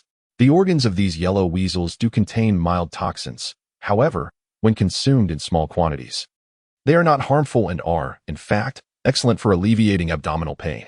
As they conversed, Bai's female apprentice pushed open the back door of the shop, calling him to attend to a patient. At that moment, the sound of a child's cries echoed from within Jirantang. Qin Dongfang, feeling bored while waiting for the fur, followed by into the bustling scene. The child has developed a fiery sore in their ear, just a bit of anti-inflammatory medicine. And after a few bowls of egg tea at home to cool the heat, they'll recover swiftly. Bai Jingda instructed his disciples to gather some traditional Chinese medicine at a remarkably low fee. Among the patients were a couple dressed in patched clothing, both suffering from severe lumbar strain, unable to stand upright due to excessive labor. They lay on a small bed as Bai offered them a soothing massage followed by herbal remedies. While diligently attending to their aching backs, he conversed with the couple, advising them to sleep on firm beds rather than makeshift straw beds, and to engage in exercises that would strengthen their back muscles. The impoverished individuals who sought Bai's medical assistance were profoundly grateful. Qin Dongfang observed this with great respect. Once the patients had departed, he sincerely remarked, Bai Lao truly embodies the benevolence of a healer. Despite operating a herbal medicine shop, he selflessly treats patients, saving the impoverished significant healthcare expenses. Bai Jingda, who was already perspiring from fatigue, rose to massage his own aching back and chuckled. Since retiring from the hospital, I find myself idle. I might as well contribute something to society. Qin Dongfang nodded thoughtfully and inquired, common ailments like lumbar strain must be quite prevalent nowadays, correct? Indeed. Especially among overworked farmers and laborers, some are even showing signs of partial paralysis, Bai Jingda replied, furrowing his brow as he took a few sips of water offered by his disciple. After a moment of contemplation, Qin Dongfang turned to Bai Jingda earnestly, Bai Lao. While your massage techniques are indeed proficient and the remedies you provided were appropriate, they only address the symptoms rather than the root cause. Oh? Bai Jingda raised an eyebrow, momentarily taken aback. His disciples widened their eyes in indignation. How dare this young farmer, an outsider, publicly question the esteemed Bai Lao's medical expertise? Who are you, young man? Do you even comprehend my grandfather's prowess to speak so boldly in Jirantang? A beautiful young girl, around 18 or 19 years old, emerged from behind a curtain, glaring fiercely at Qin Dongfang. Bai Jingda quickly raised his hand to calm his granddaughter. Sheshao, go prepare the medicine. The young girl shot a resentful glance at Qin Dongfang before reluctantly turning away to return to her task of grinding the herbal medicine. With remarkable composure, Bai Jingda smiled and inquired of Qin Dongfang, bold one, do you possess some medical knowledge as well? Not extensively, but I do have a familial secret recipe that alleviates lumbar strain and even offers rapid relief for patients suffering from herniated discs, Qin Dongfang replied with a confident smile. Today, I would like to share this recipe with Bai Lao, as it could benefit many more impoverished individuals. After all, I admire your compassionate heart. What? The disciples of Jirantang looked at Qin Dongfang in astonishment. This humble young man possessed a treasured medical formula? Was this for real? Chapter 59. By Xiao Xiao's embarrassment and anger, Qin Dongfang smiled slightly and spoke eloquently. Lumbar muscle strain is often the result of prolonged exertion or excessive intimate activities. However, before he could finish, Mr. Bai's beautiful granddaughter and apprentice, Bai Xiao, could no longer contain herself. While grinding herbal medicine in the inner room, she lifted the curtain and poked her head out, glaring in indignation. Have you lost your mind? As the youngest granddaughter of Bai Jingda, she was accustomed to being spoiled by her large family and exhibited a bit of a temper. Qin Dongfang frowned and turned to face her. He found Bai Xiao furrowing her brow and pouting at him with a cold stare. Her disrespectful words annoyed him as well. He shot her a disdainful glance and said with righteous indignation, Young lady, focus on your medicine grinding and refrain from eavesdropping on adult conversations. I am discussing crucial matters of life-saving with Mr. Bai.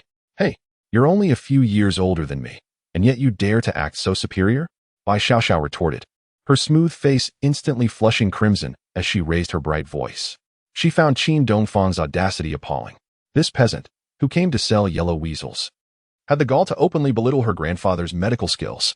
Now, in front of her and her mentor, he was shamelessly discussing intimate matters. What a disgrace.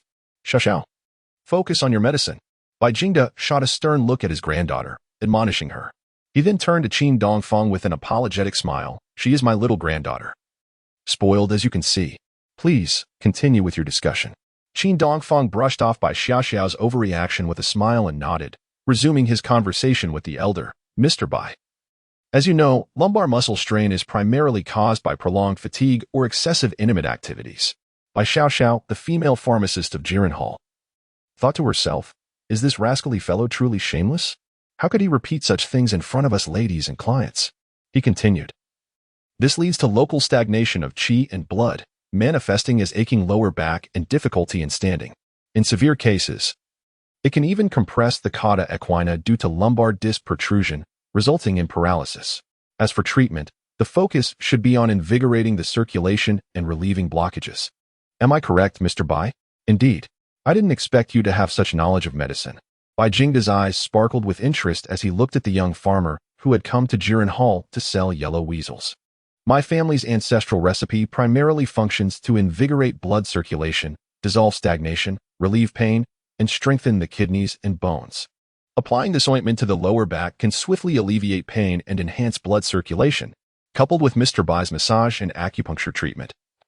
Patients with lumbar muscle strain can recover rapidly, without a doubt, Qin Dongfang declared, gesturing as he spoke, before turning to enter the back courtyard of the pharmacy.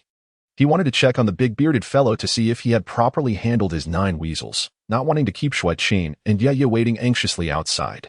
Seeing the big bearded man still busily sharpening his knife, Bai Jingda, intrigued, followed him to the back.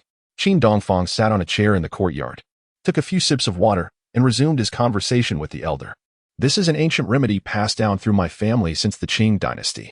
Unfortunately, the recent generations, including myself, have long ceased to practice medicine. Although I possess some related knowledge, I lack the skill of a physician. Qin Dongfang's assertion that one can remain composed and unflustered is merely intended to convince Bai Jingda of the profound origins of his secret formula. In truth, Qin Dongfang's ancestors were farmers for 18 generations, with no healer among them. He has merely acquired medical knowledge through prolonged illness and had the fortune of meeting several esteemed traditional Chinese medicine practitioners in a previous life.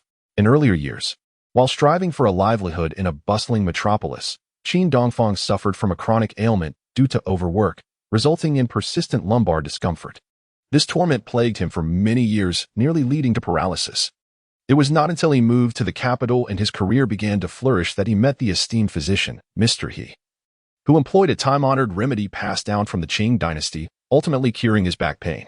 To express his gratitude to the divine healer, Qin Dongfang generously contributed both effort and resources, assisting in the patenting of certain traditional Chinese medicine formulas he had mastered, and he invested significantly in Mr. He's pharmaceutical company, orchestrating its success and transforming him into the affluent Mr. He. However, when Qin Dongfang faced entrepreneurial setbacks and found himself in desperate need of support, the once wealthy Mr. He, now a friend, turned a blind eye to his benefactor's plight. Given this betrayal, Qin Dongfang resolved that since Mr. He lacked compassion, he should not expect loyalty in return. At this moment, Qin Dongfang firmly decided to extend a gesture of goodwill towards the ungrateful Mr. He, who, being still young, was unaware of the necessity to patent his ancestral medical formula and lacked the capability to establish a pharmaceutical company. Thus, he resolved to casually offer the formula he had named Shu Yao Jianjin Tai in 1995 to the kind-hearted Bai Lao, allowing it to benefit the impoverished. After all, Qin Dongfang himself does not possess extensive medical expertise. He has only absorbed some knowledge from conversations with Mr. He and others. At present, he cannot replicate the complete formula for Shu Yao Jianjin Tai. Wait a moment, Bai Lao. I shall fetch some paper and a pen to jot down the essence of my family ancestral remedy, Qin Dongfang declared, rising from the chair in the back of Jiren Hall to retrieve writing materials from the pharmacy counter. Qin Darren, what are you doing? Bai Xiaoxiao, seated before the counter sipping water, pressed her hand down on the prescription paper to prevent him from moving. With her sparkling eyes fixed on Qin Dongfang, she coldly warned, once you finish selling your yellow gourd, leave promptly. You are not to return to Jiren Hall to deceive my grandfather. Otherwise, I shall not treat you kindly. She had begun to harbor suspicion and hostility towards Qin Dongfang, perceiving this rustic individual as not only discourteous, but also potentially deceitful in his attempts to swindle her grandfather. Surely, she thought, he knew her grandfather would never accept something for nothing. His claim of offering a traditional remedy for free was merely a ruse to extract money from the elderly man. Qin Dongfang gently grasped her delicate arm and drew out the paper and pen from beneath. With a calm smile, he said, "The young lady is called by Xiao Xiao, correct? Do not worry, Xiao Xiao. Your grandfather would never wish for me to miss a visit to Jiren Hall. Soon, he will be exceedingly grateful to me." After speaking, he returned to the courtyard, holding the paper and pen. Bai Xiao Xiao furrowed her brows and exchanged glances with her senior brother and sister, then scoffed disdainfully. Huh? Is he dreaming? As long as I am here, that rogue shall never set foot in Jiren Hall again. That man, who appears presentable yet speaks nonsense, clearly harbors ill intentions towards our esteemed elder. In the courtyard of the traditional medicine shop, Qin Dongfang squatted before a chair, writing fervently. Ma Qianzi, Qingfeng ointment, Xian Shun. Mulberry branches, Bai Ji, Angelica, and cinnamon, 30 qian each. Tumu Bi, De Huang, and Guangdan, 22 qian. Xiaowu, Shuijia, and musk. Upon reaching this point, Qin Dongfang furrowed his brow and paused. How much of each was needed? He could not recall, so he decided to estimate. Bai Jingda interjected. When it comes to matters of healing, are you jesting? If Jiren Hall possesses the means, adding a bit of tiger bone could not only treat the waist, but also invigorate the kidneys. As Qin Dongfang continued to write, he explained to Bai Jingda. He then meticulously noted the steps for preparing the ointment. With the exception of guangdan, musk, and shuijia, all other ingredients should be boiled until dry. Then combined with guangdan and stirred into a paste. Finally, musk and shuijia should be spread onto cloth, and the task would be complete. Scope of treatment. Effective for various injuries, particularly remarkable for lumbar muscle strain and lumbar disc herniation. Qin Dongfang rose and presented the prescription to Bai Jingda. With a cheerful demeanor, he stretched his neck and arms, adding, I've even thought of names for it. Let us call it Shuyao Jian Jin 2A or Tiger Bone Strengthening Renal Patch. The thought of having preemptively outwitted the ungrateful Hishini, utilizing his formula for the benefit of the masses, filled Qin Dongfang with delight. This miraculous prescription was indeed potent. Not only could it mend the old back, but it could also transform a man's prowess overnight. As he pondered, he glanced up only to find Bai Xiao Xiao standing at the back door. Her fair face flushed with anger, glaring at him. With a mix of shame and indignation, she shouted to her grandfather, Grandpa, do not believe this fellow's nonsense. Once Qin daringly finishes his scheme, pay him off and send him on his way. In Chapter 60, Bai Jingda shot a fierce glare at his granddaughter.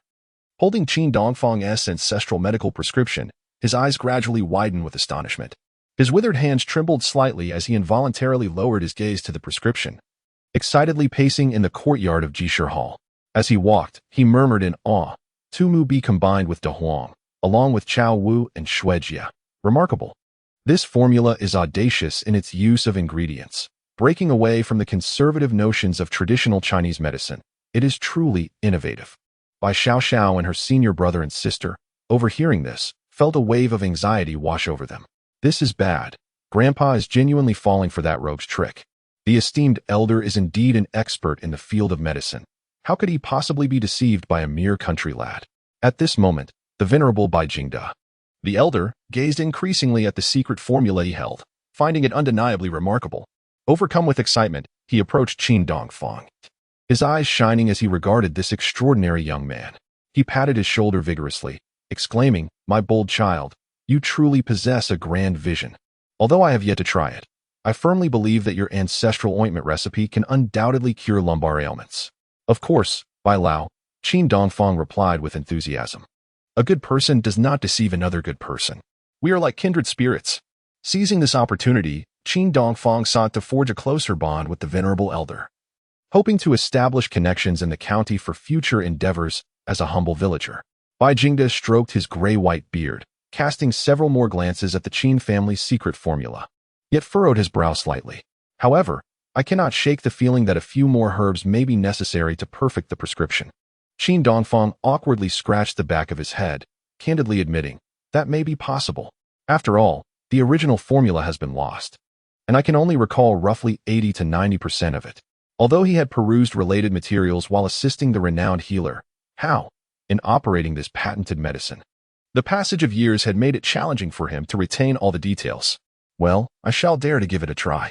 If I end up making a foolish mistake, my bold child, please do not mock me, Bai Lao humbly stated as he leaned over to a nearby chair. taking up his pen to add a line to the bottom of the prescription. Dilong 15 grams, Duzhong 10 grams, Chuanxiong 6 grams. Please, my bold nephew. Take a look and tell me if these additional herbs will suffice. How does the dosage seem? The septuagenarian, by Jingda, had unconsciously begun to address Qin Dongfang with greater warmth. After all, Qin had boasted of his lineage, claiming descent from imperial physicians of the Qing dynasty. And as a descendant of such a distinguished lineage, he generously offered his ancestral medical recipe. Bai Jingda felt a profound sense of kinship and respect towards him. Qin Dongfang, however, felt a slight flush rise to his cheeks, yet he feigned calmness as he reached out to accept the modified prescription from Bai Jingda. Ahem. Let me take a look and ensure all is in order, by Lao Shu. Meanwhile, Bai Xiao, who was secretly observing from within the apothecary, gasped in disbelief. This rogue, only a few years my senior, has suddenly elevated himself above me, calling my 70-year-old grandfather uncle? Bai Jingda's male and female disciples exchanged glances, apprehensive. Oh no. Just as we feared, our esteemed teacher has indeed fallen for it. Feigning authority, Qin Dongfang glanced over the additional herbs Bai Jingda had provided and nodded with a smile. Ah, as expected of my uncle Bai. With the addition of these herbs, our tiger bone strengthening ointment will become even more potent. Bai Lao felt a touch of embarrassment. My bold nephew, you flatter me. The brilliance lies primarily in your ancestral formula. I merely added a touch of embellishment. However, is the term tiger bone strengthening kidney patch somewhat avant-garde? What was that other name again? Bai Jingda is a pragmatic elder.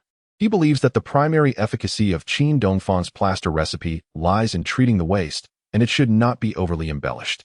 Indeed, I have also bestowed upon it another name, Comforting Waist and Strengthening Tendons Patch. Comforting Waist and Strengthening Tendons Patch. Excellent. This name is far more fitting. Now, the bearded man has finally completed his tasks.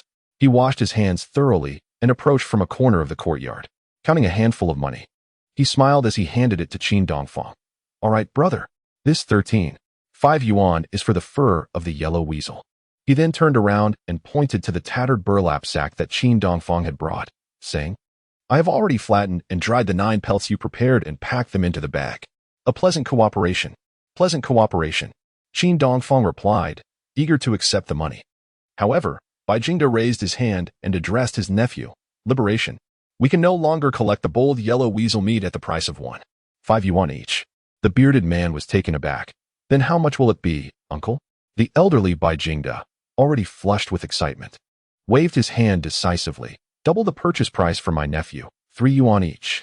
Furthermore, we shall only require bold supplies from now on. Ah, thank you, Uncle Bai. Qin Dongfang was momentarily stunned, overjoyed.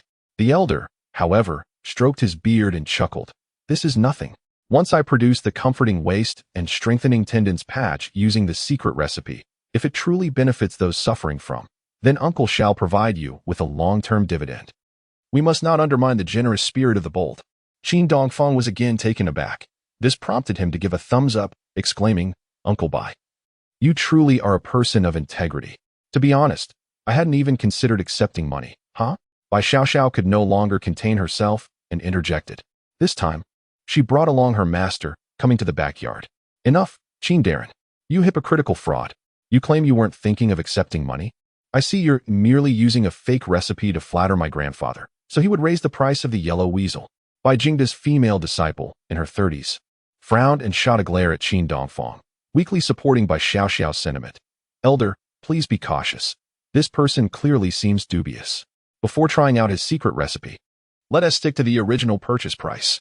She and Bai Xiao had already formed a negative impression of Qin Dongfang. Moreover, the kind-hearted Bai Jingda had previously been exploited due to his compassion, losing both herbs and money. Hearing the women's warnings, the elder furrowed his brow in displeasure. Do you doubt my faculties due to old age? Return to your work. Xiao, go out and deliver medicine. Yes, master. The female disciple said, blushing as she exited the backyard. Bai Xiao pouted and muttered, ready to leave in indignation. Yet, she was incensed by the next scene that unfolded. Chapter 61. The disappearance of wife and daughter, the sister-in-law's antics. She watched as her grandfather turned to grasp Qin Dongfang's hand, saying, this little girl is thoughtless. I apologize for any embarrassment she may have caused you. His voice then grew animated. I am profoundly grateful to you, Darren, for revealing such a precious ancestral secret to an old man like me. A fine blade is bestowed upon a hero. Even the finest of things must be entrusted to skilled professionals to truly realize their maximum value. Qin Dongfang smiled and nodded knowingly. Oh? Bai Xiao furrowed her brow in surprise. Qin boldly spoke with such eloquence, truly adept at pleasing my grandfather. This fellow must be a trained con artist, right? Yet. Qin Dongfang turned to her, the proud young maiden, and winked as if to declare triumphantly, "See, little girl. I told you your grandfather would not only refrain from sending me away, but would also be immensely grateful to your uncle." Humph. Bai Xiao huffed indignantly. Returning to Jishir Hall. Meanwhile, the total price for the 9 yellow weasel meats that Qin Dongfang was selling had doubled from the previously agreed amount of 13.5 yuan to 27 yuan. As Qin Dongfang happily pocketed the money, Bai Xiao, who had already rushed to change out of her work uniform, could not help but stand at the back window, raising her delicate fist and angrily pounding it against the glass twice, wishing she could strike Qin boldly from afar. Her expression as a fierce young maiden glaring and gesturing with her small fist left Qin Dongfang speechless, prompting him to shake his head in a wry smile. He bid farewell to Bai Jingda and the bearded man and exited Jiren Hall with the 9 furs in his sack. In the near future, should old Bai successfully launch the Shu Yao Jianjin Tai, and if it truly brings him profits, Qin Dongfang would not mind entrusting the several incomplete proprietary prescriptions he possessed to Jishir Hall for their refinement into effective medicines. This would not only benefit a multitude of patients but also usher in a period of effortless earnings for himself, accelerating his entrepreneurial ambitions. With a cheerful demeanor, Qin Dongfang snapped his fingers as he strolled out of the long alley of Jiren Hall, making his way to the street where he had arranged to meet Xue Qin. The thoroughfare bustled with people, the sounds of car horns reverberating in the air. He glanced about, yet could not catch sight of his beloved wife and daughter. Time had elapsed, and they should have been waiting here by now. Qin Dongfang furrowed his brow in alarm, his heart racing. After all, he and Xue Qin had just reconciled, and his wife and daughter had previously been abducted, nearly costing them their lives. "Xue Qin, Yaya," Qin Dongfang called out desperately, his anxiety making him break into a sweat. Meanwhile, not far away, Yaya was squatting in a corner, preparing to relieve herself. Just as she was about to call out in delight, Xue Qin quietly cautioned her, "Shoo, don't call out to him. Let us play a little game with Daddy." "Okay, how do we play?" Yaya's interest was piqued. Xue Qin replied, "Let us make him anxious." Yaya added, but, though she feigned indifference, a small part of her truly wished to get back at Qin Dongfang. However, seeing her husband in a state of frantic concern, grabbing strangers by the shoulders to inquire about them, stirred Xue Qin's compassion. She quickly took her daughter's hand and approached Qin Dongfang from behind. "Hey, what are you shouting about?" Xue Qin, slightly embarrassed, blushed. "Daddy, why are you taking so long?" Yaya asked with a cheerful twinkle in her eyes. Upon turning to see his wife and daughter had arrived, Qin Dongfang let out a long sigh of relief. "You two nearly scared me to death. How can you remain so calm?" Upon witnessing her husband's reaction, Xue Qin felt a twinge of guilt as she lowered her head. Yet, her heart was enveloped in a gentle warmth. "I merely wanted to see how you would react if you could not find the two of us," she said, her cheeks flushing with a delicate heat. In the past, she would never have dared to jest so boldly with Qin Dongfang. She would have surely been met with his tempestuous wrath. However, circumstances had shifted. An innate intuition, a powerful sixth sense within her, assured Xue Qin that even if she intentionally provoked Qin Dongfang, he would not resort to violence against her. In that moment, she found herself increasingly believing his assertion that a woman who is cherished possesses an indomitable spirit. After all, it is those who are loved who feel invincible, while those unloved tread upon thin ice. Qin Dongfang shot a glance at the beautiful Xue, a hint of exasperation flitting across his features. "You women can truly be perplexing at times." He swallowed the words incomprehensible and let out a soft sigh. After all, he had owed so much to her and her daughter in the past. If they sought to play tricks as a form of mild retribution, so be it. As long as his wife was happy, that was all that mattered.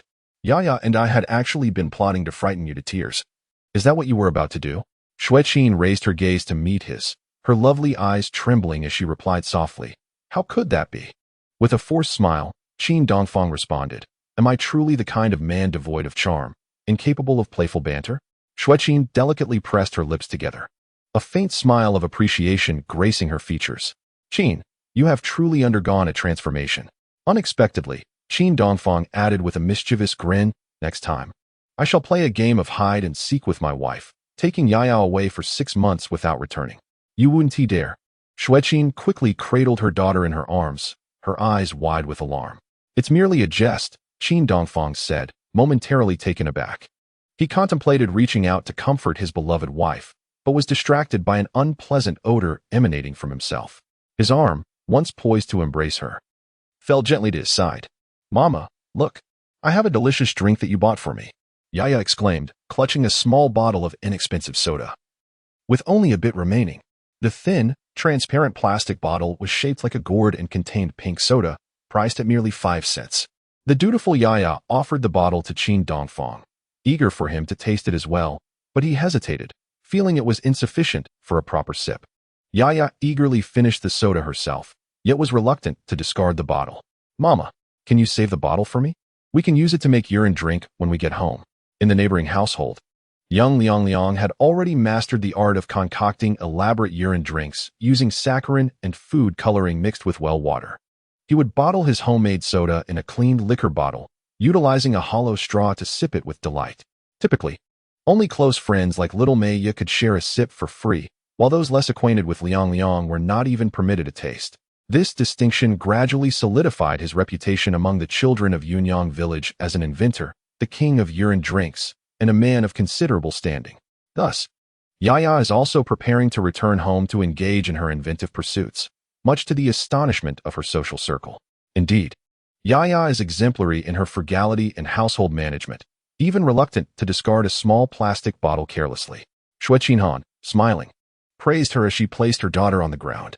She then extended her hand to accept the empty soda bottle offered by Yaya, tucking it into her canvas tote. The little bag was already bulging with wild vegetables that Xue Qin had gathered for Han Miling's family. The blue bag bore a line of red letters commemorating the Wei-based in children's singing competition, a memento from her days as a volunteer teacher when she took the children to participate in the county event a few years prior. "Are you two beauties hungry?" Qin Dongfang inquired, gently tugging at his daughter's small hand with concern. Both mother and daughter shook their heads in response. "All right then. Our next stop is the Foreign Trade Bureau." Xue Qin nodded, pursing her lips as she walked along the roadside, holding the tote. Noticing that the burlap sack in Qin Dongfang's hand had become smaller and lighter, she softly asked, "Did you manage to sell all that wild rabbit meat?" The couple had always kept from Yaya the fact that Qin Dongfang was selling weasels. Otherwise, the child might inadvertently disclose the secret in the village, alarming her mother with the truth. However, what Qin Dongfang and Xue Qin did not anticipate was that their sister-in-law, Yaya, had already spread word in Yuyang village about Qin Hunzi's lucrative weasel-catching endeavors, and the selling price was rather high. Qin Dongfang nodded with pride, with determination. He smiled at his wife and said, "First, we will sell the skins at the Foreign Trade Bureau, and then deliver mooncakes to Teacher Han. That will surely impress our rivals." "What rivals? Don't speak nonsense in front of the child." Xue Qin shot him a glare, lowering her head shyly, yet feeling a tinge of anxiety. "Please, let me not encounter the extravagant and troublesome Wei Hong today." Chapter 62. Qin Daring? Truly, you are a calamity. How much can each wild rabbit's meat sell for? On their way to the Foreign Trade Bureau, Xue Qin turned to ask Qin Dongfang. Initially, it was agreed at 1.5 yuan each, but the proprietor at Jirantang and I hit it off remarkably. The more we talked, the more he admired you, my dear husband. Upon hearing his wife's inquiry, Qin Dongfang suddenly felt invigorated, his weariness forgotten. He insisted on giving me 3 yuan each for the purchase. I felt rather embarrassed about it. Xue Qin was momentarily at a loss for words, astonished. She furrowed her brows and blinked her lashes, asking, "Is that true? Can the meat really fetch 3 yuan each?" Qin Dongfang nodded earnestly, patting the wad of cash in his pocket. "The skins can be exported for foreign exchange, and the meat can be refined into medicinal materials to heal and save lives. It's truly a case of maximizing resources and reaping multiple benefits." With a smile, Qin Dongfang led his wife and daughter to the fur procurement section of the Foreign Trade Bureau. The burly man they had encountered earlier was quite professional. The 9 pelts he processed were far more intact and exquisite than those Qin Dongfang had skinned himself, without needing to stain his hands with blood. He turned around and sold the weasel skins for 68.2 yuan. The combined revenue from the skins and meat amounted to an impressive total of 952 yuan. Holding his wife close, he exclaimed, "This is our family's earnings from the past 2 days." With a confident smile characteristic of a successful individual, Qin Dongfang emptied all the money from his pockets into the surprised hands of Xue Qin. Bystanders, both men and women, turned their heads with looks of envious admiration. This handsome rustic fellow, drenched in sweat and clutching a tattered burlap sack, was indeed a lavish and devoted husband. Come, let us wash our faces at the back, Qin Dongfang suggested, effortlessly navigating to the courtyard of the Foreign Trade Bureau. He placed the empty sack by the sink and bent down to cleanse his sweaty hands and face. How about it, Xue Qin? I told you that during the Mid-Autumn Festival, you should spend a little. Our family's income will double. Xue Qin's eyes widened in astonishment, her expression filled with shock. She stood there, hands clutching that substantial sum of money, feeling utterly bewildered. This was the largest amount of money she had ever personally handled since marrying Qin Dongfang 95. 2 yuan, surpassing what her aunt earned in 2 months of work in Jiangnan City. And Qin Dongfang managed to acquire this fortune in merely 2 days. Noticing their daughter squatting nearby, playing with a small cat, Xue Qin couldn't help but glance at her husband, reflecting on his transformation. It turned out that those pelts were indeed valuable and could be exported. She had just seen the procurement information on the publicity wall of the Foreign Trade Bureau. It seemed her husband's efforts had not been in vain. Despite the unpleasant odor clinging to him from his labor, the results were gratifying. With a gentle voice, she tucked a large bill into Qin Dongfang's pocket, recalling the previous night, the stormy night when her husband returned home drenched and shivering. His shoulders already bloodied from the burdens he carried through the darkness. At that moment, Xue Qin finally believed her husband. He had not deceived her. The fur of the weasel, a pest, was indeed a material for export, and even its foul-smelling meat could be refined into medicinal ingredients. He was a treasure trove of resources. Clutching the hard-earned money from her husband's midnight endeavors, she felt a wave of emotions wash over her, her eyes glistening with unshed tears. In that instant, the beautiful and refined Xue Qin felt a surge of pride and honor for her husband, the once wayward Qin Dongfang. It seemed he had become more capable than the average man. She had underestimated him. Having washed his hands and face, Qin Dongfang glanced down at his pocket, now containing the 10 yuan Xue Qin had tucked inside, momentarily taken aback. Then, with a playful grin, he leaned in to tease her. What's this, Xue Qin? Are you prepaying for tonight's expenses to pamper your husband? Oh, you have a dirty mind. Don't you dare take it back, Xue Qin retorted, shoving the remaining 852 yuan into her pocket and playfully pinching his arm in faux indignation. Of course, a wife's thoughtful rewards should be cherished. Qin Dongfang beamed, his bright smile revealing clean teeth that glimmered in the sunlight. My dad is truly amazing, catching rabbits and earning so much money. After scaring off the little cat, their daughter, Yaya, approached, tilting her face up to shower her father with admiration. Her lustrous, dark eyes shone with fervent admiration, her expression filled with reverence akin to gazing upon a lofty mountain. It was as if she were on the verge of prostrating herself before Qin Dongfang in worship. The joy radiating from her daughter was genuine, for this signified the return of white rice to their table, sparing them from the coarse, unpalatable cornbread. Let us purchase mooncakes for Teacher Han, Qin Dongfang said tenderly to his wife, affectionately ruffling Yaya's hair. Indeed, Xue Qin finally revealed a rare, sweet smile, her beautiful lips curving gracefully, creating an enchanting arc. The adorable dimple on her fair, oval face resembled a vessel brimming with fragrant wine, evoking a sense of intoxication and a refreshing breeze. Considering the affluent Mrs. Han Meiling, now a successful businesswoman residing in the wealthy district of the county, Xue Qin felt hesitant to present her with the affordable, large mooncakes made in the countryside. Instead, she and Qin Dongfang opted for a more exquisite box from a shop, supplementing it with fresh fruits and a selection of wild vegetables she had gathered from Shilling Mountain, providing a unique touch. Let us go repay our little aunt's kindness. After settling the payment, Xue Qin picked up the wild vegetables in her small cloth bag and took Yaya's hand as they exited the store. Qin Dongfang carried the mooncakes and fruits, walking protectively on the left side of his beloved wife and daughter to shield them from the bustling traffic and pedestrians. This tender gesture warmed Xue Mei's heart, leaving her in awe of how considerate Qin had become, truly unimaginable. However, the distance to Teacher Han's home was considerable. Ignoring Xue Qin's objections, Qin Dongfang hailed a pedicab. Come, my dear, let us take a ride as a family. The middle-aged driver chuckled at Qin Dongfang's jovial nature, shyly responding, this cab will take you anywhere in the city for just 30 cents. Though it is rather humble, haha, lacking even a canopy. Delighted with his newfound wealth, Qin Dongfang engaged the driver in conversation during their journey. Your vehicle is quite splendid, my friend. A panoramic sunroof, 360-degree visibility, naturally suspended air, and a foot-controlled multi-speed system. The pedicab driver was taken aback, bewildered by the terminology. "What on earth are you saying, brother?" Xue Qin shot her husband a bemused glance, while little Yaya, sitting between them, kicked her legs joyfully, covering her mouth as she stifled giggles. Utterly oblivious to Qin Dongfang's words, but captivated by her father's enthusiasm. Before long, the pedicab arrived at the intersection near Han Miling's residence. "Stop here, driver, we have arrived." Qin Dongfang jumped off and reached for his wallet to pay. Suddenly, an unfriendly ringing of a bicycle bell echoed from behind them. Frowning, Qin Dongfang turned around. "We haven't blocked the road that much. Is that really you, Qin? From afar, you look like a disaster," came a crisp, displeased voice from a girl on a bicycle, leaving Xue Qin momentarily stunned.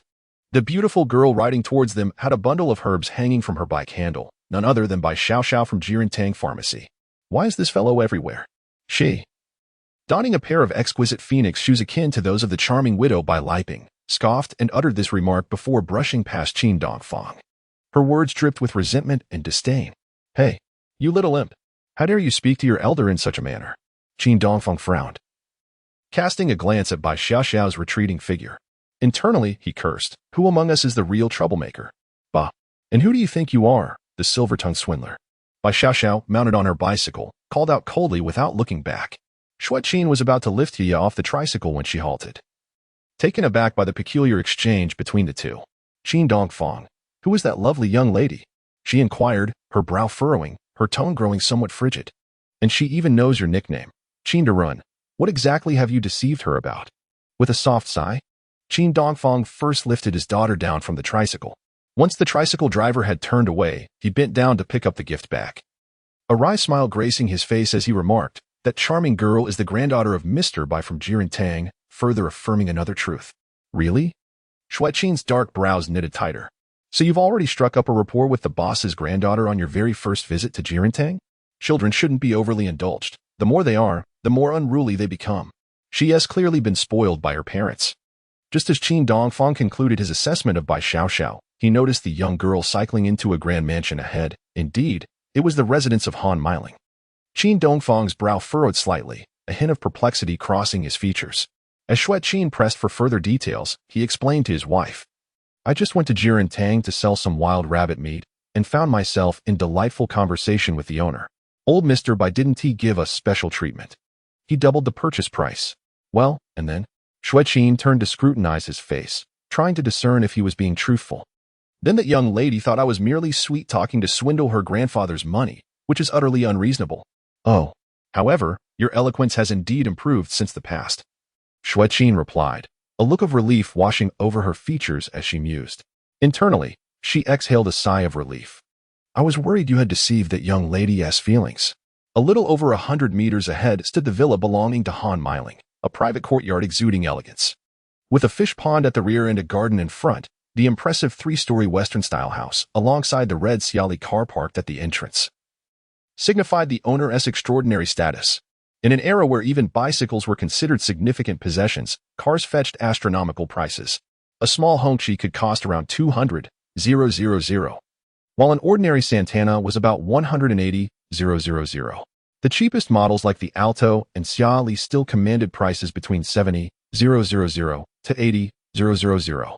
In 1986, when the average salary barely reached a few dozen yuan, and having a household income of 10,000 yuan was a source of envy and admiration. One could only imagine the opulence of Han Miling's family. After all, possessing 10,000 yuan back then could ensure a decade of worry-free living. Given the decades of inflation, that sum equates to approximately 255 million in later years. Thus, it becomes evident just how extravagant Han Miling's household truly was. The mere worth of teacher Han's modest little car is roughly equivalent to several million in later years. In 2022, that amount could easily procure several Rolls-Royce Phantoms. Wow! The grand building belonging to Grandma Han. The new car elicited an exclamation of surprise from Yaya, who was eager to rush forward and touch the little red car. However, Xue Qin promptly grasped her daughter's arm, her expression tense as she cautioned, "Do not touch that. It is far too extravagant, capable of exchanging for several apartments. Just a minor scratch could result in a financial burden we cannot bear." At that moment, even deep within Qin Dongfang's heart, he felt a tinge of astonishment. The considerable wealth of Han Miling's family must surely rank among the most affluent in the entire Wei County. No wonder they reside in this prime location. Nestled near mountains and water, with breathtaking scenery in a wealthy district. My dear, you and Yaya should speak a few words with Teacher Han. We shall take our leave. I am in no condition to enter their carpeted mansion. Qin Dongfang suddenly felt a wave of embarrassment wash over him. The disparity, this was the chasm of social class. Look at their charming villa and the little xiaoli they drive. How stylish. And then think about our own two lowly, dilapidated rooms. Even a visit to relatives requires a cart to haul my mother and Yaya. Qin Dongfang instinctively clenched his fists. The opulent residence of Han Miling served as an inspiration. We must strive to earn money, substantial wealth, to provide a prosperous life for our family. All right then, Yaya, and I will step out shortly. With a complex smile, Qin Dongfang handed the gift in his possession to his wife. Once Xue Qin, accompanied by the astonished Yaya, entered the luxurious abode of Teacher Han. He tucked a tattered sack under his arm and moved away a bit.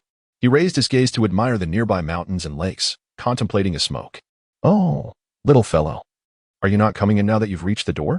Han Miling, elegantly dressed and exuding an air of sophistication, stepped out to warmly greet Qin Dongfang. Having heard Yaya mention her father had arrived, she felt it was only proper to step out and exchange pleasantries. After all, Han Miling's husband is a government official, and both families share roots in the ancient locust tree community. Hello, Teacher Han. You are looking increasingly elegant and affluent. Qin Dongfang, tucking away the unlit cigarette back into his pocket, nodded with a smile towards the woman in her 50s. I won't be entering. I came to the city to sell some mountain goods and have gotten rather dirty. Oh, what does that matter? I have never looked down upon farmers. Han Miling replied amiably, attempting to reach for Qin Dongfang's arm. However, she instinctively furrowed her brow and covered her nose, stopping a few paces away. A foul odor wafted through the air, nearly driving Han Miling away. A flicker of distaste crossed her eyes, yet she restrained her revulsion and forced a smile, inquiring, hee. Young man, what was your name again? Although Qin Dongfang had previously accompanied his wife to the Wei residence to visit Han Miling on behalf of his aunt, maintaining a wary distance from her son, Wei Yihong, who shamelessly pursued Xue Qin, the affluent lady had evidently forgotten his name. My name is Qin Dongfang, replied Han with utmost politeness. Oh, Dongfang, why haven't you come home for a visit? Qin Dongfang responded. Haven't you made your refusal quite clear already? How hypocritical. No, Xue Qin. You two continue your conversation. We must take our leave as there are matters at home, Qin Dongfang said with a smile, shaking his head. At the same time, he perked up his ears, listening for any sign of Wei Gongzi in the courtyard. If your son is also here, I shall have to step in as the guardian of the delicate flower. Upon hearing Qin Dongfang's refusal, Han Miling let out a sigh of relief. Oh dear, you are such a polite child, she said with feigned sweetness, covering her mouth and nose as she turned to return home to chat with Xue Qin. Before long, the tall and stout Wei Yihong indeed emerged from the house and appeared at the courtyard entrance with an air of arrogance. Well, Qin Dongfang, long time no see. Dressed in a tailored suit, Wei Gongzi stood at the entrance of his home, surveying his rival from a distance. The disdain in his eyes was unmistakably evident. It seems he hasn't been doing too well. Sigh, Xue Beauty must be having quite the laugh following you. Wei Yihong frowned, shaking his head, his tone dripping with pity and disdain for Qin Dongfang. His overwhelming sense of superiority suddenly filled the air around him. She is exceedingly happy with me, Qin Dongfang retorted, casting a sidelong glance at the wealthy young master with indifference. It appears that this fellow has not changed his lofty demeanor one bit. Back in the day, when you shamelessly played the role of the third party, driving to Yunyang village to flirt with Xue Qin, I should have dealt you a harsher lesson that would leave a lasting impression. Haha, I hear you can barely afford a meal, and Xue Qin is still exceedingly happy? You're quite the comedian, my friend. Wei Gongzi sneered from within the confines of his courtyard, looking down upon his rival. Indeed. My mother wishes for Xue Qin and the child to stay for lunch. It has been a while since we all gathered. However, the truth was that this young nobleman, recently divorced, was far more eager to have his dream goddess dine with him and to seize the opportunity to discuss the future with the unfortunate Xue Qin. Why don't you take a stroll in the city? I'll arrange a good job for you later, so you can stop drifting aimlessly. At 25, Wei Yihong carried himself with an air of arrogance, feigning the gravitas of an elder. Yet, Qin Dongfang's brow furrowed at his words, a glint of wariness in his eyes. After all, this guy was not much different from his former self, and neither was he a good person. Chapter 64. Accepting the rival's money. Locking him outside in the affluent district of Wei-based in city, at the entrance of Han Miling's three-story villa, upon noticing the vigilance in Qin Dongfang's demeanor, Wei Yihang couldn't be easily dismissed. A smirk of arrogance crept upon his lips as he unveiled his second tactic. Suddenly, from behind his back, he extended his hand, revealing a pack of the renowned Ashima cigarettes. Wei Gongzi tossed this pack, worth several dozen yuan, to his rural rival outside the courtyard. Here, take this. A rather generous gift, equivalent to over a month's salary for an ordinary person. Yet, Wei Yihang's haughty expression resembled that of someone dismissing a beggar. However, he felt a twinge of disappointment when Qin Dongfang did not display any signs of excitement as he reached for the exquisite cigarette. Instead, he furrowed his brow and stepped aside, allowing Ashima to plummet to the ground. Young Master Wei's brow knitted slightly as he pointed at the cigarette lying on the floor, a look of disdain crossing his face. Ha! You should take a closer look at what's inside. Qin Dongfang glanced down and discovered that the cigarette, which had been opened and resealed, concealed an enticing secret. With a vigorous toss from young Master Wei, several boxes of cigarettes and a stack of pristine banknotes tumbled out of the elongated packaging, scattering across the ground behind his small car. What is the meaning of this? Qin Dongfang frowned in displeasure. He understood the nature of Wei Yihang. The only son of a wealthy family who had grown up in the city, indulged and arrogant, with a penchant for vice and darkness. Wei Yihang would not simply offer him fine cigarettes for no reason, nor would he include 100 yuan for good measure. It's nothing. Since you are too embarrassed to visit my home, take this to a restaurant and enjoy some fine wine, Wei Yihang smugly declared, believing he had expertly seized upon the weakness of his rival. You country bumpkin, are you not just fond of gambling and drinking? With your meager pockets in dire need of cash? This cigarette and 100 yuan are merely the first sugar-coated bullet I have casually tossed your way. Soon, I shall shatter your meager pride with money and power, Wei Yihang coldly concluded, intending to lock the heavy iron gate of his residence to prevent Xue Qin from leaving should she insist on doing so later. Qin Dongfang found the situation amusing. Wei Yihang aimed to eliminate him as an obstacle, hoping to express his affections to Xue Qin unimpeded. Qin Dongfang understood well that Wei Yihang harbored lingering feelings for his goddess, Xue Qin. Moreover, according to friends at the ancient locust tree market, Wei Yihang had been discovered to have dalliances with multiple women, and months ago, his official wife had divorced him. Are you insulting me? Qin Dongfang's wariness heightened, and his displeasure grew. Did he think to drive him away with trifling incentives, leaving Xue Qin to dine with him? The look he cast at Wei Yihang was now laced with a cold disdain. Wei Yihang, momentarily taken aback, retorted with an arrogant demeanor, this Ashima and 1,000 yuan bills equate to your annual income, and you dare call it trifling? Furthermore, Xue Qin's aunt is an old friend of my mother's. What loss could she incur by dining with us? At that moment, a gentle breeze wafted through. A few meters away, Wei Yihang suddenly caught a whiff of a foul odor emanating from his rival, invading his nostrils. Phew, what a pungent smell. Have you brought a sack of pig dung to sell in the city? The sour scent bestowed upon Qin Dongfang by the yellow weasel nearly overwhelmed the privileged young master. He grimaced in disdain, preparing to lock the opulent estate gate. However, to Wei Yihang's astonishment, after Qin Dongfang had indignantly retorted, he bent down, gathering the exquisite cigarette and the scattered 100 yuan notes into a small pile. Then he opened the tattered burlap sack tucked under his armpit and began to shove the contents in, as if sweeping away refuse. Young Master Wei's motion to close the door faltered, and a sneer of disdain curled his lips. This is precisely as it should be. One cannot oppose unity and harmony. I shall inform my friend who runs a factory at home and arrange a job for you. At this moment, a wave of contempt surged across Wei Yihang's face, directed at his rustic rival in love. You speak boldly, yet you were easily dispatched with a mere sprinkling of small coins. With your meager accomplishments, how dare you aspire to claim the cultured beauty, Xue Qin, from the grand city? As the renowned young master of Wei County, I have yearned for the enchanting Xue for 3 or 4 years. Yet I have not even held her hand.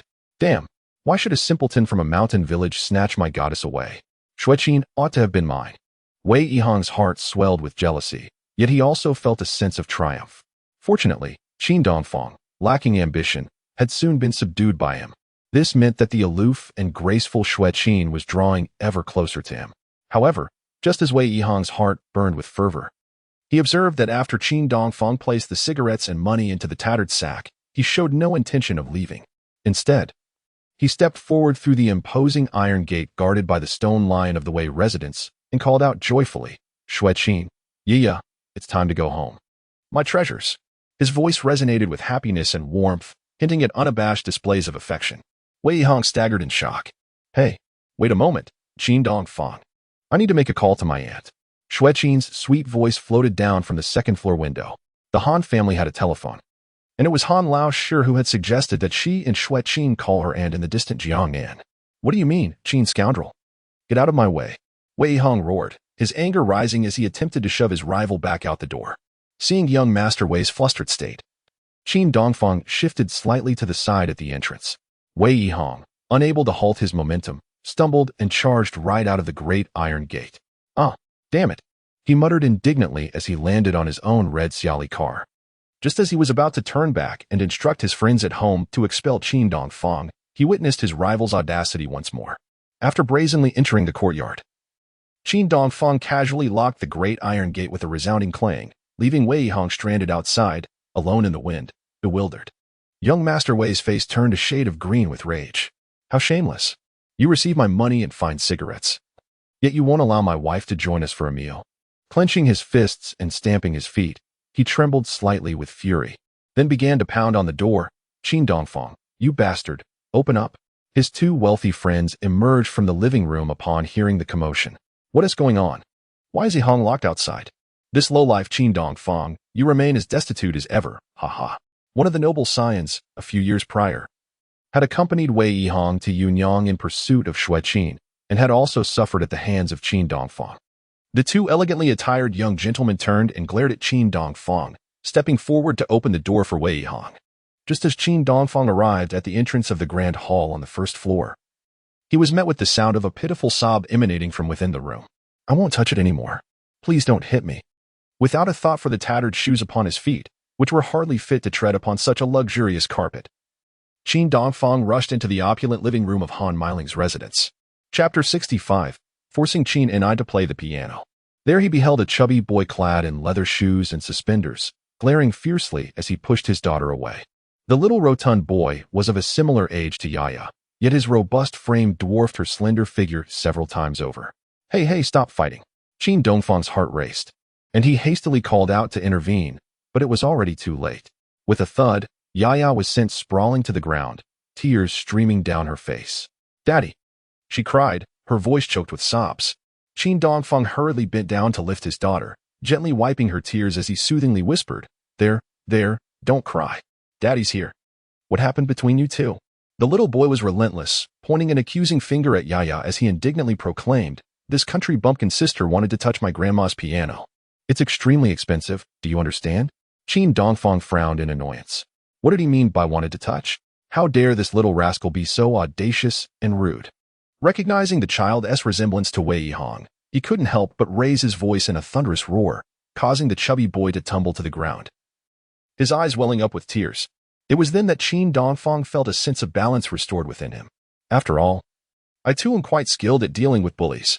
"Daddy," Yaya sobbed, "I just wanted to touch his piano, but he scolded me and even kicked me." While comforting his aggrieved daughter, Qin Dongfang paused, momentarily taken aback. "So, the boy's nickname is Wei Tingting? One pain is already too much to bear. Why not call him Wei Shenma or Wei Shenjing instead?"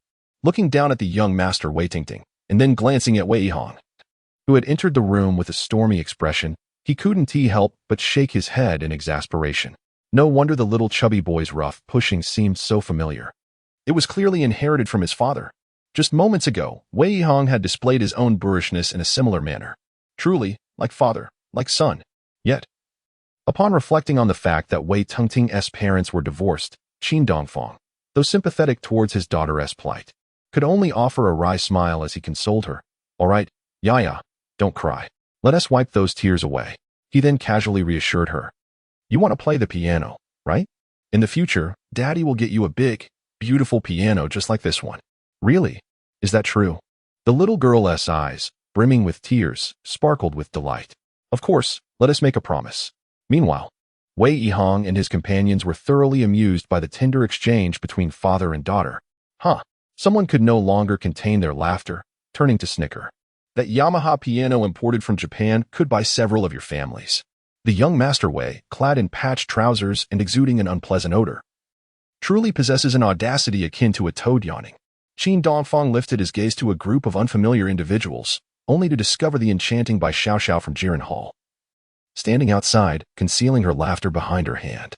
She then furrowed her brow, casting a look of confusion akin to his own. What brings you here as well? Wei Yihong produced 2 pieces of chocolate, glaring at his son before donning a feigned smile to comfort the little girl. Dear child, uncle will reward you with something delicious. So do not be disheartened. As an elder sister, you must be considerate of your younger brother. For the sake of his dream goddess, Xue Qin. Wei Yihong endured his inner disdain and attempted to engage with Yaya. However, the thought that this delightful little sprite was the product of Qin Dongfang and the beautiful Xue only fueled his jealousy. The young Master Wei, secretly scowling and clenching his fists, resolved to seize the opportunity to humiliate his rival in front of the gathering of men and women. But Yaya, if you wish for daddy to buy you a grand piano, you must first learn to play, right? If you merely bang on it randomly, it would sound terrible. He intended to thoroughly embarrass Qin Dongfang, forcing this lowly peasant to recognize his own humble status. Indeed, uncle is correct, Yaya replied, gazing intently at the chocolate Wei Yihong had given her, nodding emphatically. Curiosity filled her as she contemplated how to consume this treat. In truth, no matter what Wei Yihong said, Yaya would now nod in agreement, for one must be cautious when accepting favors. But as I understand it, your entire family cannot play the piano, which makes for an awkward situation, Wei Yihong remarked with a sly grin. He was aware that even the talented Xue could not play the piano. After all, everyone has their weaknesses. Forget the piano, Yaya. It's likely that your farmer father, who is rather unambitious, cannot even play the cotton picking. Laughter erupted in response to young Master Wei's words. Yaya's brow furrowed in shock as she swiftly returned the chocolate she had clutched in her small hand to Wei Yihong, her eyes wide with indignation.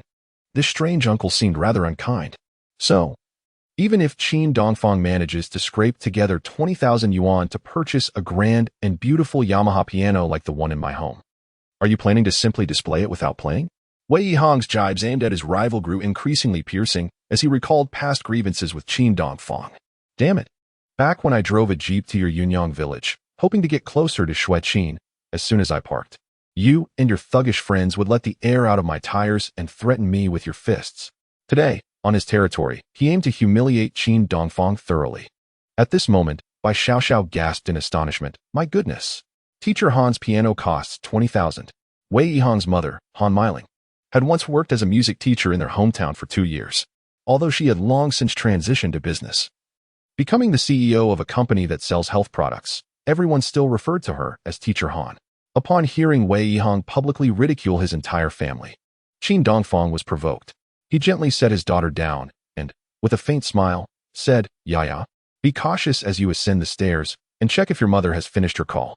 After sending his daughter up the spiral staircase of their luxurious duplex, Qin Dongfang turned to inquire of the distant Wei Yihong. Do remember, Master Wei, that you, like myself, are rather lacking in scholarly pursuits, are you not? Before you mock our family's inability to play the piano, may I ask if you possess such skills yourself? During the spring festival this year, Qin Dongfang and his wife visited Teacher Han on behalf of his aunt. On that day, the guests at the Wei residence applauded and suggested that Han Miling and her son showcase their piano talents, only to discover that Wei Yihong could not play the piano. Meanwhile, Teacher Han's piano skills were, frankly, quite mediocre as well. Huh, Qin Dongfang, you, a ragged pauper, dare to compare yourself to me? Should I happen to play the piano, would you then dare to call me father in front of everyone? With friends present to bolster his confidence, Wei Yihong grew bolder and more malicious. Today, he intended to utterly shatter the dignity of his rival. Indeed, you wager against Qin Dongfang. Yet Yihong cannot play the piano at all. A mischievous young man stood at the entrance of the Wei family's grand hall, clapping and inciting laughter. As they neared Qin Dongfang, the others recoiled, fearing the presence of this insufferable country bumpkin. Yes, brother Yihong has never learned to play, has he? Come now, Qin. Dare to wager against your rival and embarrass him. Wei Yihong's companions, both male and female, urged Qin Dongfang on with wicked smiles. Fully aware that Wei Yihong had indeed taken piano lessons months prior to please his romantic interest, though his skills were inferior to his mother's mediocre talent, he could at least manage to play a children's song. Fueled by the anger kindled by his rival, Qin Dongfang furrowed his brow and coldly declared, Wei Yihong, If I can play the piano, will you call me grandfather? After all, they were adults, and one should not curse in front of children, especially with the young master of the family present. Xue Qin and Yaya had also descended the stairs. What are you doing, Qin Dongfang? His wife rushed over, attempting to persuade him to walk away, but was blocked by Wei Yihong, who raised his hand to stop her. Xue Qin, you heard him, did you not? Qin Dongfang claims he can play the piano. Come now, let us invite this country bumpkin to perform for us all. Let us witness his talents. Bravo. Let us welcome the agricultural artist to the stage. Applause erupted as Wei Yihong's friends stirred the crowd. The unexpected and cunning ploy of his rival left Qin Dongfang cornered, and Xue Qin displayed her embarrassment and indignation as well. Chapter 66. Father plays so beautifully. Go on. Wei Yihong, you were truly insidious. You expect a descendant of 8 generations of impoverished farmers to play the piano for you? Qin Dongfang asked, narrowing his brows coldly. Want to back out? That is only an option if you are not a man. A man's word is as binding as a nail. Wei Yihong pressed his advantage. Now, in front of Xue Qin and their friends, he was determined to exact a measure of revenge and reduce Qin Dongfang to tears of humiliation. In a cunning scheme devised by Wei Yihong, he aimed to make the enchanting Xue Qin hold him in awe. His plan involved embarrassing Qin Dongfang to the point of crimson-faced humiliation, compelling him to call him grandfather. Following this, he would elegantly position himself at the piano, performing a captivating piece to capture Xue Qin's admiration. Mastering the art of undermining others to elevate oneself, young Master Wei was indeed a specialist in such tactics. However, Xue Qin could no longer tolerate this. With flushed cheeks, she approached and grasped her husband's arm, declaring, "Let us return home, Qin Dongfang. To compare your piano skills to that of a mere farmer is nothing short of bullying." Wei Yihong, upon hearing Xue's heartfelt words directed at him, Wei Yihong felt a pang of bitterness and resentment. What? You truly regard this second-rate Qin as a treasure? He thought, concluding that this drunken gambler had been too lenient on him, that wretched woman. Meanwhile, Han Meiling hastily rose from the sofa, raising her hand to intervene with a gentle plea. Oh, dear Xue Qin, the cook has prepared a feast for us. Why rush home? We haven't seen each other in ages. Let us dine together. She understood her only son harbored a secret affection for Xue Qin. Recently, Wei Yihong had heard from people back home that Qin Dongfang and Xue Qin's relationship was still tumultuous. Just days prior, she had even taken their daughter, Yaya, and left home, much to Wei Yihong's delight. Newly divorced, he felt that he had finally stumbled upon a golden opportunity to court the goddess Xue Qin. Please, come and sit, Xue Qin, Han Meiling said with a smile, ushering her towards the grand sofa. Let's first listen to Yaya's father and Yihong play the piano, and then we can catch up over a meal.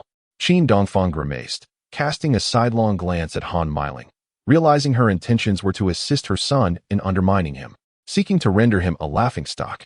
However, he thought, Han Meiling, he has never even touched a piano. That can't be true, can it? I heard young Qin boasting confidently and even challenging Yihong.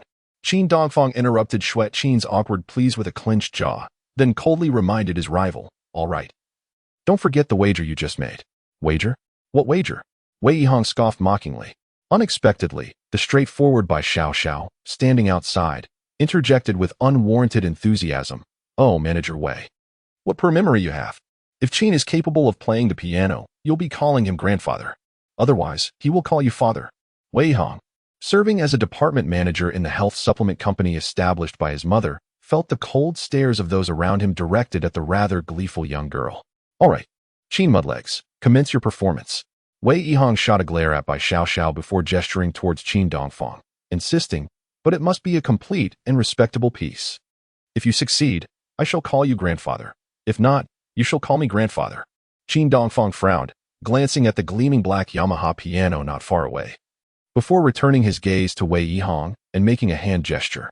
Applause erupted in the luxurious living room, echoing like a tide.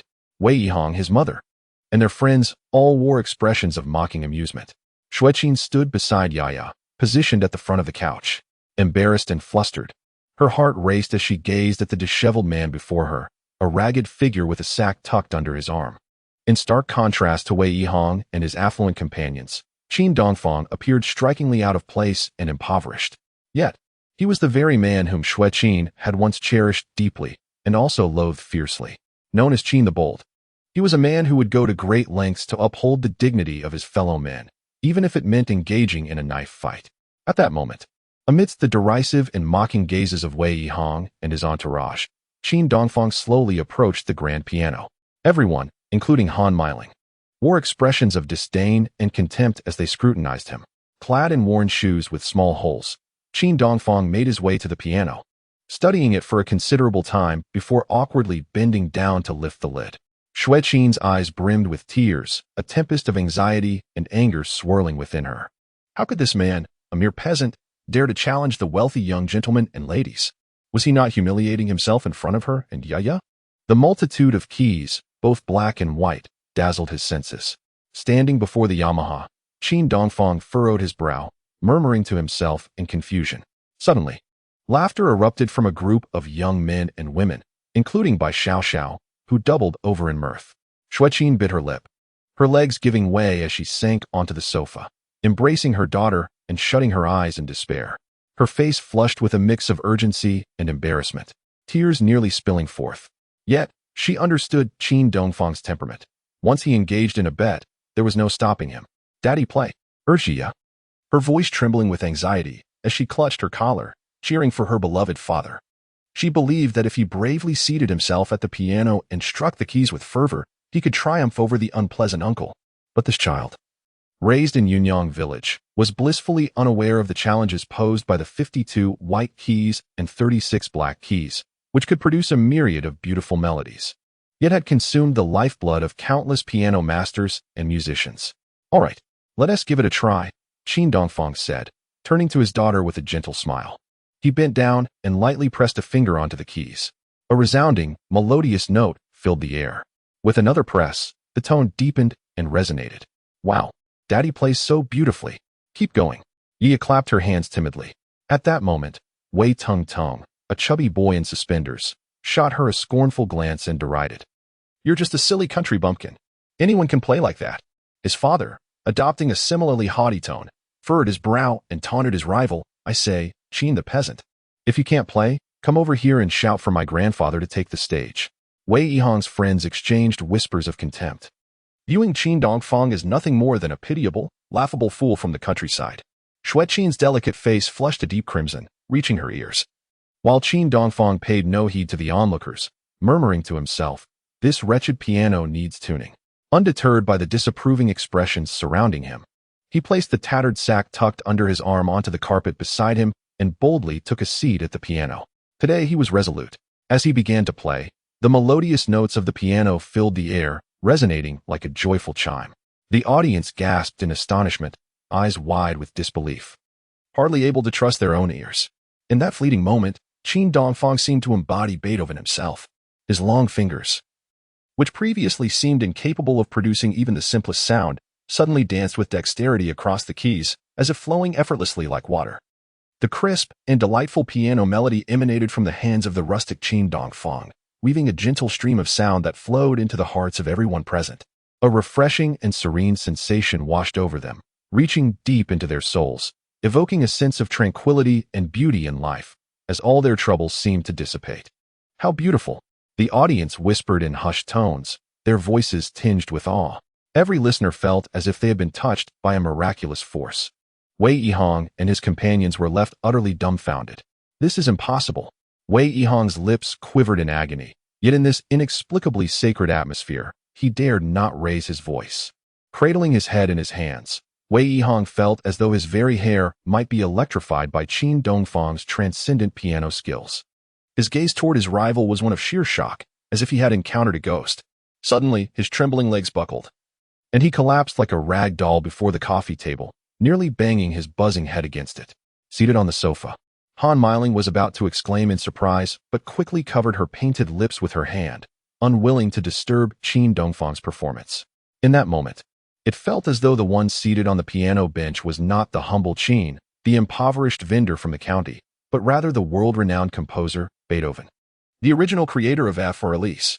As the breathtaking piece progressed into its central phase, the lively tempo began to fade, and the music turned darker, pulsating with intensity. Qin Dongfang's hands moved rapidly across the keys, his fingers a blur, his eyes closed as he lost himself in the music.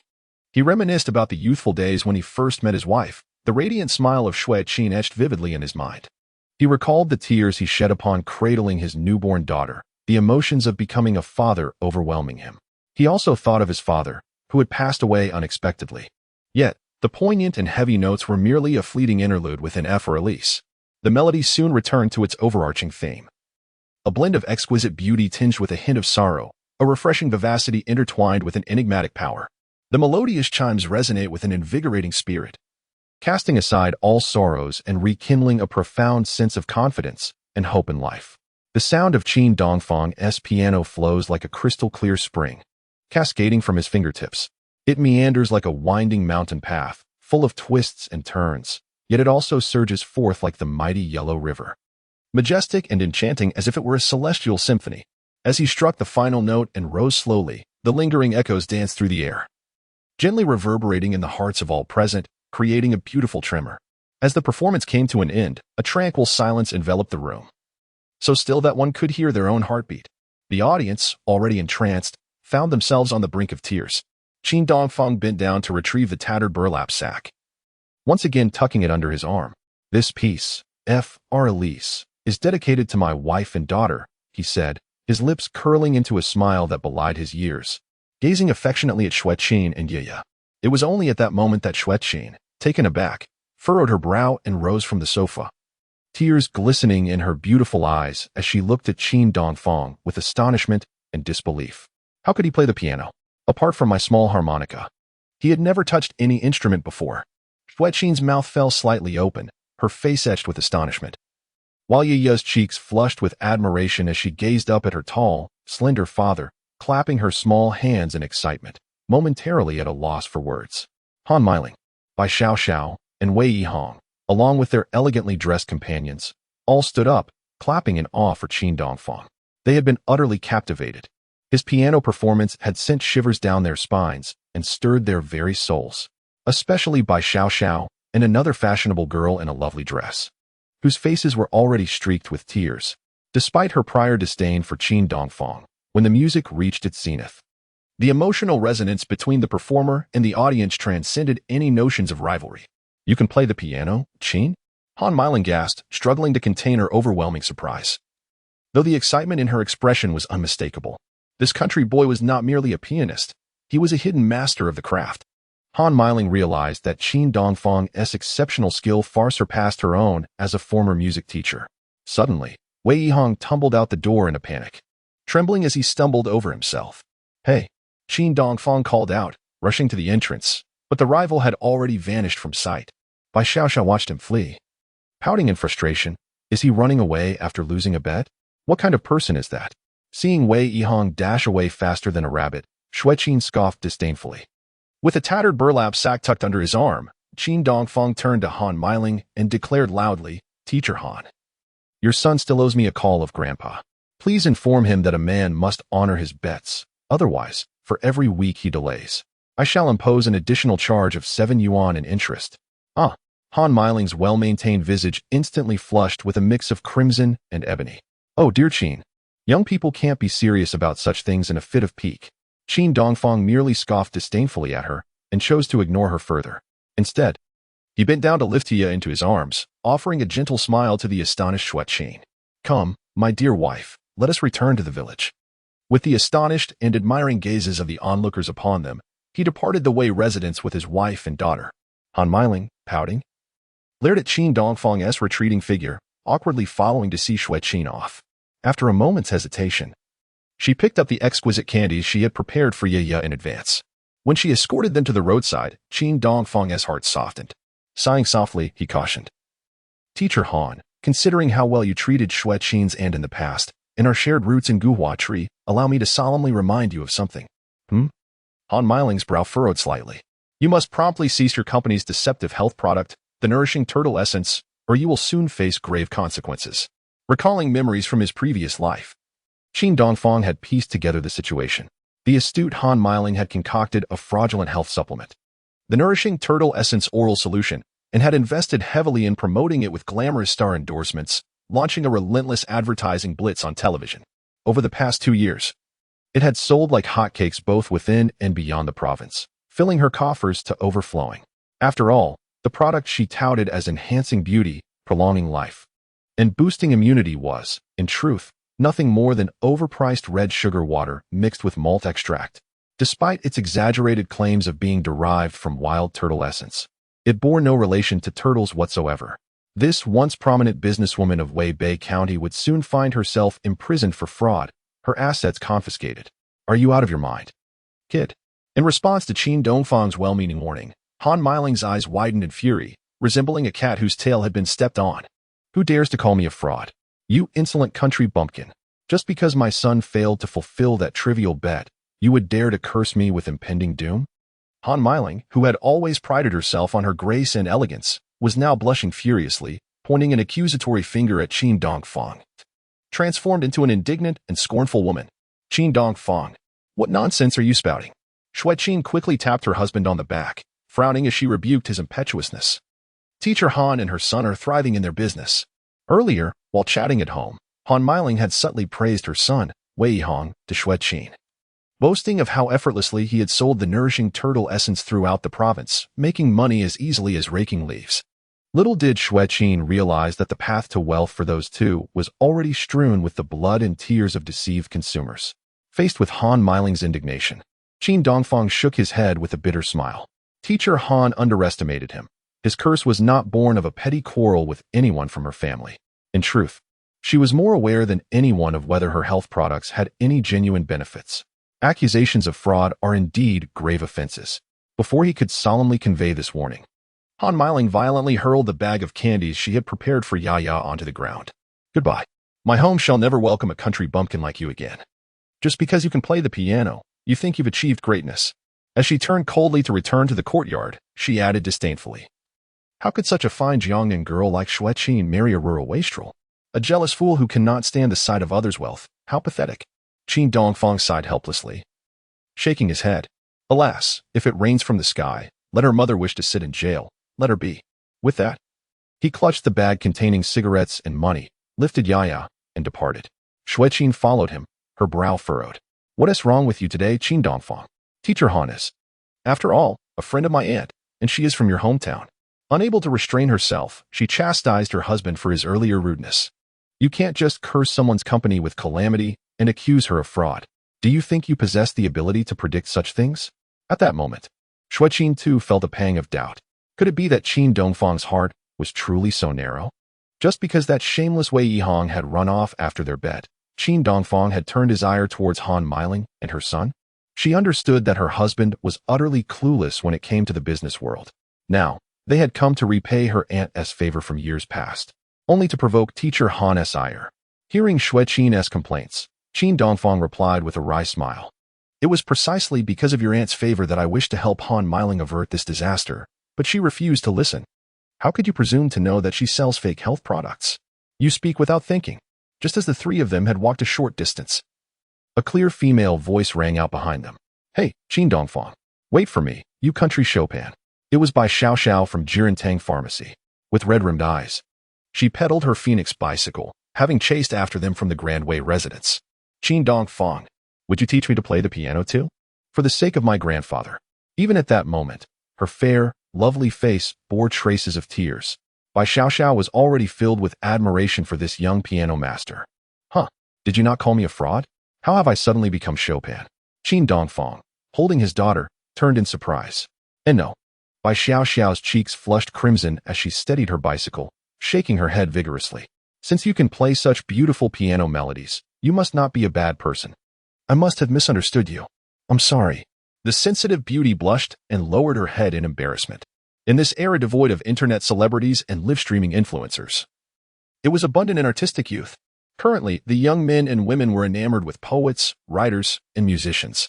Bai Xiao Xiao, who cherished music and poetry, could also be considered a literary girl. Do you have a piano at home? Qin Dongfang casually inquired. No, do you? I don't either. Upon hearing Qin Dongfang's response, Bai Xiao Xiao furrowed her brow and turned her gaze towards Xue Qin.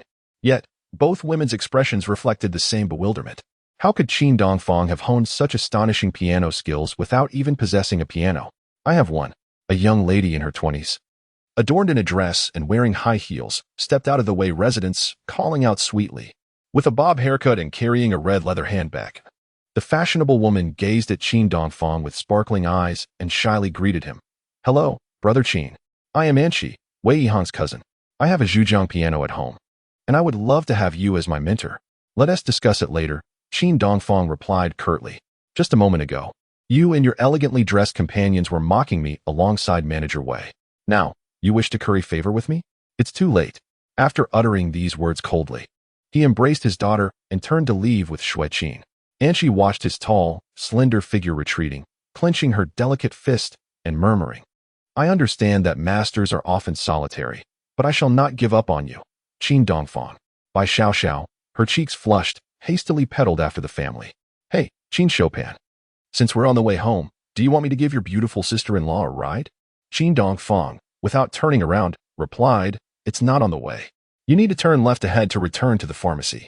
Stop trying to get close to me. By Xiao Xiao pouted in embarrassment, ahem, let us not be too transparent. We're still good friends.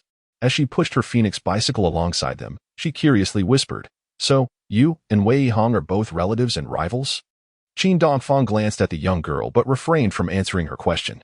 Instead, he countered, I was just about to ask you, Xiao Xiao. Why did you go to his house? To visit uncle. By Xiao Xiao's face turned crimson. You're only a few years older than me. You're taking advantage of me. Realizing that Xue Qin was looking at them with a frown, By Xiao Xiao awkwardly added, Ahem, you're very beautiful, sister. I'm also quite familiar with your bold Qin. Please don't take offense. Yaya, nestled in Qin Dongfang's arms, blinked her big eyes at Xue Qin and exclaimed, Sister, you're so beautiful too. Thank you. Both Xue Qin and Bai Xiao Xiao replied in unison, their politeness evident. Ahem, I must report to Brother Bolt. I'm here to deliver health supplements to Teacher Han. Upon hearing Bai Xiao Xiao's explanation, not only did Qin Dongfang feel a mix of amusement and disbelief, but Xue Qin also raised her eyebrows in astonishment. Bai Xiao Xiao revealed that the esteemed Mrs. Han places great importance on health and beauty, regularly enlisting the elder Bai from Jiren Pharmacy to prepare health tonics such as ginseng, cordyceps, and goji berries for her.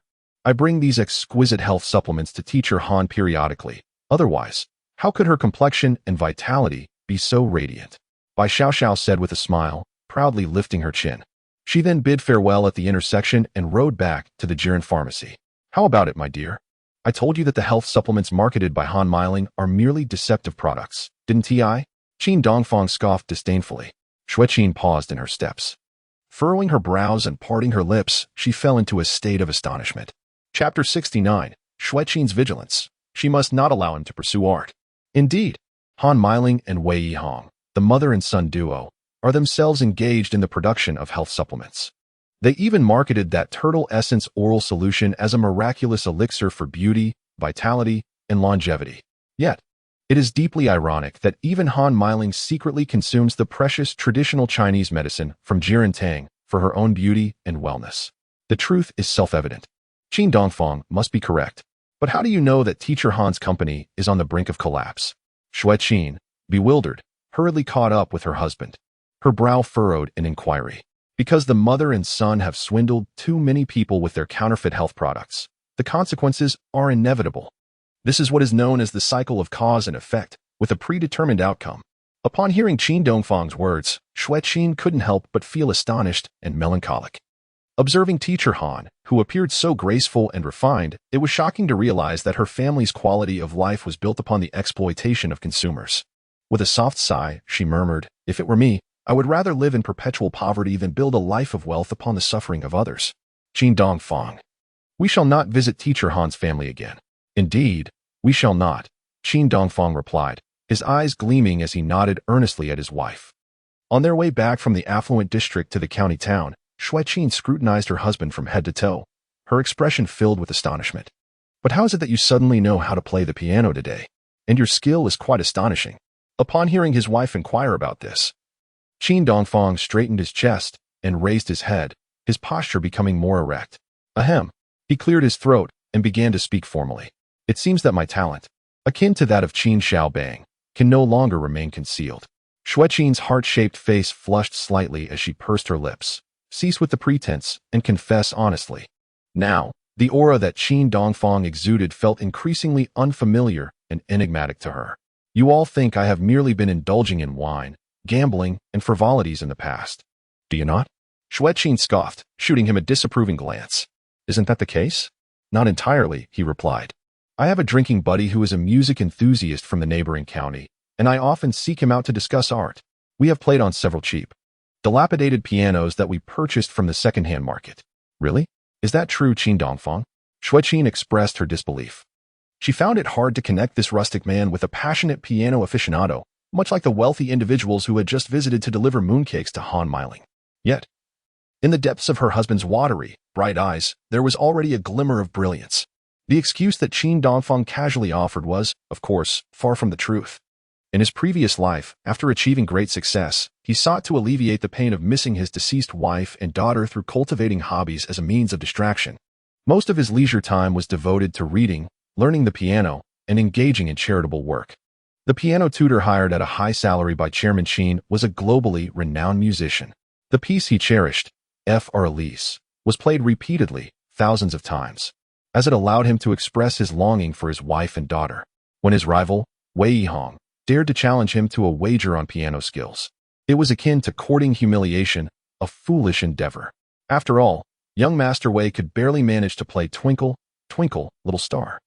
Qin Dongfang's performances of Elise and Butterfly Lovers rival those of top-tier pianists. Indeed, it is true. Qin Dongfang maintained a composed demeanor as he charmed his wife.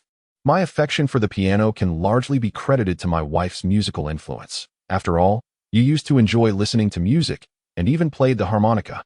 In order to match Xue Qin's remarkable qualities, a husband must strive diligently. Xue Qin's delicate face flushed with a rosy hue as she shyly lowered her gaze.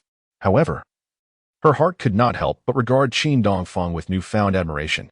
This young farmer, clad in tattered clothing, had brought their family a rare moment of brilliance within the opulent confines of the Wei residence. "Papa, you are amazing," Yaya exclaimed, nestled in Qin Dongfang's embrace, her arms tightly wrapped around his neck in heartfelt admiration. Moments ago, when Qin Dongfang approached Han Meiling's piano, both the young girl and Xue Qin were on the verge of tears from anxiety. Enduring her little master Wei Tengting's reprimand was a trivial matter. The thought of her great father faltering and publicly denouncing the esteemed Wei Yihong as a bad uncle would have cast an indelible shadow of shame over Yaya's life. Fortunately, her extraordinary father triumphed. As Yaya rested in Qin Dongfang's arms, she felt a profound sense of security and soon drifted off to sleep. "Xue Qin, do you think it would be easier for me to succeed if I switched careers to teach piano or pursued an artistic path?" Upon hearing Qin Dongfang's idea, Xue Qin furrowed her brow in surprise. "Well, I think if our family could truly afford an inexpensive piano in the future, your artistic dreams would be wonderful. But teaching others to play? Perhaps not." "Why?" Qin Dongfang inquired, puzzled. "Because, I feel that earning money through your work with the yellow weasels is much more beneficial." Xue Qin's demeanor became somewhat awkward, her cheeks reddening as she spoke. By ridding society of pests, she could also supply medicinal herbs to Jiren Hall and help the nation earn foreign currency. The significance of such earnings was profound. In truth, she still harbored a slight fear of the weasels and was concerned that Qin Dongfang's unique profession might attract misfortune to their family. Xue Qin's words were laced with a hint of selfishness. After all, Wei Yihong's fashionable and beautiful cousin, along with the charming Bai Xiao, had recently expressed admiration for Qin Dongfang.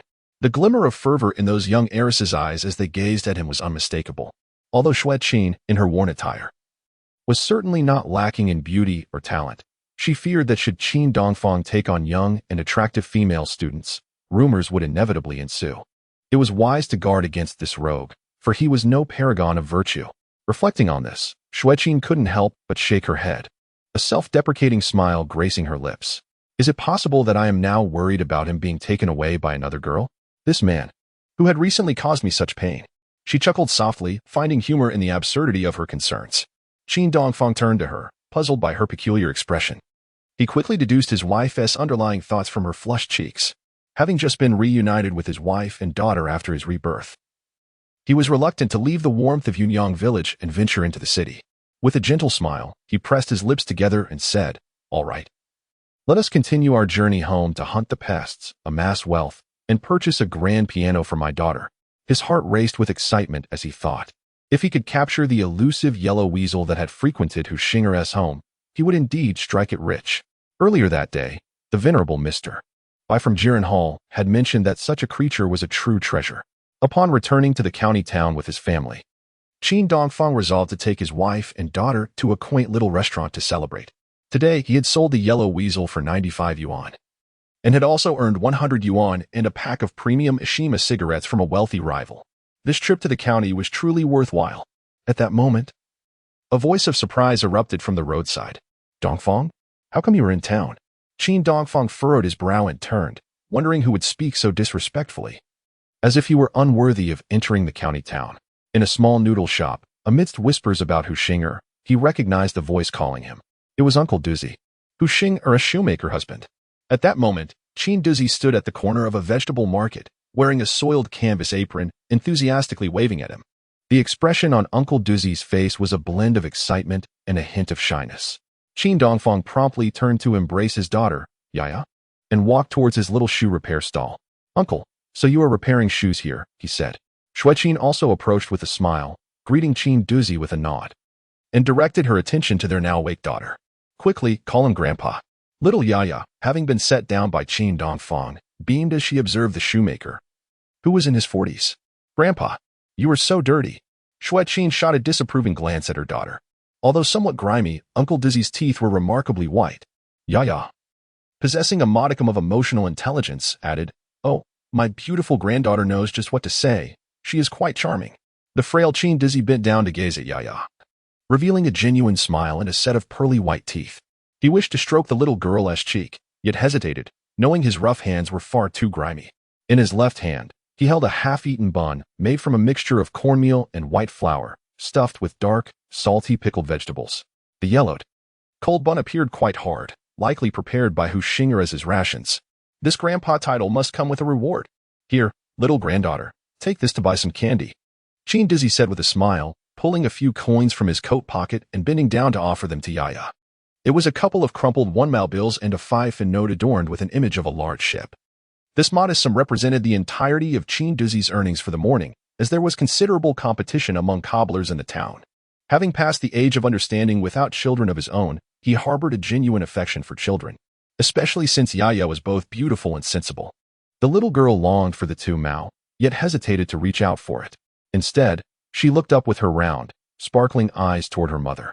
Oh no, it's unnecessary, uncle. The child is still young, and doesn't he know how to spend money? Xue Qin quickly blushed and gently pushed back the rough, large hand of Uncle Duzzy that offered the coins. Yaya's little mouth pouted slightly, casting a displeased glance at her mother.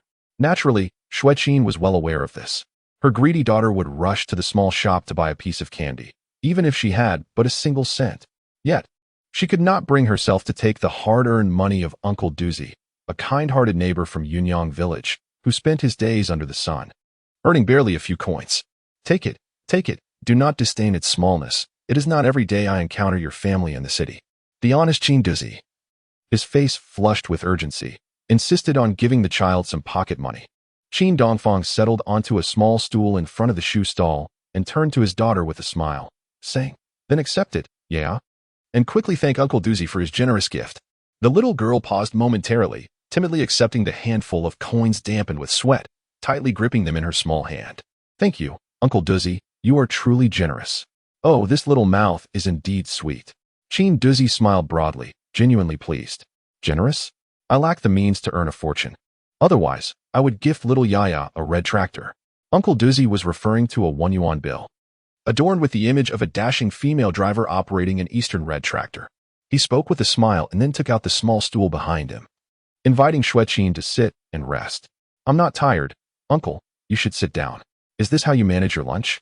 Xue Qin felt a pang of sympathy for this solitary, thin man who made a living by repairing shoes in the county town. I'm doing well. I have bread, vegetables, and warm water. Kiki, have you eaten yet? There is still a bun in my cloth bag. Qin Dongfang stopped him from turning to retrieve his food. With a smile, he suggested, Don't nibble on that cold bun. Uncle, let me treat you to a bowl of noodles later. No, Dongfang. You should save your money to live well. You have such a good wife and child to care for. As Qin Dizzy spoke, his voice grew softer, feeling a bit intimidated by this not-so-reputable relative. Noticing the tear in Qin Dongfang's worn-out shoes, he hurriedly placed the half-eaten bun on the small cloth bag behind him. Quickly take off your shoes. Let me mend them for you. Your socks are showing. Qin Dongfang chuckled happily. You're right. This will save me a bit on shoe repairs. As noon approached, the sun blazed down. The streets of the county town bustled with people. Amidst the flow of various bicycles, an eye-catching car occasionally appeared, drawing the attention of many passers-by. Qin Dongfang sat on his small stool in the corner, a thin sheen of sweat on his dark face, accompanied by a simple smile. His soiled, thick apron draped over his bent knees, falling to his shins. His rough, thin hands bore bandages stained with discoloration. Gently, Qin Dongfang rocked the old shoe repair machine, diligently stitching the torn shoe. The rhythmic sound of clattering brought an inexplicable sense of calm and security to Qin Dongfang. Xue Qin, touched, smiled as she pulled her daughter down to watch Uncle Dongfang repair shoes, softly praising, "With Uncle S' skill and these professional tools, it's simply splendid. I once tried sewing with a big needle, but it just unraveled."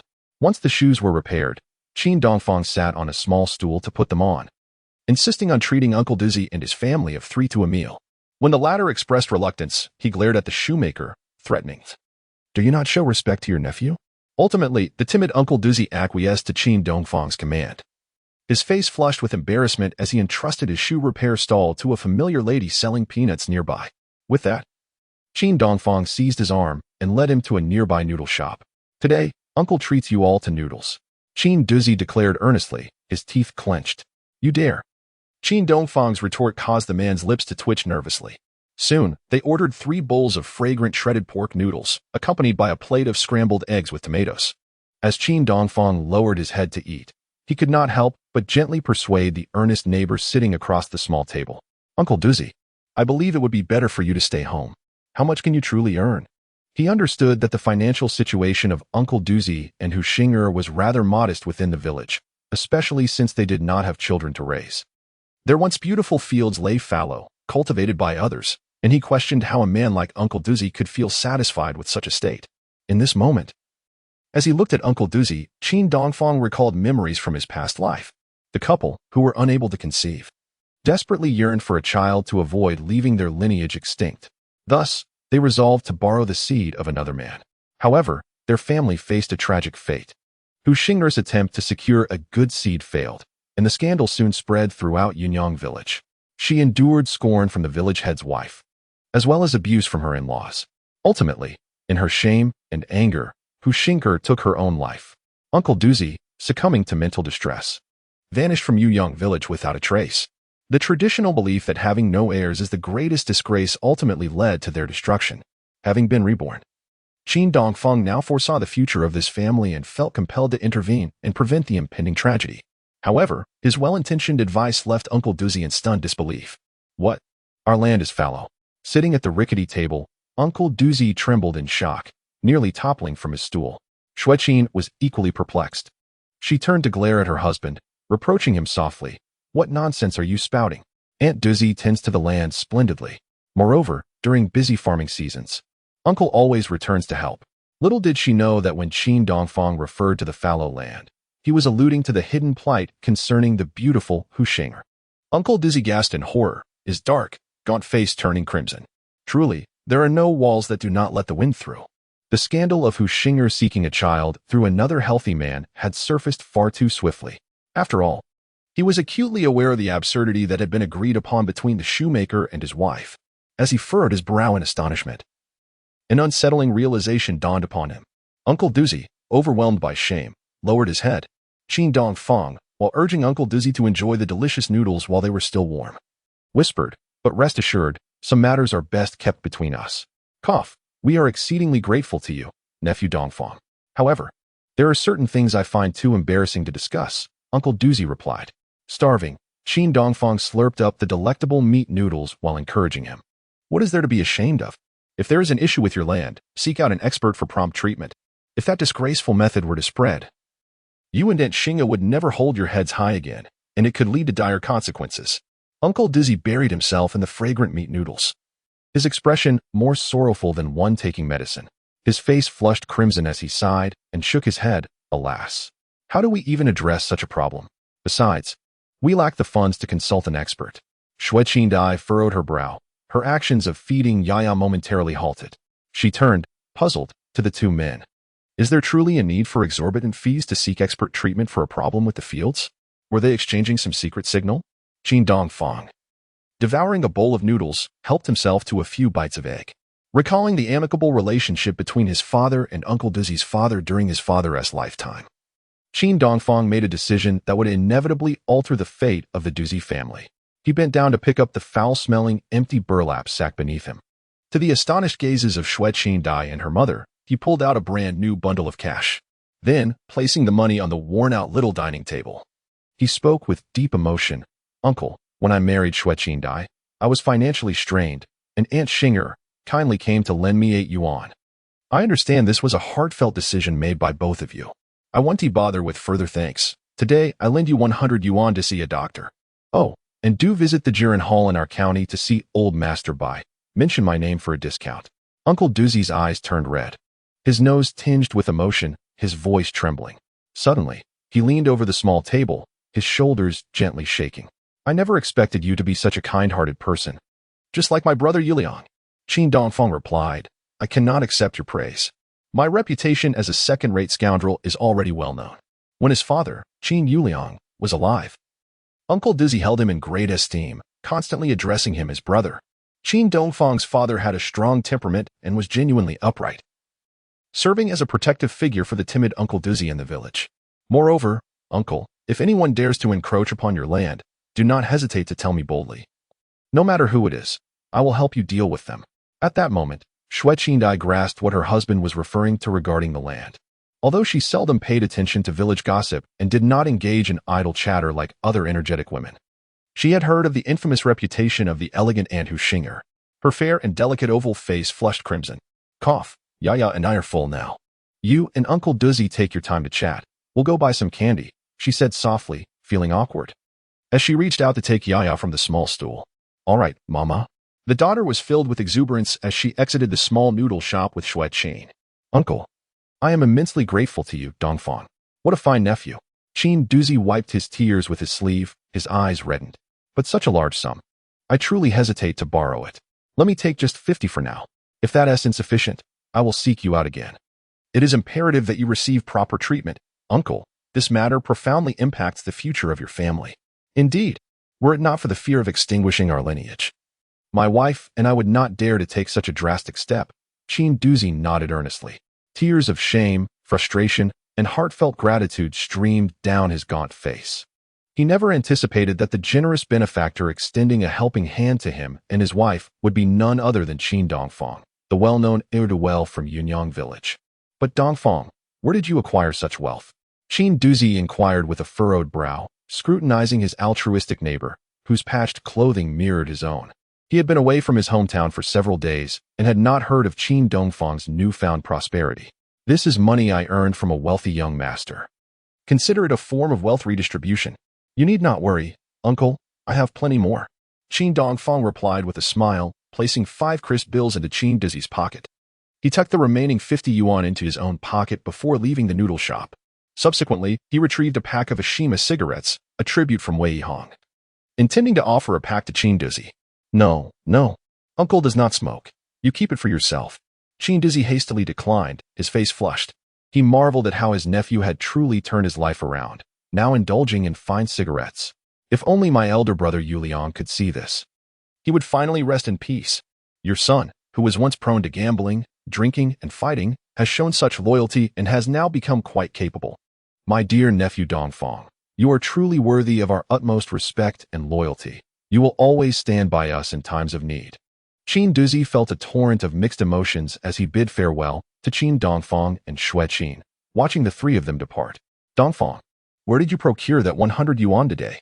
Xue Qin inquired, her brow furrowed with curiosity as they walked toward the bus station in the county town. "It was a generous gift from Wei Hong, my wife's ardent admirer, in consideration of your honor, along with this pack of fine Ashima cigarettes."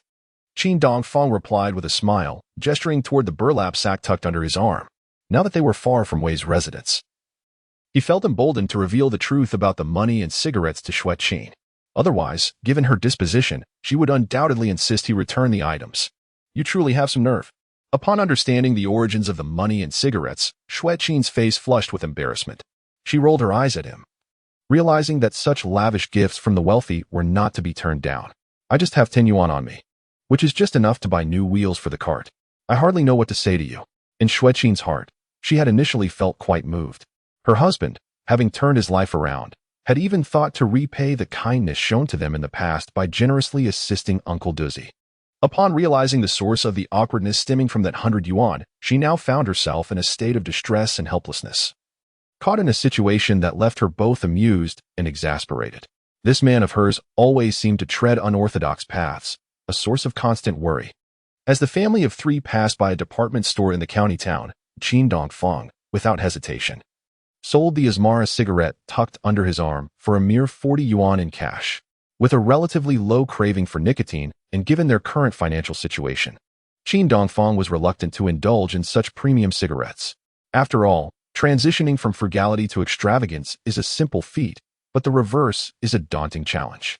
It was prudent to save the money for essential matters, striving to lead the family towards a more prosperous existence.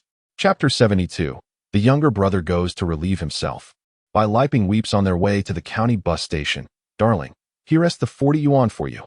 Qin Dongfang smiled as he handed over the money from selling the Asmara cigarettes, adding, I'll keep the remaining 60 for when Luajia crafts our cart, so we can buy a new set of wheels. This venture into town to sell the yellow weasel had granted Xue Qin over 120 yuan in family assets. Her heart-shaped face flushed with warmth as she received the money, her gaze towards Qin Dongfang devoid of the previous coldness and disdain, instead filled with a gentle and warm glow. Xue Qin clutched the 40 yuan tightly, carefully wrapping it in a handkerchief. Her nerves heightened as she glanced around anxiously along the street. Having previously experienced the theft of her wallet at the Shizushi train station, she was now haunted by the specter of financial loss. With a total of 100 yuan in her possession, it was only natural for her to feel uneasy. Fear not, my dear. With me as your devoted bodyguard, you are safe, Qin Dongfang reassured her, affectionately embracing her shoulders. Xue Qin, pulling her daughter along, felt a profound sense of security swell within her. By the way, Qin Dongfang, today is Sunday. She recalled her husband's promise to Bai Liping, realizing it was time to treat her to a meal at a restaurant. Indeed, she had long wished to express her gratitude to her dear friend, who had frequently lent a helping hand to their family. Unfortunately, their previous financial constraints had made it impossible. Shall we inform Sister Liping when we return to Guhuai Tree Village? Xue Qin inquired with a gentle smile. Absolutely. I cannot renege on my promise to my senior, Qin Dongfang replied, nodding in agreement with his wife. However, an impish thought crossed his mind as he recalled Bai Liping's mortified reaction that day.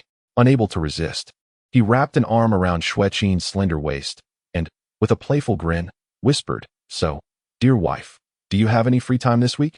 While we're still young, we ought to consider giving Yaya a little brother, don't you think? Considering his wife's poised demeanor, Qin Dongfang hesitated to complete his thought about the entire week, fearing it might startle her. Get lost, you rogue.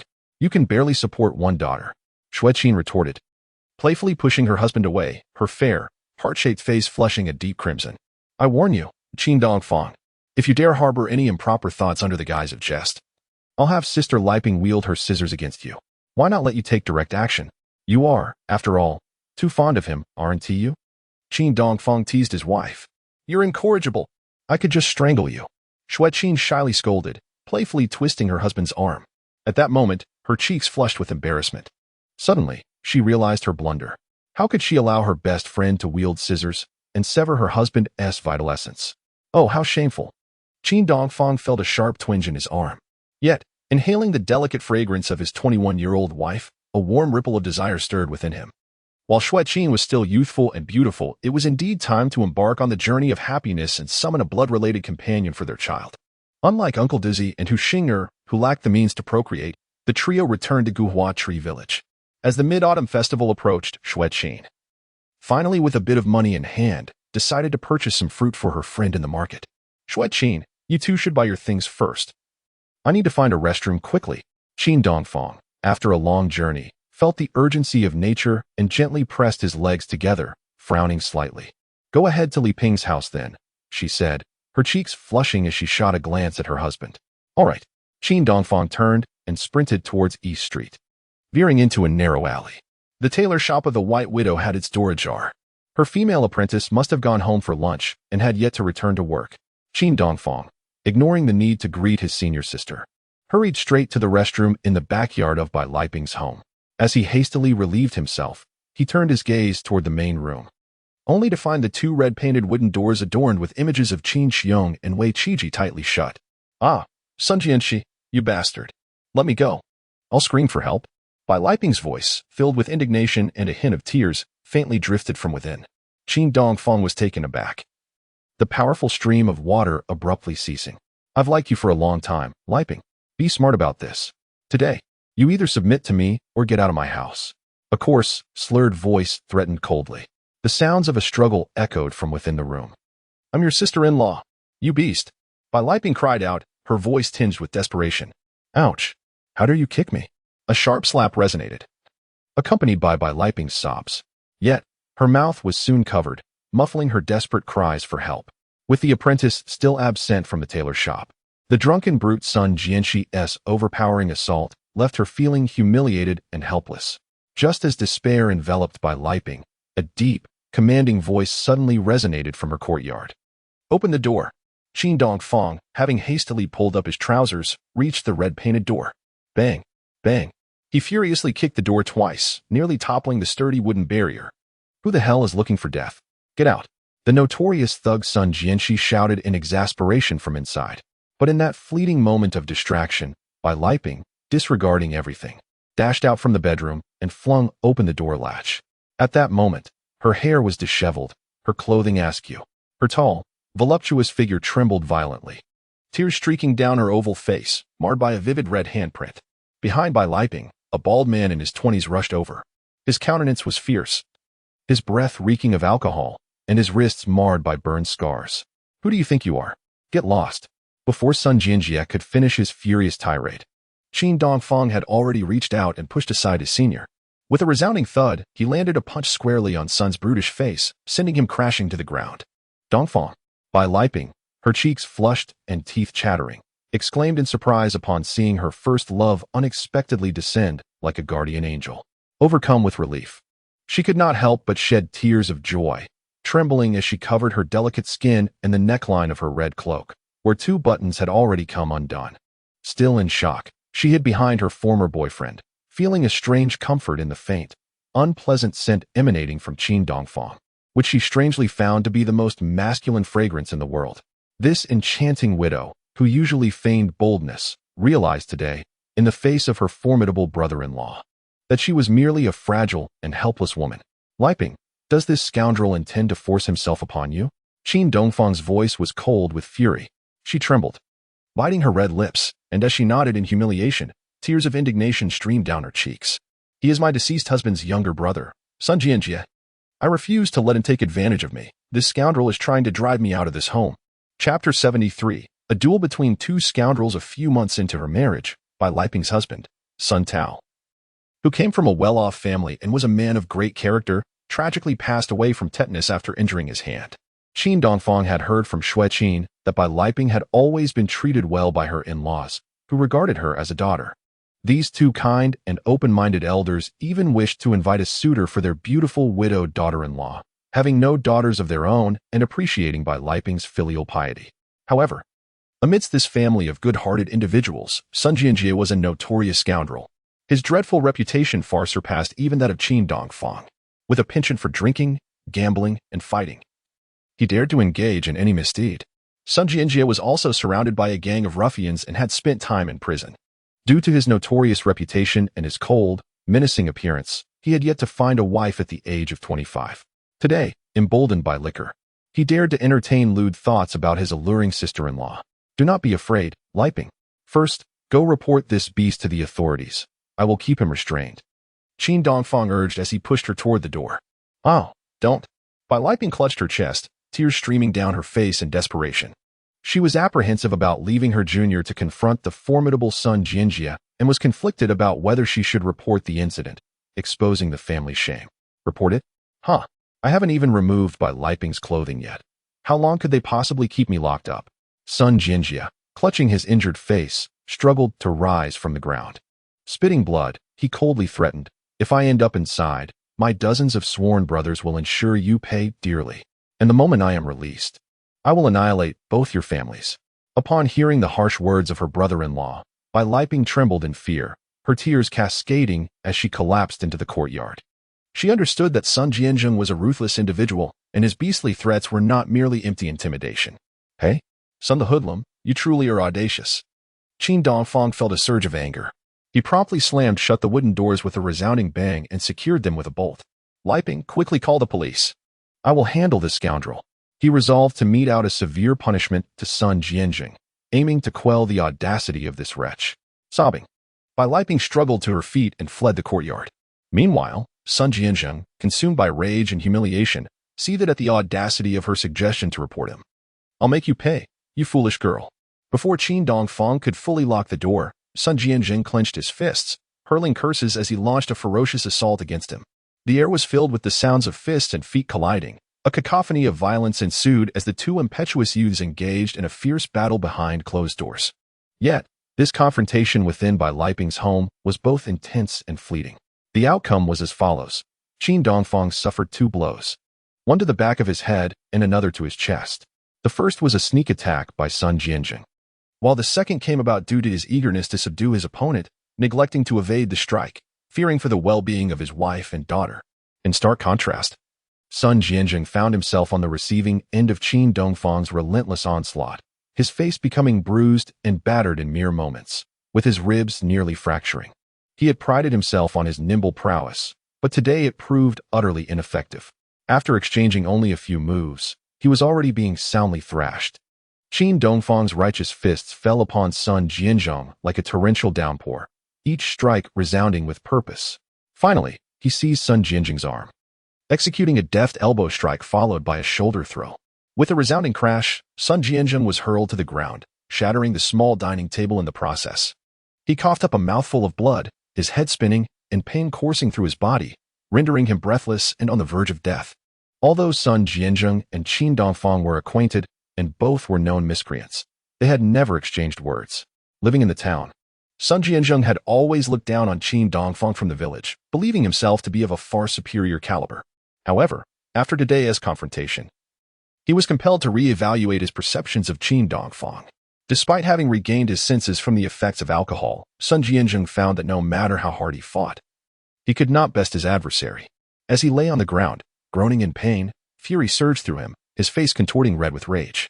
Clutching his chest, he gritted his teeth and spat blood, trembling with indignation as he hissed, "So, you're a martial artist after all, Qin." Sun Jianzheng, seasoned from countless battles, recognized that Qin Dongfang was no ordinary opponent. His assessment was accurate. In his youth, Qin Dongfang had trained under a local master alongside his cousin, learning a few rudimentary martial arts techniques. Their practice of Bejiquan, known for its 8 lethal moves, was indeed formidable. As the second most perilous traditional martial art of Huaxia, Bejiquan combines grappling and throwing techniques, characterized by its ferocious and relentless nature. However, the father was well aware of Qin Dongfang's martial spirit from a young age and feared that learning such a dangerous form of combat might lead him into grave trouble. Just over a month after Qin Dongfang had begun his apprenticeship, his father forcibly brought him back from his aunt's house, forbidding him from continuing to practice Bejiquan. Nevertheless, that brief period of martial training bestowed upon Qin Dongfang a measure of extraordinary prowess beyond the ordinary. He faced fierce and burly opponents without any semblance of fear. When it came to brawling, he had never bowed to anyone, even to a foolish ruffian from the village of Yuyang. "You may have some skill, but this matter is far from over," yelled Sun Jianshi, his eyes ablaze with fury. He received another kick to the head, nearly losing consciousness from Qin Dongfang's strike. "Your brother's son Tao is dead, and Bai Liping would rather remain a widow than leave this home. How dare you use this residence to threaten her? To infringe upon your sister-in-law? You are truly a scoundrel," Qin Dongfang declared, his foot planted firmly on Sun Jianshi's chest, glaring down in anger. "Hey, Qin, don't be so arrogant.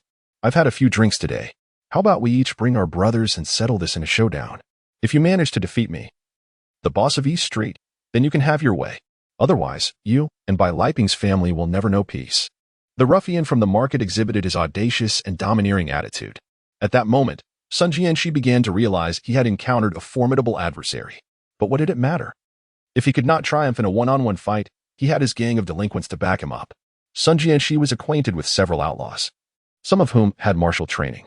Having never suffered defeat in a brawl, he was filled with indignation and humiliation today. Just then, voices filled with anguish reached from outside. belonging to Xue Qin and Bai Liping. Qin Dongfang, come out. Dongfang, stop the fighting. Meanwhile, Sun Jianchi's mother pounded on the door, anxiously calling out. You can't defeat that beast, Sun Dahu. Quickly, get out of there, child. Hearing his mother's cries incited a fit of rage in Sun Jianchi. Damn it. Do you all think Qin Dongfang can best me? Today, I have encountered a tough adversary. I haven't gained any advantage. And this little punk nearly got the better of me. Run out of the house, child. When Sun Jianchi's father returns home, we will break his legs. Sun Jianchi's mother cried out in desperation outside, incessantly banging on the door with Xue Qin. Oh, what misfortune has befallen our family? How could I have given birth to such a beast? The old woman wept bitterly in the courtyard, collapsing before Bai Liping, pleading tearfully, Liping, please do not call the authorities. We do not wish to protect that worthless scoundrel. It is Sun Dahu who is truly reckless. Let us not escalate this matter, daughter. When your father-in-law returns, we will drive him out of this home. The distraught Bai Liping, in a state of utter confusion, did not initially consider calling the police. Instead, trembling and clutching her chest, she rushed to the front yard to summon her mother-in-law to seek justice for herself. No, mother, I will leave with nothing. Having spent not a single day in your household, Bai Liping wiped away her tears, sobbing with humiliation. Upon hearing their shouts and conversations outside the door, Qin Dongfang furrowed his brows in surprise. He urgently called out to his wife, please wait a moment. Xiao Qin, I need to discuss something. Enough of your nonsense. Qin Dongfang, just say whether you dare to accept my challenge. The bloodied and battered Sun Jianchi lay in the room, gritting his teeth as he issued a challenge to his opponent. Very well, Qin Dongfang replied, stamping his foot with determination, signaling his agreement. Since Bai Liping, the party involved, was too fearful of Sun Dahu's retaliation to pursue a formal resolution, Qin Dongfang resolved to accept the challenge imposed upon him by Sun Jianchi with gritted teeth. After all, the spirited youth of this era possessed considerable tenacity. If matters were to be settled according to the rules of the underworld, it would be necessary for Qin Dongfang to decisively subdue Sun Jianchi. Otherwise, both Bai Liping and his family would face endless troubles, living in constant fear. His younger sister, Xiaoju, had to pass by Sun Jianchi's house daily on her way to work. Given Sun Dahu's ruthless nature, he was capable of anything. I do not seek trouble, but I will not shy away from it. I will take care of this matter regarding senior sister Bai Liping, Qin Dongfang declared coldly.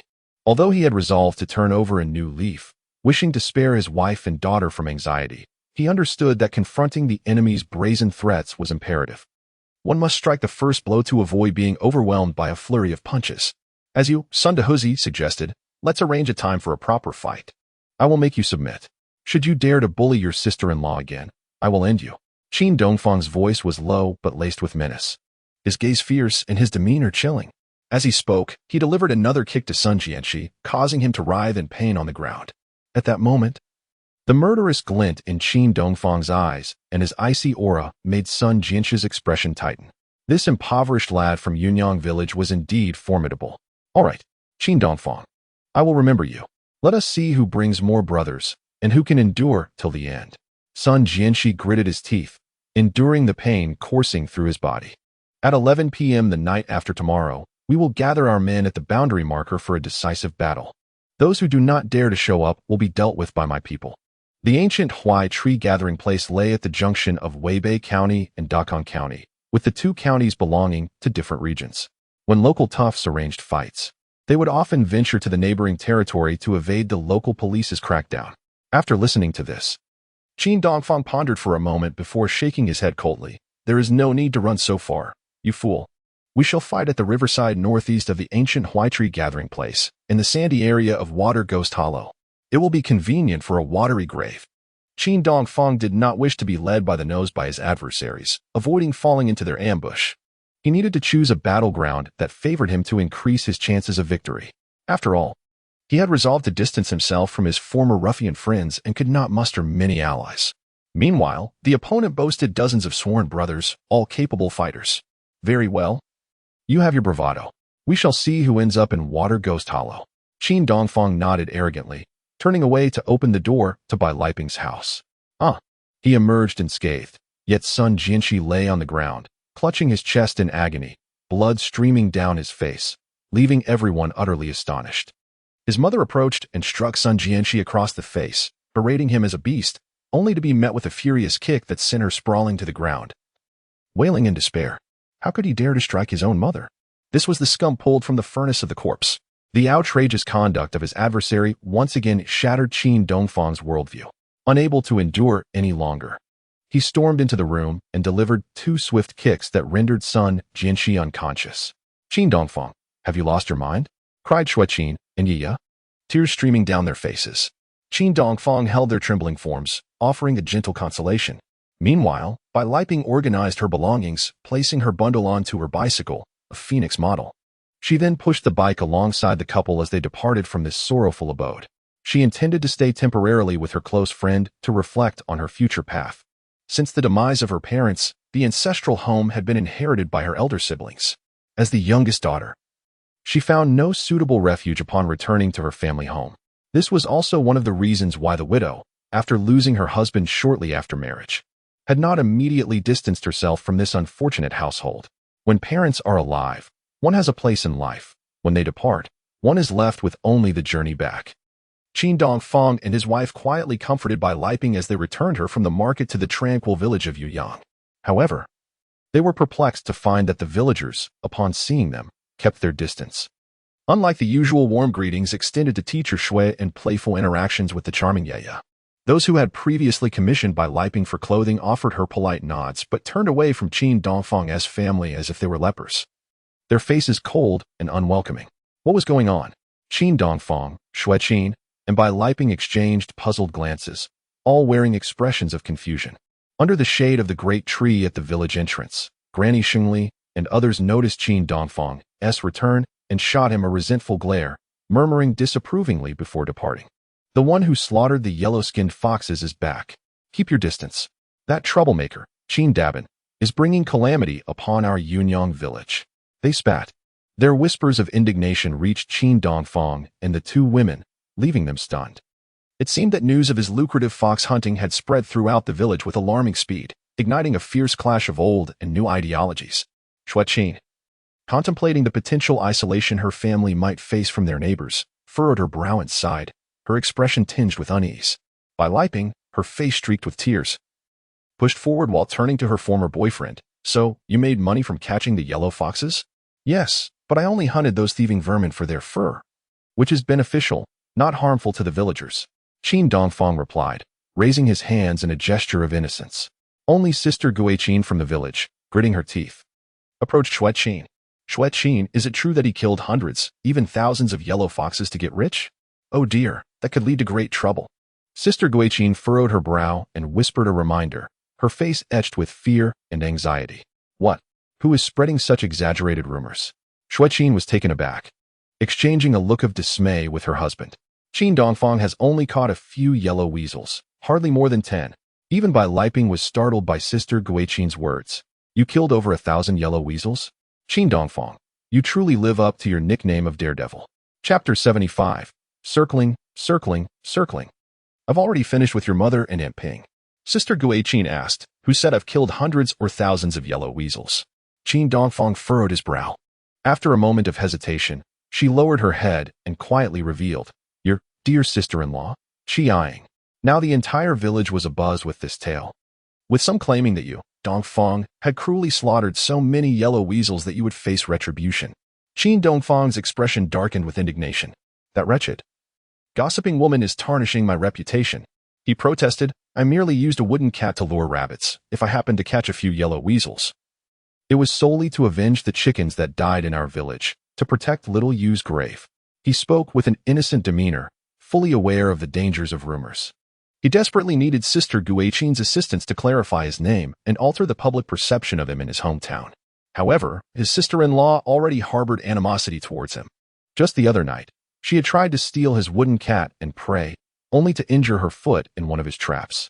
After Yang's exaggerated proclamations, the news of Qin Dongfang supposedly slaughtering 1,000 yellow weasels, which would bring calamity to their village, had already graced the headlines of Yuyang. It was hardly a matter that could be rectified with mere words. Sister Xue Qin sighed in resignation and turned back towards her home. Xue Qin and Bai Liping remained silent, their heads bowed as they led Yaya to the entrance of the courtyard. At that moment, their neighbor, the navy wife, emerged from the alley with a wash basin in hand. Xue Qin mustered a smile and greeted her.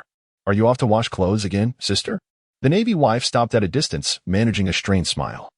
Her demeanor awkward as she replied, Oh yes, your sister-in-law has brought good friends to play at home. We welcome the tailor by to our village. Yet in her eyes, a flicker of fear towards Qin Dongfang was evident. With a hurried nod to Xue Qin and by Liping, she hastily turned to return home, forsaking her laundry. Although the Navy wife understood the root of the rumors regarding the slaughter of yellow weasels, stemming from the tragic deaths of her old hen and Yaya's grandmother's hen on the same night, these terrifying tales had ingrained a deep-seated shadow in the minds of many villagers. They dared not approach Qin Dongfang, this audacious weasel slayer, fearing that the vengeful beast would retaliate against him and inadvertently involve themselves. Now even several men from the village, upon seeing Qin Dongfang's family standing in the courtyard in a daze, quickly turned their backs and hurried away down the village path, whispering among themselves. After Qin Daring caught those yellow weasels and struck it rich, he truly has the fortune of attracting beautiful widows to his home. They had previously been in a romantic relationship, and Xue Qin was also close friends with the White Widow. Ah, the days of that fellow embracing beauties left, and right must be quite delightful. Do not envy that scoundrel any longer. He has hunted over 1,000 elusive creatures. Yet he still thrives? At that moment, Yaya spotted her good friend Qin Haijun's grandson, Liang, trailing behind his mother. Liang, come here. I've brought you some candy from the city, she exclaimed joyfully, leaping up and waving her little hand at her old friend. Just as little Liang revealed a radiant smile and prepared to dash over in surprise, he was seized by the arm by the daughter-in-law of Haijun's wife, who forcibly dragged him away. The 5-year-old Liang turned with a somber expression, saying, My mom won't let me play with you anymore, Yaya. She says your father is a troublemaker. His mother's slender face flushed crimson. In a hurry, she bent down and covered Liang's candid little mouth. Qin Dongfang raised an eyebrow and called out to Liang's mother from afar, Sister-in-law, I can still hear you even if you cover his mouth. Do you understand the notion of not spreading rumors? If you continue to mislead the children, I will have Liang's father deal with you. Hongmei, several years older than Qin Dongfang, trembled slightly and turned with a distressed expression, saying, It's not Uncle Dongfang's fault. The villagers are all talking about it. You can't blame me. After saying this, she hurriedly pulled Liang, who kept turning back, and turned to enter the alley. Qiang dares to ruin my source of income.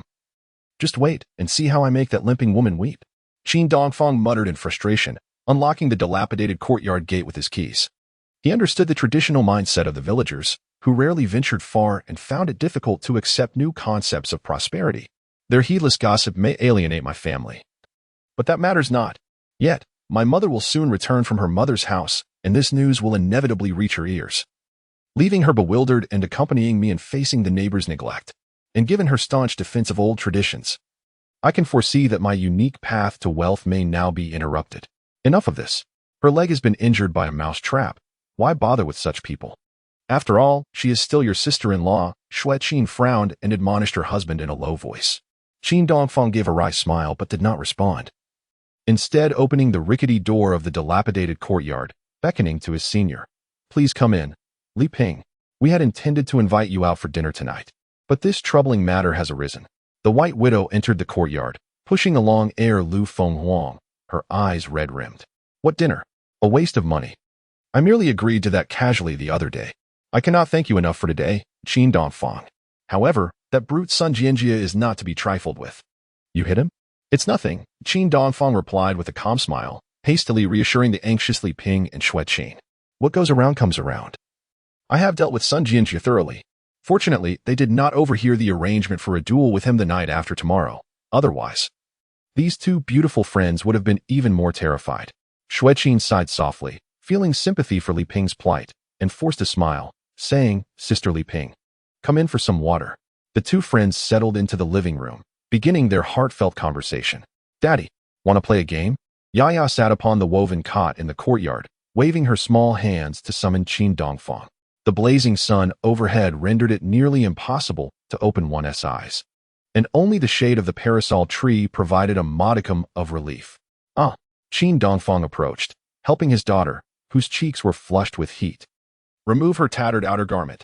He settled beside her, one hand gently fanning her with a bamboo fan while the other caressed her smooth little feet. Alternating between the two, he playfully tapped her bare soles, reciting a whimsical chant. Counting feet, passing through the flowering years, the new year distant, striking the floral bowl. 208, 1 radish and 2 melons. Yaya, feeling the delightful tickles on her feet, erupted into giggles and tumbled onto the cot. Those with wealth indulge in gluttony, while the impoverished are left to suffer. Count the feet, counting for 2 or 3 years, a full 3 years. Only to finish with your mother and Aunt Ping. In the main room, Bai Liping grew increasingly uneasy as she listened.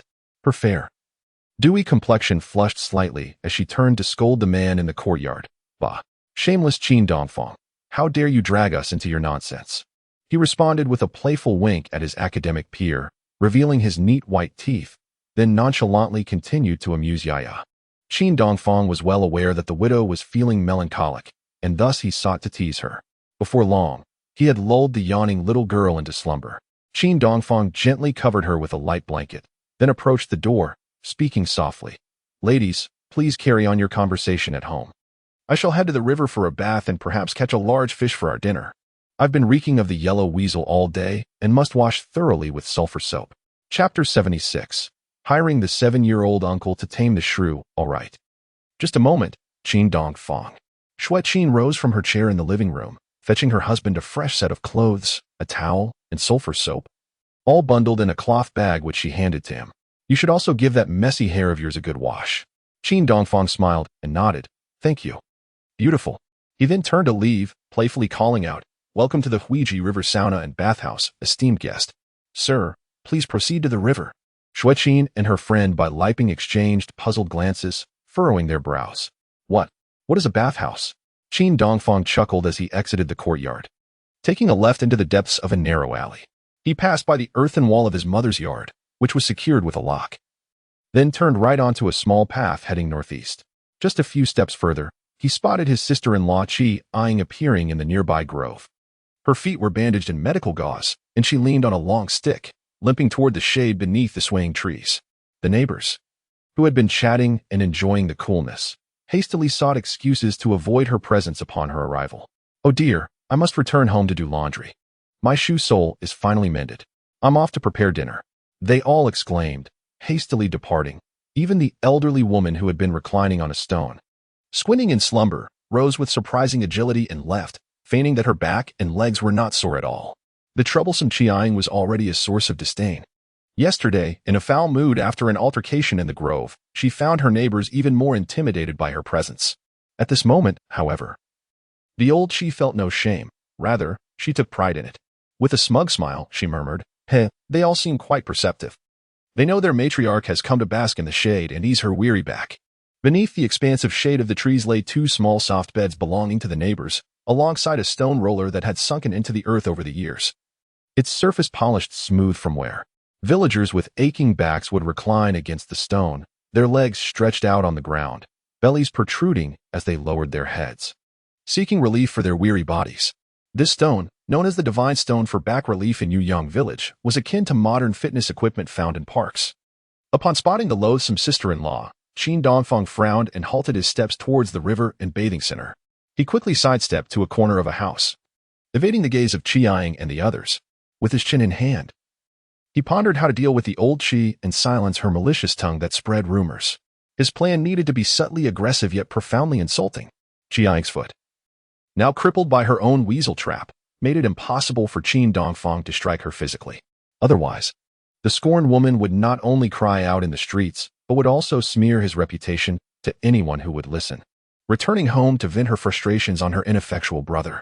As Qin Dongfang contemplated his next move, he glanced up and noticed a frail boy of about 7 or 8 squatting in a nearby clearing, playing with a glass ball. The little fellow was diligently honing his skills, lost in his own world, thoroughly absorbed in the activity.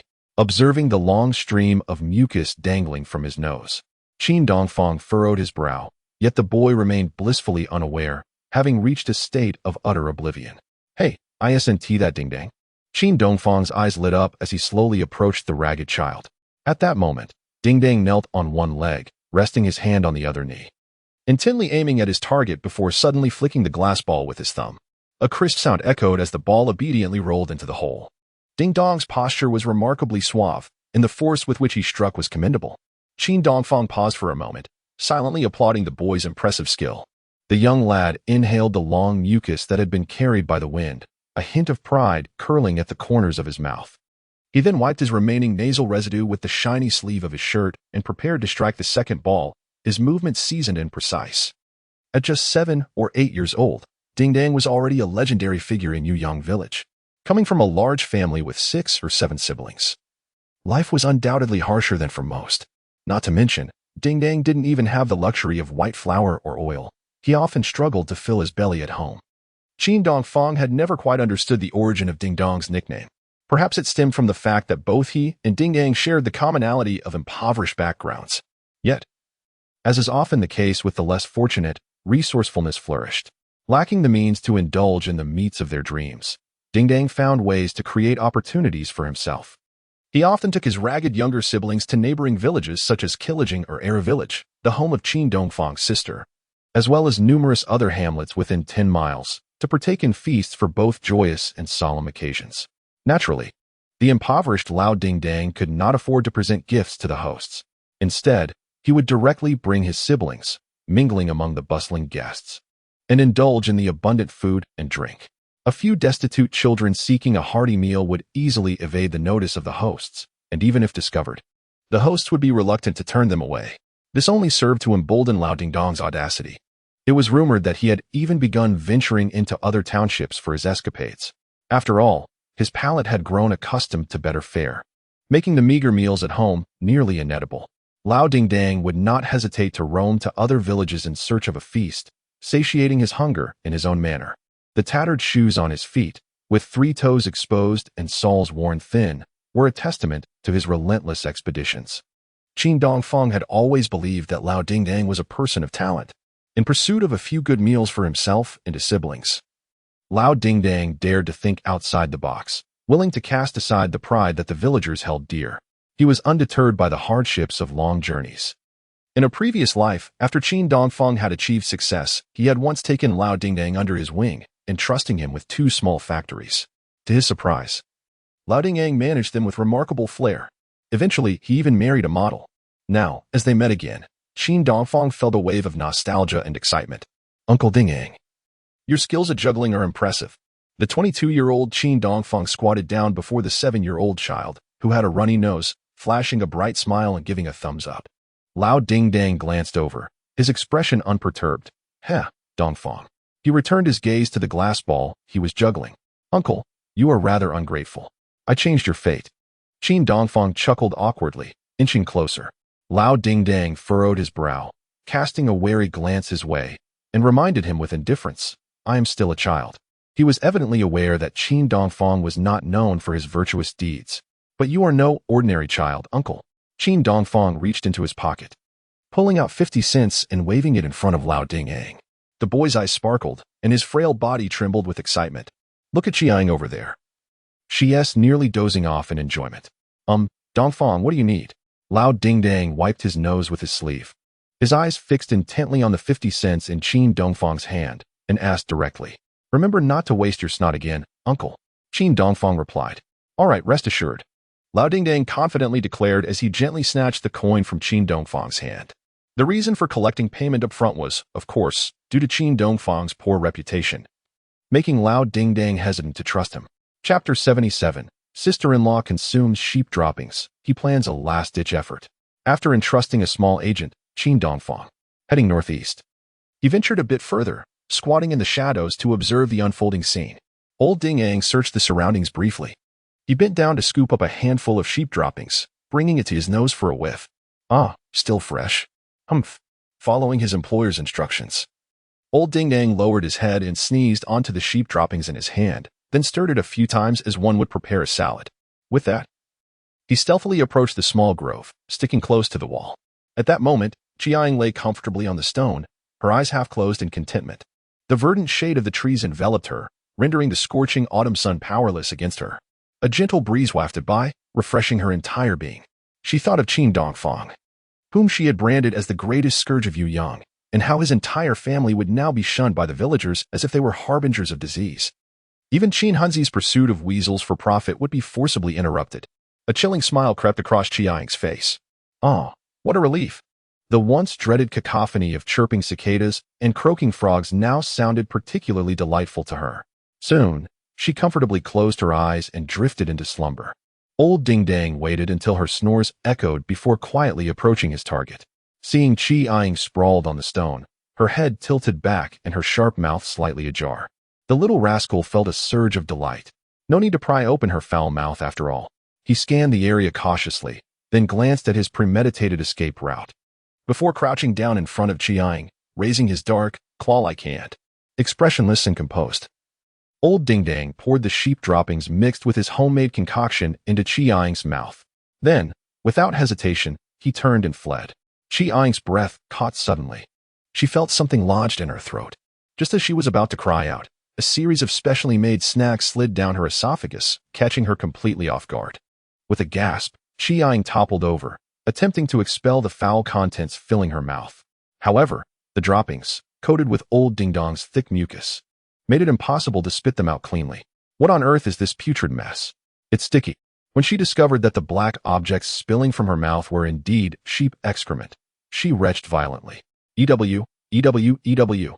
Qi braced herself on the ground, retching uncontrollably while glaring around for the culprit. Her gaze was as sharp as a blade, brimming with murderous intent. Yet all she caught was a fleeting glimpse of a small figure, faster than a rabbit. The furious woman cursed. You little brat. Whose child are you, you ungrateful wretch? Yet she failed to see who had dared to commit such an audacious act against her. Fuming with rage, Qi vowed revenge. How dare someone lay such a disgusting trap for her? Just wait, you little rascal. I'll dig up your ancestral graves. As she continued to gag, she pounded the ground with her fists, soon becoming dizzy and overwhelmed, tears mingling with mucus. However, it was not until Qi expelled the bitter water that the remnants of the sheep dung could be thoroughly eliminated. From a distance, Qin Dongfang observed with a smile, nodding in satisfaction as he rose to wash himself in the river with a small cloth pouch in hand. Ah, this is but the initial cost of your slanderous tongue. You shameless woman, for accusing me of slaughtering 1,000 yellow-eyed spirits. I shall adopt a more covert approach henceforth, to harvest the yellow weasels in abundance and amass greater wealth. At that time, you shall not only feel envy and resentment, but also regret, weeping while clutching your own ankles. When Qin Dongfang arrived at the banks of the Huiji River, Qi, limping with a crutch, had already contorted her grotesque face, commencing a tirade throughout the village. Whose little wretch dares to feed me sheep dung? Just wait until I uncover your identity, and I shall flay your skin. She raged. A wretched creature with no one to care for you. How dare you wipe your snot on the sheep dung? Meanwhile, Old Ding Dang, having pocketed the 50 cents given by Qin Dongfang, was secretly delighted as he made his way to the neighboring village to play marbles with his companions. He calculated that as a disrespectful elder at the age of 7, he was bound to endure the venomous curses of that shrewish niece-in-law today. Out of sight, out of mind, out of earshot, out of clarity. As long as my little uncle does not hear it, you old Qi are merely cursing yourself. By the meandering banks of the Huiji River, Qin Dongfang discreetly shed his clothing, gazing at the shimmering water under the blazing sun. He stretched out his arms and leapt in. Splashing into the water, the refreshing sensation washed away the sweat from his body. After enjoying a vigorous swim to cool off, he diligently soaped himself with sulfur soap, in an era devoid of facial cleansers and an inclination to conserve shampoo. The economical and effective sulfur soap became an essential household item for its oil control, antibacterial, and anti-dandruff properties. Locally, this soap was referred to as EZ. The freshly purchased sulfur soap from Qin Dongfang's home was placed in an old wardrobe by Xue Qin, serving the dual purpose of preventing moths and leaving a pleasant fragrance. It could even be gifted as a token of congratulations to villagers preparing for marriage. After thoroughly lathering himself with the sulfur soap, he plunged back into the river to rinse off, banishing the sticky feeling and refreshing himself entirely. Now that he was at the Huiji River, Qin Dongfang planned to visit the nearby Water Ghost Hollow for a daring fishing expedition. He also intended to survey the surrounding terrain, mentally sketching out tactics for the impending duel with Sun Jinsha's ruffian gang at 11 o'clock the following night, aiming for a decisive victory against the odds. Chapter 78. Trusting an unreliable ally. Lifting the curtain to see a beauty upon reaching Water Ghost Hollow. This notorious deep-water sand pit could not deter the adept swimmer that Qin Dongfang was. After a vigorous splash and paddle, he was rewarded with a delightful surprise. Though not as bountiful as his last catch, he managed to snag a black fish weighing around 4 pounds. Securing the fish by its gills, he brought it ashore and tossed it into a pre-dug sand pit before retrieving clean clothes from his cloth pouch, dressing himself neatly both inside and out. After meandering a few circles on the sandy shore, Qin Dongfang meticulously observed the terrain for the impending battle the following evening. With a slight furrow of his brow, he pondered for a moment before packing the black fish and soiled clothing into a cloth bag, smiling as he returned to the village. "Hey, Dongfang, your dealings with the yellow weasel are flourishing, aren't they? You seem quite spirited," exclaimed Qin Tao, a burly man several years older than Qin Dongfang. Known for his rough demeanor and penchant for trouble. In the past, they often shared drinks, and Qin Dongfang had even aided him in a couple of fierce brawls. "What business are you talking about, brother? I'm merely catching a few chicken thieves to supplement my household expenses. I'm nearly driven to desperation," Qin Dongfang replied modestly, offering him a cigarette with a smile, secretly touched by their camaraderie. After all, when the entire village harbored disdain and wariness towards his family, it was Qin Tao who still dared to greet him. Tao accepted the red plum cigarette with curiosity, asking, "I heard that the seamstress from Guhua Tree Market has moved into your home today? That's quite impressive, my brother." He playfully punched Qin Dongfang's chest, his expression filled with envy. "Don't get any strange ideas, Tao. Today, Bai Liping's brother-in-law bullied her, and I happened to come across it. So I gave him a good beating and brought Bai Liping home to cool off," Qin Dongfang clarified. "Isn't that scoundrel's son, Jianxi, her brother-in-law? Dongfang, you dared to hit him." The flesh on Tao's face quivered slightly, a glimmer of fear flashing in his eyes. "You reckless young lad. He just returned from prison, and he has a gang of capable fighters at his side. Aren't you afraid of retaliation?" Surprised by Tao's reaction, Qin Dongfang teasingly provoked him. "Are son Jianxi's friends truly formidable? Does that imply our brothers are lacking in combat prowess? You, a single man unencumbered by family ties, should not be afraid. After all, Qin Dongfang had fought valiantly for this brother. Once, he had even bled for him. Moreover, Tao had once pledged in their drunken revelries, Dongfang, our friendship is worth risking our lives for. If you ever need anything, just say the word, and I will stand by you without hesitation." Yet, at that moment, Qin Dongfang noticed Tao's frown and silence. He smiled and probed further. "Son is indeed audacious. I nearly incapacitated him today. Yet he still dares to challenge me to a team battle. That's unthinkable." Tao quickly raised his hand to interrupt, seemingly anxious at the thought of Qin Dongfang seeking help.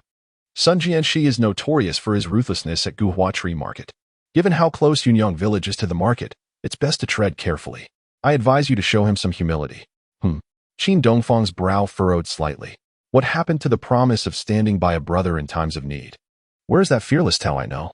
This fight is inadvisable, Dongfang. A wise man knows when to yield. Perhaps it would be best to concede to Sun the scoundrel just this once. Upon hearing that Qin Dongfang's opponent was indeed Sun Jianxi, Tao's former bravado quickly dissipated. He completely forgot his earlier declarations of loyalty and brotherhood, could not recall the instances when he had fought for him twice, sustaining injuries to his arm from the overwhelming enemy forces. "Do not furrow your brow, Dongfang. We cannot act impulsively against Sun Jianxi and his group. Quickly arrange a lavish banquet for him and find a mediator to resolve the matter, regardless of who is right or wrong. We must remember that we cannot provoke that man. His desire for revenge is far too potent.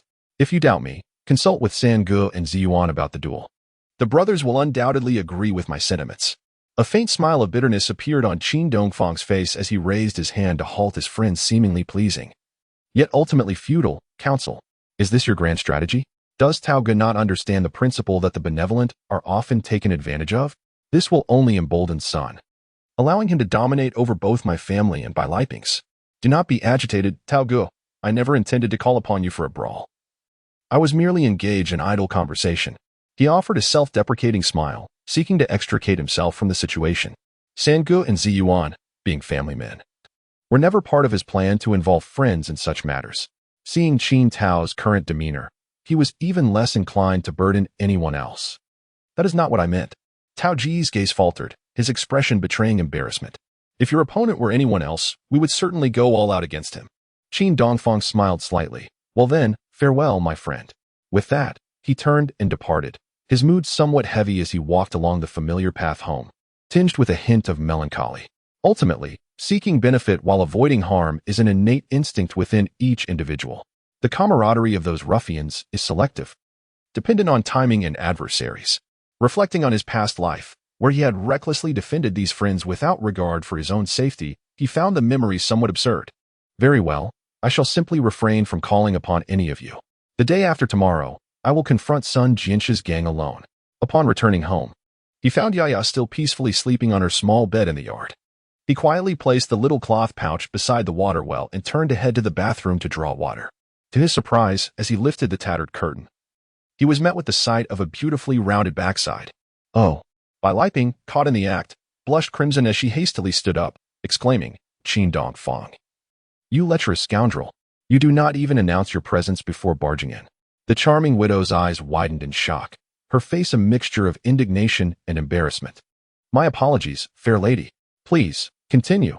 Qin Dongfang, recovering from his astonishment, quickly lowered his hand from the curtain. Bai Liping, true to her surname, muttered a flustered remark before awkwardly turning to leave. Curse you. Just wait until Xue Qin returns.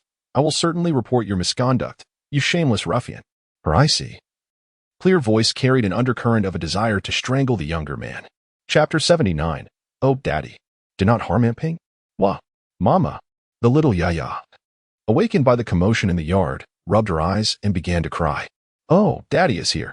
Qin Dongfang hurried over and lifted his daughter from the small bed.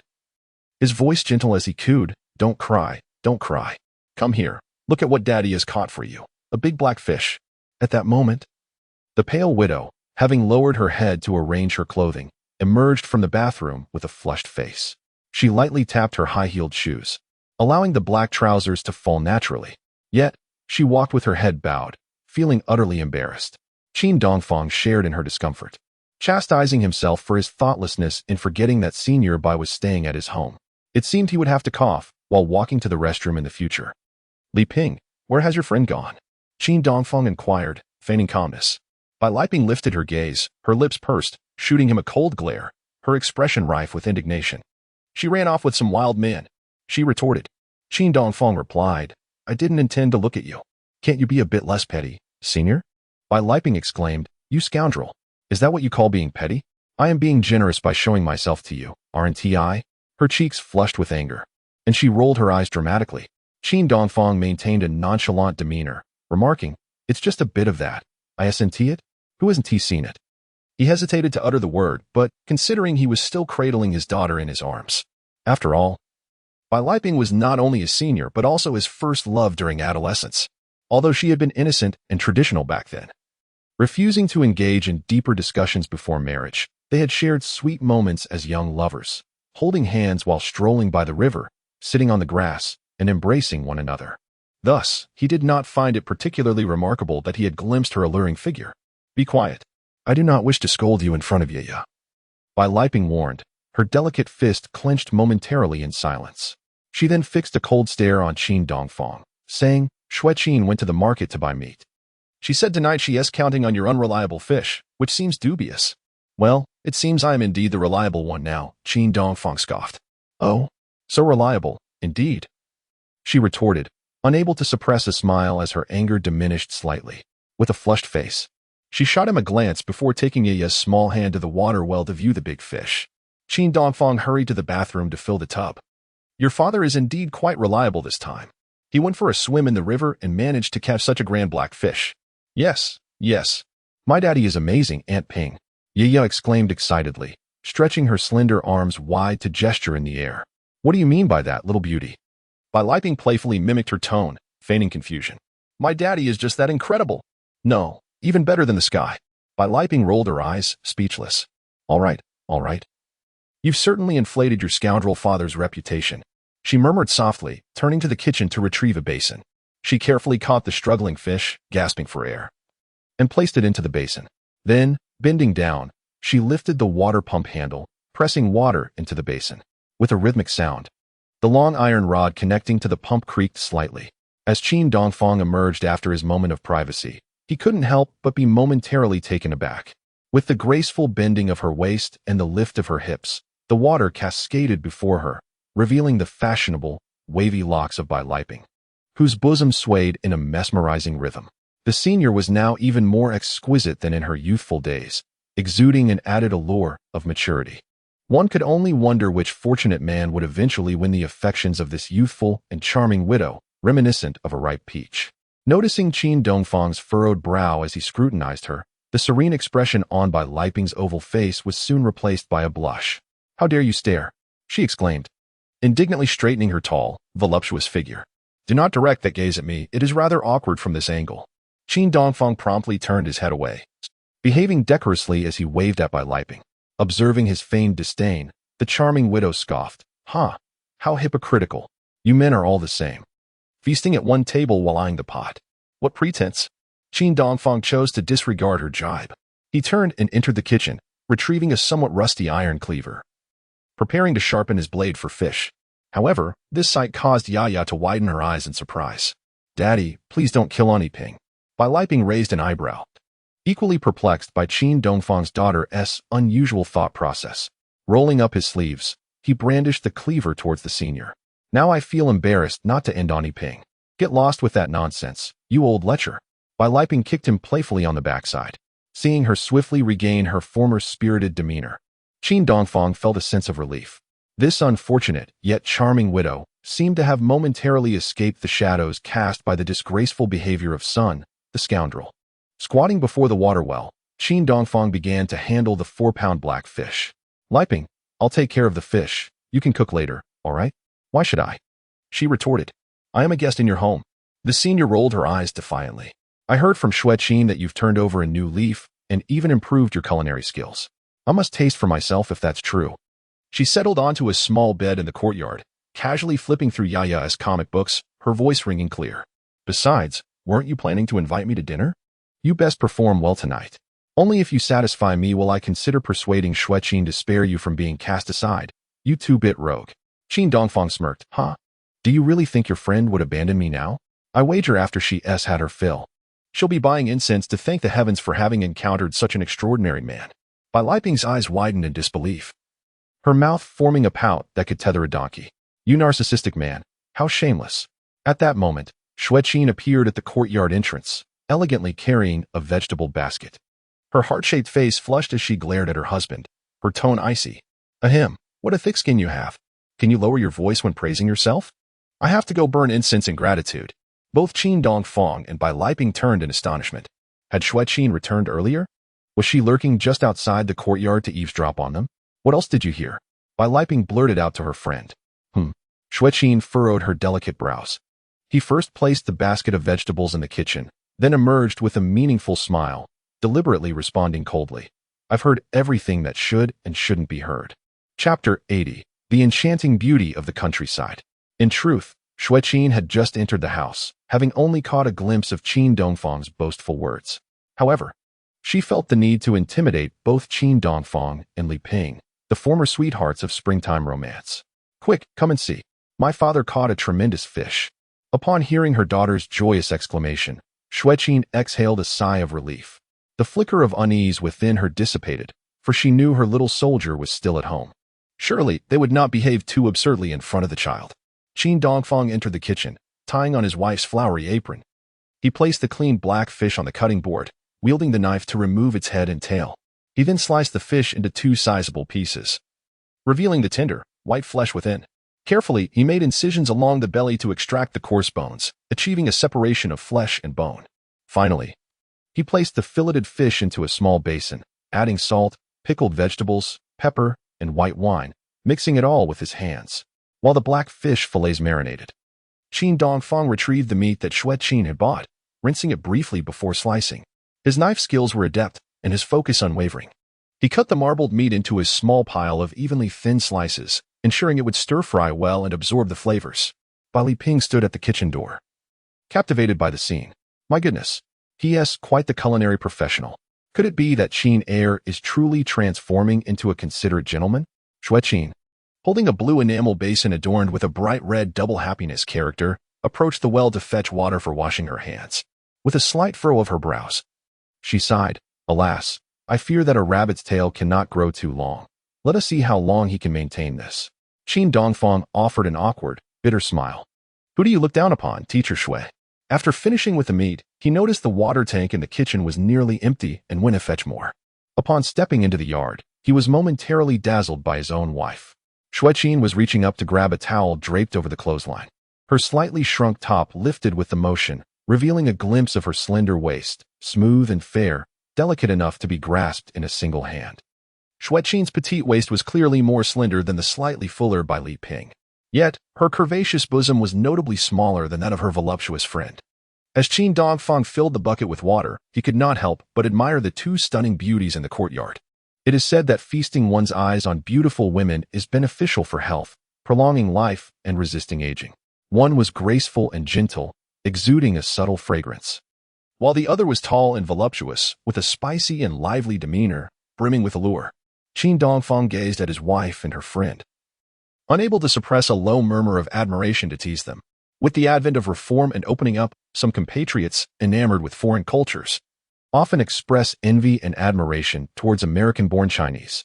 Yet, compared to these two beauties, they pale in comparison. American-born beauties? Xue Qin and her friend exchanged puzzled glances. Blushing, she shot a glance at Qin Dongfang, her expression a delightful blend of shyness and pleasure. How remarkable this fellow has become. He has even learned to compliment with such flair. Dad, the little girl murmured in a low voice, hinting at her discontent. Clearing his throat, he continued. After admiring these two stunning beauties, let us turn our attention to our little Hua, an enchanting darling. Qin Dongfang, being the clever man he is, quickly gestured towards his 3-year-old daughter, his smile radiating warmth. She possessed bright eyes and pearly teeth, a delicate nose and rosy lips. Her sun-kissed complexion and long hair showcasing the unique international charm of our Asian heritage. With a giggle, Bai Liping turned her head and covered her mouth. The shy girl, giggling, concealed her face with her hands and joyfully collapsed onto the small bed in the courtyard. After all, sweet words are a shared vulnerability among women of all ages. Xue Qin rolled her eyes in exasperation, shooting a glance at her husband before sitting on the edge of the bed, casually chatting with her friend. Today, as I strolled through the streets, I took note and realized that the number of tailors has indeed increased. No wonder Sister Liping's business has dwindled, she remarked. Indeed. Bai Liping sighed softly, pulling a red hair tie from her pocket. As she styled the little girl's yellow hair into 2 adorable pigtails, she whispered her grievances. The competition is fierce, and business is waning day by day. I was already feeling anxious, and then I encountered that beastly rogue. If it weren't for my in-laws treating me so well, I would have sent son Jianxi to jail and never returned to that home. Nor would I keep the tailor shop. As Qin Dongfang filled a bucket with water from the kitchen, he turned to comfort his senior, who was sighing softly. Since Sun Tao has passed, as his wife, you are the rightful heir of that household. Why should you be bullied by that worthless little brother-in-law? It is son Jianxi who should leave.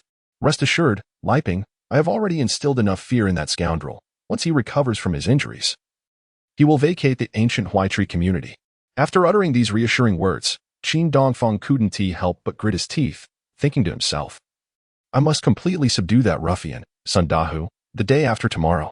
Only then can we assert the authority needed to drive him out of his hometown. This battle must be won, as it determines whether my senior can possess that home and impacts the safety of my own family. Bai Liping and Xue Qin exchanged worried glances, their expressions reflecting skepticism and unease towards Qin Dongfang's bold claims. As he pressed down on the water in the bucket, he waved his hand grandly, painting a rosy picture for his senior. As for your struggling tailor shop, just maintain it for now.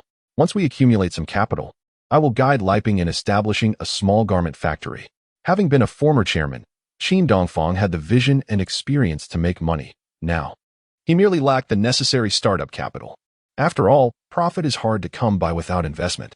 Hence, the grand projects he had contemplated from the newspaper had to remain locked away in his heart. Oh, your boasting knows no bounds. Are you really going to guide my sister in opening a garment factory? Bai Liping scoffed, rolling her eyes at him alongside Xue Qin.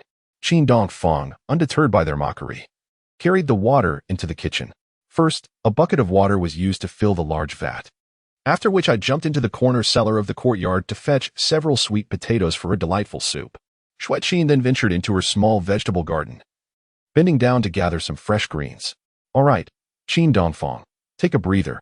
I shall prepare the dishes, she said, a hint of shyness coloring her cheeks as she seized the washing basket from her husband's hands. Soon, my sister will come to cook in the earth pot. Leaving Qin Erlu to serve us, it will certainly feel quite unusual. By Liping, who was also been over-selecting vegetables alongside Xue Qin, cast a puzzled glance at Qin Dongfang. As dusk approached, a gentle autumn breeze turned refreshingly cool. Under the urging of Daddy, I'm hungry, Qin Dongfang entered the kitchen, bustling with activity. Xue Qin was chopping vegetables, while her senior sister tended to the fire. He took charge of the cooking. The bottom layer of the large pot simmered with sweet potato rice soup, while the upper layer warmed fluffy white buns. The few white buns were a special purchase from the street, intended to treat her close friend. Soon, an enticing aroma of wheat wafted through the gaps of the pot lid. Yaya lay on a small bed in the courtyard, distractedly flipping through a children's book. Halua Brothers, and softly inhaling the delightful scent, she murmured, "Wow, it smells so good." The three fluffy yellow chicks at home chirped and gathered around their little owner. Yaya looked down at them, her eyes filled with affection. "Are you all hungry?" "I'm hungry too. Let us wait for Daddy to finish cooking, all right?" Chapter 81. Auntie. Qin Hunzi hasn't scolded me in days. Hearing her daughter's conversation with the three little chicks, Xue Qin couldn't help but chuckle. "The chick's meal is quite different from what Yaya eats," she said sweetly, returning inside to grab some golden millet. With a gentle flick of her delicate hand, she scattered it onto the ground in the courtyard. "Chirp, chirp, chirp," the adorable little chicks called out, resembling tiny yellow pom-poms as they ran over, pecking at the grains scattered on the ground. Yaya squatted in front of the three hens, softly reminding them, "Oh, Wawa, take it slow, don't choke." She had named each of the little chicks. As the sun set behind the mountains, the evening glow painted the sky in resplendent hues. Wisps of smoke curled from the homes, occasionally accompanied by distant barks of dogs. Everything in the small village of Yunyang appeared tranquil and beautiful. The setting sun bathed the farmhouse in a golden hue. Beside the small vegetable garden, a short pomegranate tree stretched its branches towards the kitchen eaves, bearing fruit the size of a fist. The pomegranates displayed shades of green, red, and yellow, some even splitting open. However, Qin Dongfang did not allow Xue Qin to pick them all. Tomorrow, his sister would bring her three children to their home to deliver mooncakes. As the uncle, he had to prepare some fresh fruits for the boisterous little ones, while also leaving some joy for his nephews. At that moment, Qin Dongfang stood in the kitchen, bending over to stir-fry chili peppers with eggs. The homegrown slender green peppers, combined with golden free-range eggs, created a dish bursting with spicy aroma. "Well done, my friend. Your stir-frying skills are impressive, and it's just the flavor my sister adores." Seated before the hearth, Bai Liping could not resist the urge to rise and glance at the simmering dish. In the next moment, her eyes widened in astonishment as her fingers twitched in anticipation. The stir-fried chili and egg dish was ready. Qin Dongfang dished out the vibrant and aromatic plate, turning to place it upon the cutting board. Following that, he proceeded to pour meat, kelp, and garlic shoots into the sizzling oil, crafting another dish imbued with meaty fragrance. The pie seed or assistance, however, was the signature fish head and tail tofu soup, accompanied by a generous pot of pickled fish slices. Today's bounty, including the large fish, chili peppers, and cilantro, was entirely self-sourced, free of charge, leaving both Yaya and Bai Liping salivating. Goodness, Qin Dongfang's culinary skills are truly remarkable. This far surpasses dining out at a restaurant.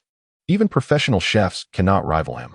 Bai Liping exclaimed, her doe-like eyes sparkling as she turned to Xue Qin, expressing her admiration. The small pot bubbled with the enticing aroma of fresh fish, as Qin Dongfang cheerfully sprinkled in the vibrant cilantro, boasting, of course, "My title as the culinary deity is not without merit." "Ha!" Self-proclaimed, "I'd wager," Xue Qin quipped, rolling her eyes playfully. Qin Dongfang wiped the beads of perspiration from his brow with his sleeve and began to ladle the fish into a bowl. Xue Qin watched her husband with a soft smile, momentarily lost in thought. She yearned to pen a letter to her aunt in Jiangnan, sharing the momentous news from afar. "I have not felt anger nor received a beating from that scoundrel Qin for several days now. If he truly can turn over a new leaf this time, all my past grievances and sacrifices will have been worthwhile." As Qin Dongfang called out softly, "Wash your hands. It's time to eat, comrades." Yaya, with unrestrained enthusiasm, dashed over, exclaiming, "Wow, I'm starving. Steamed buns and meat." The daughter leaned against the kitchen door, her gaze greedily fixed on the fragrant feast, nibbling on her slender finger as drool escaped the corner of her mouth, with her little stomach growling audibly. Yaya's eyes were glued to the fluffy white buns and the array of delectable dishes, feeling as though she could consume an entire cow. Xue Qin carefully brought the steaming dishes prepared by her husband to the small table in the main room. Turning to her friend, she softly lamented, "My mother-in-law hasn't returned from her relatives yet, and tonight, Xiao Ju has to work the night shift at the textile factory. They will miss out on this feast." Contemplating how her mother-in-law would surely prevent Qin Dongfang from hunting for more game upon her return, Xue Qin furrowed her brows slightly. Fearing a disruption to their source of external income, life would need to be lived more frugally henceforth. "Oh, by the way, Xue Qin," Bai Liping suddenly recalled something. "A few days ago, you bought fabric for me to make new clothes for my aunt and Xiao Ju, right? I've completed the old ladies, and I brought it over. But I still have half of Xiao Ju's to sew. How swift. But no rush, Sister Liping. Let us eat first." Xue Qin replied with a bright smile as she fetched bowls and chopsticks from the main room. The sumptuous feast prepared by Qin Dongfang not only delighted the palates of the three lovely women but also warmed their hearts. "Delicious, delicious. My daddy is the best," Yaya exclaimed. The White Widow, savoring her first taste of Qin Dongfang's culinary prowess, relished the exquisite meal while playfully teasing Yaya. "Indeed, your father is quite impressive. I must ponder how to commend this lad." Ascending to the hall and descending to the kitchen, nurturing the family while being able to fend off ruffians. "Ah, my mischievous junior has transformed into someone remarkably handsome." Bai Liping's astonished admiration for Qin Dongfang has transcended mere culinary skills, extending to his entire being. She gazed into her ex-boyfriend's dewy, enchanting eyes, which now sparkled with a newfound brilliance. Ahem. Xue Qin, her cheeks slightly flushed, cast a sidelong glance at Qin Dongfang and casually reminded her friend, "This man should not be praised too freely. It might lead him to the heavens." Qin Dongfang replied, "Teacher Xue is indeed correct. One must not indulge men. For the more one indulges, the more they become insufferable." Bai Liping nodded in agreement. As night descended, a man and three women shared laughter and satisfaction after a hearty meal. Joyful and content smiles adorned the faces of both adults and children alike, as having enough to eat and wear represented a simple aspiration shared by this generation. Moreover, the sumptuous dishes prepared for Bai Liping were so delicious and abundant that they could rival the meals of seasoned city officials. Xue Qin busied herself clearing the table and gently said to Bai Liping, "Sister Liping will be sleeping in Qin Dongfang's bed soon. I've tidied it up for you, so we can have a good chat." Qin Dongfang frowned in protest. "Are you allowing her to take over right away? You three beauties can squeeze together. Let us talk tonight." Bai Liping smiled mischievously. "Look, my sister is quite righteous. Are you envious, Qin Dongfang? It's a bit apologetic, considering you just helped me with a big task during the day, and now I'm delaying your romantic time with Teacher Xue, while bending down to gather leftovers." Xue Qin was taken aback, her delicate frame trembling, her face turning crimson. "Hey, what are you saying in front of the child, Liping?" She nudged her friend with her elbow, chiding her playfully. "Aunt Liping, what does that mean?" the clever and inquisitive Yaya asked, tilting her little head in confusion. "Oh, little girl, don't pry into things." Qin Dongfang found himself resting in the small bed in the courtyard. In the west room, the three lovely ladies occasionally giggled, their murmurs punctuated by Yaya's delightful laughter. It was a mystery how they traversed the profound generational gap to discover shared topics of conversation. It wasn't until Qin Dongfang yawned widely that their chatter finally ceased, and they drifted into slumber. However, he dared not sleep, as he awaited the midnight hour to continue his hunt for weasels. With his mother still away at her mother's home, he needed to seize the opportunity to scavenge for riches in the wild graveyard. Chapter 82. The Mysterious Thief. Falling into the sweet potato cellar at midnight lying on the small bed in the courtyard, the tall and lean Qin Dongfang could only extend one leg beyond the bed's edge. The sky was a deep blue, and the moon hung like a disk, radiating a cool, silvery glow that enveloped the entire village like a delicate veil. The faint fragrance of osmanthus wafted in from an unknown source, while the occasional chirping of cicadas and distant barks of dogs created a melodious ambience. This refreshing and inviting atmosphere instilled a sense of tranquility in Qin Dongfang, as he dreamed of returning to his hometown countless times. Ever since he had revived in this homeland, far removed from the cacophony of bustling urban life, he no longer suffered from insomnia or restless dreams. He easily slipped into a deep slumber, and although his youthful body appeared frail, it brimmed with vibrant life and energy. As the night wore on, he persevered until the late hours. Qin Dongfang arose from his small bed, preparing to retrieve the wooden cat and the clamp from the woodshed. Suddenly, he was startled by a cacophony of shouts and the sound of hurried footsteps approaching from various directions outside. "Everyone, rise to catch the dog thief. Quickly, block that scoundrel," he asked, running towards the alley. seize him, and give him a thorough beating. The fervent cries resounded from the village path to the south and from the depths of the alley north of Qin Dongfang's home. It was evident that the villagers had divided into several groups, determined to encircle and apprehend the audacious thief. Without hesitation, Qin Dongfang dashed out of the courtyard, nearly colliding with a dark figure. Faced with the relentless pursuit, the thief, in a state of panic, made a desperate choice and darted into Qin Dongfang's home. Unfortunately for him, after a few hurried steps along the courtyard wall, he stumbled and fell into a deep cellar. Hey, Qin Dongfang, who had just turned the corner, couldn't help but chuckle. Did I forget to cover the cellar top when I went down for sweet potatoes this evening? How convenient for me to catch you like a turtle in a jar. He quickly grabbed a wooden stick and stood firm at the entrance of the sweet potato cellar. The nimble thief, attempting to ascend the wooden ladder, was nearly struck by a sudden blow. Brother, I am not a bad person. Please spare me, I beg you. He pleaded from the shadows of the cellar, lowering his voice. It was that wealthy family's wolf dog that injured my youngest son, and they are taking advantage of their power to act recklessly. I only intended to kill that vicious dog and bring it back to stew for my child to help him recover from his injuries. Qin Dongfang paused, momentarily taken aback. So, it was revenge against that heartless scion of the He family that had driven him to thievery? Well, that's quite a noble motive, my friend. As a fellow father, Qin Dongfang felt a pang of compassion. Stay put for now. Await my interrogation. He expressionlessly uttered this command before withdrawing the small wooden stick from the cellar, and with a resounding thud, he closed the heavy cellar lid, placing a stone atop it for good measure. With a sense of calm, he dusted off his hands and turned to assess the situation outside. What is going on? Qin Dongfang. Which family has been robbed? Xue Qin and Bai Liping, having been roused by the commotion, emerged from their room, turning on the light and standing at the doorway. It's nothing. You two should return to sleep. We need not involve ourselves in the village's affairs.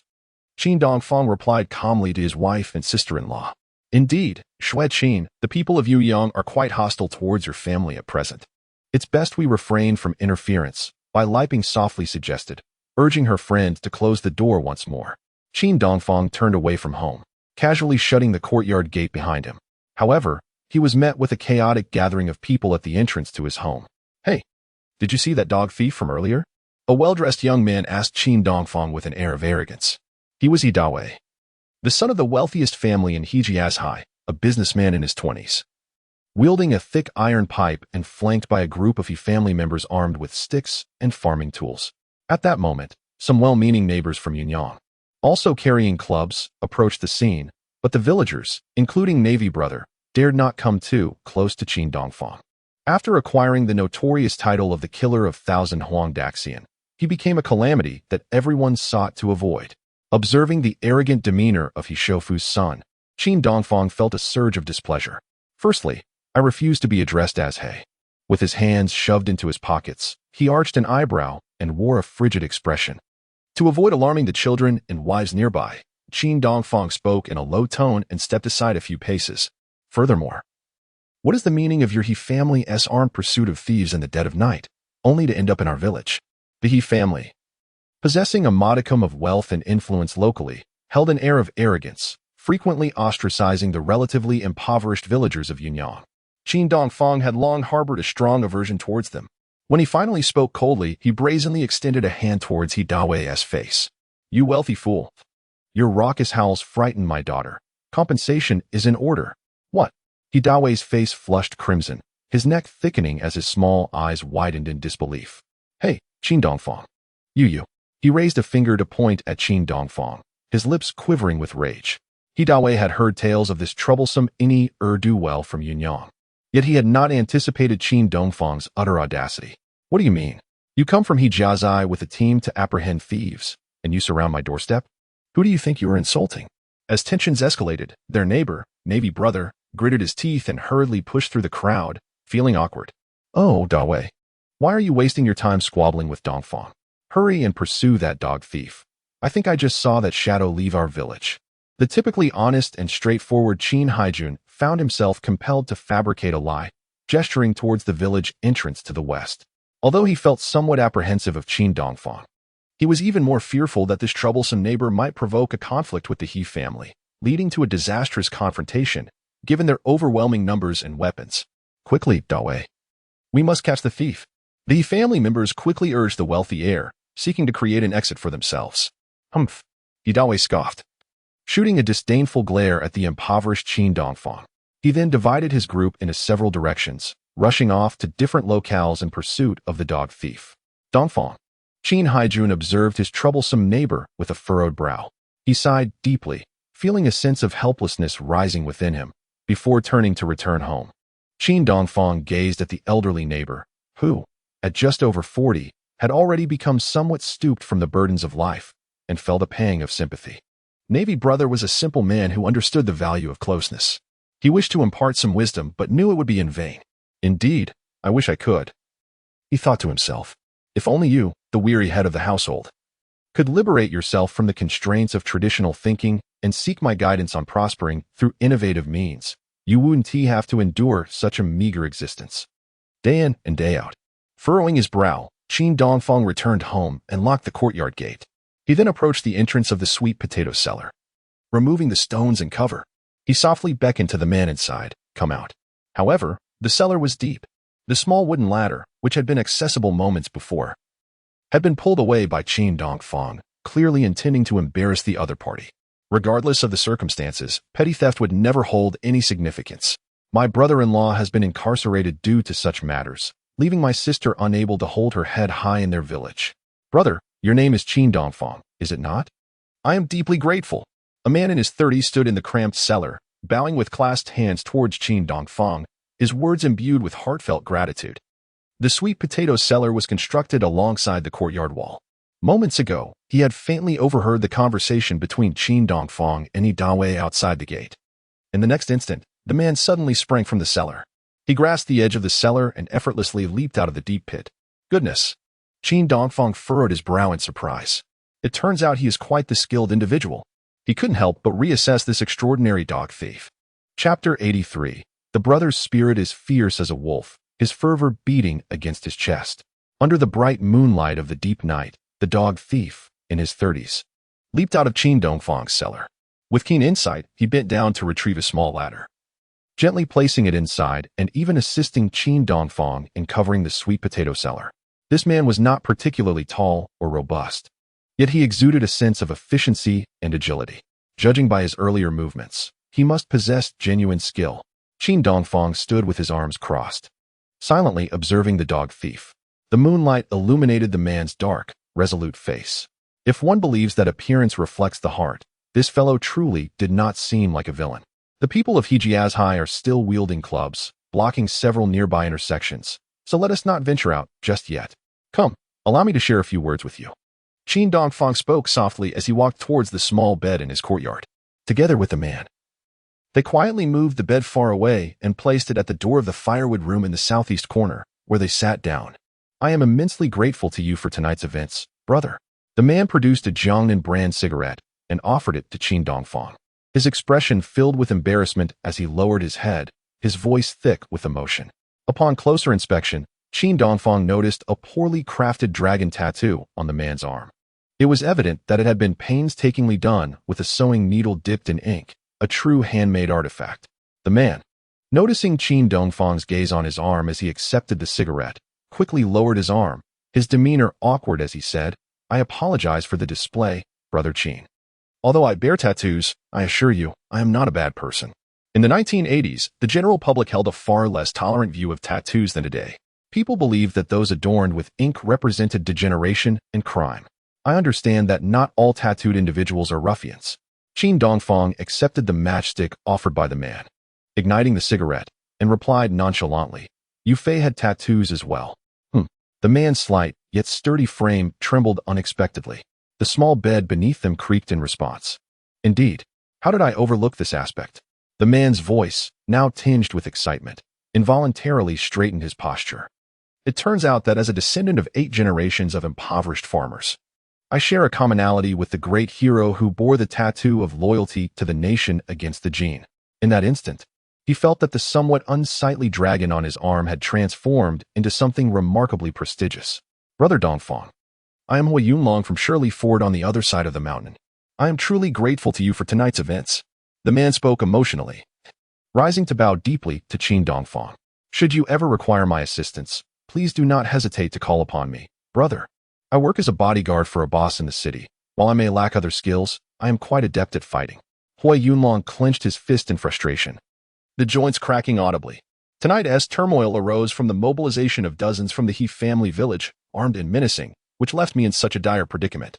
Reflecting on the earlier danger, Hui Yunlong felt a twinge of fear. He had entered the lair of his enemy, He Shofu, armed only with a dagger. He had managed to dispatch the vicious guard dog on the spot. Initially, he had planned to deal with the owner as well, but the dog's agonizing howls alerted the He family. Fortunately, Hui Yunlong's agility allowed him to escape swiftly. However, the He family's rapid response was alarming. They pursued him like wolves, brandishing clubs all the way to Yunyang village. Had it not been for Brother Dongfang's timely intervention, I would have surely been surrounded and beaten to a pulp. Hui Yunlong lowered his voice, his expression a mix of fury towards the He family and gratitude towards this newfound brother. Without Qin Dongfang's protection, he would undoubtedly have been injured and taken into custody. Moreover, if the reputation of a dog thief were to spread, Hui would never be able to hold his head high in his hometown again. Please, sit down. What happened? Did the He family's dog injure your child? Qin Dongfang inquired gently, seated on the edge of the bed while smoking. Yes, a few days ago. My wife took our 3-year-old son to the market under the ancient locust tree. While passing by the He family's villa, a large wolf dog owned by Hidawe bit my child's leg, leaving it bloodied. Hui Yunlong replied, returning to the bedside and recounting the story, his tone increasingly agitated. When I went to confront them, the He family, relying on their wealth and power, acted arrogantly. They refused to cover even the child's medical expenses and attempted to intimidate me instead, the scoundrels. Unable to confront He Shofu openly, I resolved to take matters into my own hands. Fueled by rage, the seasoned fighter Hui Yunlong had planned a retaliatory strike against his enemies tonight, intending to eliminate their vicious dog and restore his ailing son's health, viewing this as merely the first step in his scheme. Had he not been discovered, he would have dealt with the He family directly. Hui Yunlong spoke coldly, grinding his molars in anger. Brother, you are indeed a righteous thief. This is a testament to your unwavering spirit, a father's love as solid as a mountain, Qin Dongfang remarked with admiration, casting a respectful glance at him. The two resolute young fathers sat quietly on the small bed in the moonlit courtyard, their whispers growing more animated as they found common ground. What a shame we did not meet sooner, Brother Dongfang. I am determined to count you as a friend, Hui Yunlong exclaimed, extending his hands to grasp Qin Dongfang's firmly. Old friend, you truly are a fighter. Your grip is quite strong. Please ease up. Oh, I'm just overwhelmed with excitement, brother. My apologies, Qin Dongfang replied, gently shaking off the warmth of Hui Yunlong's firm grasp. A thought suddenly crossed his mind. Why not enlist the assistance of that rugged fellow to confront Sun Jian's band of ruffians? However, upon further reflection, he realized that the night he was scheduled to duel the notorious Sun was none other than the Mid-Autumn Festival. Moreover, Hui Yunlong, who was serving as a bodyguard in his hometown of Jiangnan City, had returned home to spend quality time with his wife and children during the holiday. It would be rather inappropriate to hastily invite him for a brawl after having just rescued him. After all, Sun Jian's crew was numerous and formidable. Even if Hui Yunlong were to agree, it would be a case of a valiant hero outnumbered, likely resulting in a series of bruises and injuries. Perhaps it would be best for him to embark on this endeavor alone, employing cunning to outsmart the rogue army. Now that the immediate danger had passed, he urged Ho to return home swiftly, for he still had to attend to his night shift. Oh, Brother Dongfang still has work? Where do you labor? Hui Yunlong inquired, slightly taken aback. By the river, in the wild, among the graves, Qin Dongfang chuckled. You're joking, brother. Until we meet again, your kindness shall be remembered, Hui Yunlong solemnly declared, thumping his chest with a fist, emitting a resonant sound. The older brother exuded an aura as fierce as a wolf, his fervor palpable. It's nothing, just a trivial matter. Farewell, Ho? Qin Dongfang replied with a smile and a respectful gesture, watching as Hui Yunlong turned to open his gate and departed briskly under the moonlight. Chapter 84, Defying the Odds. A remarkable individual seeks mentorship after bidding farewell to the skilled Hui Yunlong. Qin Dongfang entered his own storage shed. He retrieved several wooden traps and quietly set out to capture the elusive weasels.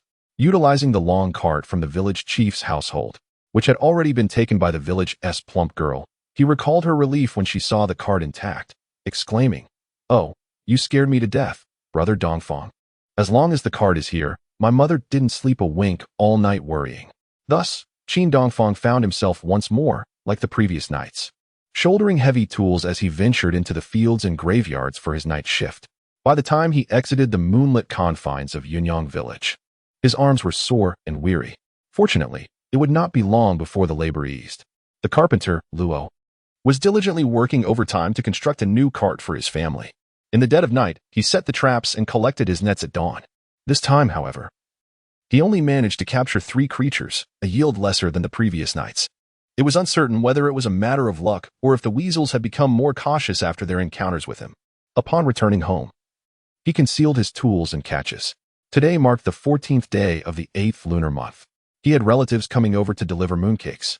Early in the morning, Qin Dongfang set out with a bamboo basket to gather meat and wine. Not only would his sister, Qin Fong, be visiting with her children, but 2 aunts and an uncle would also, as per their annual tradition, come to Yunyang with mooncakes. Although his grandparents had passed away, his 2nd and 3rd uncles were still around. Every festive occasion, his aunts and sister would visit to pay their respects to the elders, including his mother. When Qin Dongfang returned to the village, burdened with a large basket of vegetables, he was met with disdain and avoidance from the neighbors. The sight of him, the notorious Huang Daxian slayer, made them frown and retreat to a safe distance, murmuring in frustration. Despite his extravagant purchases of meat and wine, which he lavished without restraint, he would soon reap the bitter consequences of his actions. Indeed, Qin, the bold harbinger of misfortune, had mercilessly dispatched thousands of Huang Daxian. Young and old alike regarded him as a harbinger of calamity. Their whispered grievances were laced with a tinge of jealousy. After all, it is not the scarcity of resources that troubles the populace, but the inequity of fortune. While they were content to endure hardship together, the sudden prosperity of one family was difficult for the others to accept. On this day, after Xue Qin and Yaya had risen and freshened up, they dared not step outside, fearing the cold shoulders and rejection from the villagers. Bai Liping had temporarily parted from the 2 of them, riding her bicycle to deliver mooncakes to her in-laws. The recent jittery reactions of the villagers had left Qin Dongfang quite unsettled. How dare they treat my family with indifference? Soon enough, they would find themselves unable to afford such disdain. As he returned home from the market, a resolve formed in his mind. Just wait and see, fellow villagers. In a few days, I shall have you crying and pleading to curry favor with me, the scourge of Yunyang village. By then, even if you kneel and bow, begging for me to impart the secrets of capturing Huang Pizi for immense wealth, it will be of no avail. Yet, to Qin Dongfang's surprise, before his plans had even commenced, an astute individual had already come to his home, seeking fortune and favor. He placed the basket of vegetables in the kitchen, organizing the newly acquired oil, salt, soy sauce, vinegar, meat, and eggs accordingly. At that moment, a furtive little figure appeared at his gate. It was the 7-year-old Lao Ding-Dang. The child's tattered coat was so filthy that its original color was indiscernible, clearly several sizes too large for his slender frame, a hand-me-down from his older brothers. He crept along the wall into the courtyard, his eyes flickering with trepidation. But today, in a rare turn of events, he had washed his small, dark face clean, bringing no traces of snot with him. Lao Ding-Dang, you didn't go to the feast today? Upon seeing a guest, Yaya clapped her little hands in excitement and greeted the shabby Lao Ding-Dang with cheerful enthusiasm. Lao Ding-Dang lowered his head, frowning at Yaya, a hint of awkwardness and a bitter smile gracing his lips. This girl truly had a knack for bringing up uncomfortable subjects right off the bat. At that moment, Xue Qin, with her red headscarf, emerged from the kitchen where she had been reheating leftovers. She quickly corrected her daughter, saying, "Cough, Yaya. You should call him little uncle instead of Lao Ding-Ang." "Oh, it's nothing, my dear niece-in-law. Is Dongfang home?" Even the precociously mature Ding-Dang found himself blushing at the sight of such a beautiful and graceful woman, his words stumbling in his mouth. "He is." Xue Qin replied with a smile, turning to call out, "Qin Dongfang, someone is looking for you." She then asked Yaya to fetch some candies for Lao Ding-Ang, who was deeply touched, his eyes welling up with tears. This impoverished child, who often brings his younger siblings to various villages to partake in meals, ironically occupies the pinnacle of the food chain in Yunyang village. Yet, like his entire family, he has long fallen to the lowest rung of the social hierarchy. Subjected to disdain and contempt from the villagers, they perceive him as a poor wretch devoid of dignity and principles. Even his destitute family endures the brunt of discrimination. When he encounters Xue Qin, a young woman from the big city, who displays such grace and understanding, showing no disdain for this boy who scrapes by on the charity of others, A sudden wave of warmth surges through his prematurely weathered heart. This emotional tide wells up, nearly prompting tears to spill from his eyes. It is at this very moment that he vows to himself, I shall grow up to earn a fortune. I will also seek a wife as beautiful, considerate, and kind-hearted as someone from the Dongfang family. Hey, I won't eat. You can have it, he insists, as his grandfather shyly recoils from the candies offered by his lovely granddaughter. While he may abandon his dignity for sustenance outside, returning to Yunyang village demands a defense of his masculine pride. Although Lao Dingdang struggles to express his gratitude verbally, the expression of near tears on his face conveys deep appreciation towards Xue Qin and her daughter.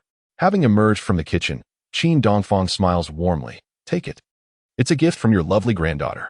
After washing his hands and drying them with a towel, he gestures for Yaya to discreetly place a few large white rabbit candies into Lao Dingdong's pocket. Is there something you need, little uncle? Come, let us talk over here. Qin Dongfang says with a smile, leading Lao Dingdang to a secluded corner of the courtyard, much to Xue Qin's astonishment. The two men squat down and begin to converse quietly, as Qin Dongfang tactfully avoids his wife, allowing for this clandestine exchange with someone who had previously fed Qiang sheep dung. Xue Marin stares in disbelief. Has Qin Dongfang's circle of acquaintances now expanded to include children? After all, he is merely a 6 or 7-year-old boy. Yaya furrows her brow in confusion, wondering why Lao Dingdang, who is so young, does not wish to play with her. Why would your father want to play with him when he is so much older? In the southwestern corner of the courtyard, Lao Dingdang speaks softly, imploring Qin Dongfang. I heard you've struck it rich catching weasels. Could you take me along, Dongfang? I could help you out. Qin Dongfang pauses, reevaluating the young boy before him, and questions. Didn't Uncle Dingdang just tell me yesterday that you're still just a child? But you also mentioned that I'm not an ordinary child, Lao Dingdang retorts. Please, Dongfang, my family is truly destitute. My mother can barely scrape together enough for our school fees, and I want to go to school too. After all, Lao Dingdang has 6 or 7 siblings. Even in this era, while the school fees for each child may only be a few coins, the cumulative cost becomes an unbearable burden for such a poor family. You're right, Dingdang. At just 7 years old, how can you not go to school? How about I lend you the tuition fees for now? As Qin Dongfang spoke, he raised his hand and reached toward his pocket. But then he hesitated. Wait a minute. Could this boy be as unscrupulous as himself? Was he attempting to subtly extort me using the leverage from the Qiang incident? Chapter 85. Establishing the Anti-Prostitution Hall. Meeting little Dandan, yet what made Qin Dongfang blush was that the 7-year-old boy, old Dandan, was not as wicked as he had presumed. Upon seeing Qin Dongfang about to lend him money for tuition, old Dandan hurriedly grasped his hand. His thin, dark face was etched with resolve as he shook his head vigorously, exclaiming, No, I can't accept your money. I still can't repay you. Just take me to catch weasels to earn my tuition, please. This is also my brother's intention. He is too afraid to approach you. Qin Dongfang halted his actions of retrieving money. Suddenly, he realized that this idea was quite feasible. After all, old Dandan's elder brother was already a lad of 13 or 14. In the countryside, impoverished children were wild and resilient. Those with a bit of courage often ventured into the fields at night to catch a weasel, which was not an unusual feat. However, Qin Dongfang did not immediately express his agreement. Instead, he adopted an inquiring tone to clarify the stakes with old Dandan. Catching weasels could indeed be profitable, but currently, the villagers were spreading ill rumors about me. They claimed I had slaughtered over 1,000 yellow rats, and now no one wanted to associate with my family. Aren't you afraid of being labeled as the scourge of Yunyang village? I know, Dongfang, but I'm not afraid. As long as I can earn money to fill my stomach and afford my education. Don't mention weasels. My brother and I would brave even demons and spirits. Qin Dongfang was momentarily taken aback. Looking at this steadfast 7-year-old boy, he nodded earnestly. It appeared that old Dandan, who was equally impoverished, shared a similar plight to his own past. After all, having already reached rock bottom, there was little left to lose. What was there to fear? All right then. Wait a moment. Rising from his crouched position against the wall, Qin Dongfang turned back to the woodshed to retrieve a wooden trap he had crafted himself. This is my innovative trapping device. I haven't even had the chance to apply for a national patent. It works better for catching weasels in sandy soil. Today, I shall grant you a trial version. If you meet my performance standards, I will provide you and your brother with additional devices. Wonderful. Old Dandan's face flushed with excitement. With a look of reverence, he extended his arms and grasped the heavy wooden trap, treating it as if it were a royal scepter, his expression solemn. However, He then posed a rather frivolous question. But Dongfang, aren't we catching weasels? Why are we targeting wild chickens and geese? Huh. Qin Dongfang was momentarily bewildered. Targeting wild chickens and geese? I didn't expect you to be so cheeky. I meant to say that the quantity of weasels you and your brother catch must satisfy me before I provide you with more hunting tools for free. Oh, we will certainly strive to work hard. You can count on us, Dongfang. Qin Dongfang smiled and nodded, instructing old Dandan to place the wooden trap on the ground to rest while he received a brief training session prior to their endeavor. Furthermore, your brothers should search for the mouse traps at home, as they may prove useful. Today, the brave Ding Yang, undeterred by societal pressures, took the initiative to seek out a mentor to learn the art of hunting. Qin Dongfang felt a small wave of emotion wash over him as he squatted beside this eager disciple, imparting his knowledge on the techniques and precautions necessary for capturing yellow weasels. This included discerning scents, locating burrows, and avoiding toxic gases, among other essential skills, as well as the use of various hunting tools in different environments. Ding Dang listened intently, nodding frequently, his face alight with astonishment. It was as if he beheld a resplendent door to wealth swinging wide open, promising a brighter future for himself and his impoverished family. The possibilities within were boundless. At this moment, Qin Dongfang felt a quiet joy in his heart. The arrival of this courageous young man perfectly aligned with his own plans. He was contemplating the selection of several trustworthy agents to catch yellow weasels both in and out of the village, discreetly selling them to himself. In this manner, he would not only function as a middleman profiting from the price difference, but also spare his mother the anxiety of returning to find him slaughtering the yellow weasels. Remember, this is our sect's secret to wealth, and it must not be disclosed to outsiders. Understood, Dongfang. Ding Dang replied, his eyes brimming with tears of gratitude. He straightened his small frame and, with a serious expression, inquired, "What is the name of our sect?" Qin Dongfang furrowed his brow, scratched his head, and coughed lightly before casually responding, "The Hall of Yellow Weasels. I am the Grand Master, and you shall be the Vice Master. We will eradicate the yellow weasels in our hometown, leaving them no chance to visit the chickens during the new year." "Wait, I'm the Vice Master." The 7-year-old's scalp tingled with excitement, his thin face flushing crimson as he trembled with anticipation. "Is my rank really that high? I'm just a child." "Yes. In the future, whenever Ding Yang and your brother catch a yellow weasel, you must first dispatch it and hang it in a well-ventilated area at home, waiting for me to come and collect it on a dark, windy night." "Understood, Grandmaster," Ding Dang exclaimed, lifting the long wooden cat, tears in his eyes as he bowed deeply to Qin Dongfang. His voice, filled with emotion, echoed loudly, startling both Qin Dongfang and the distant Xue Qin and Yaya. With deep respect, Ding Dang exited the courtyard, his eyes glistening with gratitude. Villagers who encountered this child, resembling a little beggar, looked at him with disdain and curiosity, asking, "Oh, Ding Dang, didn't he go to the next village for a feast today? What are you carrying?"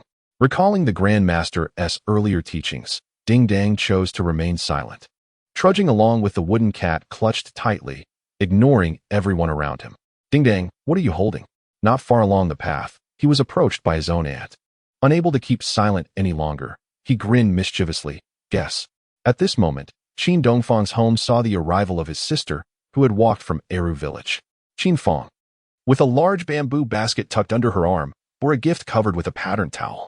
Looking worn, she was followed by 3 children in patched clothing. "Dongfang. Xue Qin, has our mother returned from Qingzhuang yet?" Qin Fang's face illuminated with a joyful smile as she led her troops into the small courtyard. "Sister has arrived. I believe mother will be back shortly. After all, the Mid-Autumn Festival is just around the corner," Xue Qin remarked with a smile, hurriedly moving to greet her alongside Yaya. She then turned and reproached Qin Dongfang in a hushed tone. "What are you doing standing there in a daze? You could at least help catch our sister's basket. She has walked quite a distance." At that moment, however, Qin Dongfang appeared suddenly transfixed, oblivious to his wife's words. He took a few steps forward, fixated solely on his 7-year-old nephew, Dodan. He bent down before the child, and to his surprise, his eyes turned red as he enveloped the boy in a tight embrace. Pylon, are you all right, my child?" His voice trembled with emotion. The 7-year-old, whose given name was Li Pylon, was taken aback by this unexpected display, trembling in fear. Dodan, blushing and bewildered, scratched his head and stammered, "Second uncle, I'm doing just fine." His sister was equally perplexed by this unusual scene. Furrowing her brow, she gazed at Qin Dongfang and queried, Why do I feel like Dongfang is acting a bit strange today? Has he been drinking again?